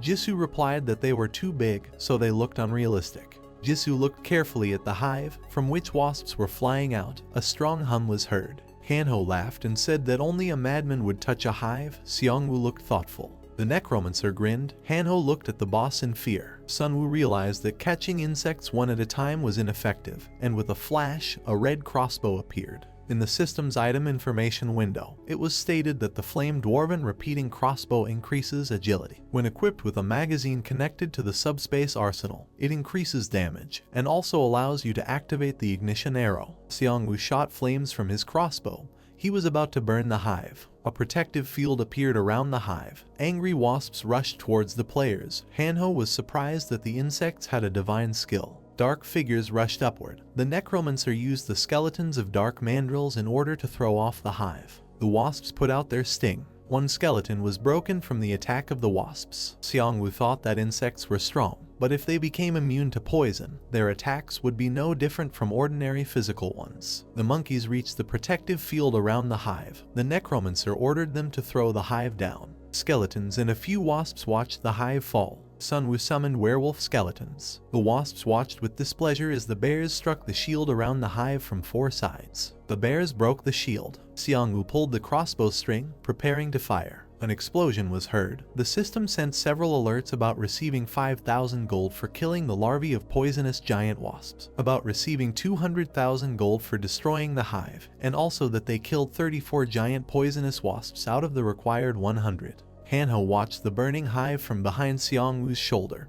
He said that this way they would quickly kill the required number of wasps. The Necromancer looked forward decisively and said that they would kill more insects. Sunwu looked sideways at his friend and said that this is what those who have gone far ahead do. Blood sprayed from the severed monkey's head. A key appeared in a blue glow above the body of the killed monkey. The members of the demon faction rejoiced at the completion of the first stage. The demon faction fighters followed the path that the key indicated. 2 men ran side by side. One said they had lost 20 men, but their sacrifice was worth it.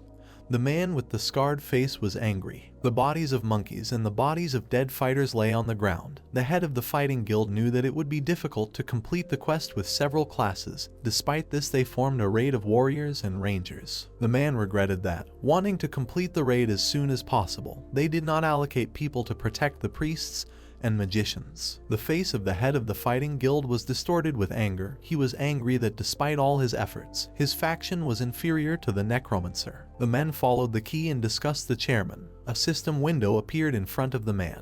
The head of the wrestling guild was glad that in the second stage there was no need to look for someone who was hiding in an unknown place. The man with the sword in his hand turned around and ordered his subordinates to split up and look for the wasps. The silence of the forest was broken by the cries of the demon faction fighters. They could not find living insects. The head of the fighting guild put his hand on the tree trunk. He was angry that they couldn't find the wasps. A man discovered a wasp's nest. The man's face lit up with a red flash.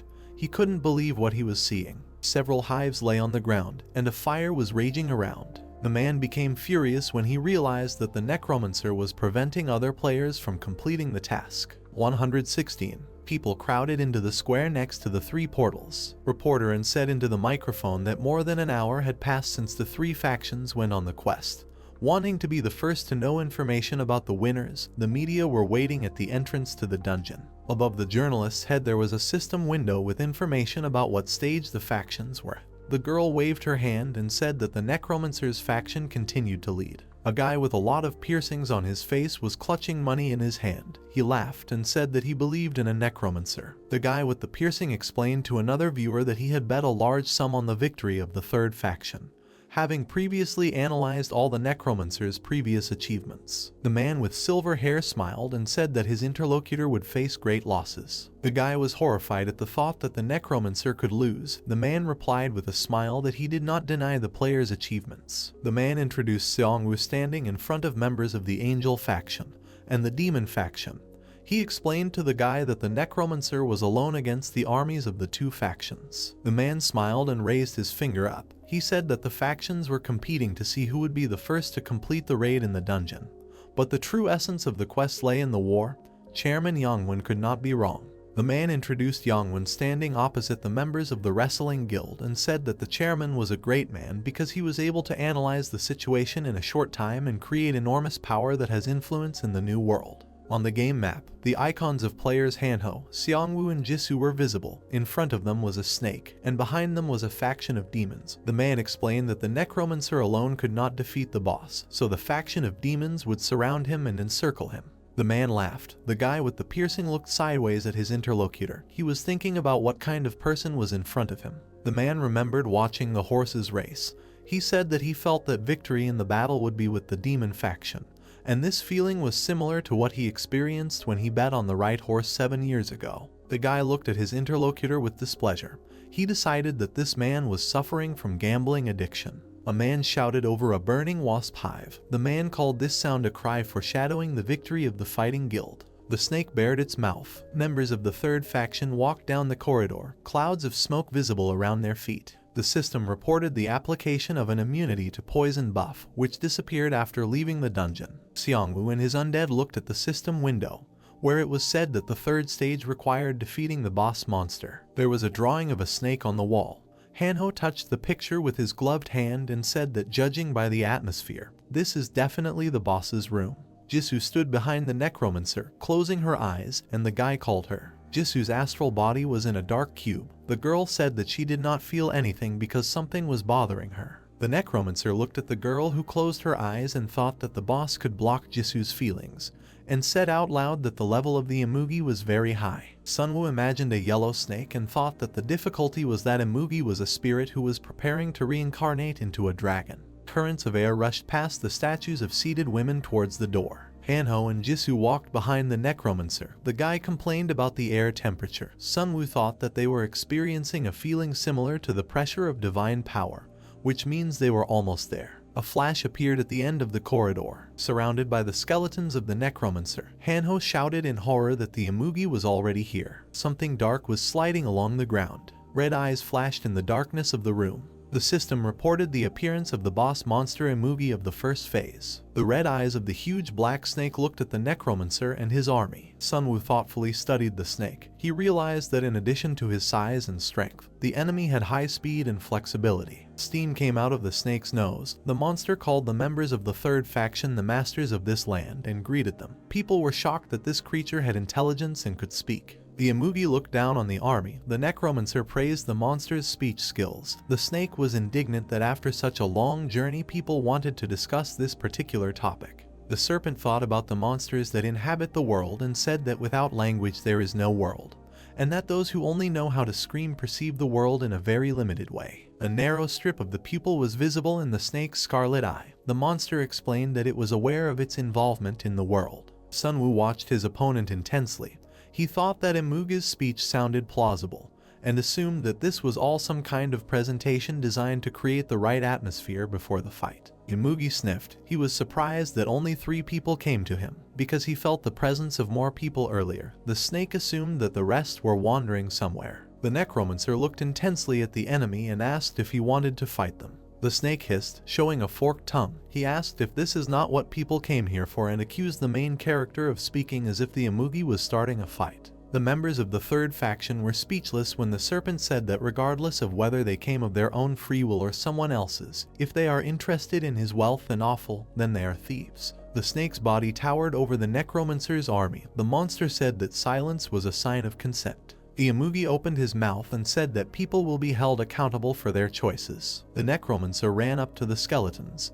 He ordered everyone to prepare for the snake's attack. The system sent a notification that the devil's fire had been summoned to the area. The snake's eyes glowed with fire. Mana balls appeared around. Xiangwu was surprised at the appearance of magic. The Necromancer recoiled. He realized that amugi was fighting with his intellect, not his body. Xiangwu gave the order to rush to the sides. The Necromancer and his army rose into the air, a stream of mana visible above their heads. The blue stream curved and rushed in the opposite direction. The third faction members jumped again and Sunwoo cursed. The Necromancer took the form of a lick and clutched the scythe in his hands. In the system window there was a timer for the action of the Reaper's scythe, and it was also reported that the number of followers and characteristics had been increased, and destroyed undead could be resurrected. The head of a snake was visible in the clouds of smoke. Amugi hissed that Xiangwu has the powers of evil. Xiangwu took the form of a demigod, with the one on the right running in front of him. In the system window it was said that the main character temporarily received the power of Anubis. All characteristics were increased by 10. The player had access to the skills of exploiting souls, exploding souls, and assaulting souls. The snake opened its mouth slightly and called Xiangwu a barbarian for taking the form of a dog. The system notified that soul regeneration was activated in the area. The twisted snake looked at the undead. The system reported that a death response had been activated in the area. A necromancer appeared behind the amugi. He said that the snake had lowered its guard, although it was not even human. A magic circle appeared with a hieroglyph in the center. Circles were in front of each member of the necromancer's army. Xiangwu looked at his undead incredulously. He couldn't believe that they were stopped. Images of different elements appeared next to the snake's head. The amugi stuck out his tongue and asked if this was all that the necromancer was capable of. Water, air, fire, and earth destroyed the army before the eyes of the necromancer. The necromancer waved his scythe and summoned a wyvern. The snake bared its teeth and said that it was useless. There was a flash. The air currents carried away the necromancer's subordinates. Xiangwu put his scythe in front of him. He thought that they could not fight the amugi. Sunwu turned to his friends. Air currents were visible around them. Jisoo said that this boss is difficult to get close to, and Hanho asked what they should do. The path to the amugi was blocked by 4 elements. The necromancer thought that it was dangerous, and that he might have to use a resurrection spell. Hanho and Jisoo resisted the wind. Xiangwu looked at them and thought that if he activated the spell, his friends would die forever. The necromancer tried to pull himself together. The main character looked decisively in front of him. He believed that the system could not just create this monster. Behind the 4 elements, the dark silhouette of the amugi could be seen. Xiangwu guessed that this boss was the type who resorted to tricks. The guy looked at the relief of the cave and wondered if the snake was using the terrain, looked at the fire, water, and earth that the monster used for attacks, and thought about how long it takes to cool down a skill, and whether the enemy has a limited range of attacks. Sunwu remembered the fresco that Hanho was looking at. The necromancer's eyes flashed decisively. He realized that there was a triangle behind the snake. The system reported that the souls are connected by the guardian of souls. The dark silhouette of the main character was visible against the background of a tall tree. The space between them was crossed by lines. Xiangwu watched the dark silhouette of the serpent wriggle. The necromancer realized that they shouldn't have wasted time on the boss because the answer was always in plain sight. The system sent a notification that a soul explosion was applied to the necromancer's weapon.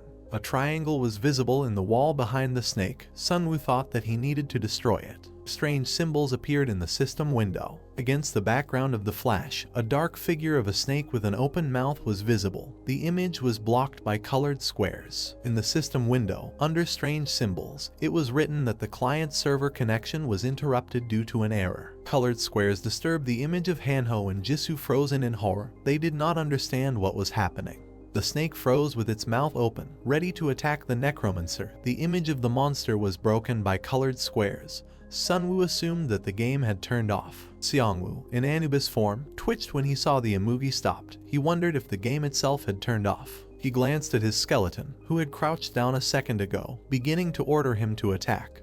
But pixels began to appear on his body, and he froze, as did the drake behind him. The necromancer looked at his skeleton standing behind him, assuming that they had not heard the orders. Sunwu looked at Wright, who had pixels appearing on his body, and began to deny his assumption, because he had moved them before. The necromancer looked at his transformed hand, not understanding why the skill disappeared. But his Anubis form remained. But in the end he was able to understand that the skill did not disappear, but simply could not be used. The amugi's mouth slowly opened as he asked Sunwu if he ever thought that someone might be watching them. The amugi's body was enveloped in blue mana, and his eyes lit up, after which he said that for now they had received temporary freedom and no one was watching them. Hanho, standing behind the necromancer, screamed. Being in shock, he asked Sunwu when they managed to meet the boss, since he called him by name. Sunwu looked at the boss's huge, writhing body, thinking that even if he was a boss monster, it was quite strange that he knew the player's real name, especially since as a result of this anomaly, all of his skills stopped activating. Among other things, even the boss's hostility disappeared. The necromancer stopped looking back and fixed his gaze on the boss. He assumed a possible system failure. The amugi closed its mouth and stuck out its tongue, saying that they have little time and only this area eludes the creator's gaze and he will soon notice the problem.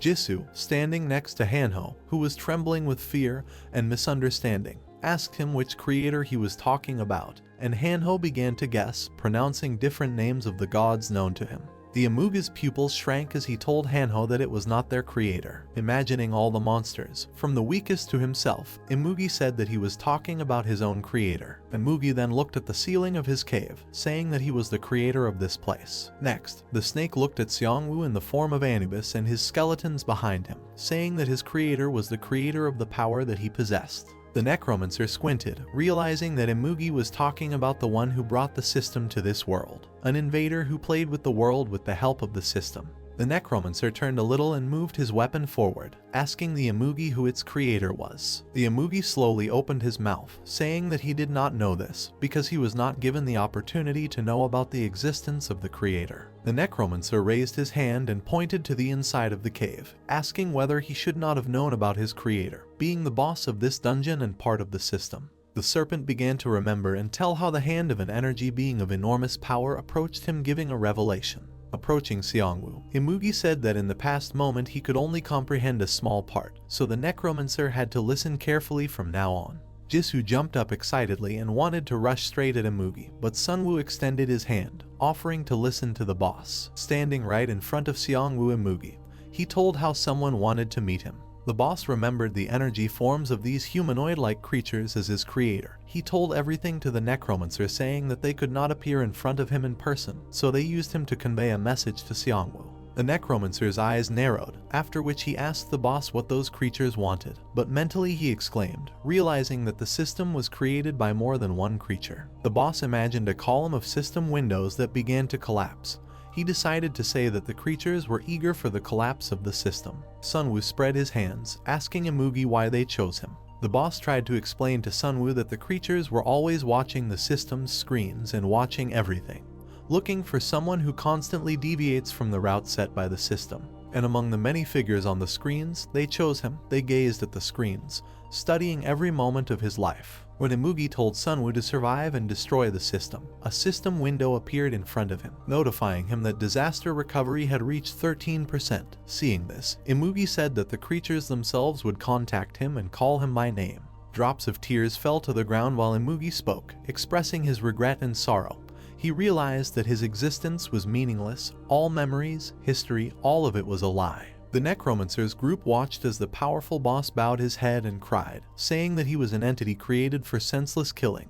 He advised Xiangwu to take his inverted scale after death. Hanho came out from behind the stone and asked about the inverted scales. Jisoo, who was sitting on the cobblestone, answered him by saying that the scales grow in the opposite direction and are considered the dragon's weak point. The boss's entire body fell to the ground. He crawled to the side, saying that it was a gift from a creature who wanted to help them, and its power would allow them to find out whether they were watching him or not. Suddenly, the amugi raised his head sharply. Flames, water, wind, and stone began to form right in the air. Hanho, in fear, covered his head with his hands and hid from the flames behind a cobblestone, scolding the amugi for such a drastic change. Jisoo cut all the cobblestones flying at her with swings of her sword, asking in bewilderment if they needed to fight again. Xiangwu looked at the boss's writhing body, around which the four elements of the elements formed, and realized that he was faking the battle to deceive the creator. The Necromancer turned his head and looked at his comrades and told them to listen carefully. The Necromancer glanced at the system window that showed the disaster recovery percentage,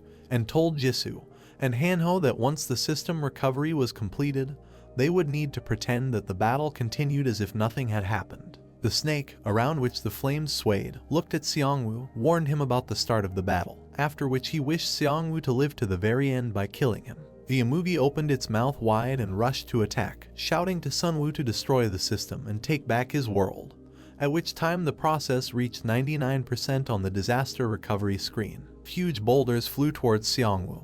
He realized that if he missed them he would die, but given that the attack went beyond the system, it was easy to avoid. Hanho, Jisoo, and the Necromancer jumped into the air, dodging cuts from the element of air, cobblestones of the element of fire, a stream of water, and a fiery jet of flame. The Necromancer noticed huge cobblestones behind Hanho, who had folded his palms together. Hanho, using his extra arms, began to move at great speed in a small space, waving his arms, thereby blocking all of the amugi's attacks, while he shouted at the boss, saying that his flames were too weak. Jisoo swung her sword and rushed straight at the snake. The blow with the sword was delivered directly to the amugi's head. Xiangwu internally cursed, realizing that the amugi had deliberately exposed himself to the blow. The Necromancer rushed to the side, causing amugi to scream in fear. The Necromancer internally called the boss a bad actor. Sunwoo swung his scythe and cut the cobblestone in front of him. Inside the cobblestones, he saw a pot suspended by bandages. A sudden blow from his tail knocked the Necromancer away. The amugi, who struck Xiangwu with his tail,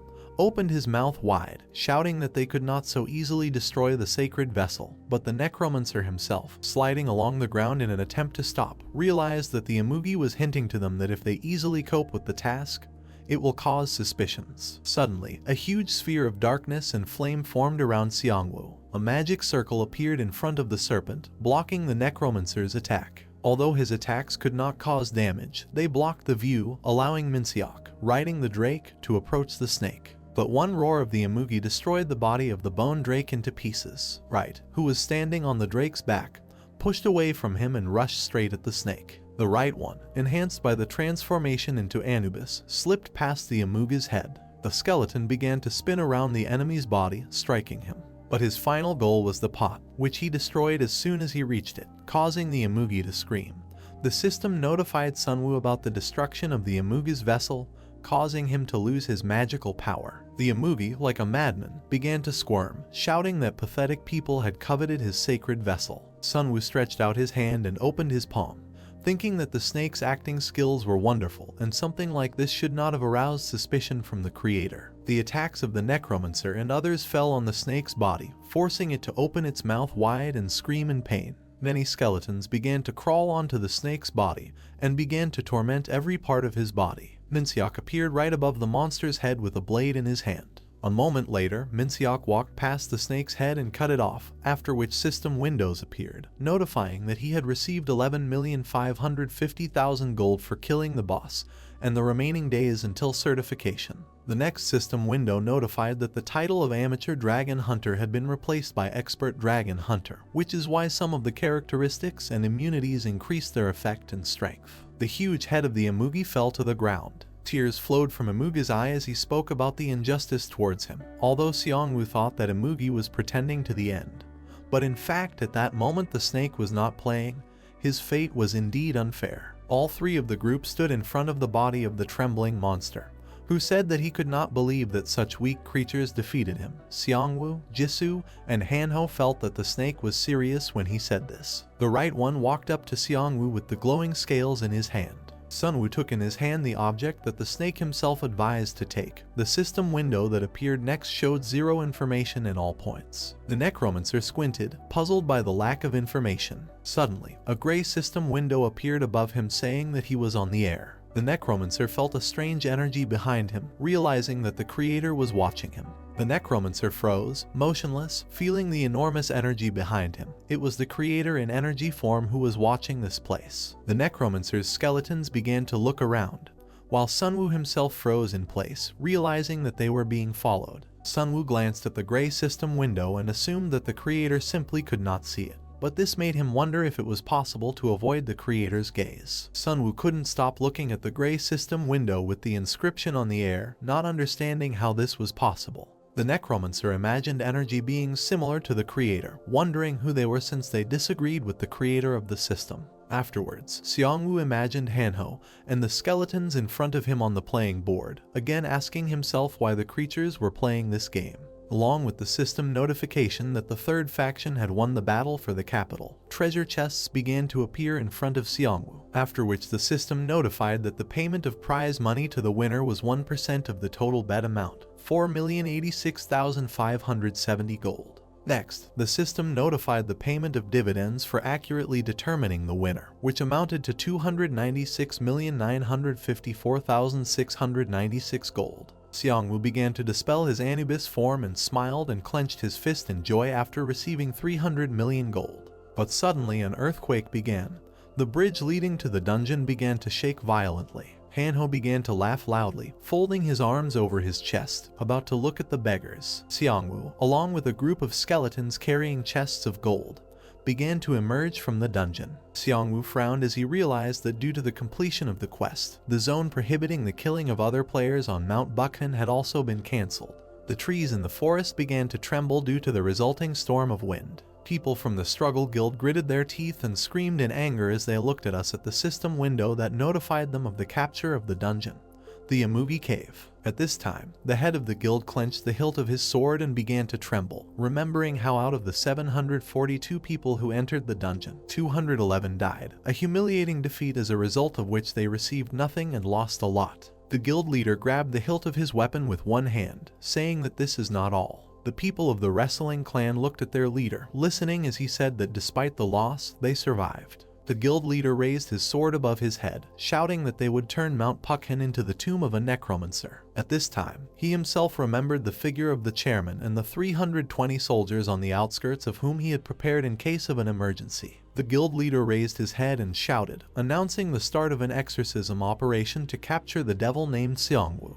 The trees fell to the ground one after another. Seeing this, a crowd of reporters and players, among whom was En, began to say that the huge dungeon covering Puckhen Mountain was disappearing on its own. Sunwoo, Jisoo, and Hanho began to walk out of the dungeon gate and soon stood in front of the reporters, who were shouting that it was a necromancer. On narrowed her eyes in irritation as she said that the third faction had surpassed their rivals and rose to the top of the Korean server, after which she whispered that she called Sunwoo arrogant. Jisoo, who heard this, immediately grabbed the hilt of her sword. The producers and assistants behind and screamed in fear, scaring En herself. Suddenly, Jisoo pulled the blade out of its sheath and swung it twice, deflecting the arrows. 2 damaged arrows began to fall to the ground. En, who stood behind, watched as Hanho stood in front of Seongwoo and began to form shields around them with his forearms. She said that despite the end of the quest, the battle flared up again. In an instant, many arrows began to fly out of the forests. Some arrows began to hit other people, scaring the crowd. Sunwoo clenched his jaw in irritation as he saw the arrow bounce off his bone shield. He remembered the first 2 arrows that were specifically aimed only at him.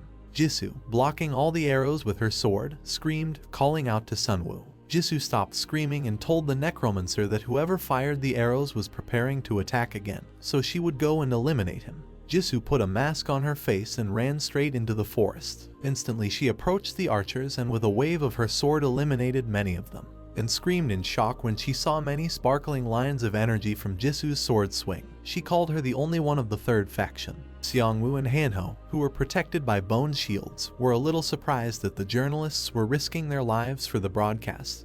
Hanho even wondered if On would be able to avoid Jisoo's wrath after this. The people from the fighting guild pulled out their weapons and, gritting their teeth, rushed towards the red demon. Enraged, Jisoo cut the neck of her opponent, who had just called her a red demon. The head of the guild turned and, waving his hand, ordered the crossbowmen to retreat and the mages to catch up. The guild leader clenched his jaw, not understanding how Jisoo was able to repel the attack. As if walking along the catwalk, Jisoo elegantly waved her hand, shaking off the blood, while the head of the guild, who was looking at her, said that it was not for nothing that the chairman said to deal with Jisoo first. The guild leader remembered the 2 arrows that were in the case and decided to deal with Jisoo and shoot Sunwoo at the right moment. The guild leader turned his head and ordered Jin to take out the painting and not let Jisoo near him. Jig unrolled a huge folded canvas with drawings of mountains and trees. Jisoo began to move away. Seeing how the ink from the painting rushed towards her, the system notified that the divine landscape had been activated. Jisoo gritted her teeth as she couldn't block the ink. Instantly, the ink completely enveloped her body. A second later, Jisoo opened her eye. She exclaimed as she found herself in the middle of a snowstorm. A huge and snow-capped mountain range was in front of her. She found herself in a deep crevice in the Tebik Mountains. The guild master laughed with joy after they were able to take out the demon. Stretching his hand towards the necromancer, he ordered all members of the guild to cut off the necromancer's head. Sunwoo gritted his teeth in anger as energy began to flow out of his mouth. A moment later, Seongwoo took the form of Anubis. The system notified that he had taken this form. The face of the head of the fighting guild wrinkled due to the negative effects of the Anubis form. The system announced the detection of an unknown energy in the region and the weakening of all physical abilities due to this energy. Some began to vomit blood after this notification, while others simply grabbed their throats, and only the head of the guild could stand straight and raise his hand, ordering them to wait until Seongwoo summoned the evil spirits. The head of the guild remembered how 2 men and 1 woman in glasses gave them a complete analysis of the necromancer in 60 minutes. This made them understand that when the necromancer summons the undead, smoke will appear. He also remembered how they were shown on the playing board with drawings how they were surrounded by skeletons after Seongwoo cast the curse, so the guild leader ordered everyone to take their time, because they were already under the debuff. Seongwoo's group began to envelop the Shinai in energy, while the fighting guild group stood motionless, waiting. The guild leader's pupils shrank to the size of a pea when he saw the system window, notifying him that his physical abilities had weakened by another point. The members of the fighting clan trembled with anger, shouting that people did not talk about the cumulative effect. Sunwoo opened his mouth, from which energy gushed out like fire. The cobblestones behind Xiangwu shot up. The members of the wrestling guild opened their eyes wide and looked up. The head of the guild himself opened his mouth wide in fear. The huge skeleton of the amugi snake towered above all the people standing in front of it. Sunwoo's eyes lit up due to the energy released as he said that as of today, there is no demon faction on the Korean server. People with open mouths asked each other in fear whether it was the same amugi. The amugi, whose lower jaw had turned into 2 bone claws, rushed straight at the people. Many of the fighting guild were simply crushed or thrown into the air. Only a few managed to dodge the amuga's attack. But suddenly the people retreating screaming noticed how skeletons began to appear from the darkness. Looking at Xiangwu next to whom the skeletons began to rise, people imagined a huge skull made of energy behind Xiangwu, which caused them to scream, calling him the embodiment of death itself. Anne, who was standing aside, screamed saying that the warriors from the Tibik Mountains were simply erased, after which she called Xiangwu one who has no equal. The guild leader destroyed the head of the skeleton orc in front of him with a swing of his sword and screamed, asking Xiangwu if he thought he could defeat the army through summoning alone. The Necromancer raised his hand, his body shrouded in blue-green energy as he said that they would later become his fighting guild. The guild leader smiled madly, telling Xiangwu that he would lose anyway, because that monster was not next to him. 2 golden streams of energy struck the Necromancer's chest. A little earlier, a light was shining brightly in the forest. A special arrow entwined with golden energy was pulled onto the bow.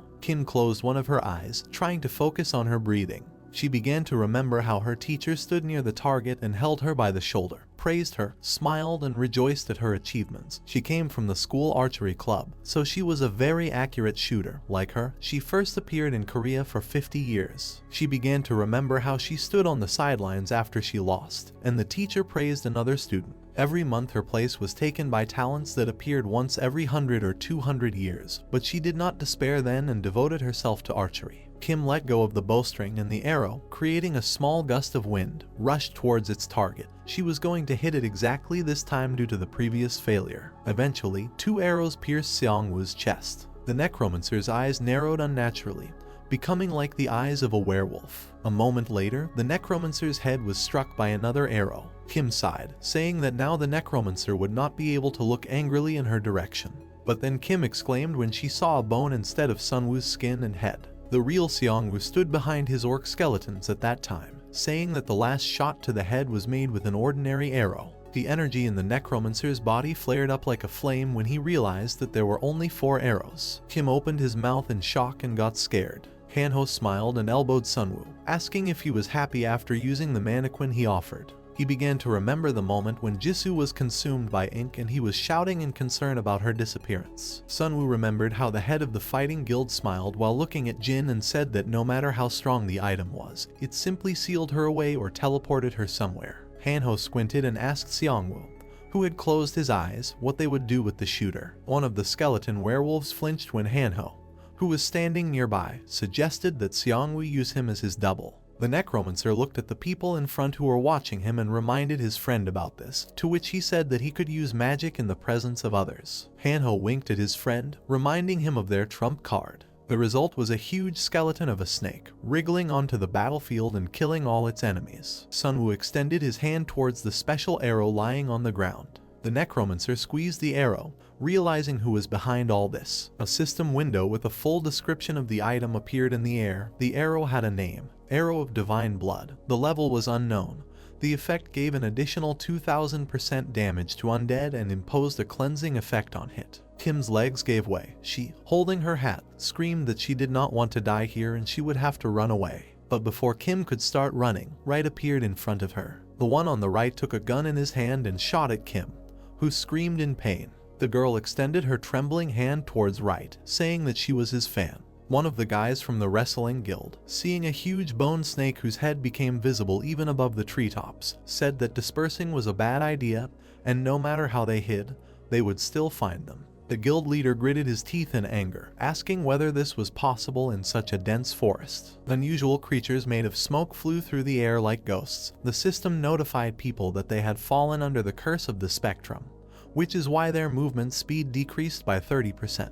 The pupils in the eyes of the guild leader almost disappeared due to anger when he shouted and asked the Necromancer if he was watching everything from the sky. The bone wyverns and Hanho, who folded his palms in a prayer gesture using his hands on his back, flew into the sky. The skeletons, led by Right, burst onto the battlefield and began to fight with the fighting guild. The bald guild member grimaced, asking why there had been no reinforcements yet. The guild leader clenched his fist and trembled, remembering how the chairman told him that reinforcements were on standby. But at that moment the chairman, along with a convoy of 8 cars, was driving in a completely different direction. The head of the guild imagined the grinning chairman sitting in the limousine and became angry. Jin, standing behind the guild leader, heard the order to get the box. When Jin approached and suggested a retreat, the head of the guild shouted at him saying that they had nothing left. Jin looked at the back of the blushing head, offering to challenge the monster in the mountains again. The head of the guild, in fear, began to remember the eyes and mouth of the monster. Sweat began to flow profusely from his face, after which he said that no one would defeat him and they specifically ran away to avoid a battle with him. Jin took out a box from which dark energy instantly gushed out and pointed with his palm, inviting the head to eat. The guild leader bit off a piece of stone with his teeth. A moment later, all of his outer clothing exploded, his eyes glowed brightly red, and veins bulged throughout his body. The system notified him that the spirit of the mountains had entered his body, due to which all his characteristics were increased by 15, and also applied to him automatic healing skill 5% per second. Suddenly, the guild master's entire body was enveloped in flames, his skin cracked like coal, and it roared. A red system window appeared in the air, signaling that the guild master had reached the limit of endurance, due to which he would experience terrible pain after the time expired. Another red window appeared in the air, announcing that the mountain spirit that had settled in his body was sucking out his characteristics, and if he did not monitor his condition, he would die. Looking at his hands, engulfed in flames, the head of the fighting guild began to shout that his strength was overwhelming him. Remembering the 2 class cards that he had previously chosen, the head of the guild said that the spirit goes well with his main class, the strongman and the elementalist associated with it. Grabbing the sword with both hands, the guild leader jumped into the air, heading towards the skeleton. His landing alone shattered the earth within a radius of tens of meters. The skeletons began to collapse and die. Even his own subordinates suffered due to his attack. The guild leader spread his arms out to the sides and shouted, looking for Sunwoo. The guild leader looked at the rising smoke in front of him and Sunwoo shouted again, trying to provoke him. And then the other operators looked puzzled at the head of the guild, who asked them if they had any doubts about what the Necromancer really was. Seongwoo, in the guise of Anubis, came forward saying that many tried to attack him, just like him, but ended up dying in his arms. The guild leader pointed his finger at Sunwoo, saying that he was different because he survived thanks to his efforts, unlike the one who was hiding behind the skeletons. The guild master's finger pointed at Seongwoo when he asked him if he could confidently say that he was strong.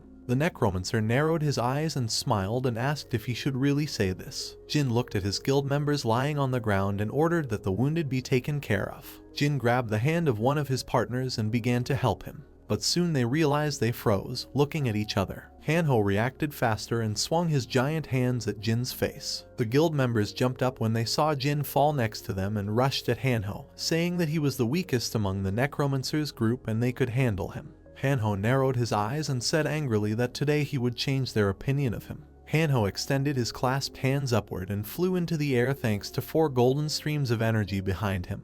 One of the guild members opened his mouth and eyes wide in fear. The 4 arms behind Hanho turned into 4 energy whips and attacked his opponents. Jin stood up and tried to calm his partners, although already behind him one was killed by a dagger that hit him in the forehead, and the second fell down from bleeding. But without paying attention to this, Jin ordered to stay together, even if there was a risk of taking damage. But a moment later, Jin got scared and was unable to continue speaking due to Hanho's transformation into a giant.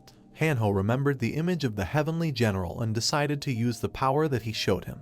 Hanho began to attack with his energy whips and shouted, saying that although the heavenly general died, his power contained in the object lives and breathes in his heart. Hanho, whose cloak was fluttering in the wind, mentally asked himself whether he would be caught on camera and whether he would now have his own fan club. And her operator opened their mouths in confusion, not understanding what was happening. At this time, Seongwoo approached the guild leaders and excitedly said that the battle between the Necromancer and the fighting guild was over. Seongwoo, holding his scythe in his hand, approached the head of the wrestling clan lying on the ground and reminded him, as he said, that there were many like him. Xiangwu's mouth curved into a grin as he looked at the body of his enemy. The clan leader coughed and blood sprayed from his mouth. He lay on the ground, blood coming out of his mouth and nose, forming a pool of blood underneath him as he wondered why he lost. The head of the guild began to get up and, looking at Sunwoo, thought about the difference in abilities. The Necromancer turned his head and asked if he had gained his extra powers from hidden quests. Remembering the figures of all three top players, the guild leader remembered how he used to grin and think that with additional abilities he could be on par with the best players. The guild leader fell to the ground again, his body trembling. He previously thought that he could defeat Xiangwu if he received the power of the mountain spirit. The Necromancer swung his scythe, saying that he was not the only one who had walked this path and in fact was the one who did not understand that he was outside their world.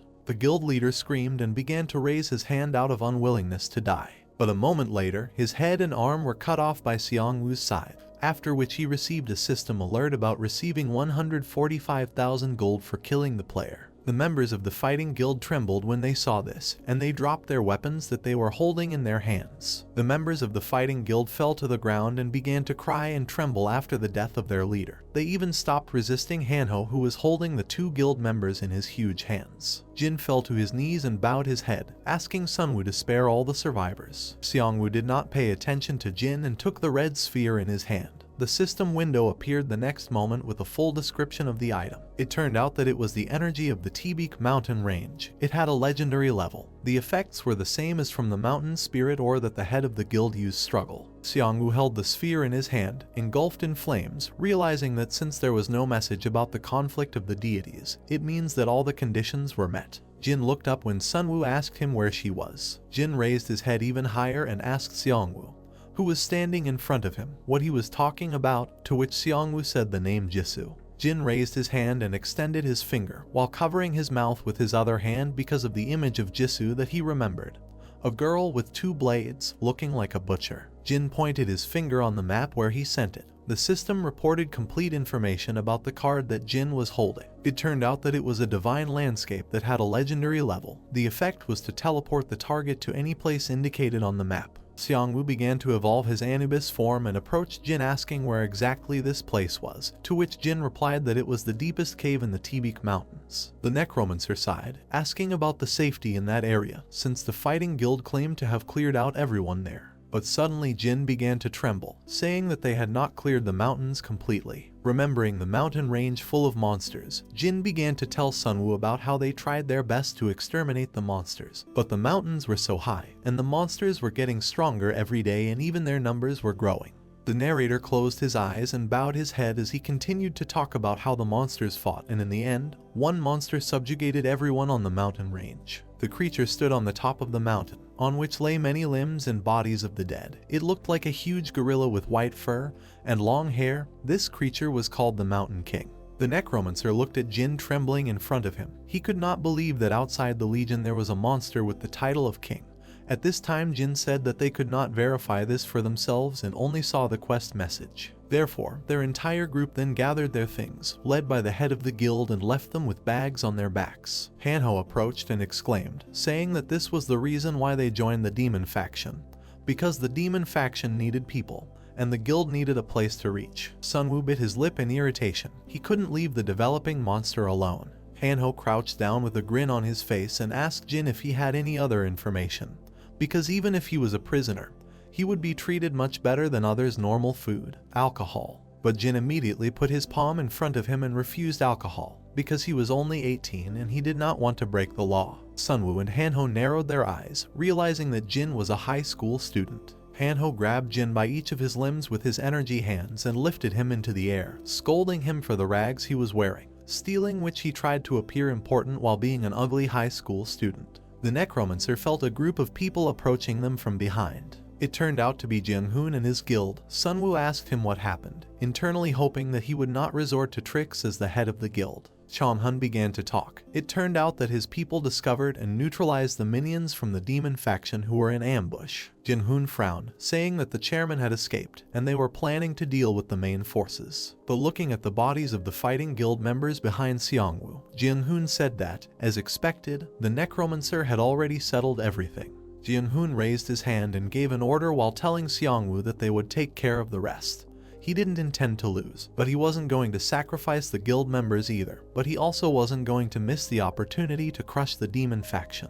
The Necromancer stroked his jaw, saying that he had an offer. The Necromancer proposed to deal with the faction of demons in the northern part of the capital, where military equipment was moving through the streets right now, and the Liberation Guild would then be able to occupy this territory without any effort. Jinhoon did not change his expression, saying that it was not ethereal and Sunwoo definitely needed something from them. As a result, Seongwoo asked to get information about the Tbeak Mountains, and the people on the roof eavesdropping on the conversation using a laptop and equipment immediately began searching for information while the other two in raincoats were playing with the drones. The Necromancer looked at the screen of his phone saying that Jisoo was sent there and she has not yet contacted them. Jinhoon extended his hand, agreeing with Sunwoo's proposal. While Hanho was torturing Jin, Seongwoo and Jinhoon shook hands, realizing that even though they were competing, there was no point in maintaining bad relations, because even in such a world, friendly diplomacy was needed. Anne, who was standing to the side, screamed, praising Seongwoo's incredible power in subjugating the amugi. The system notified Anne that she had leveled up and received a hidden quest, the task of which was to mobilize 100,000 people.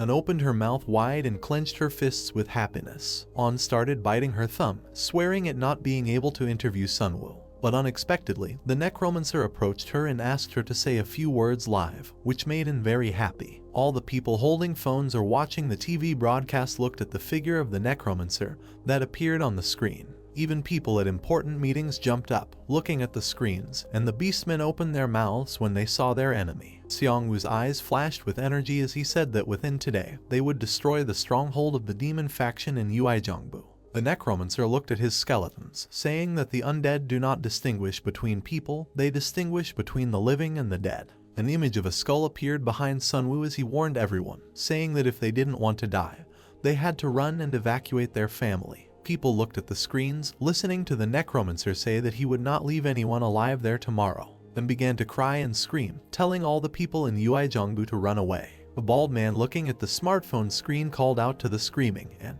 on his phone screen was a member of the demon faction giving a speech about a necromancer. Sunwoo turned his head, interested in the broadcast. The sky was overcast with clouds, not a single ray of sun passed through them. The city of Uijeongbu looked devastated. The lights in the buildings had long gone out, and only in the territory of the demon faction, people gathered at the gate, looking into the distance. One of them pointed his finger at two wyverns in the air, shouting that the necromancer was coming.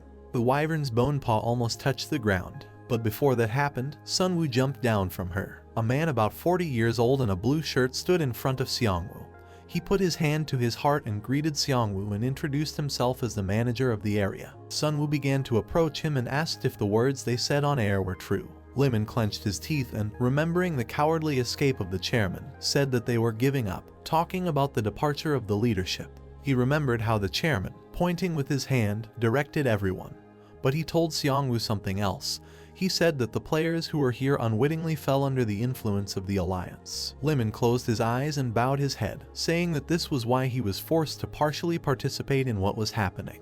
The Necromancer looked at Lemon, who bowed his head, realizing that he had broken off relations with the Reconstruction Alliance. Sunwoo looked to the side, mentally saying that he was not interested in this at all. He asked Lemon where that thing was. Lemon raised his hands and pointed them to the side, saying that they had already prepared everything a long time ago. A crowd of people looked at the Necromancer, saying that he was not so bad. Some were afraid that he would really kill them, as he said in the broadcast. Seongwoo looked to the side with a calm face, mentally wondering if he really made such a strong impression, although thanks to this he managed to get the last fragment. Seongwoo stood in front of the statue of the demon. In one hand he held a cup of wine, and in the other a spear. This was the last condition of the hidden quest. The system notified him of the third choice. It demanded that he destroy the statue of the absolute race. A demon statue is shown and Seongwoo thinks about a bowl of fire and a spear pointing back. There is a statue of an angel, and he remembers that it had a sword and a crown. The guy looks up, trying to figure out what it all means, and assumes that they meant the statues that each faction is looking for. He raises his hand when the little skeleton jumps, putting his weapon forward, and he believes that this is a dream that will not come true.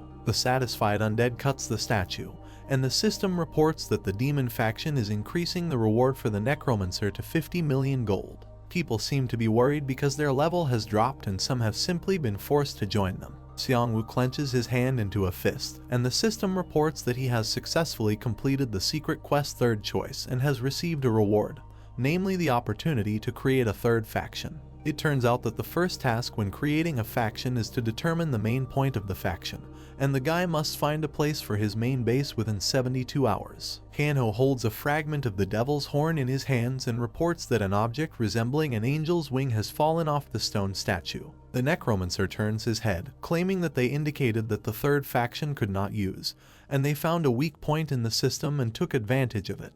But that's all. The man approaches him, stating that he has a request and wonders if he can accept them into the third faction. The destroyed statue is seen, and it is revealed that when it was destroyed they received a large fine and were expelled from the demon faction. Looking at him, Sunwoo apologizes and admits that he can't do it now. Sitting on the undead, he reveals that they don't force anyone to join them, but they don't take anyone in easily either, so they first need to prove their worth and determination to win this game. People look at him flying away, claiming that it is impossible to even survive here, but he talks about victory. The image is of a tree shrouded in magic. A man presses something on his phone. Hanho looks worried, noticing that Jisoo didn't write anything and hopes nothing happened. He looks at Sunwoo, wondering if she's okay, and he tells him to calm down, confident that everything will be okay. The guy looks thoughtful and admits that he, too, would like to go looking for the girl right now, but he understands that if he starts to act, there is a high probability that the situation will become more dangerous. He remembers various personalities and monsters, realizing that there are still too many forces on the Korean peninsula that need him. For example, the Evolution Society, the Reconstruction Alliance, and other potential enemies that have not yet shown themselves. Jisoo is shown fighting, and the Necromancer thinks that, despite his caution, when he explores the vast areas of the T-Beak range, his movements will become known to people.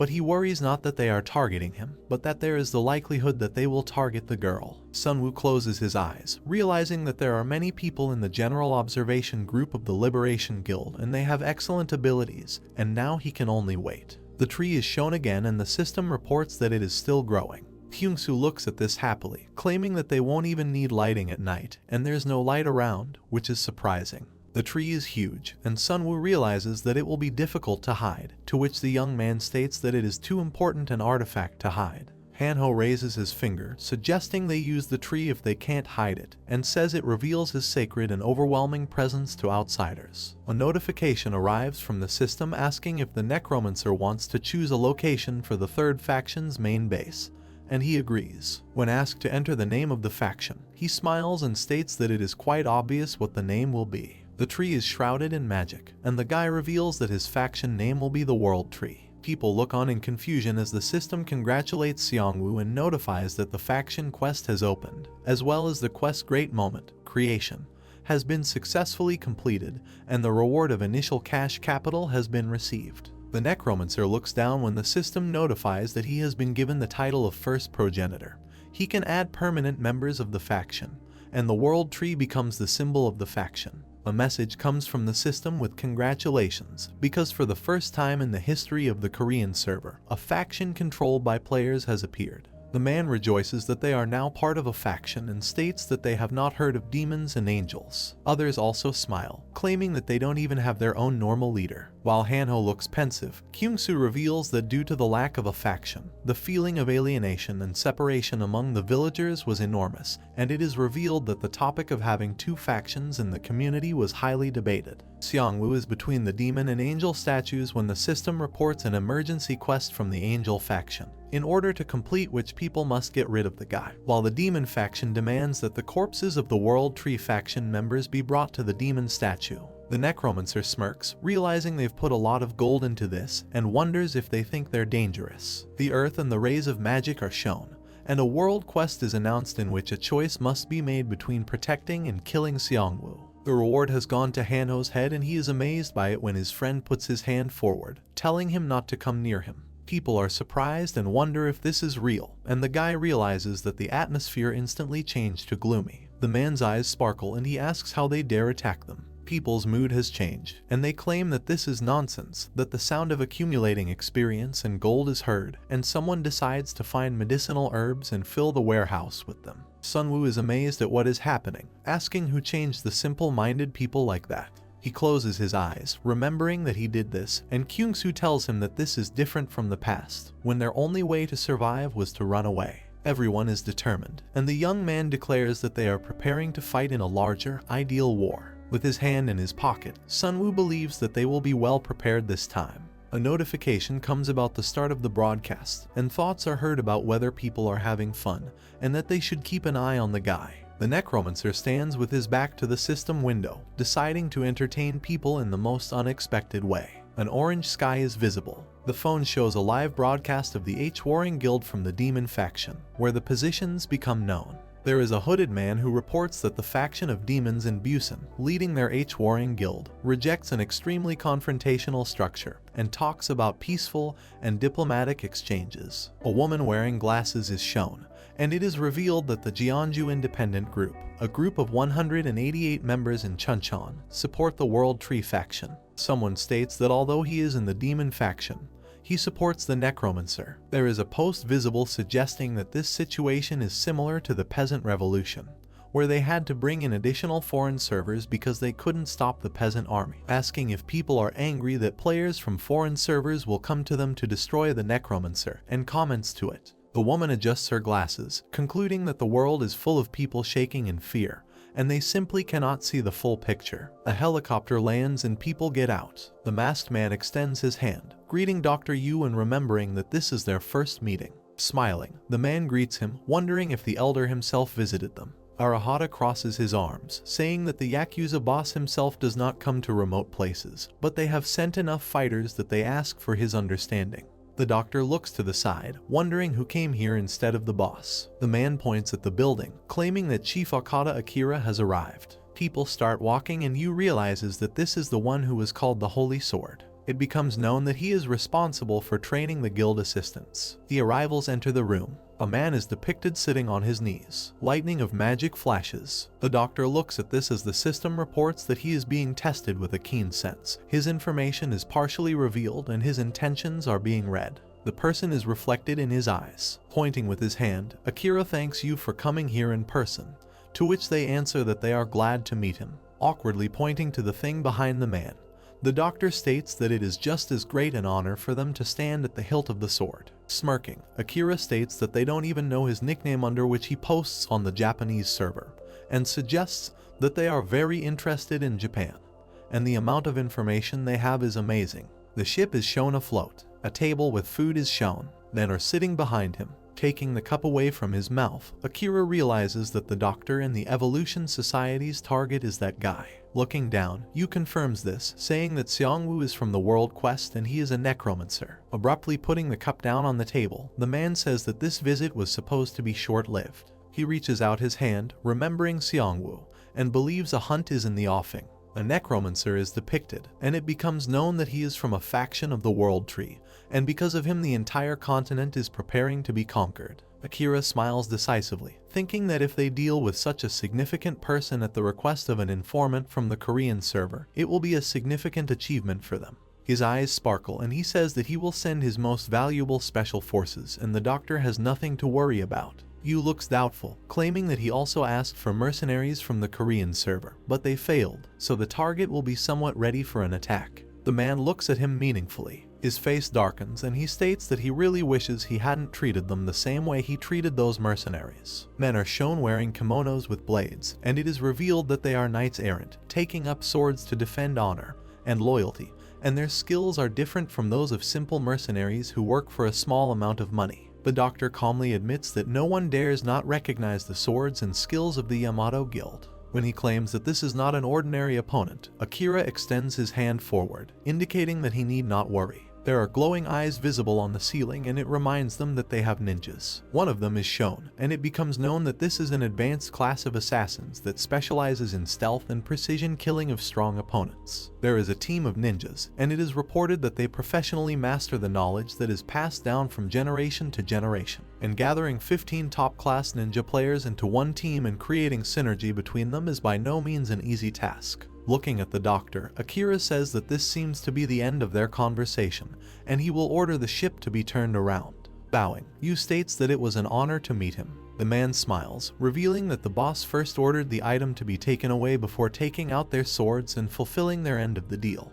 Looking away, the doctor claims that he will send it to him today. A flying helicopter is visible. A woman with glasses asks you who the Yakuza is. Looking down, he says that this is the head of the Yamato Guild, who took control of the island of Kyushu, an old man who could not awaken even after leveling up to the 22nd level. The attacking ninja are shown, and it is suggested that he is in a hurry if he is already collecting the items needed to awaken, and they happen to have one of them, which is why they made this deal. Looking at the doctor, the woman wonders if this time everything will be different and the ninja will deal with the necromancer. Yu smirks, realizing that they only need these guys to buy time anyway, and even if the Yamato Guild fails, they will just have to finish the plan. The helicopter flies up to the building, and the phrase is heard that then everything will be over. The building is shown. The hand lands on the table with the tablet, and its owner remembers that they said that they would prepare for war. Xiangwu looks on thoughtfully when Kyungsu reports that there are too few of them, and it is revealed that they were aiming to recruit a small number of good soldiers. The necromancer put his hand to his face, thinking that the goal was to reduce the risks to the dependent population and create a strong foundation. The young man looks seriously, realizing with relief that they have not yet suffered any casualties, and the man with glasses declares that if war breaks out, they will not be able to guarantee the safety of everyone. He remembers the people and the fact that the population of the settlement is only 226 people, and even a small number of casualties will be a strong blow. Kyungsu frowns, noting that they can't mindlessly recruit people either, and the conclusion is that choosing the right ones is not an easy task. Sunwoo smiles, claiming that they need to work harder on laying the foundation, which surprises Hanho. The necromancer slams his hands on the table, announcing that everything that can be accumulated must be accumulated to the limit. This is the beginning of a project aimed at using the abilities of the entire population to prepare for a mass battle, and those present understand that difficult days lie ahead. A tree is shown as Sunwoo states that they need to start with the items. The man smiles, holding a crossbow, and reports that he made an incredible item from the spoils received from the Conflict Guild,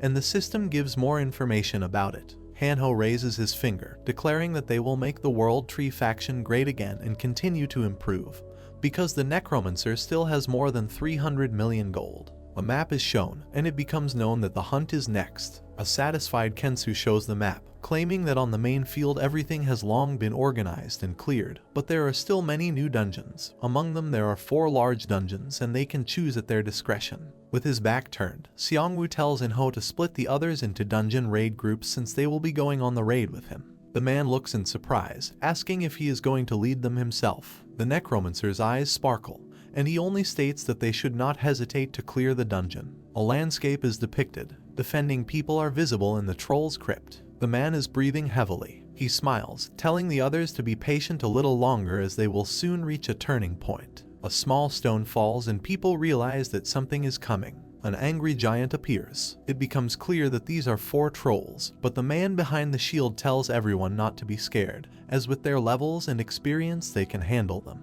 While defending themselves, everyone begins to use their abilities. They hit the troll's knees with magic. They attack him while the system reports crediting gold for the hunt for the underground troll observer. The monster falls, and it becomes clear that this is the entrance to the 2nd floor and the turning point. The man offers his hand to Kyungsu. The undead are seen carrying trolls, and it is revealed that the large troll crypt dungeon in Soho Park is 3 stories high. Smiling, Sunwoo reveals that they can gain a lot of experience by simply clearing the 1st floor, exiting, and then repeating the process again without casualties. Tired Kyungsu states that it's good that there were no casualties. Everyone is exhausted, and the phrase is that now they want to have a good rest, because they have been hunting for 11 hours without rest, and due to the fact that they walk along the same path without breaks, everything is already good for them here familiar. The necromancer's eyes sparkle, and he claims that as experience is gained and the speed of clearing increases, the time for rest decreases, but a lot of experience points are given.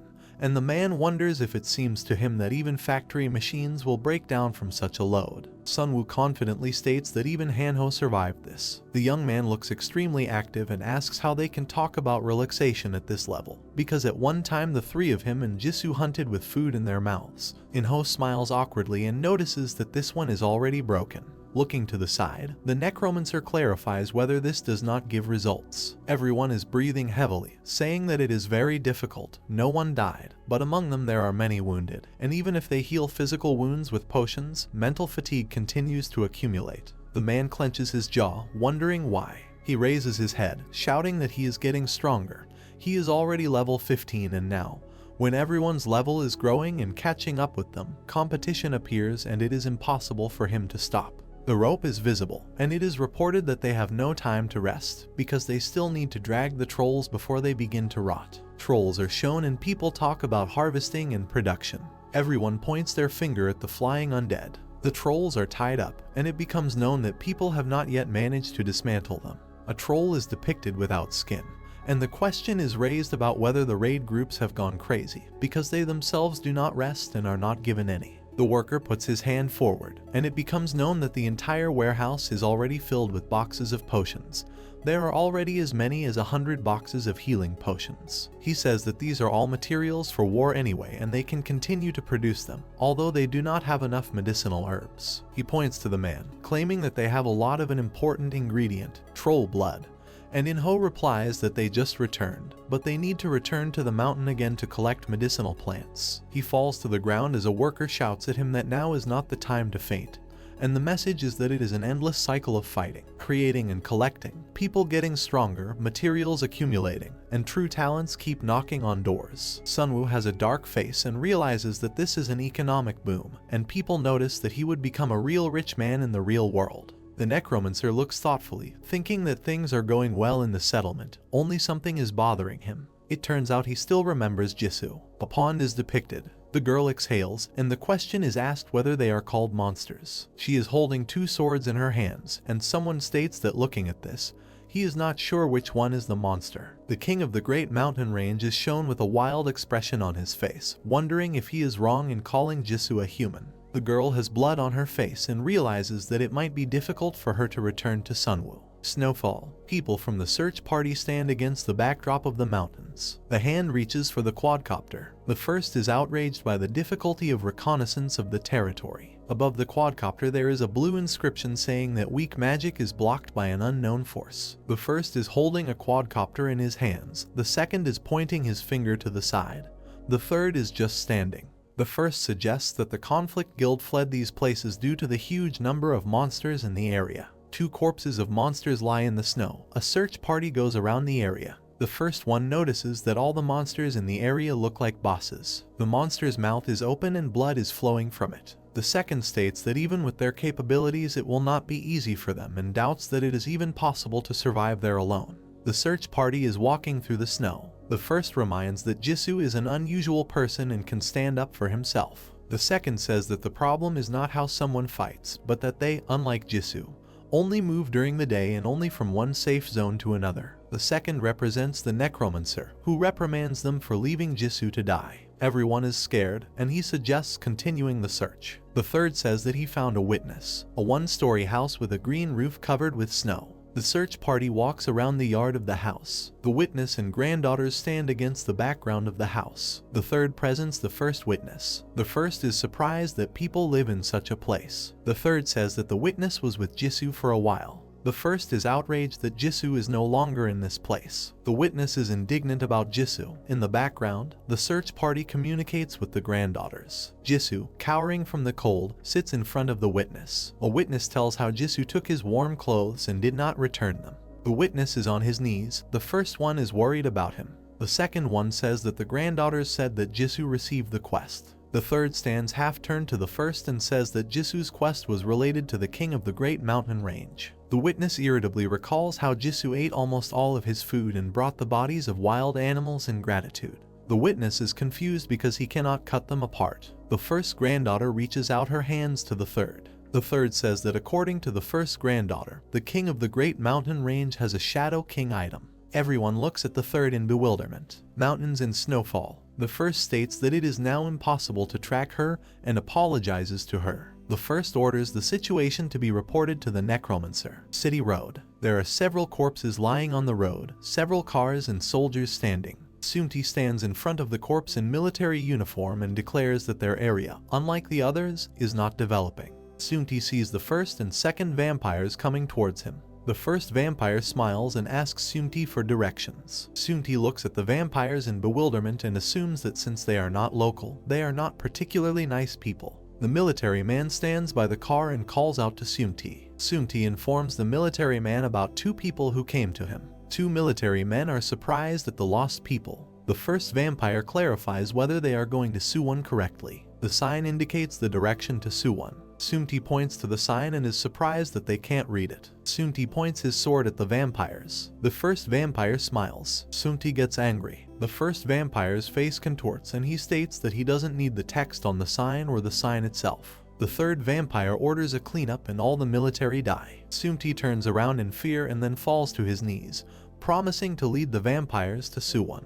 The first vampire stands in front of Sunti and says that he does not need a guide, but Sunti himself and his phone. Sunti is scared. Sunti is on his knees. Warriors stand behind him. The first vampire turns his back to him. The warrior behind Sunti says that Sunti can still save his comrades. Sunti fearfully asks the vampires who they are. The first vampire declares that he wants to punish all the naughty bastards on this server and orders them to be taken to the Necromancer. Big Hill. The inscription says that this is the Troll's Crypt, the third floor of the dungeon. There are several monster corpses in the cave. The king of the underworld rushes forward with a shout. The first warrior stands tensely with a shield in his hands. Hyungsu gives orders to the troops. Projectiles are flying at the king of the underworld. The king of the underworld's head is on fire. The hand of the king of the underworld holds a slingshot. The underworld king's 6 arms fly forward. The 6 arms of the king of the underworld attack the barrier. Several warriors stand in front of it and cover themselves with shields. Hyungsu and the others smile. Several warriors attack the king of the underworld.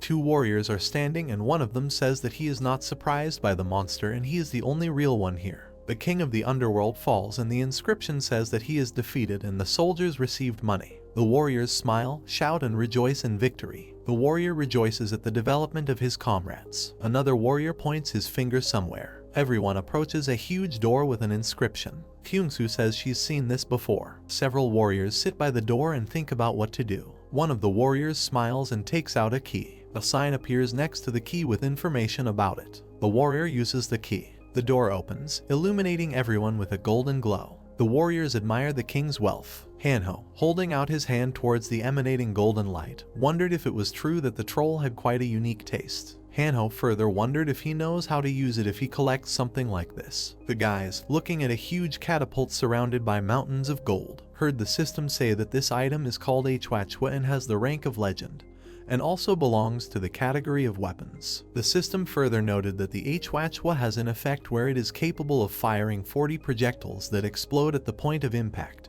and the system also reported that it has a 5-minute cooldown. Yingho, looking at the magic circle, said that there are no fire arrows inside, so it seems to him that it contains magical powers, to which Kensu said that on the eve of the war they would need it. One of those present, imagining with surprise the power of the catapult, wondered how it was able to fire 40 arrows at a time and how they could explode. The guy also wondered if making shells wouldn't require a lot of money. Next, the guy wondered whether it was possible to rule the world with the help of this catapult, to which Hanho said that this weapon was just right for them. Inho gritted his teeth and tried to lift the catapult, stating that it was quite heavy, to which Kyungsu said that they were quite exhausted, noting that on the way back they would have a hard time with this catapult. Seongwoo, looking at the attempts to raise the catapult, used the storage of the World Tree faction, after which a huge safe appeared behind him. After which the main character said that he had a useful thing for such things, to which the system notified that 4 users had been registered, noting that the gold spent on storage was 100,000 gold. Seongwoo, after reaching out and using the technique, heard the system wonder if he wanted to put the Hwachwa in storage, noting that the base cost would be 100,000 gold, and would also take the cost per item size of 50,000 gold,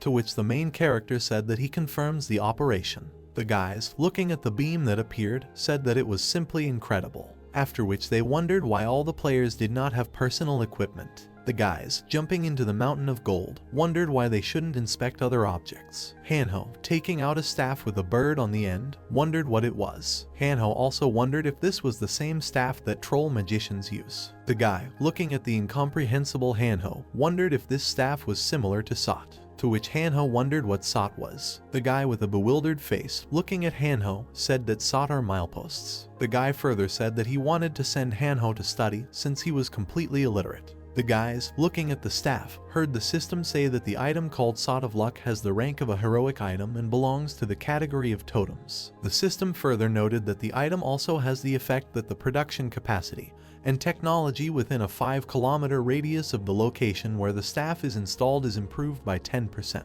and the success rate is also improved by 10%, to which Hanho said that he had no idea about such a Sod effect. After which the guy wondered if it really improves performance. Hanho further said that this was pleasing, noting whether the residents of the settlement would be just as happy. One of the guys who was looking at things said that they were accumulating various items to create rare items in the future. After which the guy wondered if they would have enough time to examine everything they received. Xiangwu, standing near the troll who was tied up by his subordinates, and turning to the arriving guys, said that these days they had achieved a lot and collected a lot, noting that now they should return. The story moves to a city where a huge tree sprouts. Hanho, having installed Sod under a tree, heard the system report that the area had received abundance of divine trees, noting that the chance of successfully crafting items had increased by 50%, and the chance of receiving additional options when crafting items had also been increased by 10%. The system also reported that the cost of producing items was reduced by 10%, noting that the area received the Sod of Luck effect, after which technology productivity was improved by 10%, and the chances of success in all areas were increased. The man in the green hat, holding Yinghuo by the throat, remembered how he looked at the light of the world tree and wondered if the positive effects were applied to the world tree. The man further noted that the battle groups were able to do something, noting that he would have to work even while sleeping. The man also stated that he should have been beaten. The girl, clasping her hands behind her back and approaching the flower bed with plants, said that after the installation of Sot, the number of medicinal herbs had increased. The girl, remembering their herbalists, said that they do not return from the mountains because of the abundance of useful herbs. The girl further wondered if they might have deserted. The main character, looking away and turning away from his friend, said that this happens to them often. To which Hanho wondered if Xiangwu was sure that this just happens often. The main character, raising his hand, announced that everyone would rest for the next 12 hours. Turning away from the joyful guys, Sunwoo, with a malicious smile on his face, announced that after rest they would begin to conquer large and complex dungeons. To which the guys said that now it doesn't matter, because they have a long-awaited vacation, noting that after it they agree to anything. The main character, with a smile on his face, turning to the sharply confused guy, said that the Nadker group would now be deployed at full capacity, noting that the borders were now under threat. The guy, raising his hands to his face and paying, wondered why he had the spatial eye skill, but Hanho told the guy that he said that this was the best ability in the world. A tree located in the middle of the city emitted a bright light. Someone, looking through a telescope, observed an incredibly bright light from a tree. One of the ninjas who was looking through the pipe said that it was worth checking the target. The ninja, looking at the main character, said that this is the one they need, noting that there is an unidentified giant tree emitting powerful power. The ninja, having identified the target, moved after it. One of the ninjas stopped in front of the wall and wondered if the world tree was creating a barrier. The ninja further noted that they would not approach him for now. The ninja, looking through the telescope again, said that they were now going to rest. The one-eyed ninja, having heard the report from his subordinate, said that they should wait until Sunwoo leaves the barrier and finish him off. The man with one eye also told everyone to watch and wait for the main character to step outside the barrier. The plot shifts to daytime. Xiangwu, standing in front of the military trucks, watched as the guys loaded them with various items. Kyungsu, picking up the phone, said that a large dungeon was located on University Campus A. Kyungsu further noted that intelligence showed that there were fanatics and a boss monster there. Kensu, recalling the various elements, said that, apparently, the boss is one of the varieties of the defiled spirit. Xiangwu, looking at Kyungsu and remembering the monster, wondered if these were the fanatics who obey the spirit. The main character further stated that this means that they will be able to practice protection not only from physical damage, but also from cursed magic. Hanho turned to Xiangwu and exhaled, wondering that perhaps no one other than his friend was using the dungeons as a training ground. To which Inko said that the advanced group was moving forward. Kyungsu, spreading his arms and looking at Hanho, who turned around, said that here, nearby, behind the barrier, one should act carefully. To which Hanho said not to worry. Hanho, folding his hands, raising his head and raising it, said that if something happened, he would immediately pray. to which Kyungsu wondered how this could help him. One of the guys, dragging Hanho into the car, said that they should already leave. The main character, walking away from the cars, heard Kyungsu wondering if everything would be okay with Hanho, to which Sunwoo told him not to worry, because his friend is stronger than he seems. The ninja, standing on the roof, watched as the convoy of cars moved out. The one-eyed ninja, looking at the cars, said that they were getting out and moving along the road to the east. The one-eyed man, having ordered the third group to track the target, noticed how they moved out behind them. The man further noted that if there was a necromancer there, then they should move on to action, and if not, then they should act according to Plan B. The guy in the blue cloak followed his ninja comrades. The guys, moving behind the convoy, jumped from roof to roof. The ninjas, looking at the identification mark, saw that there was only 1 kilometer left to campus of the main ninja, sitting on the edge of the roof, said that the truck was slowing down and it was worth waiting. The guy in the blue cape turned around and noticed something. The ninja, approaching his comrade in a blue cape, wondered what had happened, to which the guy wondered if it seemed to him that there was someone here. The ninja, examining the surroundings, wondered who could be here. The ninja turned back and scanned the area, wondering if he was sure that someone was here, to which the guy wondered if it could be a flying animal. The ninja, looking at the guys, said that they were being followed by a second squad that was watching everything from afar. The ninja, looking at his comrade in a robe, wondered why they should worry if there were those who were watching everything, noting that no one would pursue them. The ninja, angry at his comrade, wondered if he would recognize the skills of their group. The ninja then told him to keep quiet and just observe the situation. The one-eyed man, looking into the distance, listened to the conversation of his subordinates. The man, sitting with his back to the guys, wondered if it was possible to contact the second group. The ninja, looking at the heads back, wondered why bother with them, to which the one-eyed man said that there had been no messages from them for 2 minutes. The man, taking out his phone, said that the second group was not answering his messages. The ninja, looking at the head, stated that this was simply impossible, to which the guy in the robe said that they had 2 people on their tail. The one-eyed man, looking at the arriving subordinates, ordered them to go to Point F and check the location of the second Hayabusa squad and report on the situation. The man, turning to his subordinates, said that if there was a problem, they were forbidden to enter into battle. The man also noted that they did not want their victim to notice the noise. The ninja, looking at the head, wondered whether they should proceed with Plan B, to which the man said that it was worth doing so. The one-eyed man, looking at Hanho with the others, stated that even with the change of plan, they would still kill everyone in their vanguard. The man further said that after this they would sneak up on the Necromancer and cut his throat. The head, watching the guys from below, said that if the Necromancer is given time, he will become even stronger and their chances of winning will decrease. The man further noted that they would only need 1 precise blow. The ninja, folding his arms and standing in front of his comrades, said that until that moment they had dealt with everyone with 1 blow. The system further reported that for synergy you need to have at least 10 ninjas, and after that an effect will be unlocked in which all the target's defense will be cancelled and the damage from the first attack will be increased by 500%. The guy in the blue robe, looking at the ninja squad, said in his thoughts that this was a squad created by Akira Okada to kill extremely powerful people. The guy in the robe, recalling the ninja operations, said in his thoughts that they were killing powerful figures from the Kyushu region in Japan. The guy further noted that thanks to this, the Yamato Guild rose to its current position only through force. The one-eyed man, jumping from the roof and leading his subordinates behind him, declared that defeat was impossible on this earth. The ninja, jumping from the roof, headed towards the guys below. The ninja, looking down at Inho and Hanho, said in his thoughts that no one had noticed them yet. The man, smiling maliciously, said in his thoughts that the guys below would not have time to notice their end. The man, flying down, heard his subordinates screaming in pain. The man, turning to face his defeated subordinates, wondered in his thoughts whether they had been hit with an anti-aircraft weapon. The man, stretching his hand forward with his sword, said in his thoughts that this was an unforeseen situation. But they could not retreat and they needed to break through. One of the guys who stood on the ground, pointing his finger at the sky, said that they were being attacked. The one-eyed man, flying down, said in his thoughts that it was too late to sound the alarm. The man, turning back, noticed how his subordinates were killed. The one-eyed man watched as his subordinates were killed by something unknown. The man, landing on the ground, said that this was just crazy, noting that it was not an anti-aircraft weapon. Then the man wondered what it was then.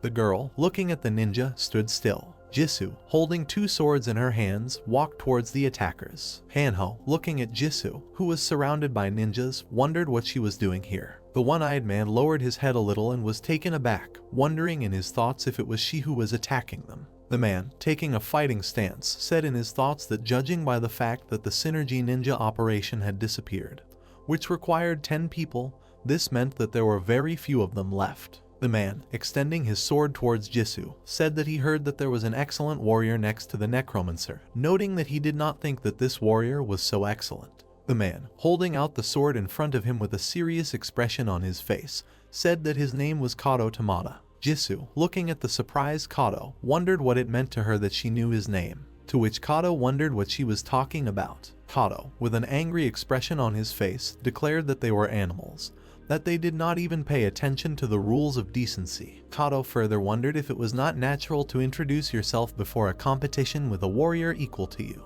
Jisoo, looking at Kato with devastated eyes, wondered if he seemed too caught up in playing samurai or ninja. Jisoo further said that she was disgusted by the one who came to kill. Kato, angry at Jisoo's words, reported that she suddenly attacked from behind, noting that it was natural that the ninja had no place to retreat. Kato also stated that it was her mistake, that she was cowardly and did not attack openly. Kato, preparing to rush towards Jisoo, said in his thoughts that this was a signal to attack, after which he also said in his thoughts that she needed to be surrounded on all sides and to catch an opportune moment to kill her. Kato, rushing forward with his sword outstretched, declared that Jisoo was just impudent. Kato also said that she called him a killer, so she shouldn't expect an equal one-on-one fight. Kato, holding a katana, put a kunai on his fingers. Kato, throwing the kunai towards Jisoo, said in his thoughts that it was time to use the blade. Kato further noted in his thoughts that this technique is called a kunai throw. Jisoo, creating a flame in front of her, incinerated all the kunai flying at her. Kato, watching as his subordinates surrounded Jisoo, stated in his thoughts that they used a kunai throw and a smoke screen for the siege, noting that everything was going well. Kato created his afterimage using instant concealment. Kato, while attacking Jisoo and watching his comrades do the same, stated in his thoughts that 9 ninja in front of her disappeared in an instant, noting that she would die without realizing what was happening.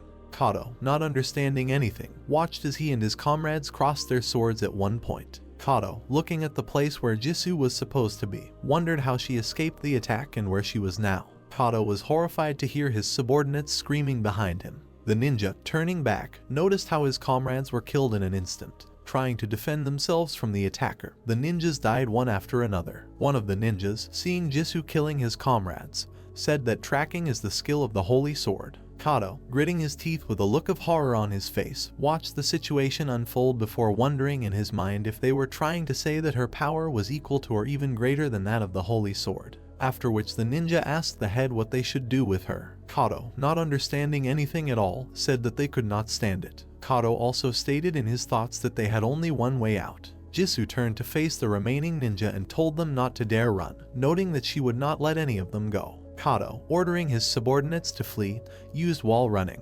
Kato, watching as a sword was thrown at his subordinate's head, was in incredible horror. Kato, falling to the ground and covering himself with his hand, watched in horror as Jisoo was heading towards him. The guy in the robe, holding back Jisoo's attack, watched the dead bodies of his comrades. The guy in the robe bounced off Jisoo's blow and slammed to the ground. The guy, taking off his hood and watching Jisoo rush towards him, said that this was total humiliation. The guy, having received a blow from Jisoo in the jaw, tried to say that he was giving up, to which Hanho stated that it was an excellent blow. Hanho, grabbing the guy in the robe, walked towards Jisoo, asking if they were standing in front of him. Hanho, with tears in his eyes, wondered where she had been all this time. Hanho also noted that he was very worried about her. Hanho further reported that Seongwoo had left a detachment for him and already wanted to go look for her. Jisoo, recalling what happened, said that she arrived in Suwon a few hours ago, but saw suspicious movement, and decided to follow. Jisoo, lowering her head a little and looking at Hanho, who took out his phone, wondered if she missed Seongwoo, to which Hanho said that he had contacted them, noting that they would soon arrive here. The main character, sitting on a wyvern, was heading towards the guys. Seongwoo, getting up from the dragon, wondered if they were okay. Jisoo said with a smile on her face that a lot has happened, to which Hanho said that it was better to listen to it. Jisoo opened the system window and showed something to the guys. Seongwoo then wondered if she received this quest after defeating the boss. The guys, looking at the system, heard it say that Jisoo had been given a quest called Meeting the King of the Great Mountain Ranges. The system further noted that the type of this task is to detect an object, and the goal of the task is to reach the king. The system also notified that for completing the task, a reward would be received in the form of a hidden quest additional rite of progress. The system further reported that the King of the Great Ridge, who rules the Tebeek Mountains, wants to contact a strong man who has defeated one of his servants. After which the system noted that the king was not a cruel monster, but an intelligent being who wanted to interact with worthy players. The system further reported that when meeting the king, you can receive an unexpected quest, which will greatly change the fate of the recipient. The system also informed that if the quest is not completed within 48 hours, it will be cancelled. After which the system notified that the king was going to test Jisoo. Recalling her ascent to the mountain, Jisoo said that after wandering around the mountains, she was still able to meet the king. Jisoo, recalling the appearance of the King of the Great Ridge, stated that he turned out to be a creature similar to the amugi, noting that he was the one who gave her the quest. Sunwoo, remembering the image of the amugi in his thoughts, wondered how she was able to talk to him and also receive a quest from him, noting that he is not just a boss monster, but also acts as an NPC. Seongwoo, with a serious expression on his face, wondered what kind of quest such a creature could give in his thoughts, after which the main character wondered what the quest was. Jisoo, recalling how she was given some kind of plant, said that he told her to find an item called Celestial Ginseng that was stolen by the Conflict Guild. Hanho, looking at his friend who had taken his head away from him, wondered if he felt sorry for this object. Jisoo, remembering the dark piece of cloth, stated that she was given the last item from the Shadow King's set as a reward, noting that it also gave her awakening. Jisoo, taking out a blue ball with a smile on her face, said that this is the item that Jisoo is looking for, noting that it has changed a little, but the king will most likely be even more pleased with it. To which the system reported that an item called the Tebeek Mountain Range Sphere has a legendary rank and is a consumable. It also has an effect in which the owner can receive a huge increase in their characteristics by accepting mountain energy, noting that, in addition, proximity and dominion with nature and spirits will increase significantly. The system further stated that in some cases it is possible to obtain the power of a mountain god. The system also reported that if you fully master the subject, you will need health of at least 80, after which the system notified that if there were already other deities in the body, then they would conflict with each other, which would cause adverse consequences. Hanho, looking at Seongwoo who turned away and handed the item, said that according to the description, the item was really valuable, to which the main character said that the object should be taken away from him as soon as possible. The main character, handing the item to Jisoo, said that in addition to these 2 items, he also gave an awakening for her, a person with 3 awakenings, to which Jisoo told Sunwoo to relax his hand, after which the main character said that he thought that this was given only to people with 4 or more awakenings. Hanho, looking at Jisoo who took the sphere, wondered how she managed to get here. Hanho then wondered how far these mountains were from here. Jisoo, remembering the silhouette of the king, said that he helped her get here, noting that he has many items that can open a portal to the right place. Hanho, surprised by Jisoo's words, said that his friend was again thinking about something dangerous, to which Sunwoo wondered if they could take the item back. Seongwoo, with a thoughtful expression on his face, said that if he had already helped, why did he need this ginseng? Further, the main character said in his thoughts that they don't know what he wants, but they won't be able to stop him, because the rewards he gave are necessary. Jisoo, surrounded by a bright blue light, said that it was probably time for her to leave, noting that she got what she came for. Seongwoo, looking at Jisoo as she left, told her to be careful and not to trust anyone, noting that he may speak beautifully, but in the end he might turn out to be an ordinary monster. Jisoo, standing sideways to the main character, said that she would remember his words, noting that she wanted to tell him something else. Jisoo pointed at the prisoner and heard Hanho wonder if she meant the prisoner who had given himself up. Jisoo looked at the prisoner in disbelief, after which Jisoo, looking at the captive with his head down, said that he was dangerous and perhaps it would be better to kill him. Jisoo, disappearing in the bright light, announced that her time had come and it was time for her to hit the road. Hanho, looking in surprise at how Jisoo disappeared, said that killing a captive who surrendered was not at all like her behavior. Seongwoo, turning around and using force on the dead ninjas, said that for now he would put the issue with the prisoner on the back burner, noting that first he should look at the memories of the corpses. The main character, using his form, said that they would find out who sent the ninja here, and would repay them in kind. Seongwoo further noted in his thoughts that no one else would dare to poke their nose into them. That's how this video ends. If you have sat through to the end, please don't forget to press the subscribe button and leave feedback. See you in the next video.